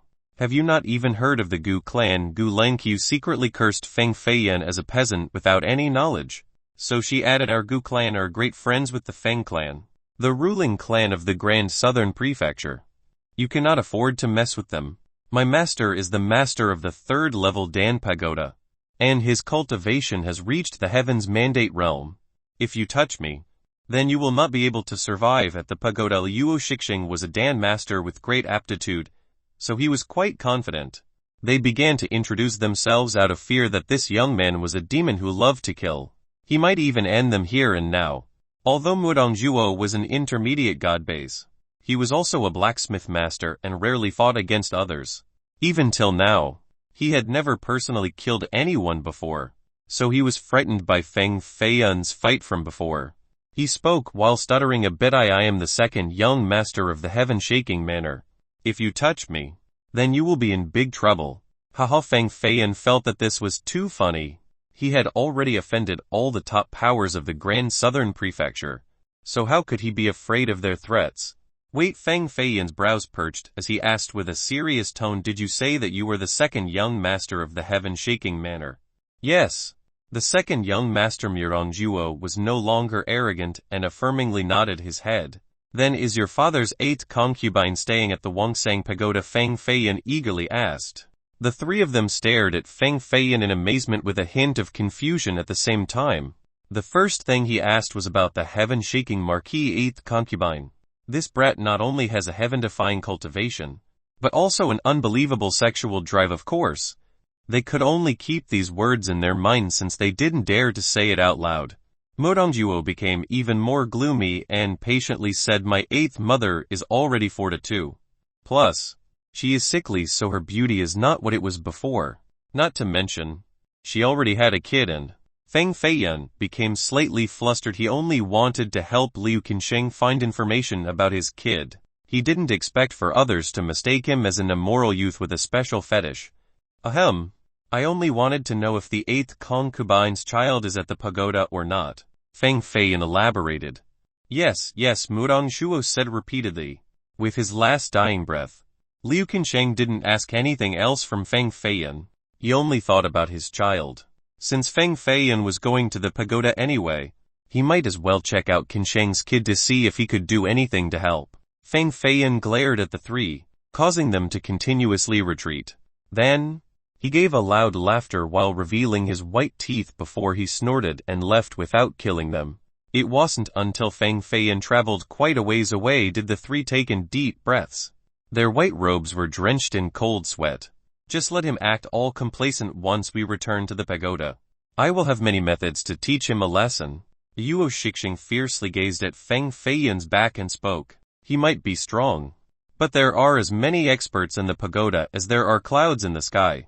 Any genius that ranks in the top 300 can kill him, and I know one of them. He has been cultivating in isolation for 23 years and has almost reached Grand Achievement God base, being ranked at 278th on the pagoda's hundreds list. He can kill him like killing a pig. Mudongjuo's anger rose. His earlier display was truly a huge disgrace. Chapter 180 Little Demoness. When the night descended, the mysterious mountain was encompassed in a layer of majestic blue light, making people's imaginations run wild. Feng Feiyan looked back and noticed that amidst the faint evening mist, one could see towering pagodas that reached the clouds. Even though he was still 1,000 miles away, he could still sense the cleansing aura that emanated from the Wongsang Pagoda. The closest tower was around 130 miles away. It reached a lofty height of 1,000 meters like a divine mountain and was located amidst the clouds. One could almost see the dark majestic tower with moving glimmers due to formation engravings. The Wongsang Pagoda was not just one tower. It was a sacred ground with countless students enrolled in 100 huge towers that spanned tens of thousands of miles. One tower was one study hall. This was one out of 100. The Meteor Tower. The Meteor Tower was 570 meters high and weighed more than 100 million pounds. This particular tower was created from a meteorite that fell from space. It was the door to the Wongsang Pagoda, and it also contained a memorial for all the past wise sages. Anyone who wanted to study at the pagoda or just wanted to check it out as part of their pilgrimage would come to the Meteor Tower to pay their respects. At the end of the day, under the glow of the red clouds that illuminated a vast and winding road, pilgrims that wore white robes made a line as long as a dragon that spanned from one site to the far horizon. They had a pious and solemn appearance, and some of them would even kneel down and worship after every step. These people came from all over the world and were not just limited to the Grand Southern Prefecture nor the godly Jin dynasty. The pilgrims have come to pay homage to the ancestral sages. And some came to study as well. No less than 100,000 would come and go each day. Feng Feiyan looked at the ancient and deep Meteor Tower and could almost hear the teachings from the old wise sages as rays of light flew out from the pagoda to illuminate the sky. Feng Feiyan also joined this group of pilgrims and followed the crowd, slowly inching forward. The evil woman coming into being caused the Great Southern Prefecture to turn into a land of death. It has only been a month, but 2 counties had already fallen. Nothing could stop the evil corpse army, so the only peaceful place left is the Wongsang Pagoda. Right behind him were several young men with flowery clothing and fine sheep fur coats. They were all riding white stallions that flew in the sky, and each of them had a god base in their bodies. Their bright eyes and physiques were much stronger than those of ordinary men. These were all geniuses, and amongst them, 2 were extremely powerful. This prompted Feng Feiyan to take precautions. Many cultivators had escaped to the Wongsang Pagoda. They want to have the pagoda's protection in order to escape from the evil woman. This handsome young man had a third eye right between his brows. This was a natural full moon heavenly gaze. Everyone had full moon heavenly gazes, but they were all hidden beneath the forehead. Only a few heaven-defying geniuses would have this eye open when they were born. A few of them appeared in the ancient era, and all of them became unbelievably great characters.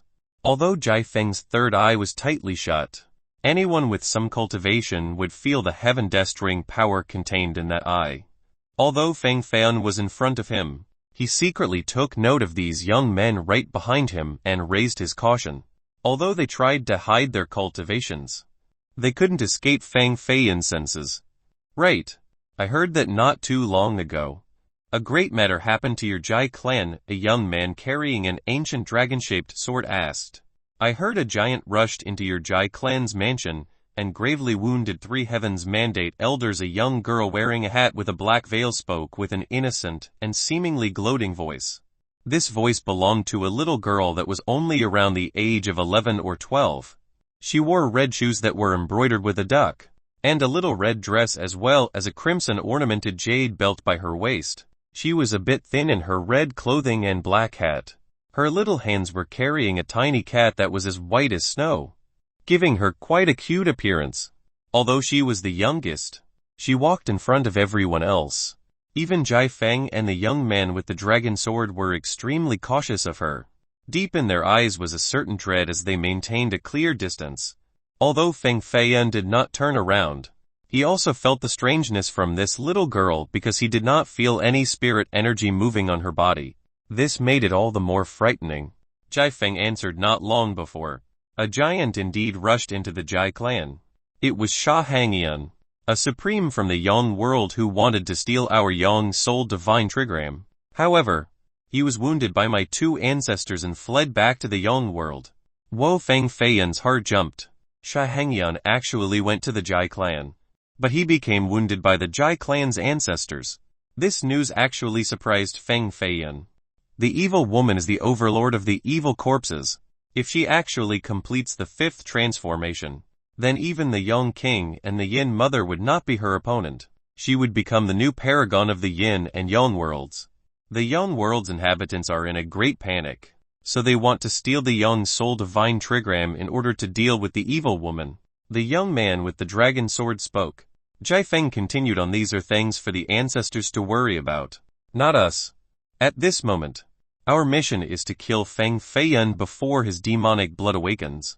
One great evil woman is already enough for blood to run like rivers in the cultivation world. If we add in the son of the demon, then the consequences would be disastrous. The young man with the dragon sword added. So they were the heaven-defying geniuses of the evil-killing alliance. These were the true kings of the younger generation, and were much stronger than Qin Jan and Butania.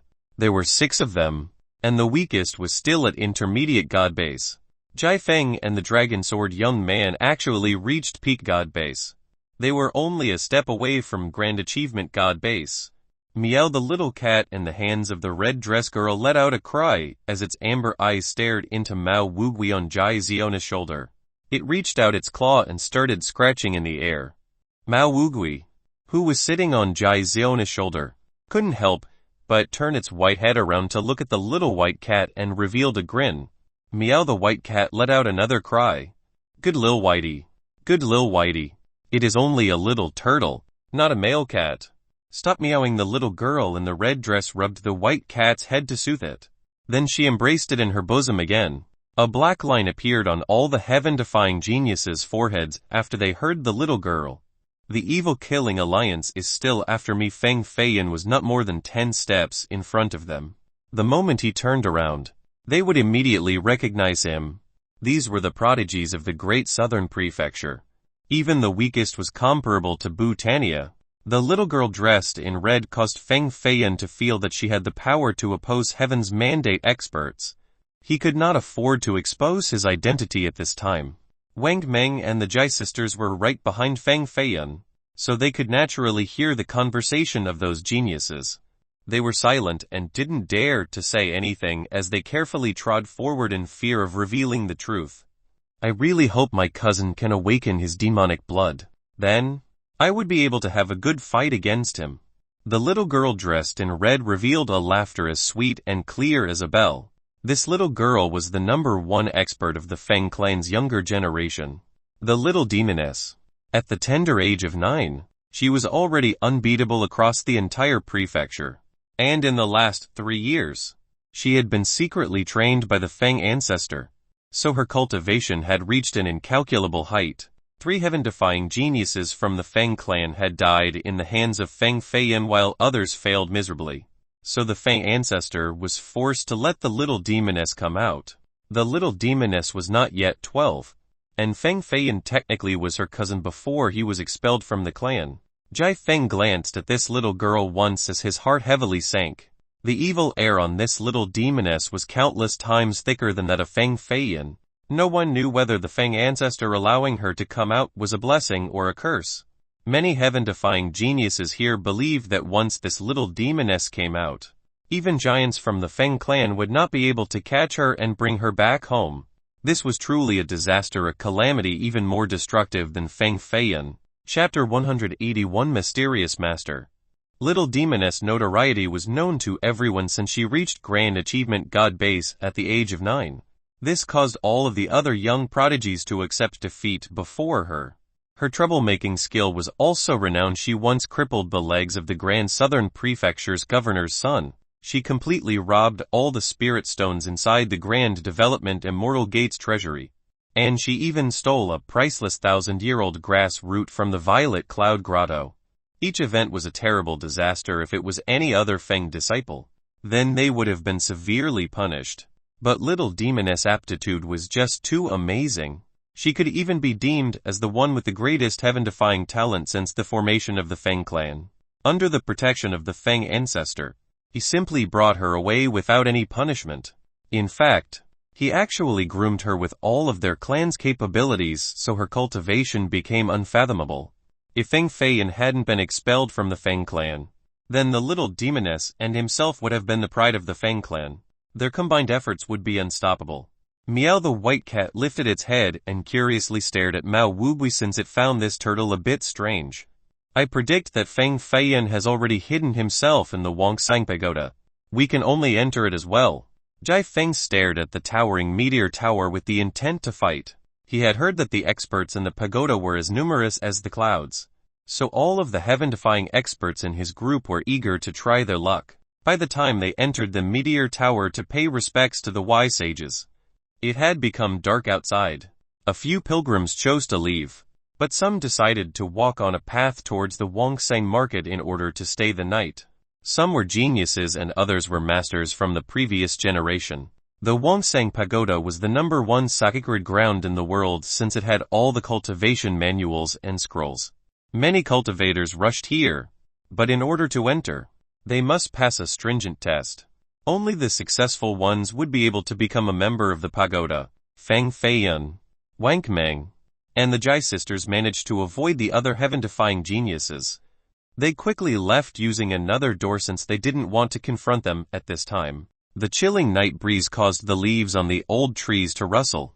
An exquisite carriage dragged by a white ox slowly arrived from the road. The carriage driver was a middle-aged man around 40. His face was covered with a thick beard. His hands that were as thick as water buckets carried a long whip made out of rhinoceros skin. The originally soft whip in his hand became straight under his control like a finely crafted wooden stick. This mastery was not something an ordinary people could achieve. The white ox stopped before Feng Feiyan, and the middle-aged man stepped down. He respectfully bowed before Feng Feiyan to say, "May I ask if you are young noble Feng?" Feng Feiyan was a little surprised as he answered, "My last name is indeed Feng, but I do not know if I am the young noble Feng that you are looking for." "Then it is correct. My master said that young noble Feng is a dragon among men with great gallantry. Although there are many with the last name Feng in this world, only Feng Feiyan carries such an aura." The bearded man smiled and said, a golden light was layered on this man's skin, so his physique art had reached the stelic level. He would enjoy the privileges of an elder at any immortal gate, but he chose to be a servant instead. Who could his master be? Could it be that person? Feng Feiyan thought of a person and quickly asked, "Who is your master?" "Haha, master has prepared a feast tonight at the Wongsang Pagoda for all the heroes around the world. Young noble Feng is an esteemed guest that master personally called for this Niu Nu to come greet you." This bearded man's name was Niu Nu. 1. Niuox. New servant. This is not his real name but a name taken after becoming a servant. One who is unaccountably solicitous will hide evil intentions. "Boss, we better not go." Wang Meng stood forward and played with his fists as big as sandbags. He showed some animosity towards Niu Nu. Both of these men were brutes with great strength from birth. A stream of aura emanated between them. As the two golden auras struck each other, it created a large explosion that forced both men took a step back. Wang Meng was aghast since this carriage driver was so strong. This driver's power no less than his. However, he did not know that Niu Nu was even more surprised.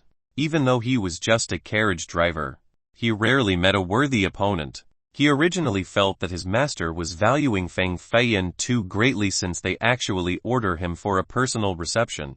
But after just one bout with Wang Meng, he quickly put this thought away. The little brother of this person was already so powerful, so the prowess of the person himself would naturally be much greater. Feng Feiyan lightly smiled and told Wang Meng to step back. Then he said, "Will there be many guests tonight at your master's feast?" "Indeed. Many of them are skilled prodigies that recently came to the Wongsang Pagoda. But there are also many powerful cultivators from the previous generation. Young noble Feng is definitely one of the few that are greatly valued by master. So you will definitely sit at the distinguished table. Since your master is so sincere, it would be too presumptuous of me not to accept." Feng Feiyan stepped into the elegant carriage after saying this. Tomorrow would be the monthly test to enter the pagoda. So all the cultivators were aggregating around this place tonight. Since this was the case, it would not be a bad idea to go observe to see which experts were here for the examination. The Jai sisters were like a pair of young and pretty maids that followed right after Feng Feiyan. As for Wang Meng, he whistled and called for a great scaled tiger to come from the sky. After it landed with its massive wings, Wang Meng jumped on top of the tiger and followed right after the carriage.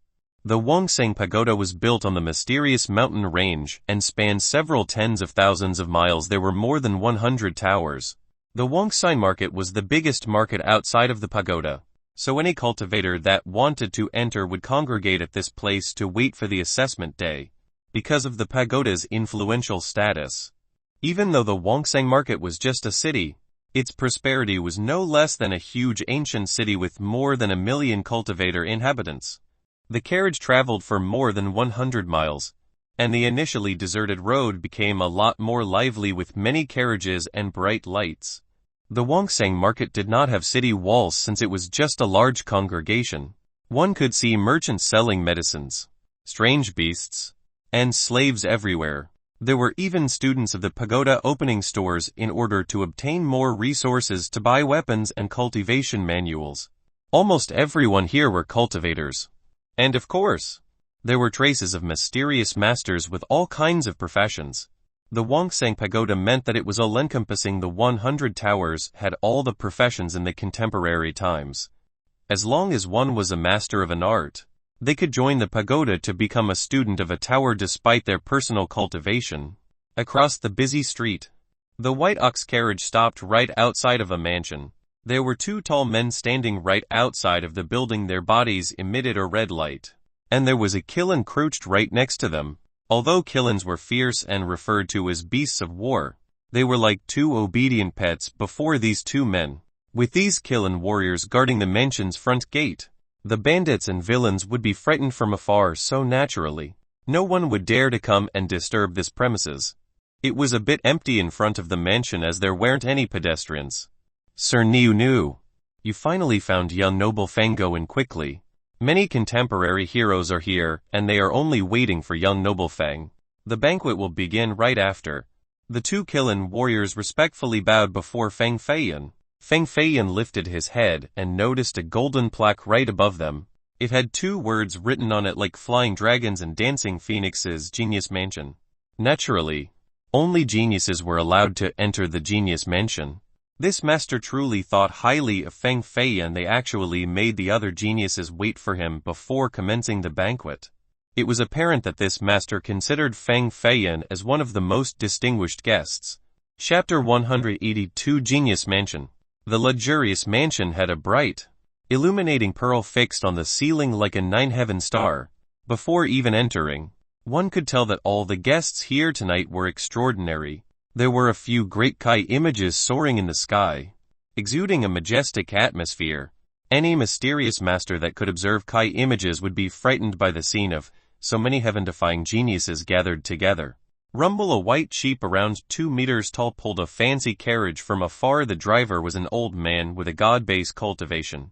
Beiming Tang came out from the carriage as one of the esteemed guests tonight, and he was personally greeted by Niu with the greatest of honor.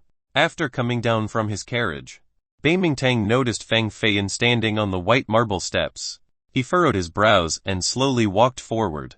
Then he said with a deep tone, "The road is indeed too narrow for enemies. I didn't think I would see you here. We shall fight again tonight, and I will not lose to you again."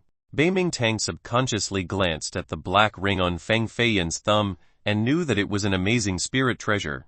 He lost last time due to the infinite spirit ring, so he added a condition: "We shall fight with our bare hands. If you want to fight, I'll take you on at any time." Feng Feiyan looked down right at Beiming Tang with a valiant pose. A fiery spark flashed in his eyes as if the air could ignite into flames at any moment. A fight seemed to be unavoidable. The night's wind was still blowing, creating a cold atmosphere right outside the manor as if the air itself was frozen. "Young noble Feng is an honored guest of my master.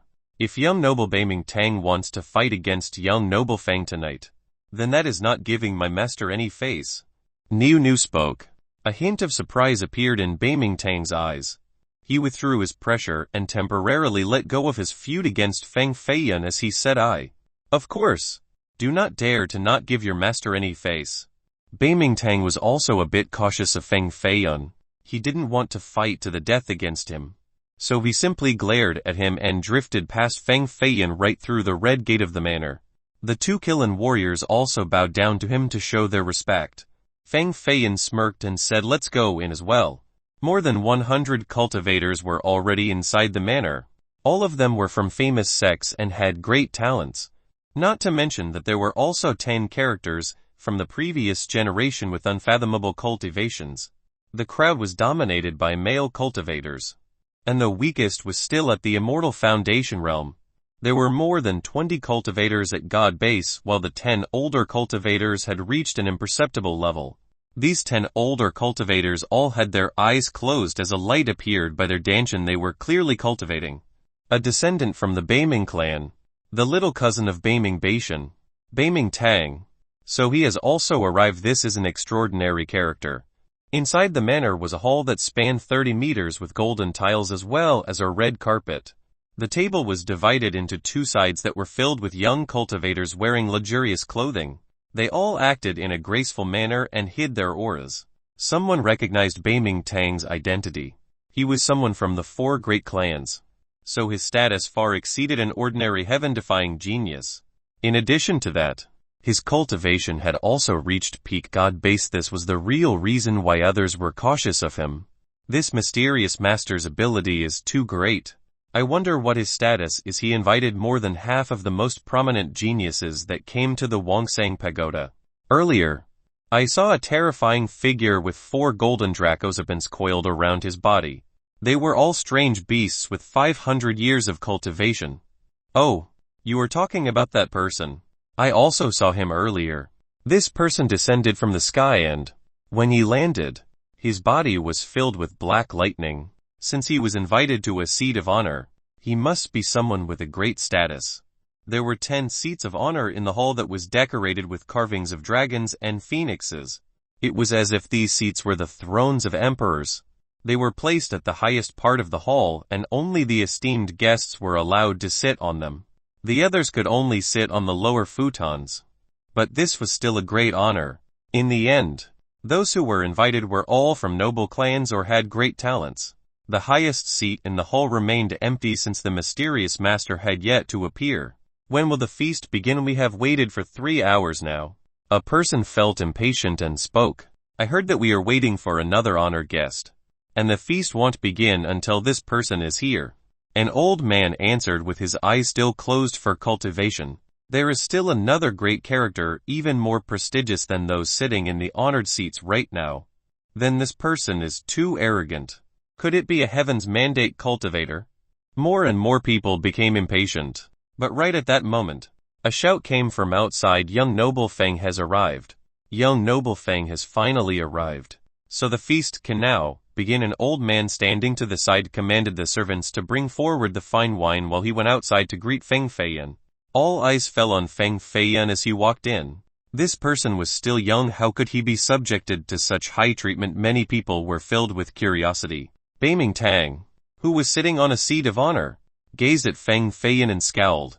Feng Feiyan nonchalantly walked forward to see 8 beauties dancing in the middle of the hall while the cultivators on both sides were gazing at him. Clearly, they were curious about his identity. Some of these people were peak God base cultivators. They secretly let out their divine intents, wanting to probe for his identity. But these intents were all shattered by a wave of Feng Feiyan's hand before they could reach within 3 feet of him. Feng Feiyan didn't want these people to know that he was the son of the demon. Today, the 6 experts of the Evil Killing Alliance had come to the Wongsang Pagoda. So the consequences would be unthinkable if this news leaked out. Feng Feiyan coldly glared at these people and channeled his heavenly phoenix gaze, instilling chills into the hearts of these cultivators. They felt that his eyes were even sharper than arrows. It was as if Feng Feiyan's glare could kill. This youth truly had a frightening cultivation. The old man invited Feng Feiyan to a seat of honor before stepping away. There were already 9 people seated at the honored section. Among them, 6 were cultivators from the previous generation that were over the age of 50. All of them were still brimming with vigor and they all hid their auras. Bamingtang was one of the other three.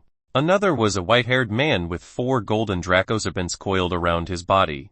The cultivation of this man was even higher than Bamingtang. There were symbols with the color of blood on his face that revealed an especially devilish look. There seemed to be a layer of ice embedded within his eyes, like the evening mist, with lightning flowing around his body. All of the bare skin that wasn't covered by his clothes had layers of scales around the size of a fingernail. This was where the lightning emanated from. This person was indeed a bit strange. The last person was actually a girl. This girl was wearing a red dress and was unable to conceal her plump bosom. Her skin was as white as snow, sexy and seductive. Each of her actions was able to steal the souls of others. Even just a slight perch of her lips was able to incite the lust from many cultivators. Feng Feiyan was seated closest to her, so he could smell the tempting aroma from her skin. This scent was capable of driving others crazy. Young noble Feng, we meet again. She gave Feng Feiyan a charming glance, causing the young cultivators and Bamingtang to become very jealous. This beautiful girl was, of course, one of the talents from the Supreme Beauty Pavilion, the third-ranked Zhu Wu. Even though she was just a girl from a brothel, her cultivation was quite frightening. She had reached Grand Achievement God Base a long time ago. So many speculated that she was now at the first level of Heaven's Mandate.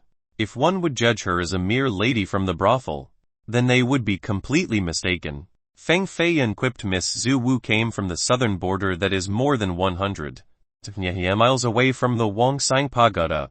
Could it be that you were chasing after me? Young noble Feng is a wealthy man, so I do want to chase after you. But I'm afraid that you look down on mundane girls like us. Zhu Wu's pretty eyes hid a layer of mist that had an indescribable attractiveness. Her faking sad and scornful eyes caused Feng Feiyan to feel restless. It was unknown why.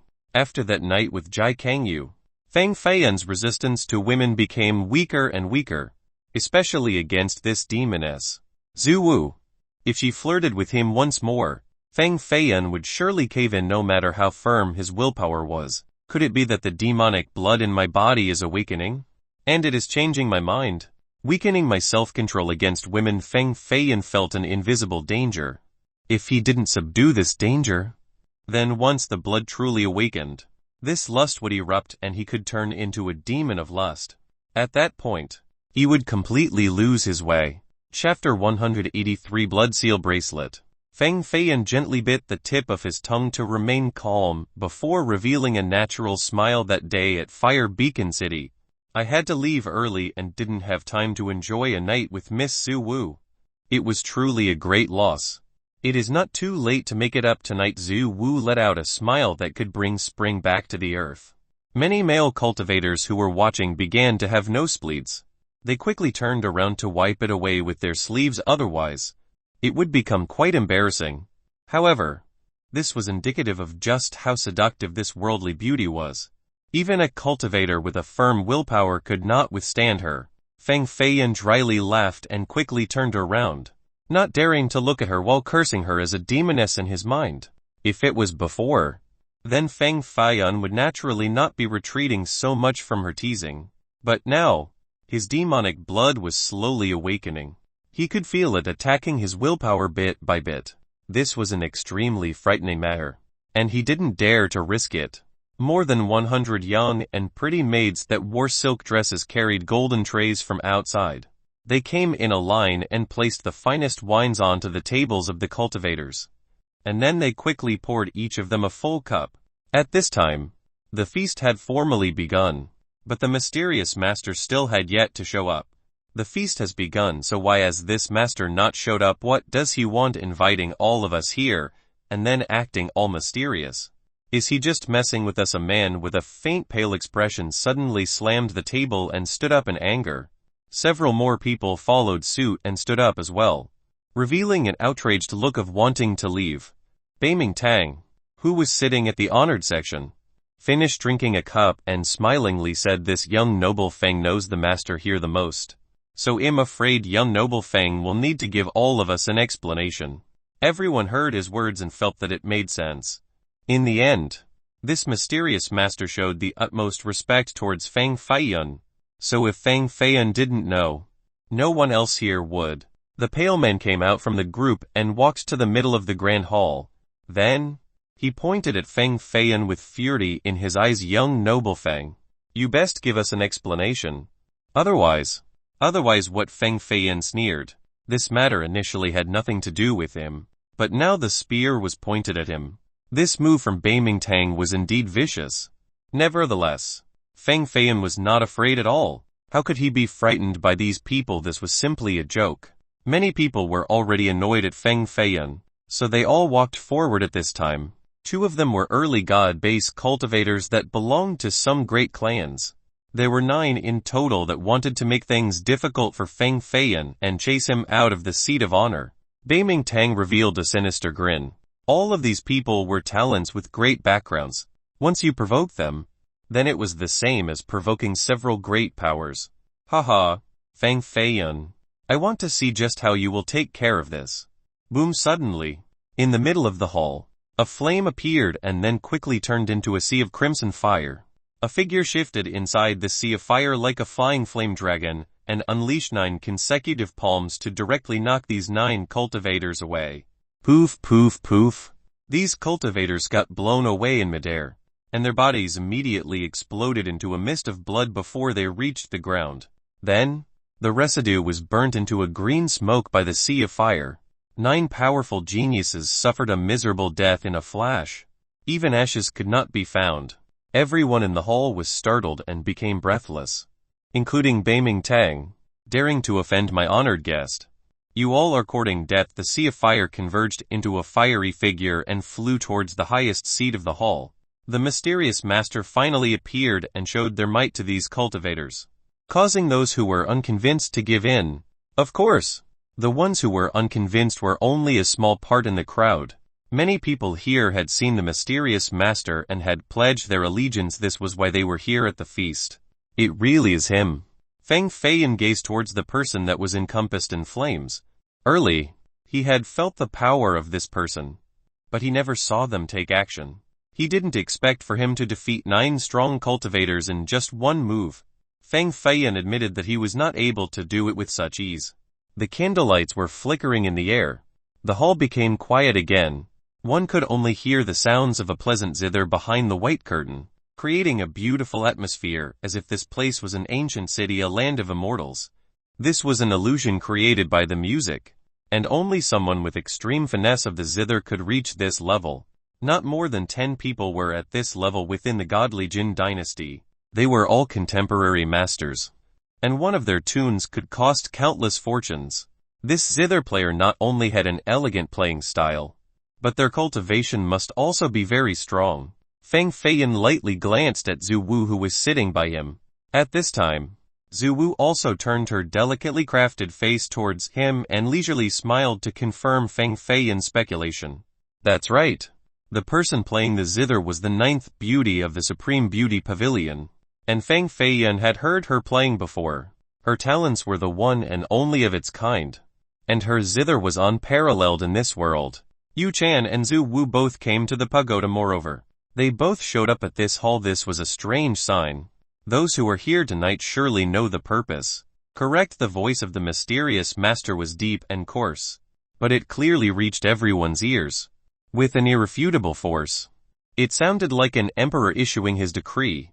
The majority of the cultivators here nodded their heads, but 10 people including Feng Feiyan were a bit confused. Clearly, they didn't know this person's goal before coming here. The gathering of everyone here was a monstrous force. The mysterious master could gather so many contemporary talents as well as experts from the previous generation. This was a demonstration of their great abilities. What did this master do to pull this off? These people did not lack money nor status, but they all listened to the words of this master. His abilities caused chills to run through Feng Feiyan. Tomorrow is the monthly examination of the Wangsang Pagoda, and only those who successfully pass are allowed to go in. All of you must pass this examination tomorrow, and then I will tell you what you must do once you are inside. The mysterious master spoke again. A person finally asked the question that was on his mind. The Wangsang Pagoda's examination is extremely strict, and only a few hundred out of 100,000 examinees pass each time. Although we are all talented, I'm afraid there will not be more than 50 of us at the top. Then it will be up to all of your own abilities. Those who are incapable are not worthy of working for me." The mysterious master slightly waved as a powerful energy flew forward. Then, a small black light came out from the flame and fell before the eyes of everyone. It was a black jade bracelet with 3 lines of blood and 9 formations that emitted a dark glimmer. "This is a blood seal bracelet," a young man who knew a thing or two about blacksmithing shouted. Everyone here was extraordinary, so they had all heard of the name blood seal bracelet. Once one wore this bracelet, one would no longer be able to take it off unless they chopped off their own hand or have the master of the bracelet personally drip their blood onto it. If the wearer didn't listen to the bracelet master's command, then this bracelet would not only crush the wrist of the wearer but also their hearts. This was the most frightening thing about it. Everyone's expressions quickly changed. The mysterious master wanted to control them. They were all prodigies with great backgrounds. They might work for him under threats, but they definitely did not want to be under his control. The atmosphere inside the hall became heavy. A few cultivators who were cultivating with their eyes closed suddenly opened their eyes as they secretly channeled their arts in their palms in preparation. Feng Feiyan sat at his seat of honor without flinching and stared at the other 9 honored guests. These 9 were all nonchalant and calm as if they had already known about the blood seal bracelet. Chapter 184 Ability. Boom! A young cultivator with steel headwear suddenly stood up and summoned a 3-meter wide carpet. Then, he stepped on it to fly right outside the main entrance of the hall to escape to the outside. This young cultivator, who was dressed in black, was a peak god base and had his own divine intent. He could use it to control energy in order to fly in the sky with treasures. This cultivation was already extremely high among the cultivators present tonight, so he disappeared in an instant into the night sky. HMPH. You want to escape? The ominous, silver-haired young man turned into black lightning and also flew out of the hall into the night. Boom! A great battle in the sky loomed over the hall. A white light shot straight to the sky in the form of a fist like thunder, destroying the tranquility and alarming all the cultivators at the Wongsing market. It was only one move. Blood rained down from the sky with beads of blood dripping down leaves. Boom! The black light descended from the sky and turned back into the white-haired young man, still cloaked in lightning. His fist was stained with blood as he leisurely walked back into the hall and once again sat in his chair of honor. Killing a peak god base cultivator with just one move, this was truly a god of death. Everyone dispelled the spirit energy they channeled in their hands as they felt a sort of primal fear. No one dared to act recklessly with a god of death like this present. Is there anyone else who doesn't want to wear the blood seal bracelet? The silver-haired young man spoke with dark eyes and blood-colored runes moving on his face. No one dared to look him in the eyes. Everyone became silent and felt a pressure as great as a mountain crushing down on them. If they dared to say no, then they would be killed on the spot. We should feel proud to be able to work for Master. As long as we complete our task this time around, then not only will Master unlock the blood seal bracelet, but the person with the greatest merits will also be rewarded. Beiming Tang spoke. Then, he wore the bracelet on his wrist and was the first to do so. After putting it on, the bracelet became tight as it latched onto his skin. It looked like a dark ring around his wrist, something incapable of being taken off.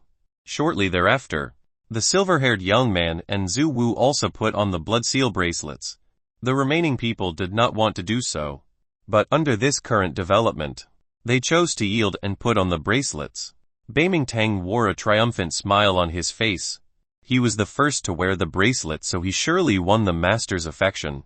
He glanced over at Feng Feiyan and found that a bracelet was still placed before him. He did not put it on. In the hall, only Feng Feiyan didn't wear the bracelet, so all of a sudden, all gazes were on him. Young noble Feng, how come you still haven't put on the blood seal bracelet? Do you not want to give Master any face? Beiming Tang revealed a wicked grin. The atmosphere suddenly became tense. The silver-haired young man's eyes were also fixated on Feng Feiyan as he revealed a cruel smile. His fingers caressed the 4 Draco serpents that were coiled around his body as strands of lightning began to gather. Feng Feiyan got up from his chair. Then, He turned around to look at the mysterious master and spoke in a manner that was neither servile nor overbearing. This Feng doesn't intend to not give you any face. But I have never been a fan of restriction. I will say my goodbye right now. And naturally, I will not speak a word of the matters tonight to anyone. I hope that you will not be someone who forces others. The person wrapped in flames was silent for a long time. At this point, everyone felt that Feng Feiyan was courting death. The master began to speak in their usual coarse voice with a smile. Brother Feng is my friend, so of course I will not make it awkward for you. All of you listen up. Brother Feng wants to leave. Anyone who dares to stop him will die an unsightly death by my hands. Feng Feiyan was already prepared to fight a desperate battle, so he didn't expect the opponent to say such things at all. This is a person who cannot be read. Feng Feiyan slightly bowed to return the gesture before leaving in a cool manner. However, once he reached the door, the sound of wind parting continuously appeared right outside of the genius mansion. 6 lights came from the sky and descended right outside. 5 murderous intent shot high into the sky and immediately created a layer of ice on the ground. Jai Feng took a step forward with his eyes wide open and shot out 2 crimson glints, lighting up the night sky as he coldly said, Feng Feiyan, come out and accept your fate. Boom! The dragon sword that was wielded by the young man suddenly soared to the sky and loudly crashed into the front gate of the genius mansion. A dragon was drifting on the sword's edge as a sword energy sealed the sky. Today, I have come here to kill you. Lai Taya then stepped on his sword as he became one with the weapon, and awe-inspiringly spoke. The 6 great experts of the Evil Killing Alliance had come, and were right outside of the genius mansion. There were 6 fierce people, with legendary experiences. Each of them was able to reign over a domain by themselves. Jai Feng and Lai Taya were experts among experts with magnificent auras. Even those inside the hall several hundred feet away still felt the terrifying auras of the two. Feng Feiyan stood before the entrance of the hall. He looked at the 5 auras right outside and furrowed his brows. Even though there were only 5 Kai images, he knew that there were 6. And the last one was the little girl dressed in red, the little demoness of the Feng clan. How did these 6 know that he was here? This was too much of a coincidence. He slightly turned around to look at the mysterious master wrapped in flames and suddenly realized something. No wonder why he came so late. It was all because he purposely led the 6 experts of the Alliance to this place. It seems that Brother Feng is in trouble. Do you need me to lend you a hand and chase these people away? The mysterious master slightly smiled and said. Feng Feiyan turned around and once again sat in his seat of honor. He put the blood seal bracelet on his wrist without any hesitation and said, your plan is too clever. I am very impressed. Haha, I don't understand Brother Feng's words after seeing Feng Feiyan wearing the bracelet. The mysterious master cheerfully laughed as if he had already known that Feng Feiyan would do so. Brother Feng is now one of us. Elder Jai, go ask the 6 heaven-defying geniuses outside to leave. The mysterious master commanded. The old man that sat in a seat of honor stood up and bowed to the mysterious master.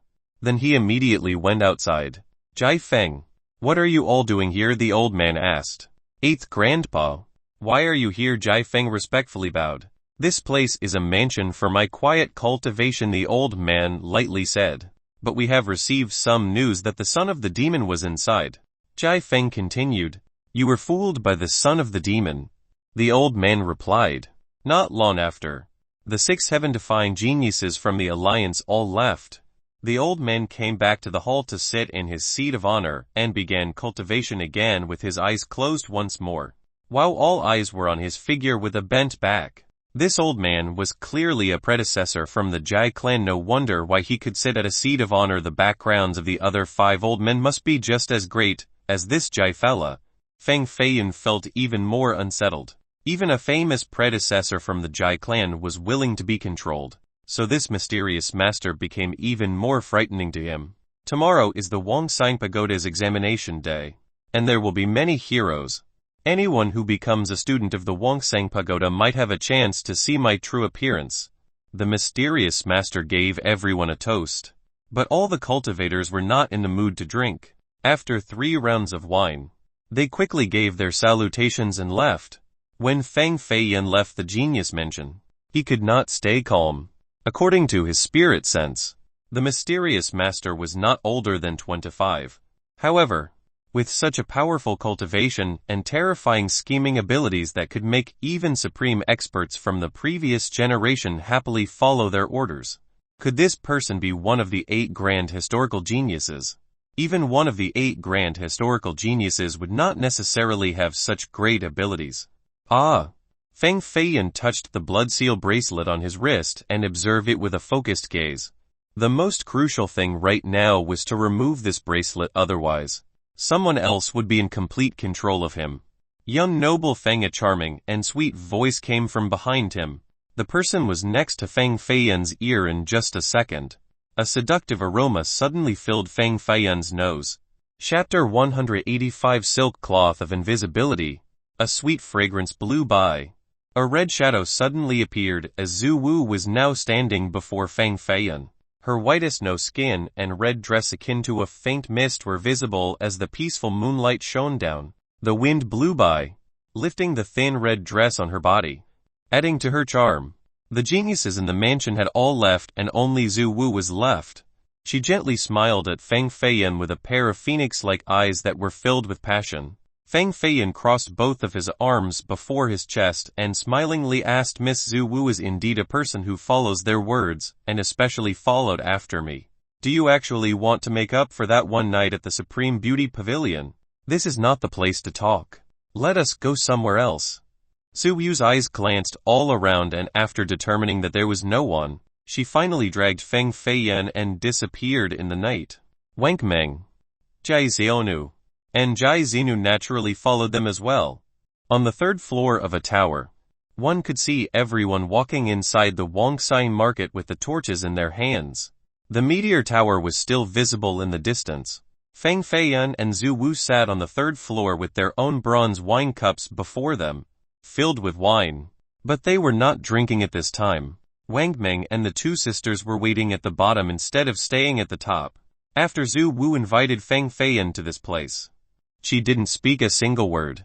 Instead, she revealed an unprecedented seriousness with a bit of worry in her eyes. Feng Feiyan tapped the bronze wine cup with his finger to break the silence and spoke, I am very curious. If Miss Yu Chan came together with you to the Wongsang market, why is it that she didn't leave with you? Because Master wished for her service tonight. Zhu Wu gently shook her head. Her supreme beauty could not conceal the bitterness.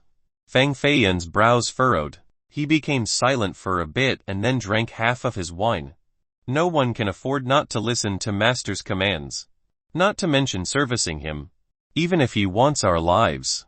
That is a matter as easy as turning his palm. Anyone who opposes him shall die. Zhu Wu hesitated for a moment before biting her lip and continued, maybe the one who will have to service him tomorrow night will be me. Her translucent eyes no longer resembled those of a beautiful temptress.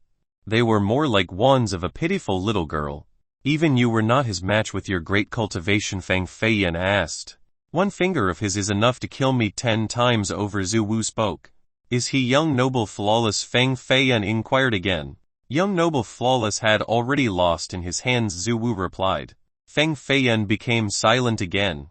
He drank the remaining bit of wine in his cup and slowly spoke, then who the hell is he?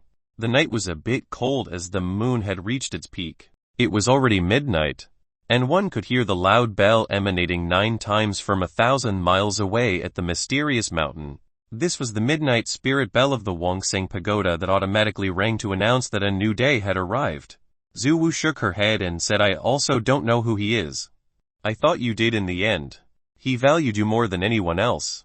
I also don't know his identity. Feng Feiyan shook his head as well. Zhu Wu continued, the reason he gathered so many geniuses was in order to steal a spirit treasure in the Wongsang Pagoda. It's one of its 9 defining treasures. What is it? Feng Feiyan was startled. Silk cloth of invisibility, Zhu Wu stated. A hint of confusion appeared in Feng Feiyan's eyes. This was the first time he had heard of this spirit treasure. So he didn't know why the mysterious master was trying so hard to seize it. Zhu Wu seemed to see through his confusion. So she continued on. Rumor has it that during the ancient times, there was a mysterious mountain in the sky named Mount Pinglai. There was a type of silkworm that lived on it named the invisible worm. The silk cloth of invisibility is woven using this worm's silk. As long as one wears the clothing made from these worms, then not only would they become invisible, even their aura and presence would be hidden. Even a giant would not be able to detect someone wearing this silk cloth of invisibility. If even a giant could not detect the wearer, then doesn't this mean that they could sneak attack giants and kill them? If the silk cloth of invisibility really existed in this world, then it would be a supreme divine treasure, a support tool to kill. One would even be able to walk freely in the godly Jin's imperial palace as if it was no man's land. Feng Feiyan spoke. I don't believe that this invisible worm exists in this world. And even if they do exist, the silk made by them are naturally invisible as well. So how could others weave them into silk cloth? Zhu Wu explained, not just any creature can see the invisible worm. Rumor has it that there is one particular creature that feasts on these invisible worms. All living things had their own nemesis. If a creature could hide itself, then another could see through it. If something could feast on these invisible worms, then it could naturally see them. Which creature? Feng Feiyan asked. A phoenix. According to ancient teachings, phoenixes have the head of a chicken, the beak of a bird, the neck of a serpent, the back of a turtle, the tail of a fish, and they have 5 colors. They are the rulers of the demon race, and the eyes of a phoenix could see through all things, especially their heavenly gaze. It was capable of seeing through all illusions in this world. Rumor has it that a phoenix once lived on Mount Penglai. It ate these invisible worms and then created the silk cloth of invisibility.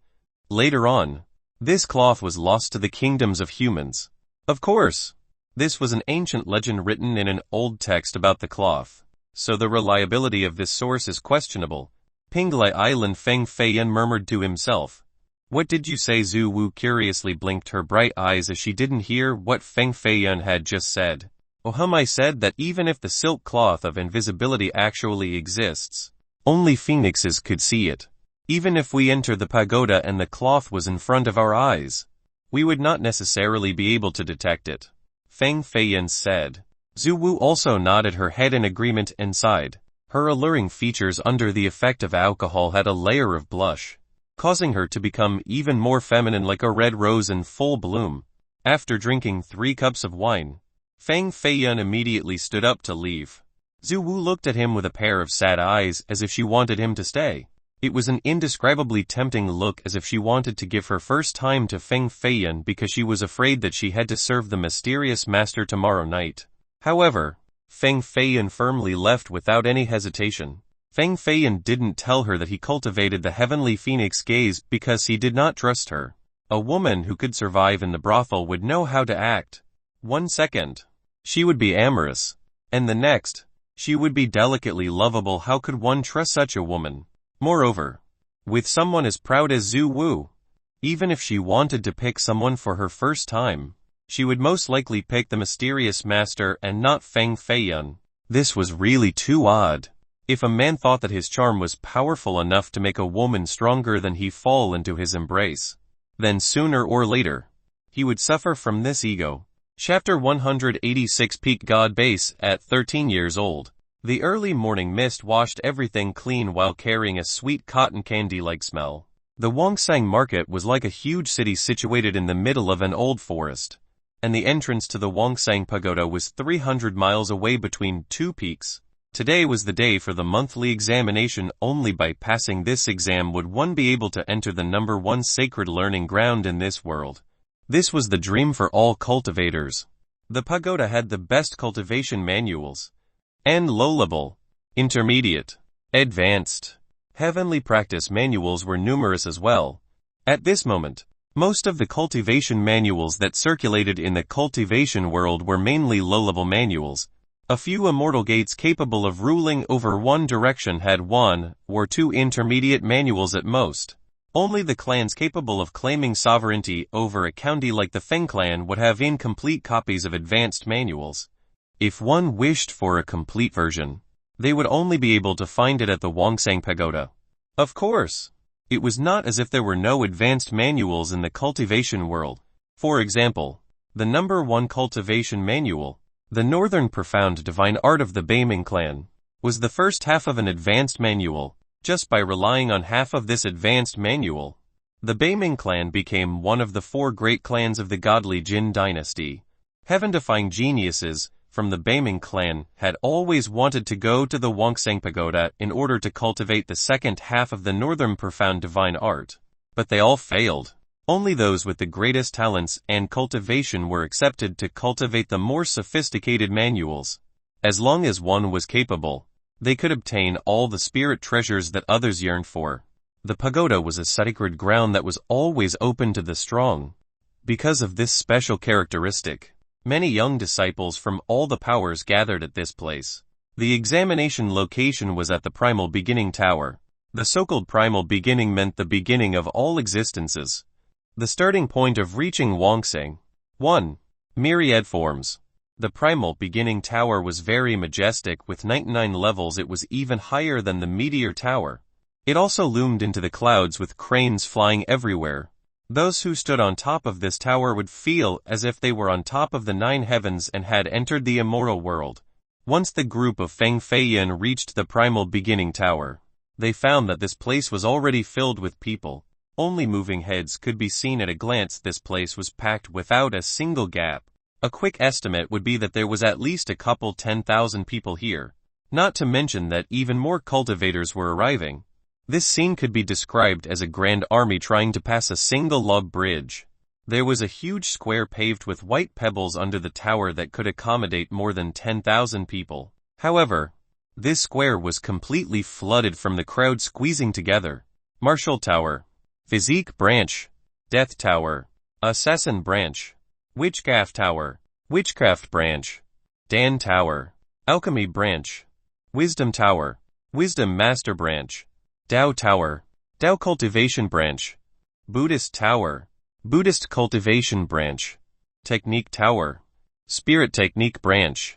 There were dozens of blocks of monuments at this place that conducted examinations. Before each monument was a revered master, followed by a long line of people. Only by passing the first examination of the revered master would one be qualified to enter the second examination inside the primal beginning tower. Only those who passed the second examination would be eligible for the third one inside the Wongsang Pagoda. Among them, 90% would be eliminated during the first elimination. Although there were a lot of participants, the majority of them were concentrated at the Martial Tower, the Dao Tower, the Death Tower, and the Technique Tower. These sacred training grounds were quite popular. It could be said that each of these towers was a school, a unique sacred cultivation ground. Behind the stone monument of the Martial Tower, one would find 30 bull in a line that spanned all the way to the horizon. These cultivators came from all over the world, and all of them were geniuses back at their homes. But after coming to this place, many of them wouldn't even be able to pass the first examination. Although the Martial Tower had the longest line, the rate of failure was also the highest. The revered master slightly opened his eyes to peer at the long line before he stated, "Those who have not reached peak immoral foundation, leave." A series of disappointed groans appeared as nearly half of the young cultivators all turned around to leave, leaving behind lonely shadows as they disappeared from sight. Those who remained were secretly pleased since they felt a sense of superiority. Those who are 25 and have not reached early God base, leave. Those who are 30 and have not reached peak God base, leave. Those who are 60 and have not reached grand achievement God base, leave, the revered master said again. After these words came out, those who were previously laughing in their minds could no longer laugh. The Wongsang Pagoda only recruited real geniuses. Those who could not reach early God base before 25 were not considered geniuses. Those who did not reach peak God base by 30 could only be considered ordinary geniuses. The grand achievement God base was an unsurpassable threshold. Not being able to reach it at 30 or 40 years of age was a common thing. However, if one still couldn't do so at 60, then it could only be said that their potential was exhausted and that they could not reach grand achievement without meeting a great fortune. These conditions were truly too stringent. The vast majority of people left while being dejected. The lineup that originally consisted of more than 30 people was currently a little under 1,000. Now, the real examination could begin. Seeing this scene, Feng Feiyan had to nod his head. The rumors were right.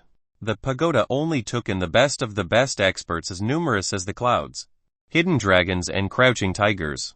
As many geniuses as there are dogs on the streets. An early god base could become an elder at a different place. But they were too common here. Boss, I'm afraid we have to separate now. A glimmer of excitement appeared in Wang Meng's eyes as he stared towards the Marshall Tower's stone monument. He exuded a surging will to fight. The reason Wang Meng came to the pagoda with Feng Feiyan was because he wanted to cultivate in the Marshall Tower where all the experts gathered. Only under such conditions would one be able to train to their utmost potential. Recklessly fighting followed by even more fighting along the thin line of life and death. Then finally trampling all your opponents beneath your feet. Only then would one be able to reach the apex. This was Wang Meng's lifelong aspiration. Feng Feiyan seemed to have guessed why he wanted to leave.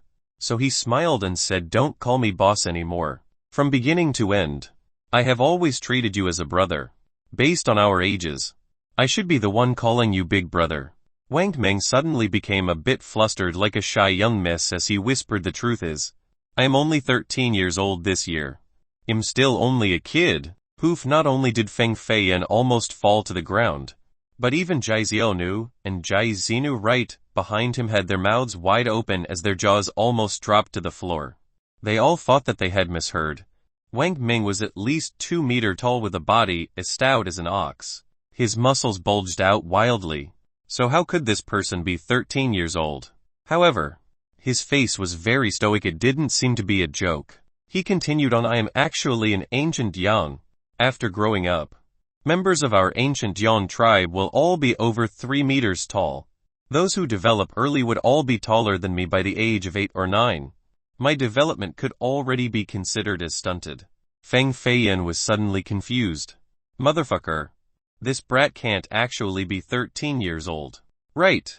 A peak god base at 13 years old. How could Feng Feiyan, a 14-year-old early god base, handle this sudden revelation? Part 4 of the series ends here. Thank you for watching and listening.